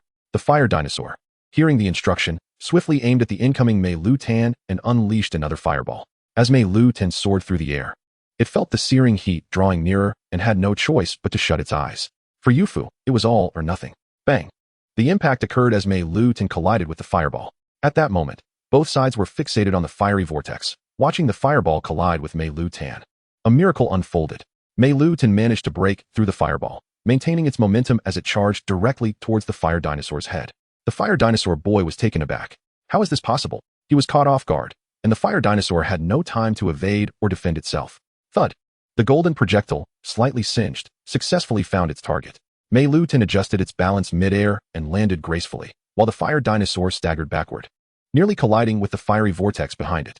Meilutan. Fire Dinosaur. Both Yofu and the Fire Dinosaur boy exclaimed simultaneously. Meilu. Once again, Meilutan turned its back to Yofu, flexing its muscles to signal that it was unscathed. Meanwhile, the Fire Dinosaur shook its head vigorously. As Yofu observed the two Pokémon drawing closer, he couldn't help but feel a sense of perplexity. Normally, opponents who could withstand Meilutan's headbutt would express their pain by clutching their heads, yet he had never seen one shake its head in such a manner. Meanwhile, the fiery Tyranitar had regained its composure, fixating its gaze on the two Pokémon engaged in battle.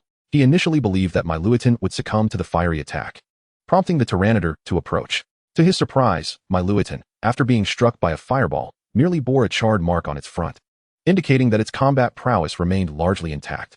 In fact, the Tyranitar even suffered a counterattack. It was prudent to proceed cautiously, as the advantage still lay with him.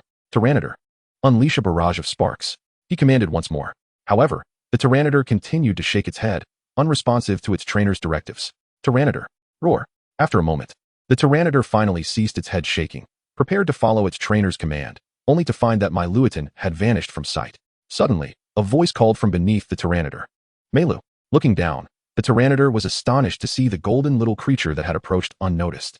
At that moment, the golden creature charged once more. The Tyranitar had no choice but to release a fireball in defense. Boom. The fireball was easily breached by Meilutan, successfully striking the Tyranitar. This time, the Tyranitar toppled outside the fiery vortex, causing the flames to dissipate prematurely. The fire at the tip of its tail blazed more intensely, seemingly consuming its last reserves of energy. With the fiery vortex gone, Meilutan regained its mobility, and everything appeared to be shifting in Yufu's favor. Yet, Yufu's brow furrowed in concern. This was not right. The damage inflicted by the Tyranitar should not have been so minimal. The two previous attacks had not demonstrated the power of the sparks it had unleashed at the beginning of the match, potentially even falling short by half. Moreover, there was the Tyranitar's strange head-shaking behavior. Tyranitar, stand up. You can do it. The trainer urged. The situation was entirely beyond his expectations. Hearing his trainer's words, the Tyranitar struggled to rise.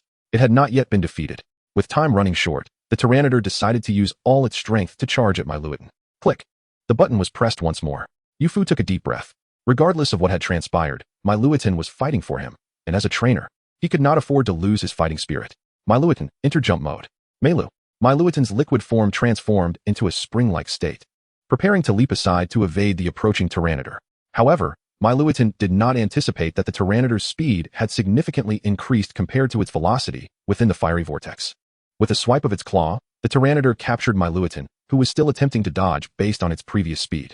This time, the Tyranitar abandoned the ineffective sparks attack, opting instead for an assault it believed Meilutan could not evade, and that would likely inflict damage. Flames erupted from the Tyranitar's teeth as it lunged toward the ensnared Meilutan.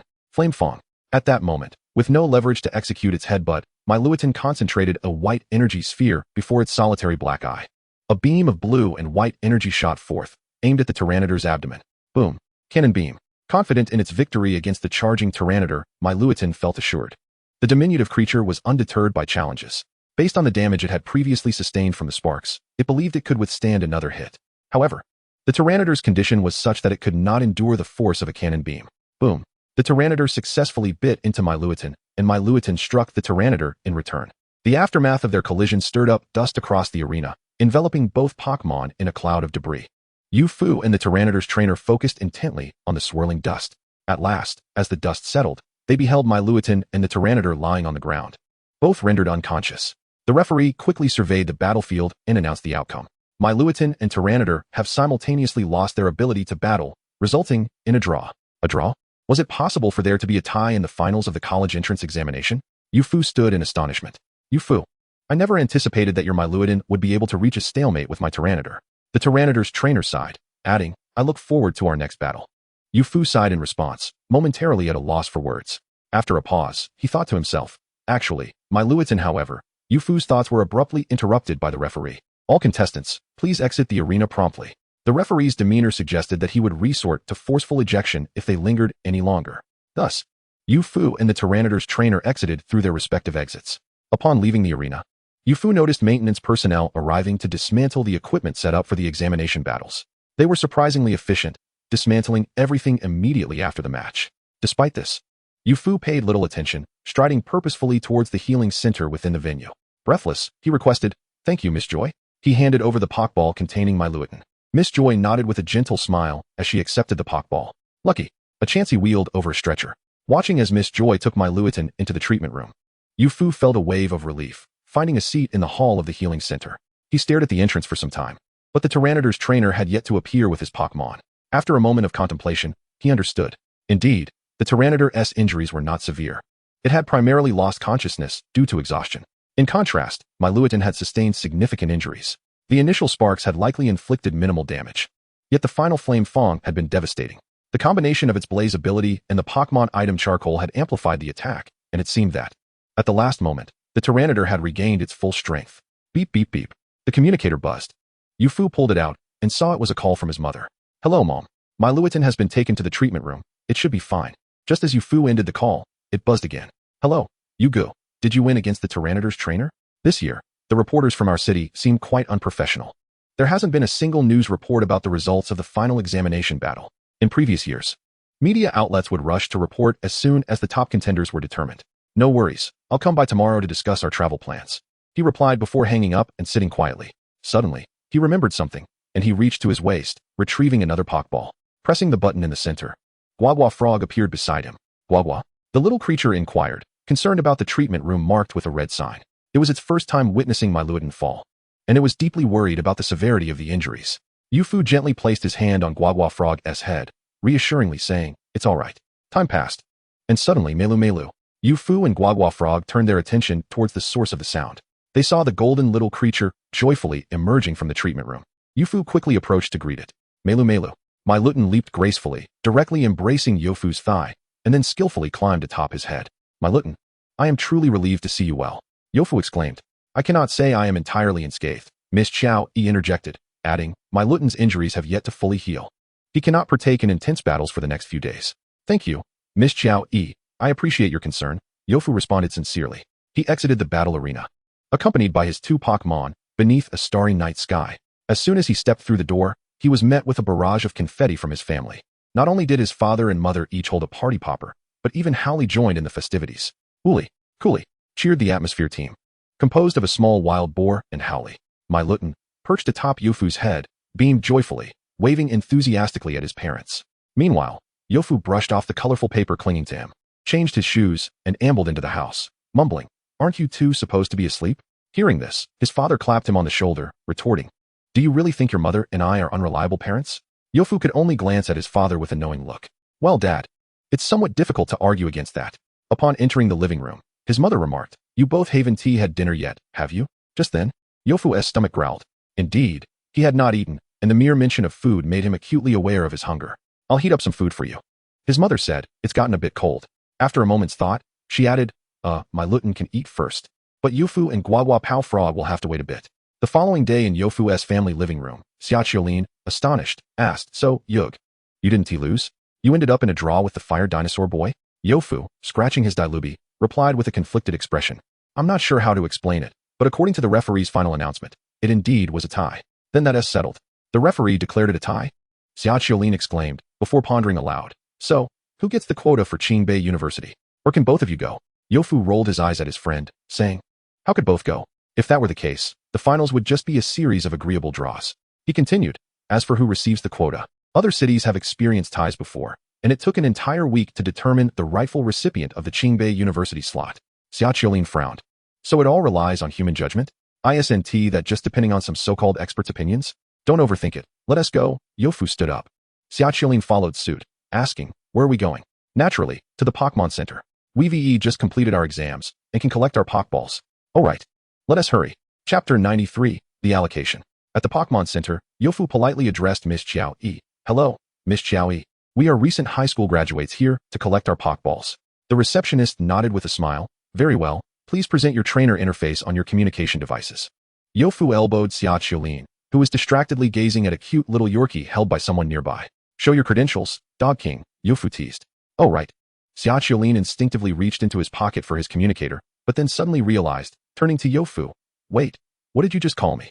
Youfu feigned innocence, replying, "Did I call your name? I don't think so." Miss Qiao Yi stifled a laugh at the boy's banter, maintaining her professional demeanor. "Here you go, Miss Qiao Yi." Youfu handed over their communicators. After a brief verification process, Miss Qiao Yi presented 4 brand new Pokeballs on a tray. At that moment, Xiaoqiulin eagerly extended his hand to take 2, but Miss Qiao Yi slightly pulled the tray back. Xiaoqiulin's hand grasped nothing but air. Miss Qiao Yi offered an awkward yet polite smile. "As a novice trainer, you can only possess 2 Pokémon. Do you wish to abandon Diluvi?" Youfu teased from the side. "Whatever, my Diluvi will soon reach professional level," Xiaoqiulin retorted defiantly, grabbing 1 Pokeball. It's worth noting that the official regulations in Huagua impose strict limits on the number of Pokémon trainers can have based on their level. Novice trainers can have 2. Professional trainers can have 4. Elite trainers can have 8. And gym trainers and above face no restrictions. Consequently, the issuance of Pokeballs is likewise tightly regulated, with unauthorized Pokeballs facing severe penalties. Youfu took 2 Pokeballs from the tray, then handed the one containing Guagua Pao Frog back to Miss Qiao Yi, presenting the prepared paperwork. "Please assist in transferring this child to my name," Youfu requested. His eagerness to acquire the Pokeball was primarily for Guagua Pao Frog. "Certainly," Miss Qiao Yi replied. Thanks to the meticulous preparations by Yunlu, she swiftly transferred Guagua Pao Frog from the Quangang City Breeding Center to Youfu's name. With the Pokeball in hand, Youfu felt an entirely different sensation. "I have captured Guagua Pao Frog." He nearly struck a pose, but reconsidered, finding it too embarrassing to follow through. "By the way, Yug," Xiaoqiulin draped his arm over Youfu's shoulder, asking curiously, "Why wasn't there any media coverage of you, the top candidate in the city's Pokemon battle?" Initially, he had hoped to bask in the glory of being associated with the top scorer in the local Pokemon battle. Youfu brushed Xiaoqiulin's arm away, replying, "Isn't it better that there was no coverage? I'm not fond of being in the spotlight." After all, he hadn't truly defeated the fire dinosaur boy for the top spot. However, the absence of media coverage was peculiar indeed, and Youfu pondered this as he looked down. Logically, it should have made headlines that he, utilizing the seemingly weak Meilutan, advanced to the finals, let alone achieving the rare result of a tie against the fire dinosaur boy. He let out a sigh, wondering why he always encountered such odd circumstances.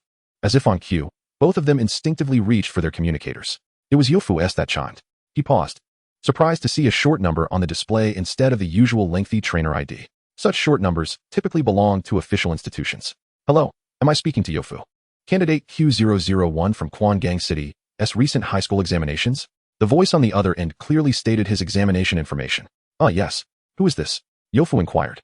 "I am from the admissions office of the Higher Education Committee of Pingzhou Province." "The admissions office of Pingzhou Province? Is this for real?" Youfu turned to Xiaoqiulin, who was verifying the legitimacy of the short number with a nod. Youfu inquired, "Is there something you need?" "Well," he abruptly ended the communication.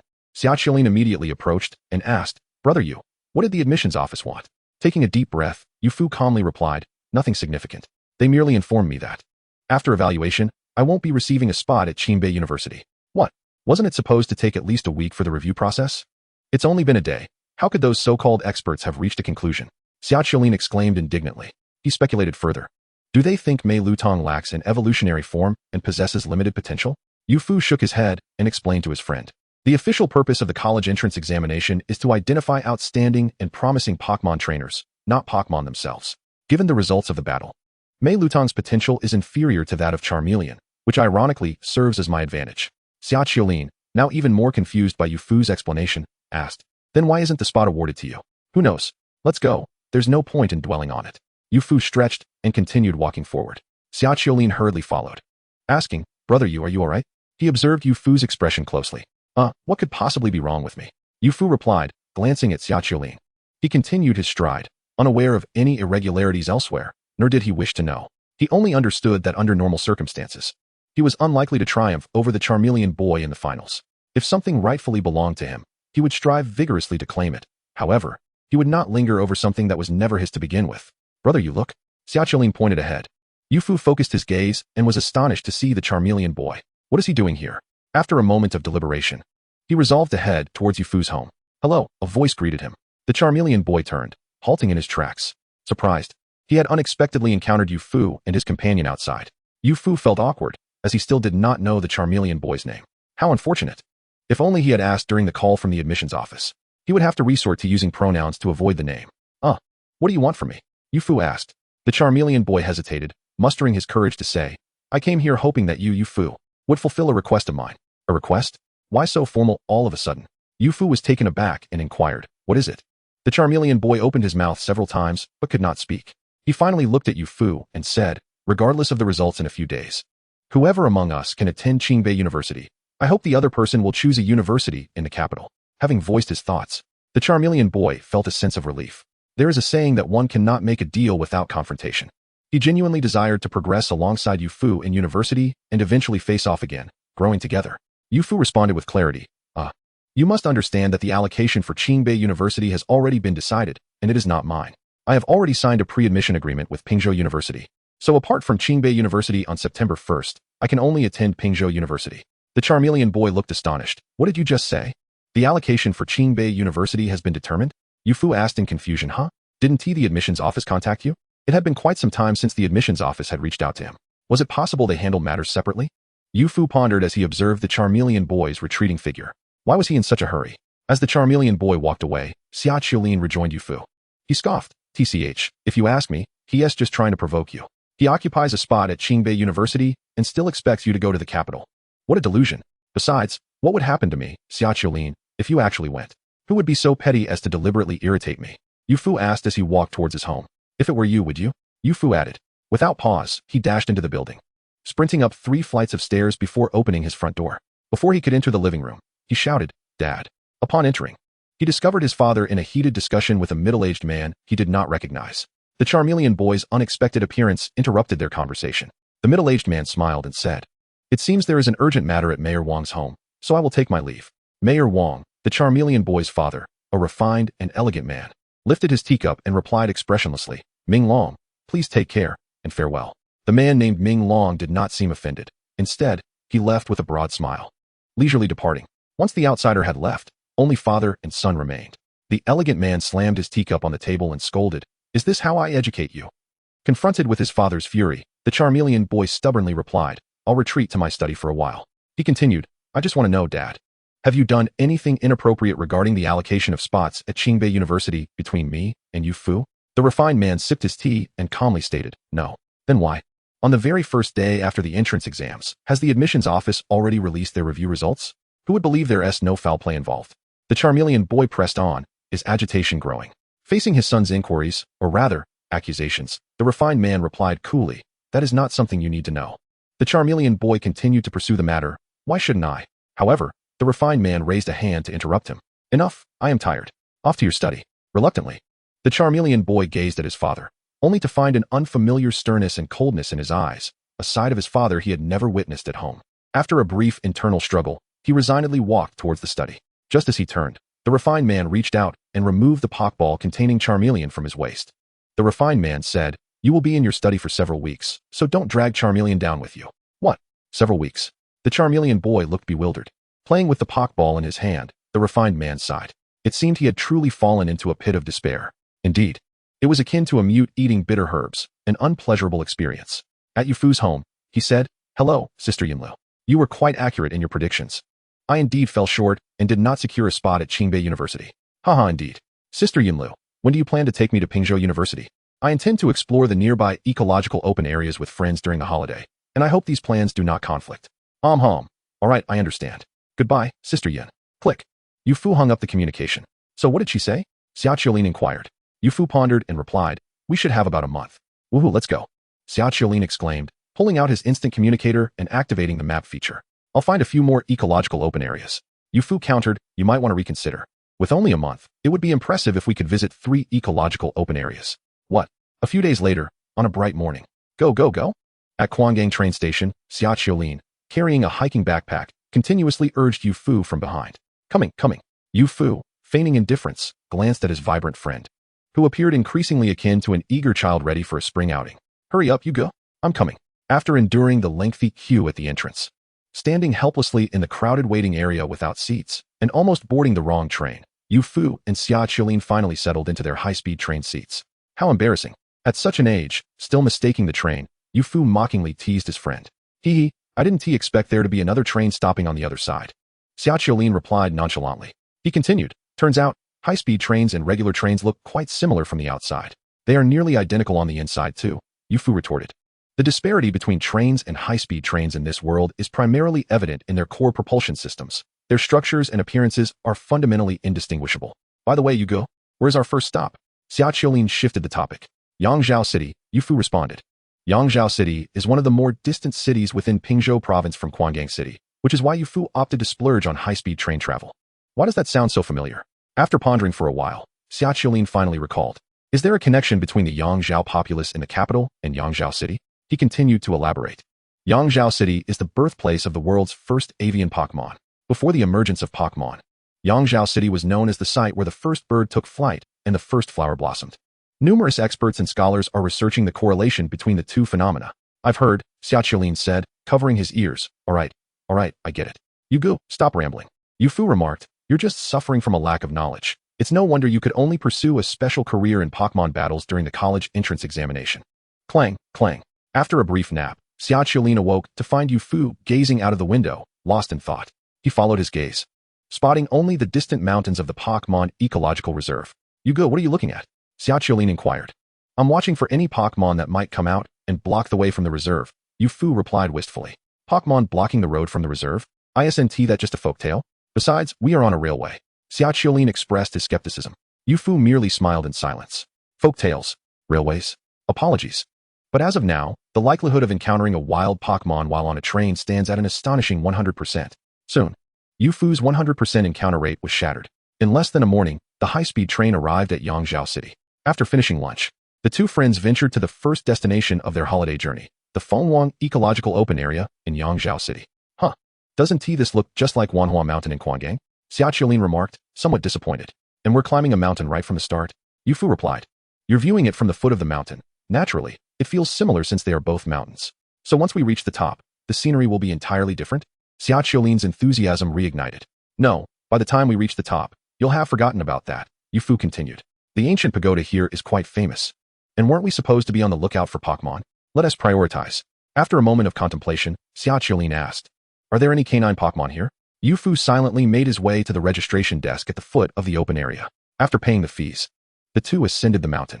The ticket for the ecological open area is rather expensive, murmured Xia Qiulin. Yu Fu tucked away the rescue devices resembling arrows, provided by the staff of the open area, and remarked, would you dare enter a protected area that doesn't charge an entrance fee? The open area mainly hosts novice and professional level Pokémon, known for their friendly demeanor towards humans. Plus, if any danger arises, we can use the rescue devices to call for a ranger. In a protected area, it all depends on one's own skills. Life and death are determined by fate. It's plausible that the moment you step into the protected area, you might encounter a gym-level Pokémon. Now officially within the ecological open area, Yu Fu took out a Pokeball and said, alright, let us release the Pokémon. Although the ecological open area is quite safe, it is still preferable to have the Pokémon out and about. Oh, okay, Xia Qiulin responded, retrieving his own Pokeball. Quack. Howl. Quack. The Kero and Dilubi appeared around them. As soon as Dilubi emerged from the Pokeball, having arrived for the first time in such a nature-rich environment, it wagged its tail excitedly, eager to frolic. Meanwhile, the Kero, which had previously resided in a breeding facility, also showed signs of liveliness. Fu rummaged through his backpack for a while before finally producing Meilutan. This fellow must have stayed up late watching anime last night. Meilu, is it dawn already? Meilutan looked around, still appearing half asleep. If you don't wake up, it will be dark soon. Fu teased, placing Meilutan atop Dailubi. It felt much lighter to carry the backpack now. However, one might wonder why he hadn't placed Meilutan in the Pokeball from the start, carrying a sleeping Meilutan all morning. Fu shook his head, dismissing unnecessary thoughts. Let us go, we're off. Huff, huff, Xiaoqiulin panted. You go? Can we take a break? Fu nodded, realizing he too was quite fatigued. The two, along with their Pokémon, sat down on the ground in a relatively clean area. Goodness, this is just mountain climbing. Wanhua Mountain is actually easier to climb. Xiaoqiulin fanned himself with his clothing. Fu agreed. The paths here were far from even, and the vegetation flourished, leaving the trails overrun with weeds. By the way, Yugu, Xiaoqiulin inquired. Didn't you say there are many avian Pokémon here? How come all I see along the way are insects? Green caterpillars, ladybugs. Fu countered. Do you think that in places where insect Pokémon are abundant, avian Pokémon would be scarce? Xiaoqiulin soon grasped the logic. Indeed. Plus, you didn't even look up while climbing. I saw plenty of avian Pokémon, he remarked. Suddenly, Fu's voice lowered. Look, over there. There's a future canine Pokémon. Fu pointed to a spot not far away. Where? Where? Xiaoqiulin perked up. Dailubi's ears perked up too, following Fu's finger. Is that an acorn Pokémon? Before them stood a Pokémon resembling an acorn, with 2 beige feet, a gray cap covering its head, and a mask-like pattern on its face, with large black eyes featuring beige pupils. Isn't that a grass-type acorn Pokémon? Xiaoqiulin questioned, somewhat puzzled. The acorn Pokémon, originally intending to surprise Fu and his companions, upon being spotted, swiftly dove into a nearby bush. That is not a dog? Xiaoqiulin, once excited, now felt disappointed. Dailubi, on high alert, lay back down. It's all clear, alarm lifted. Fu teased, how is it not a dog? Once it evolves into Noseleaf, using a leaf stone will turn it into a cunning celestial dog. Haha, cunning celestial dog? Xiaoqiulin, a dog enthusiast, was indignant, exclaiming, that's not even a dog, and it definitely can't be petted. After some banter and laughter, the group set off again.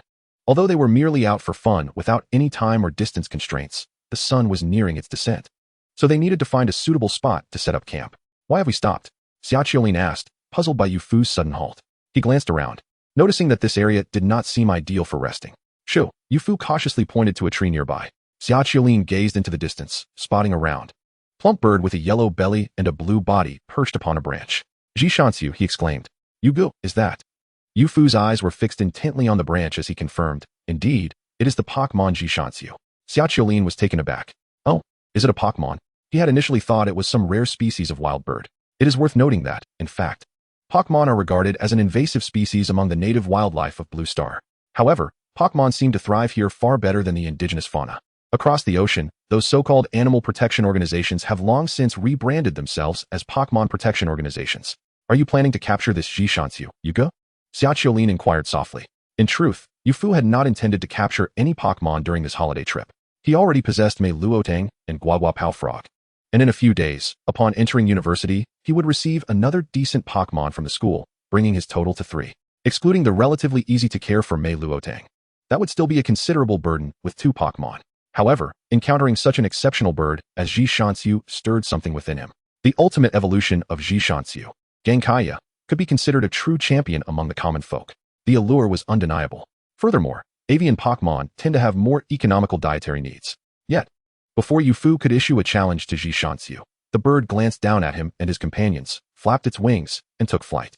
It has flown away, Xiaoqiulin exclaimed. Fu's face flushed with embarrassment as he stammered. Ahem, my hands suddenly feel less itchy. We should hurry to find a place to rest for the night. The sun is setting. Before departing, Fu cast one last look in the direction where Jishansu had vanished. Alas, these avian Pokémon in the ecological open zone are quite astute, likely accustomed to the presence of humans. Eventually, the group located a suitable spot for the night. Dailubi, use spark, Xiaoqiulin commanded. Woo. The spark move of Dailubi ignited the firewood on the ground. You should also bring out the food for you and Dailubi to heat. Fu produced a large pot with 4 separate compartments and placed it over the campfire. Fortunately, Meilutan's food did not require heating, otherwise, there wouldn't be enough compartments to go around. Oh, good, Xiaoqiulin said as he retrieved dog food and his own meal. The pre-prepared food heated quickly, and soon the aroma wafted through the air. Come, it's time to eat. Fu distributed the food accordingly. After an afternoon of climbing, everyone was famished and quickly dug into their meals.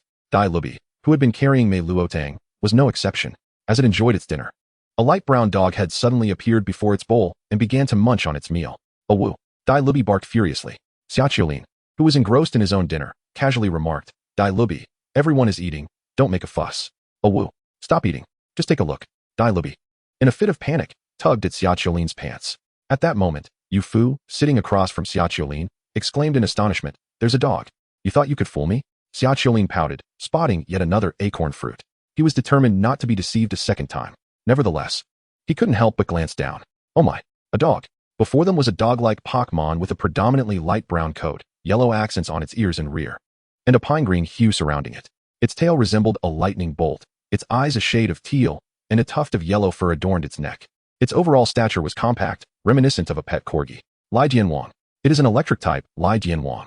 It stood at an impressively standard height of 0.3 meters and approached humans with a friendly demeanor, clearly possessing the pickup ability. Xiaoqiulin, who struggled academically, recited information about Lai Jianwang with enthusiasm. Beside him, Dai Lubi seethed with frustration, wishing it could deliver a sharp bite. How could another dog be devouring its beloved dinner? Yu Fu leaned closer to Xiaoqiulin, puzzled. By the way, this mountainous area is not typically home to Lai Jianwang, is it? The canine Pokémon expert Xiaoqiulin nodded. Indeed, Lai Jianwang generally inhabits plains and riverbanks. Its presence here indicates. He pulled out his solitary empty Pokeball, speaking with conviction. It signifies a divine gift from above. I cannot let this opportunity slip away. Huh. Yu Fu was taken aback by his friend's fervent declaration. Chapter 97, The Capture Battle, and then Surrender. Yu Fu, observing his eager friend, interjected, "Wait a moment. Shouldn't we first consider whether Lai Jianwang might already have a trainer? Not to mention, throwing a Pokeball at a Pokémon already captured is an extremely provocative act toward its trainer. In the wild, trainers should prioritize harmony and avoid internal conflicts." Hearing Yu Fu's words, Xiaoqiulin calmed down slightly. He approached the two dogs vying for food and hesitantly asked, Lai Jianwang, do you have a trainer?" Lai Jianwang showed no reaction to the mention of a trainer, continuing to eat its meal. In contrast, Dai Lubi, overhearing, looked up at Xiaoqiulin with a forlorn expression. While it was unsure about Lai Jianwang's trainer, it remembered having one itself. Why did it suddenly feel as though it had lost that connection? Just as Dai Lubi was about to channel its frustration into eating, it found its food entirely consumed by Lai Jianwang. How infuriating. Dai Lubi glared daggers at the greedy Lai Jianwang. Finally sated, Lai Jianwang raised its head, looking at Xiaoqiulin and Yu Fu with wide, innocent eyes, as if to ask, what is happening? The inexplicable charm of the creature stirred something within Xiaoqiulin, and he stammered, Lai Jianwang, do you have a trainer? Lai Jianwang furrowed its brow, trying to comprehend what a trainer was. But after a moment, it shook its head. Upon hearing this, Xiaoqiulin excitedly shook Yu Fu's shoulder. You go look. I told you. Oh. So it's truly a wild Lai Jianwang? Blown here by a tornado? Yu Fu, utterly baffled, could not comprehend. Lai Jianwang, would you like to become my Pokémon? Xiaoqiulin tempted. If you do, there will be plenty of food like tonight's. However, Lai Jianwang seemed full and was indifferent to the offer, preparing to trot away. Xiaoqiulin quickly added, Lai Jianwang, would you like to battle? If I win, you will be my Pokémon. If you win, I will give you all this food. Upon hearing that Xiaoqiulin wanted to battle, Lai Jianwang paused, seemingly intrigued. Noticing this, Xiaoqiulin shouted, Dai Lubi, oh woo.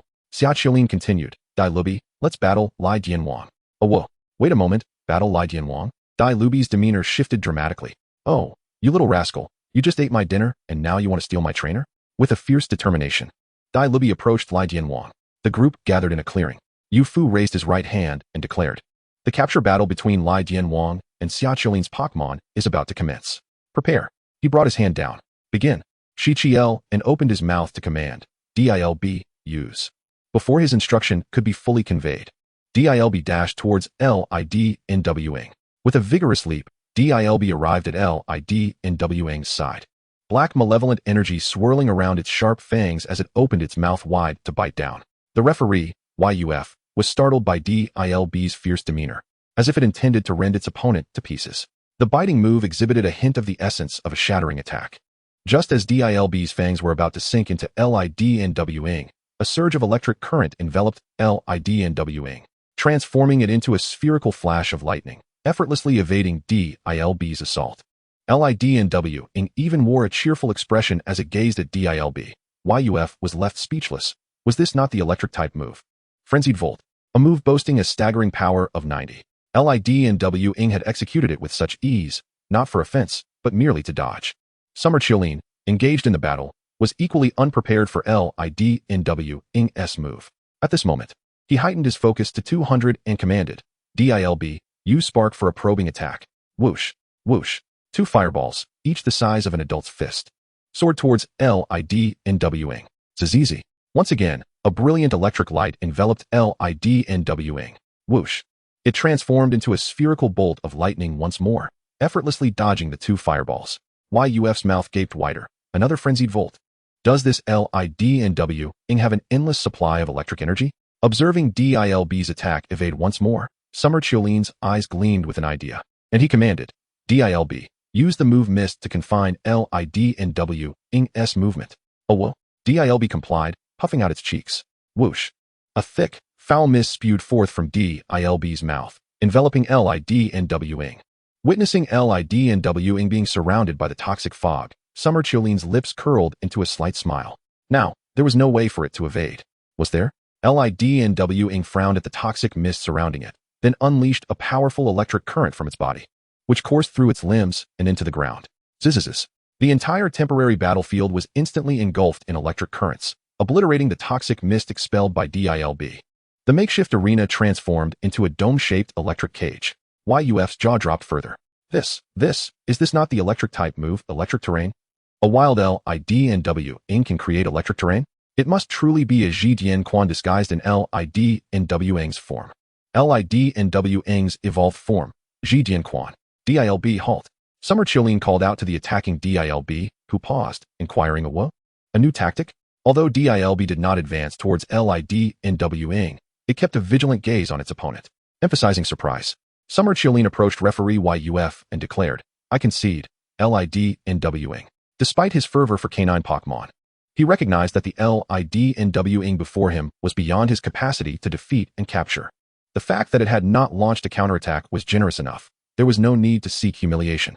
Upon witnessing his friend concede, YUF sighed in relief. This LIDNWing had undoubtedly escaped from an ecological reserve. It could not possibly be a Pokémon of professional caliber. YUF estimated that it must be at least of elite level, or even gym leader level was not out of the question. Chapter 98. My canine DILB possesses champion potential. As LIDNWing recognized Summer Chiolin's decision not to continue the battle, it promptly dissipated the effects of electric terrain. Miltn, accompanied by its companion Goo Goo Piafrog, approached LIDNWing. Mil, you are amazing. Miltn affectionately drew near to LIDNWing, inexplicably feeling a warm connection. Wing, you're quite impressive too. LIDNWing gently licked the head of the nut. DILB, with its tail wagging, also approached. Oh well, you are indeed powerful. The strong can eat more. DILB acknowledged LIDNWing's strength with genuine respect.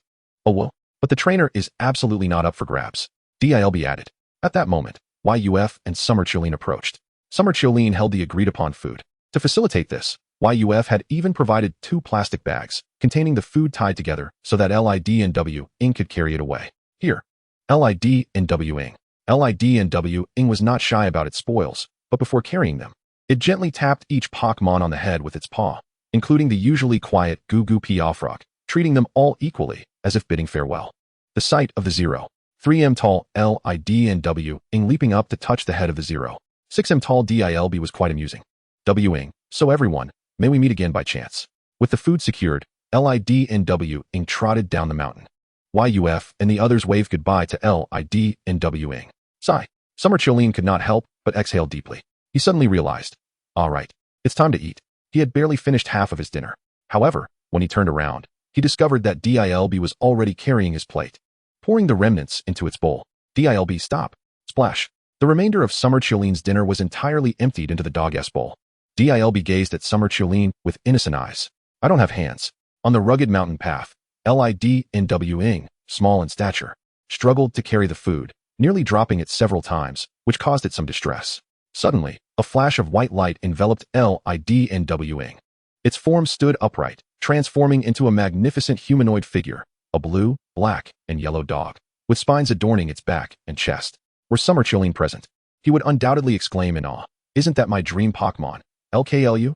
LKLU effortlessly untied the plastic bags, carrying one in each hand as it contentedly made its way down the mountain. MioW, hands are indeed useful. LKLU. That night, after taking precautions against insects and adding ample firewood to the campfire, Yuf and Summer Chilean nestled into their sleeping bags. The starry sky twinkled above. Listening to the chirping of insects, Summer Chilean held onto the dog and asked, "Why you go? What do you aspire to do in the future?" Counting the stars. Yuf turned to his suddenly sentimental friend and inquired, "Why the sudden question?" "Oh, nothing. Just seeking some insight. I feel a bit lost at the moment." Upon hearing this, Yuf understood. Summer Chilean had overindulged at dinner. Had he known, he would not have shared his food. After pondering, Yuf replied earnestly, "I haven't thought that far ahead. I just want to steadily grow stronger with Miltn and Gugu Piafrog, step by step." "How strong?" Starting from champion level," Yuf answered. Summer Chilean clicked his tongue. "Isn't that thinking quite far ahead? Time for sleep. I too shall dream of being a canine-type champion." "Yuf, aren't you the one who brought it up?" The next morning, Summer Chilean yawned and said, "Dilb. Ignite the firewood." Yuf stood nearby, holding a pot. "Oh well." Dilb was feeling a bit hungry as well. Human food was hardly sufficient for Pokémon. After a moment of preparation, Dilb exhaled. Whoosh!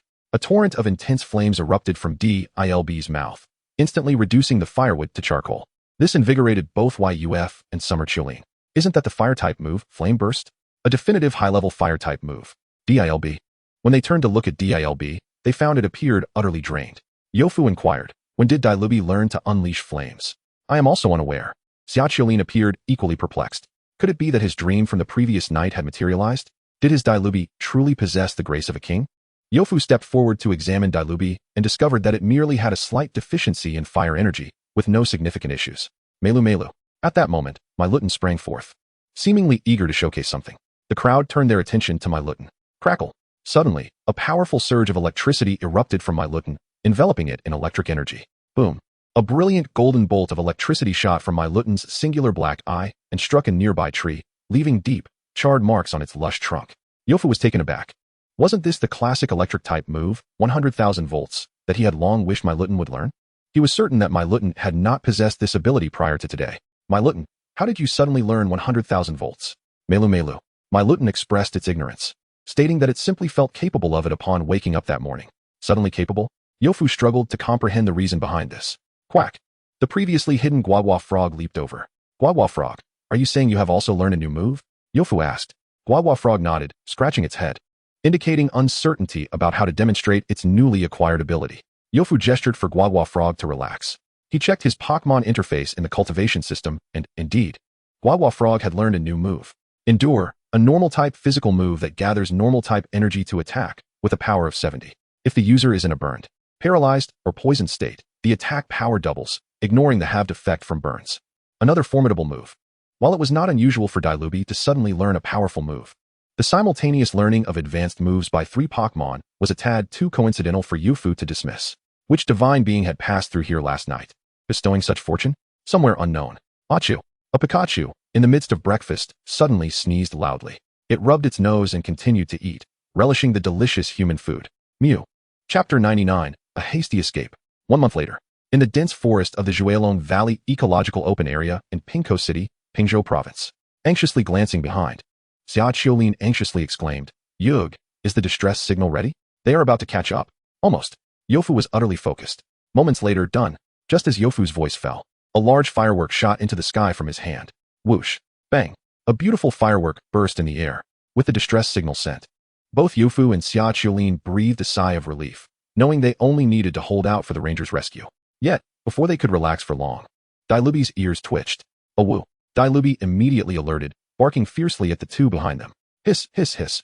A strange sound accompanied by the crunching of grass drew closer to Yofu and the others. Run, Yofu urged. Xiaoqiulin and Dilub obediently took off running. Yofu tucked Meilutan into his hood and turned to the large, color-changing blue frog beside him, saying, "Guata Frog, use bubble to make the ground slippery. Shiny Guata Frog." Quack. After a month of outdoor training and evolution, Guata Frog appeared notably more composed than during its Guagua Frog days. Calmly nodding, Guata Frog inflated its cheeks. Whoosh. A multitude of bubbles erupted from its mouth, making the already damp ground even slicker. Hiss, hiss, hiss. The strange sounds grew nearer. With the simple obstruction completed, Yofu hurriedly said, "Let us go, Guata Frog." Quack. Yofu and Guata Frog hurriedly pursued the direction Xiaoqiulin had fled. Not long after they departed, a wave of purple surged forth. Upon closer inspection, this wave was composed of a multitude of purple serpents. Most of the snakes were purple-bodied with yellow undersides, possessing large, round yellow eyes and line-shaped pupils. Their wide mouths were nearly as broad as their heads, with yellow ring patterns near their heads and fine black stripes on their bodies, ending in yellow-tipped tails. These were the representative poison-type Pokémon, Abo Snake. Abo Snake. Amidst the Abo Snake swarm were several larger purple cobras. Their bodies bore black stripes. Their heads appeared small compared to their massive bodies, and they possessed sharp, triangular eyes. The terrifying patterns on their bellies resembled frightening faces, black eye sockets. Eyes alternating between red and yellow, and a large black mouth curving upwards, topped with black, downward-pointing eyebrows.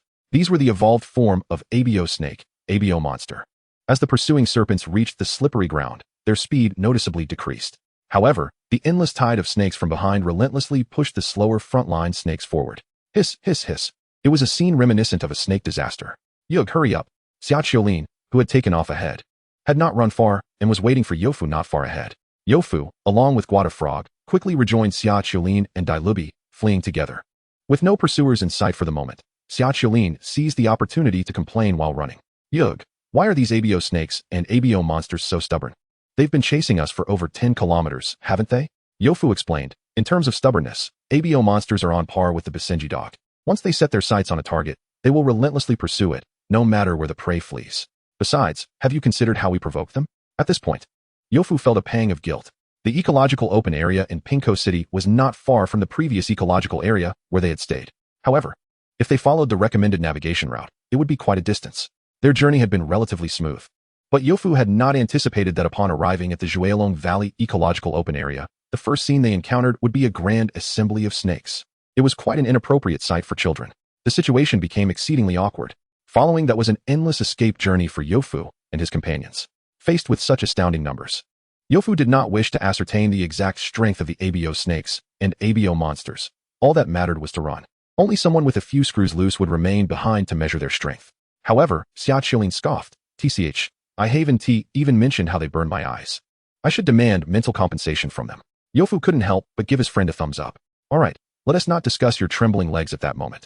Your bravado in such a situation is commendable. Before Youfu could continue teasing, the sounds of the snake's swarm echoed from behind once more.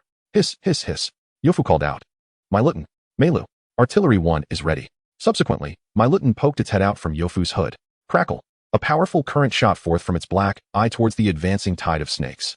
The electrical effect of Miltn is remarkably significant. Upon striking, it invariably causes the target and the surrounding Abo Shi to momentarily lose their ability to pursue. However, the number of serpents in pursuit is simply overwhelming. As one Abo Shi falls, several more surge forward from behind. The harassment inflicted by Miltn feels rather futile in this scenario. Meanwhile, Youfu and his companions have escaped the dense forest and reached the meadow, where the speed of Abo Shi and Abo Guai increases. The distance between Youfu and the serpentine tide diminishes rapidly. Brother Yu, where are the forest rangers? Could it be that the distress signals differ by location? Youfu could not help but interject, that's impossible. Distress signals are standardized by the authorities. Nevertheless, a sense of unease began to brew within Youfu. It had been a considerable time since he sent the distress signal. Logically, the rescuers should have arrived by now. Just then, a melodious bird call echoed through the sky. Beep. Chapter 100, The Retreat of the Tide. Youfu looked up to see a colossal avian Pokémon soaring majestically in the sky. Its expansive wingspan was adorned with a splendid cream-colored plumage, while its back was a rich brown. A striking crown of feathers in red and yellow adorned its head, and behind it trailed a fan-shaped tail of crimson. Was this not the inadequately named DBNIO? Once known as BDO. It had now transformed into DBNIO. Beneath its talons dangled a robust elder. Over here, Youfu and Shichiel immediately called out. However, the elder, even without their cries, would have been drawn to the conspicuous purple serpentine tide below. The elder gently patted the talon of DBNIO. Beep. With a cry, DBNIO, resembling a small fighter jet, began its descent. In mere moments, it reached the skies above Youfu and his companion. Just as Youfu anticipated a gentle landing, DBNIO showed no signs of slowing. Whoosh. With a powerful flap, DBNIO soared past Youfu's head, while the sturdy elder released his grip and descended. Thud. With a resounding impact, the elder landed gracefully before Youfu and Shichiel. Both were left utterly astonished. This was incredibly impressive, truly a human-shaped God. All right, children, gather behind me. The elder's voice, though not loud, resonated with strength. Naturally, Youfu and his companions sought refuge behind him as if he were a savior. Unfazed by the surging tide of serpents, the elder produced a Pokeball. Come forth. ZHNGNWNM. The Pokeball glimmered, revealing an enormous and robust brown steed that blocked the path of the serpentine tide. Its mane was thick and black, adorned with orange patterns, and it donned mud-like protective gear resembling heavy boots on its legs. Even from behind the elder, Yofu could feel the unspoken pressure emanating from ZHNGNWNM, a gym-level ZHNGNWNM. Given its imposing presence, it was likely the leader of the herd. Yofu immediately assessed the elder's steed with newfound respect. As the serpents approached, the elder commanded, ZHNGNWNM, use the heavy tread technique, but be gentle. ZHNGNWNM nodded silently, effortlessly lifting one of its forehoofs. The hoof came crashing down. Boom. The earth trembled violently. Those not within the range of ZHNGNWNM's attack, including Yofu and his companions, stumbled, barely managing to keep their footing. The serpents at the forefront suffered greatly. A powerful shockwave of ground energy surged towards them. With just one application of the heavy tread technique, a vast number of ABO Shi and ABO Guai were rendered incapable of battle, as ZHNGNWNM prepared to stomp again upon noticing more serpents approaching. A gigantic ABO Guai, twice the size of an ordinary one, emerged from the throng. The colossal ABO Guai slithered forward, hissing, narrowing its eyes and flicking its forked tongue, seemingly attempting to communicate with ZHNGNWNM. Yet, HNGNWNM remained unperturbed, barely lifting its eyelids. The hissing of the gigantic ABO Guai grew frantic. But ZHNGNWNM paid it no heed, its hooves beginning to stir as if gathering strength. Ultimately, the giant ABO Guai conceded. Hiss, hiss. With a peculiar sound from the giant ABO Guai, the serpentine tide halted. It even began to retreat. The giant ABO Guai glared fiercely at Yofu and Shi Qian before casting a glance at ZHNGNWNM, ultimately retreating with the tide. Well done, ZHNGNWNM. The elder approached the steed, stroking its mane, and remarked, if we had taken down all the ABO Guai and ABO Shi, we would have had our hands full. With the danger averted, Yofu felt a wave of relief wash over him. He approached the elder, exclaiming, Grandfather, your ZHNGNWNM is truly magnificent. The elder pretended to be displeased. Why call me grandfather? Just grandfather will suffice. Does my age truly show? As he spoke, the elder demonstrated a few muscular poses. Yofu was left speechless. Indeed, if one disregarded the elder's gray hair and focused solely on his physique, one could easily believe he was in his 30s. The elder chuckled, my surname is Lin, and I am the head of the Zhu LNGG Ecological Open Area. Given your ages, you are likely similar to my grandson. You can simply call me Lin Grandpa. Hello, Lin Grandpa. Yofu and Shi Qian responded in unison. Lin Grandpa nodded and inquired, by the way, how did you manage to get in here? This is the breeding season for ABO, Shi, and ABO Guai. Elite ABO Guai from the reserve come here specifically. The open area has been closed for several days, and I have given most of the rangers time off. Luckily, I happen to be here today. Otherwise, relying on the few rangers on duty, you would have been in grave danger. Lin Grandpa's expression turned grave as he thought of the potential consequences had two youngsters, akin to his grandson, faced peril in his jurisdiction. I can explain, Yofu said, feeling somewhat embarrassed. ZHNGNWNM carried them slowly towards the exit of the ecological open area. Not only was Lin Grandpa ZHNGNWNM powerful, but it was also adept at carrying passengers. Even with 3 people, along with Gu TUW and DILB, there was still room left on its back. Upon hearing Yofu recount their backstory, Lin Grandpa laughed heartily. After a moment, he shook his head, still smiling. You young people possess quite the audacity. You dare to venture into areas not sanctioned by the authorities. Yofu felt uneasy on ZHNGNWNM's back. He realized he had indeed acted recklessly. Lin Grandpa examined the disheveled duo, then glanced at DILB and Gu TUW, saying, you must be hungry, right? The sun is setting. It's time for dinner. Yofu and Shi Qian nodded in agreement. They hadn't eaten since lunch and had even abandoned their backpacks in their hasty escape. Lin Grandpa smiled. All right, since you have called me Lin Grandpa, I will take you to my place for dinner. Chapter 101, The End of the Vacation Journey. Zhu LNGG Ecological Open Area. All right, young men, we have arrived. ZHNGNWNM halted beside a quaint wooden cabin, and the elder dismounted first, followed closely by Yofu and his companions. The modest wooden cabin before them exceeded any imagination that Yofu had regarding rustic dwellings. It was indeed a simple structure constructed from wooden planks. Compared to the wooden cabin where Yunlu Jie usually indulged in her leisurely work hours, this small cabin resembled a luxurious villa. Observing that Yofu and his companions were taken aback by the cabin, the elderly man standing at the door said, all right, come in. No need to linger outside. I'm okay. After Yofu and his companion complied, they were about to step inside when the door swung open from within. A burly man with a fearsome countenance emerged from the cabin. Just by his appearance, if someone had told Yofu that this man devoured 2 children in a single meal, He would have needed to ponder whether such a thing could possibly be true. Was he here to seek revenge against Grandpa Lin? Anyone bold enough to confront a man of the dojo's caliber, like Grandpa Lin, was certainly not to be trifled with. Youfu discreetly produced his communication device, inputting the number in preparation to alert the authorities should the situation escalate. However, the fierce-looking man regarded Youfu and his group with a peculiar expression before turning to the elder and murmuring, "Grandpa, who are they, Grandpa?" Youfu and Xia Qiulin exclaimed in unison. Inside the cabin, the elder called out, "Come, young men, dinner is served." He brought forth a large pot brimming with sumptuous food, ladling generous portions for everyone present, including the Pokémon. Meilu, the Meilutan, leapt from Youfu's hood onto the table, gazing at the elder with pleading eyes. The elder, intrigued by the Meilutan, inquired, "Is this a Meilutan? What does this little fellow eat?" He had not previously noticed the creature's presence. Metal. Any kind of metal will do." "Metal?" The elder hesitated, as there were hardly any metallic items in his wooden cabin. Ultimately, he could not resist the Meilutan's starry-eyed pleading and placed an empty iron pot before it. "Go ahead, little one." "Meilu, is it really allowed?" This was the first time Meilutan was permitted to eat from a pot, and this breaking of the usual rules imposed by Youfu's mother made the food before it far more enticing than mere screws or nuts. Meilutan glanced back at Youfu, who reluctantly nodded. "Meilu, yay." Meilutan dove into the iron pot, feasting heartily. After dinner, during a leisurely conversation, the elder remarked, "So, you are both recent high school graduates." Youfu nodded, while Xia Qiulin, having eaten his fill, appeared somewhat drowsy and lethargic. The elder continued, "My grandson, Lin Hai, is in the same graduating class as you. He just finished his college entrance exams." Suddenly, the elder's brow furrowed as he pondered, "What am I forgetting?" Spotting the fierce-faced man in the corner, the elder recalled what he had overlooked. "Lin Hai, why are you sitting so far away?" Yu Haven-T uttered a word since we started eating. Wait a moment, Youfu's mind raced. The man with the slightly criminal appearance was actually of the same age as them. When entering the cabin, Grandpa Lin had introduced him as his grandson, and Youfu had assumed he was in his 30s or 40s. Lin Hai glanced at his grandfather and reluctantly approached. "Hello, I am Lin Hai. Lin Hai from the Lin family." Upon hearing the unexpectedly youthful voice of the fierce-looking man, Youfu believed he indeed was merely 17 or 18. "Hello, I am Youfu, a wanderer of the world, capable of composing poetry."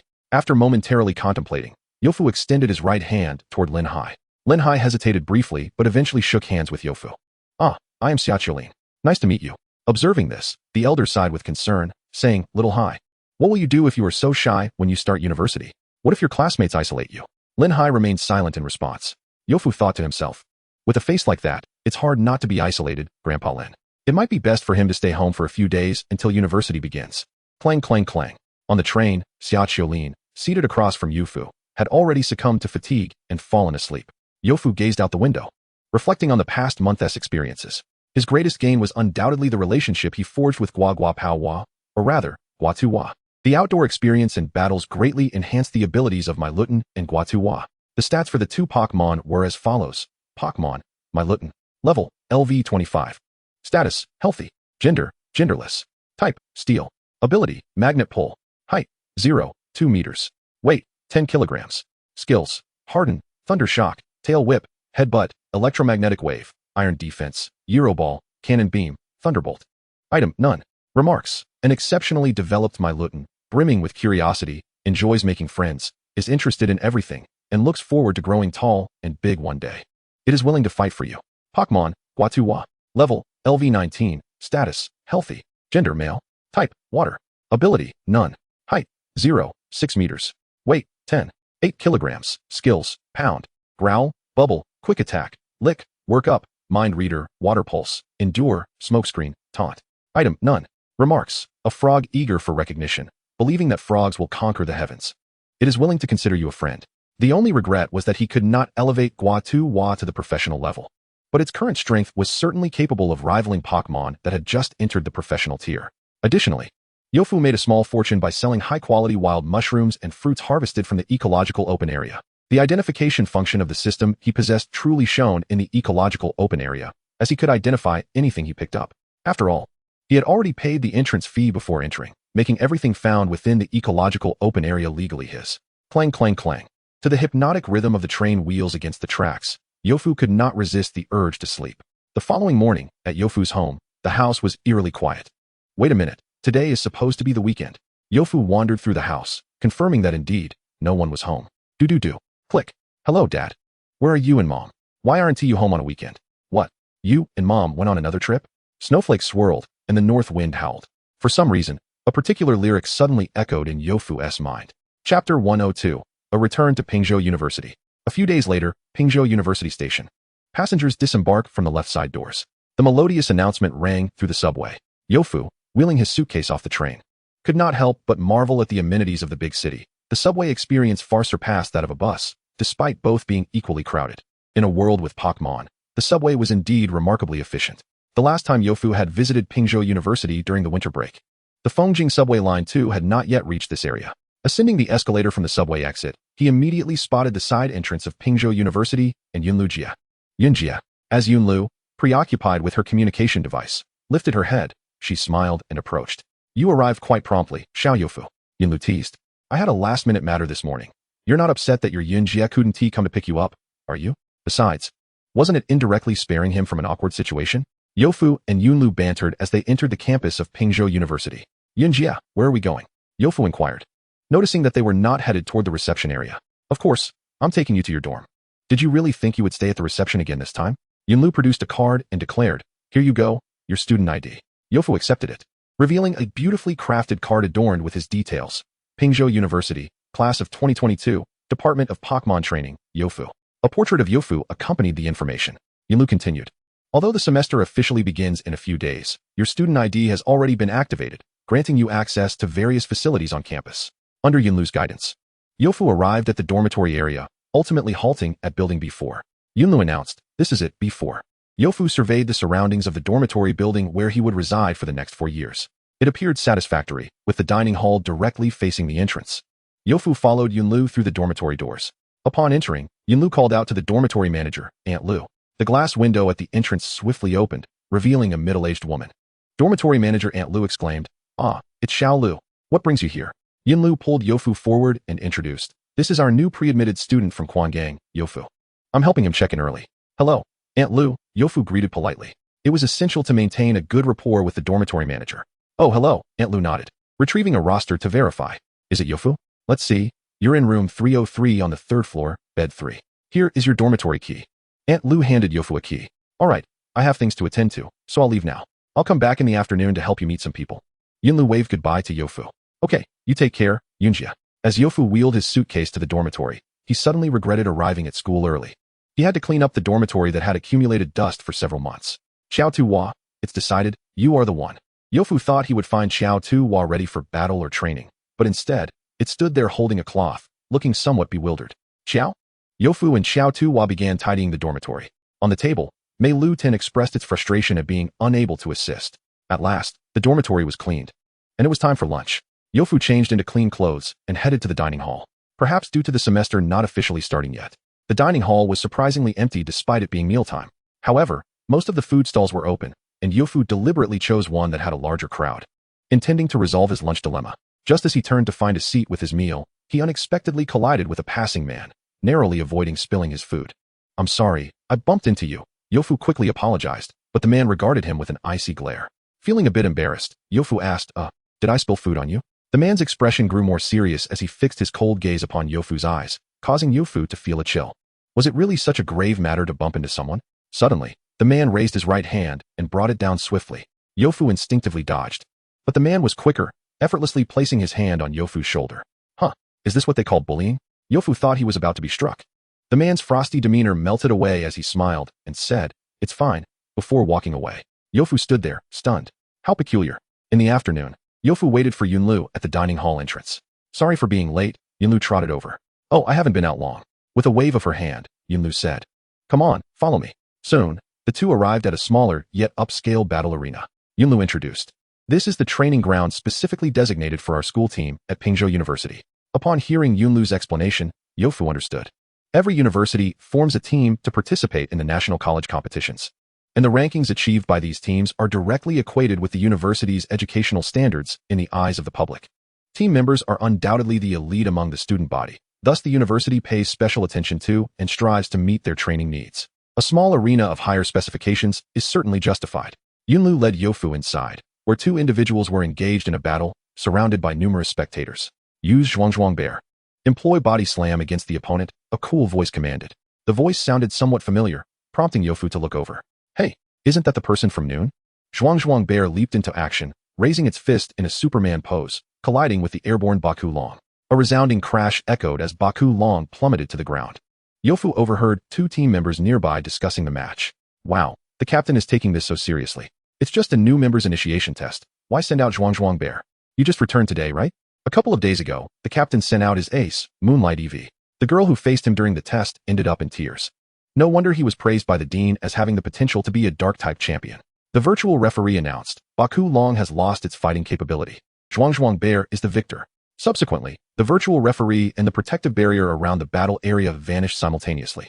Isn't it normal that your Baku Long can't defeat my Zhuang Bear? The frosty-faced individual said lightly. Seeing no reaction from the other party, the frosty-faced individual conceded. All right, Zhang Yun, your initiation test has been approved. Really? Captain Su. Zhang Yun, who had been leaning against Baku Long, stood upright in surprise. Yes, indeed. The frosty-faced individual replied dismissively, then walked towards the exit. The resilience of today's youth is quite lacking. They all emerge from battles with such long faces. Losing doesn't mean failing the initiation. The frosty-faced individual shook his head in disapproval. Wu Bing, why do I arrive only to find you bullying a fellow student? A teasing female voice chimed in. The frosty-faced individual turned in surprise. Yunjia, what brings you here today? Without hesitation, Yunlu playfully patted the other's shoulder and declared, I have always been the honorary captain of the Pingzhou University team, you know? The frosty-faced individual could only helplessly rub his shoulder in response. That's my issue. Yunlu, being a few years senior, had previously served as the team captain and frequently returned to the university to support the younger students, earning their respect as the honorary captain. With a cheerful smile, Yunlu added, however, I do have other matters today. She then pulled the bashful Youfu from behind her and continued. I'm here to introduce our new recruit, Youfu, to Captain Su. Please take care of him. Come on, Youfu, greet Captain Su. The novice Youfu respectfully said, hello, Captain Su. The frosty-faced Su Wubbing nodded, recognizing Youfu as the boy he had teased earlier at noon. Yunjia, this student Youfu seems somewhat unfamiliar, Su Wubbing remarked. Yunjia, do you think it's possible that by the time he reaches his second year and is selected for the reserve team, I will have already graduated? How am I supposed to take care of him then? The school team at Pingzhou University generally selects reserve team members from the second year, with main team members being third and fourth year students. As Su Wubbing was in his fourth year, he would have graduated by the time Youfu reached his second year. Clearing his throat, Yunlu momentarily forgot about this detail and coughed awkwardly. Perhaps Youfu is exceptionally gifted and will directly enter the reserve team in his first year. I have great confidence in you, Youfu. Su Wubbing gazed silently at Yunlu. He recalled that the requirement to participate in the preparatory team assessment was established by Sister Yun back in her day. Yunlu, biting her cheek, retorted, then why don't you summon the current vice captain who is a junior? Su Wubbing crossed his arms and replied, but I have not made the appointment yet. Yunlu, with a hint of annoyance, said, all right, little Su. So now that you've become captain, you dare to be cheeky with me, huh? She rolled up her sleeves, adopting a stance that suggested she was ready to fight. Su Wubbing quickly acknowledged his mistake and promised to compensate with 3 donuts from the school bakery. Meanwhile, Youfu remained blissfully unaware of the unfolding conversation, choosing to feign deafness to avoid any unnecessary involvement. All right, I have matters to attend to, so I'll take my leave. Youfu will stay here with you. Make sure to get along, Yunlu said, glancing at the time before hastily departing. Once Yunlu was gone, Su Wubbing's expression turned icy again. He scrutinized Youfu and spoke in a cold tone. So, you are called Youfu? Youfu nodded. At that moment, he felt the temperature around him drop several degrees under Su Wubbing's scrutinizing gaze. Follow me, Su Wubbing commanded, leading the way toward the arena, with Youfu naturally trailing behind. Upon reaching the arena, Su Wubbing raised his right fist and shouted, assemble. Instantly, everyone in the battle hall rushed over. Su Wubbing announced, this is Youfu, a freshman this year. Is there anyone willing to battle with him? Nothing fosters camaraderie quite like a friendly match. And it would also serve to evaluate the quality of those brought in by Sister Yun. However, the junior members of the school team did not step forward to challenge Youfu. The reason was simple. Battling a fresh graduate from high school seemed trivial. Winning would be expected, but a poor performance or losing face was not an option, especially with the competition for vice captain looming. Su Wubbing glanced toward the seniors, who merely smiled at him, not engaging. After all, this young man was brought in by Sister Yun, whose prowess they recognized. Su Wubbing's frosty demeanor nearly faltered. Since no one is stepping up, I shall call upon Zhang Yun. With the formal members unwilling to engage, he could only choose from the obedient sophomore reserves.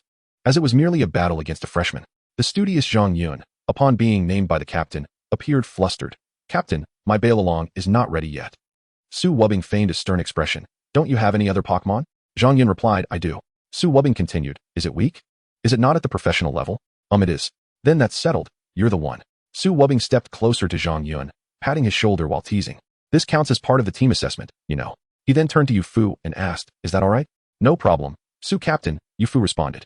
Setting aside the arrangement of battle participants, he could not refuse, especially since he had not battled in a while and felt a strong desire to do so. Moreover, he had promised to help Guadawa clean up in exchange for a battle. So the opportunity was perfectly timed as the opponent had appeared without him needing to seek one out. Yu-Fu and Zhang Yun stepped onto the battlefield, and Su Wubing input the battle mode as 1v1, causing a virtual referee and protective shield to materialize. The virtual referee announced, "Please release your Pokémon." Zhang Yun was the first to send out his Pokémon. "Come forth, Kamikowa-game." A bipedal turtle with a light indigo body materialized on the battlefield, sporting brown eyes and a head adorned with fuzzy, wing-like ears. Its small, sharp fangs were visible, and its cheeks bore deep blue oval markings, resembling human dimples. Behind it was a plump, furry tail. Kamikowa-game clapped its claws together, brimming with battle spirit. Su Wubing, observing from the sidelines, maintained his icy facade, assessing the Pokémon on the field. TSK, a professional-level Kamikowa-game.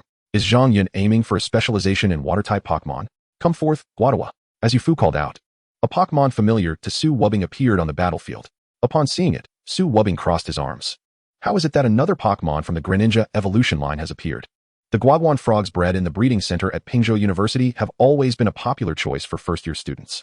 Over his 3 years at this university, Su Wubing had battled countless Guaguan frogs, Greninjas, and even the final evolution, Greninja. Especially with their elusive abilities, they could be quite bothersome against stronger opponents. He wondered what ability this Yu-Fu's Guadawa possessed. Su Wubing concentrated, attempting to gauge the aura of Guadawa. Was it a beginner level or a professional level? He hesitated to conclude. Beginner level. A gentle female voice came from behind Su Wubing. He turned to see a girl who, while not exceptionally stunning, had a captivating presence. She stood beside him, silently observing the battle without contesting Su Wubing's assumptions.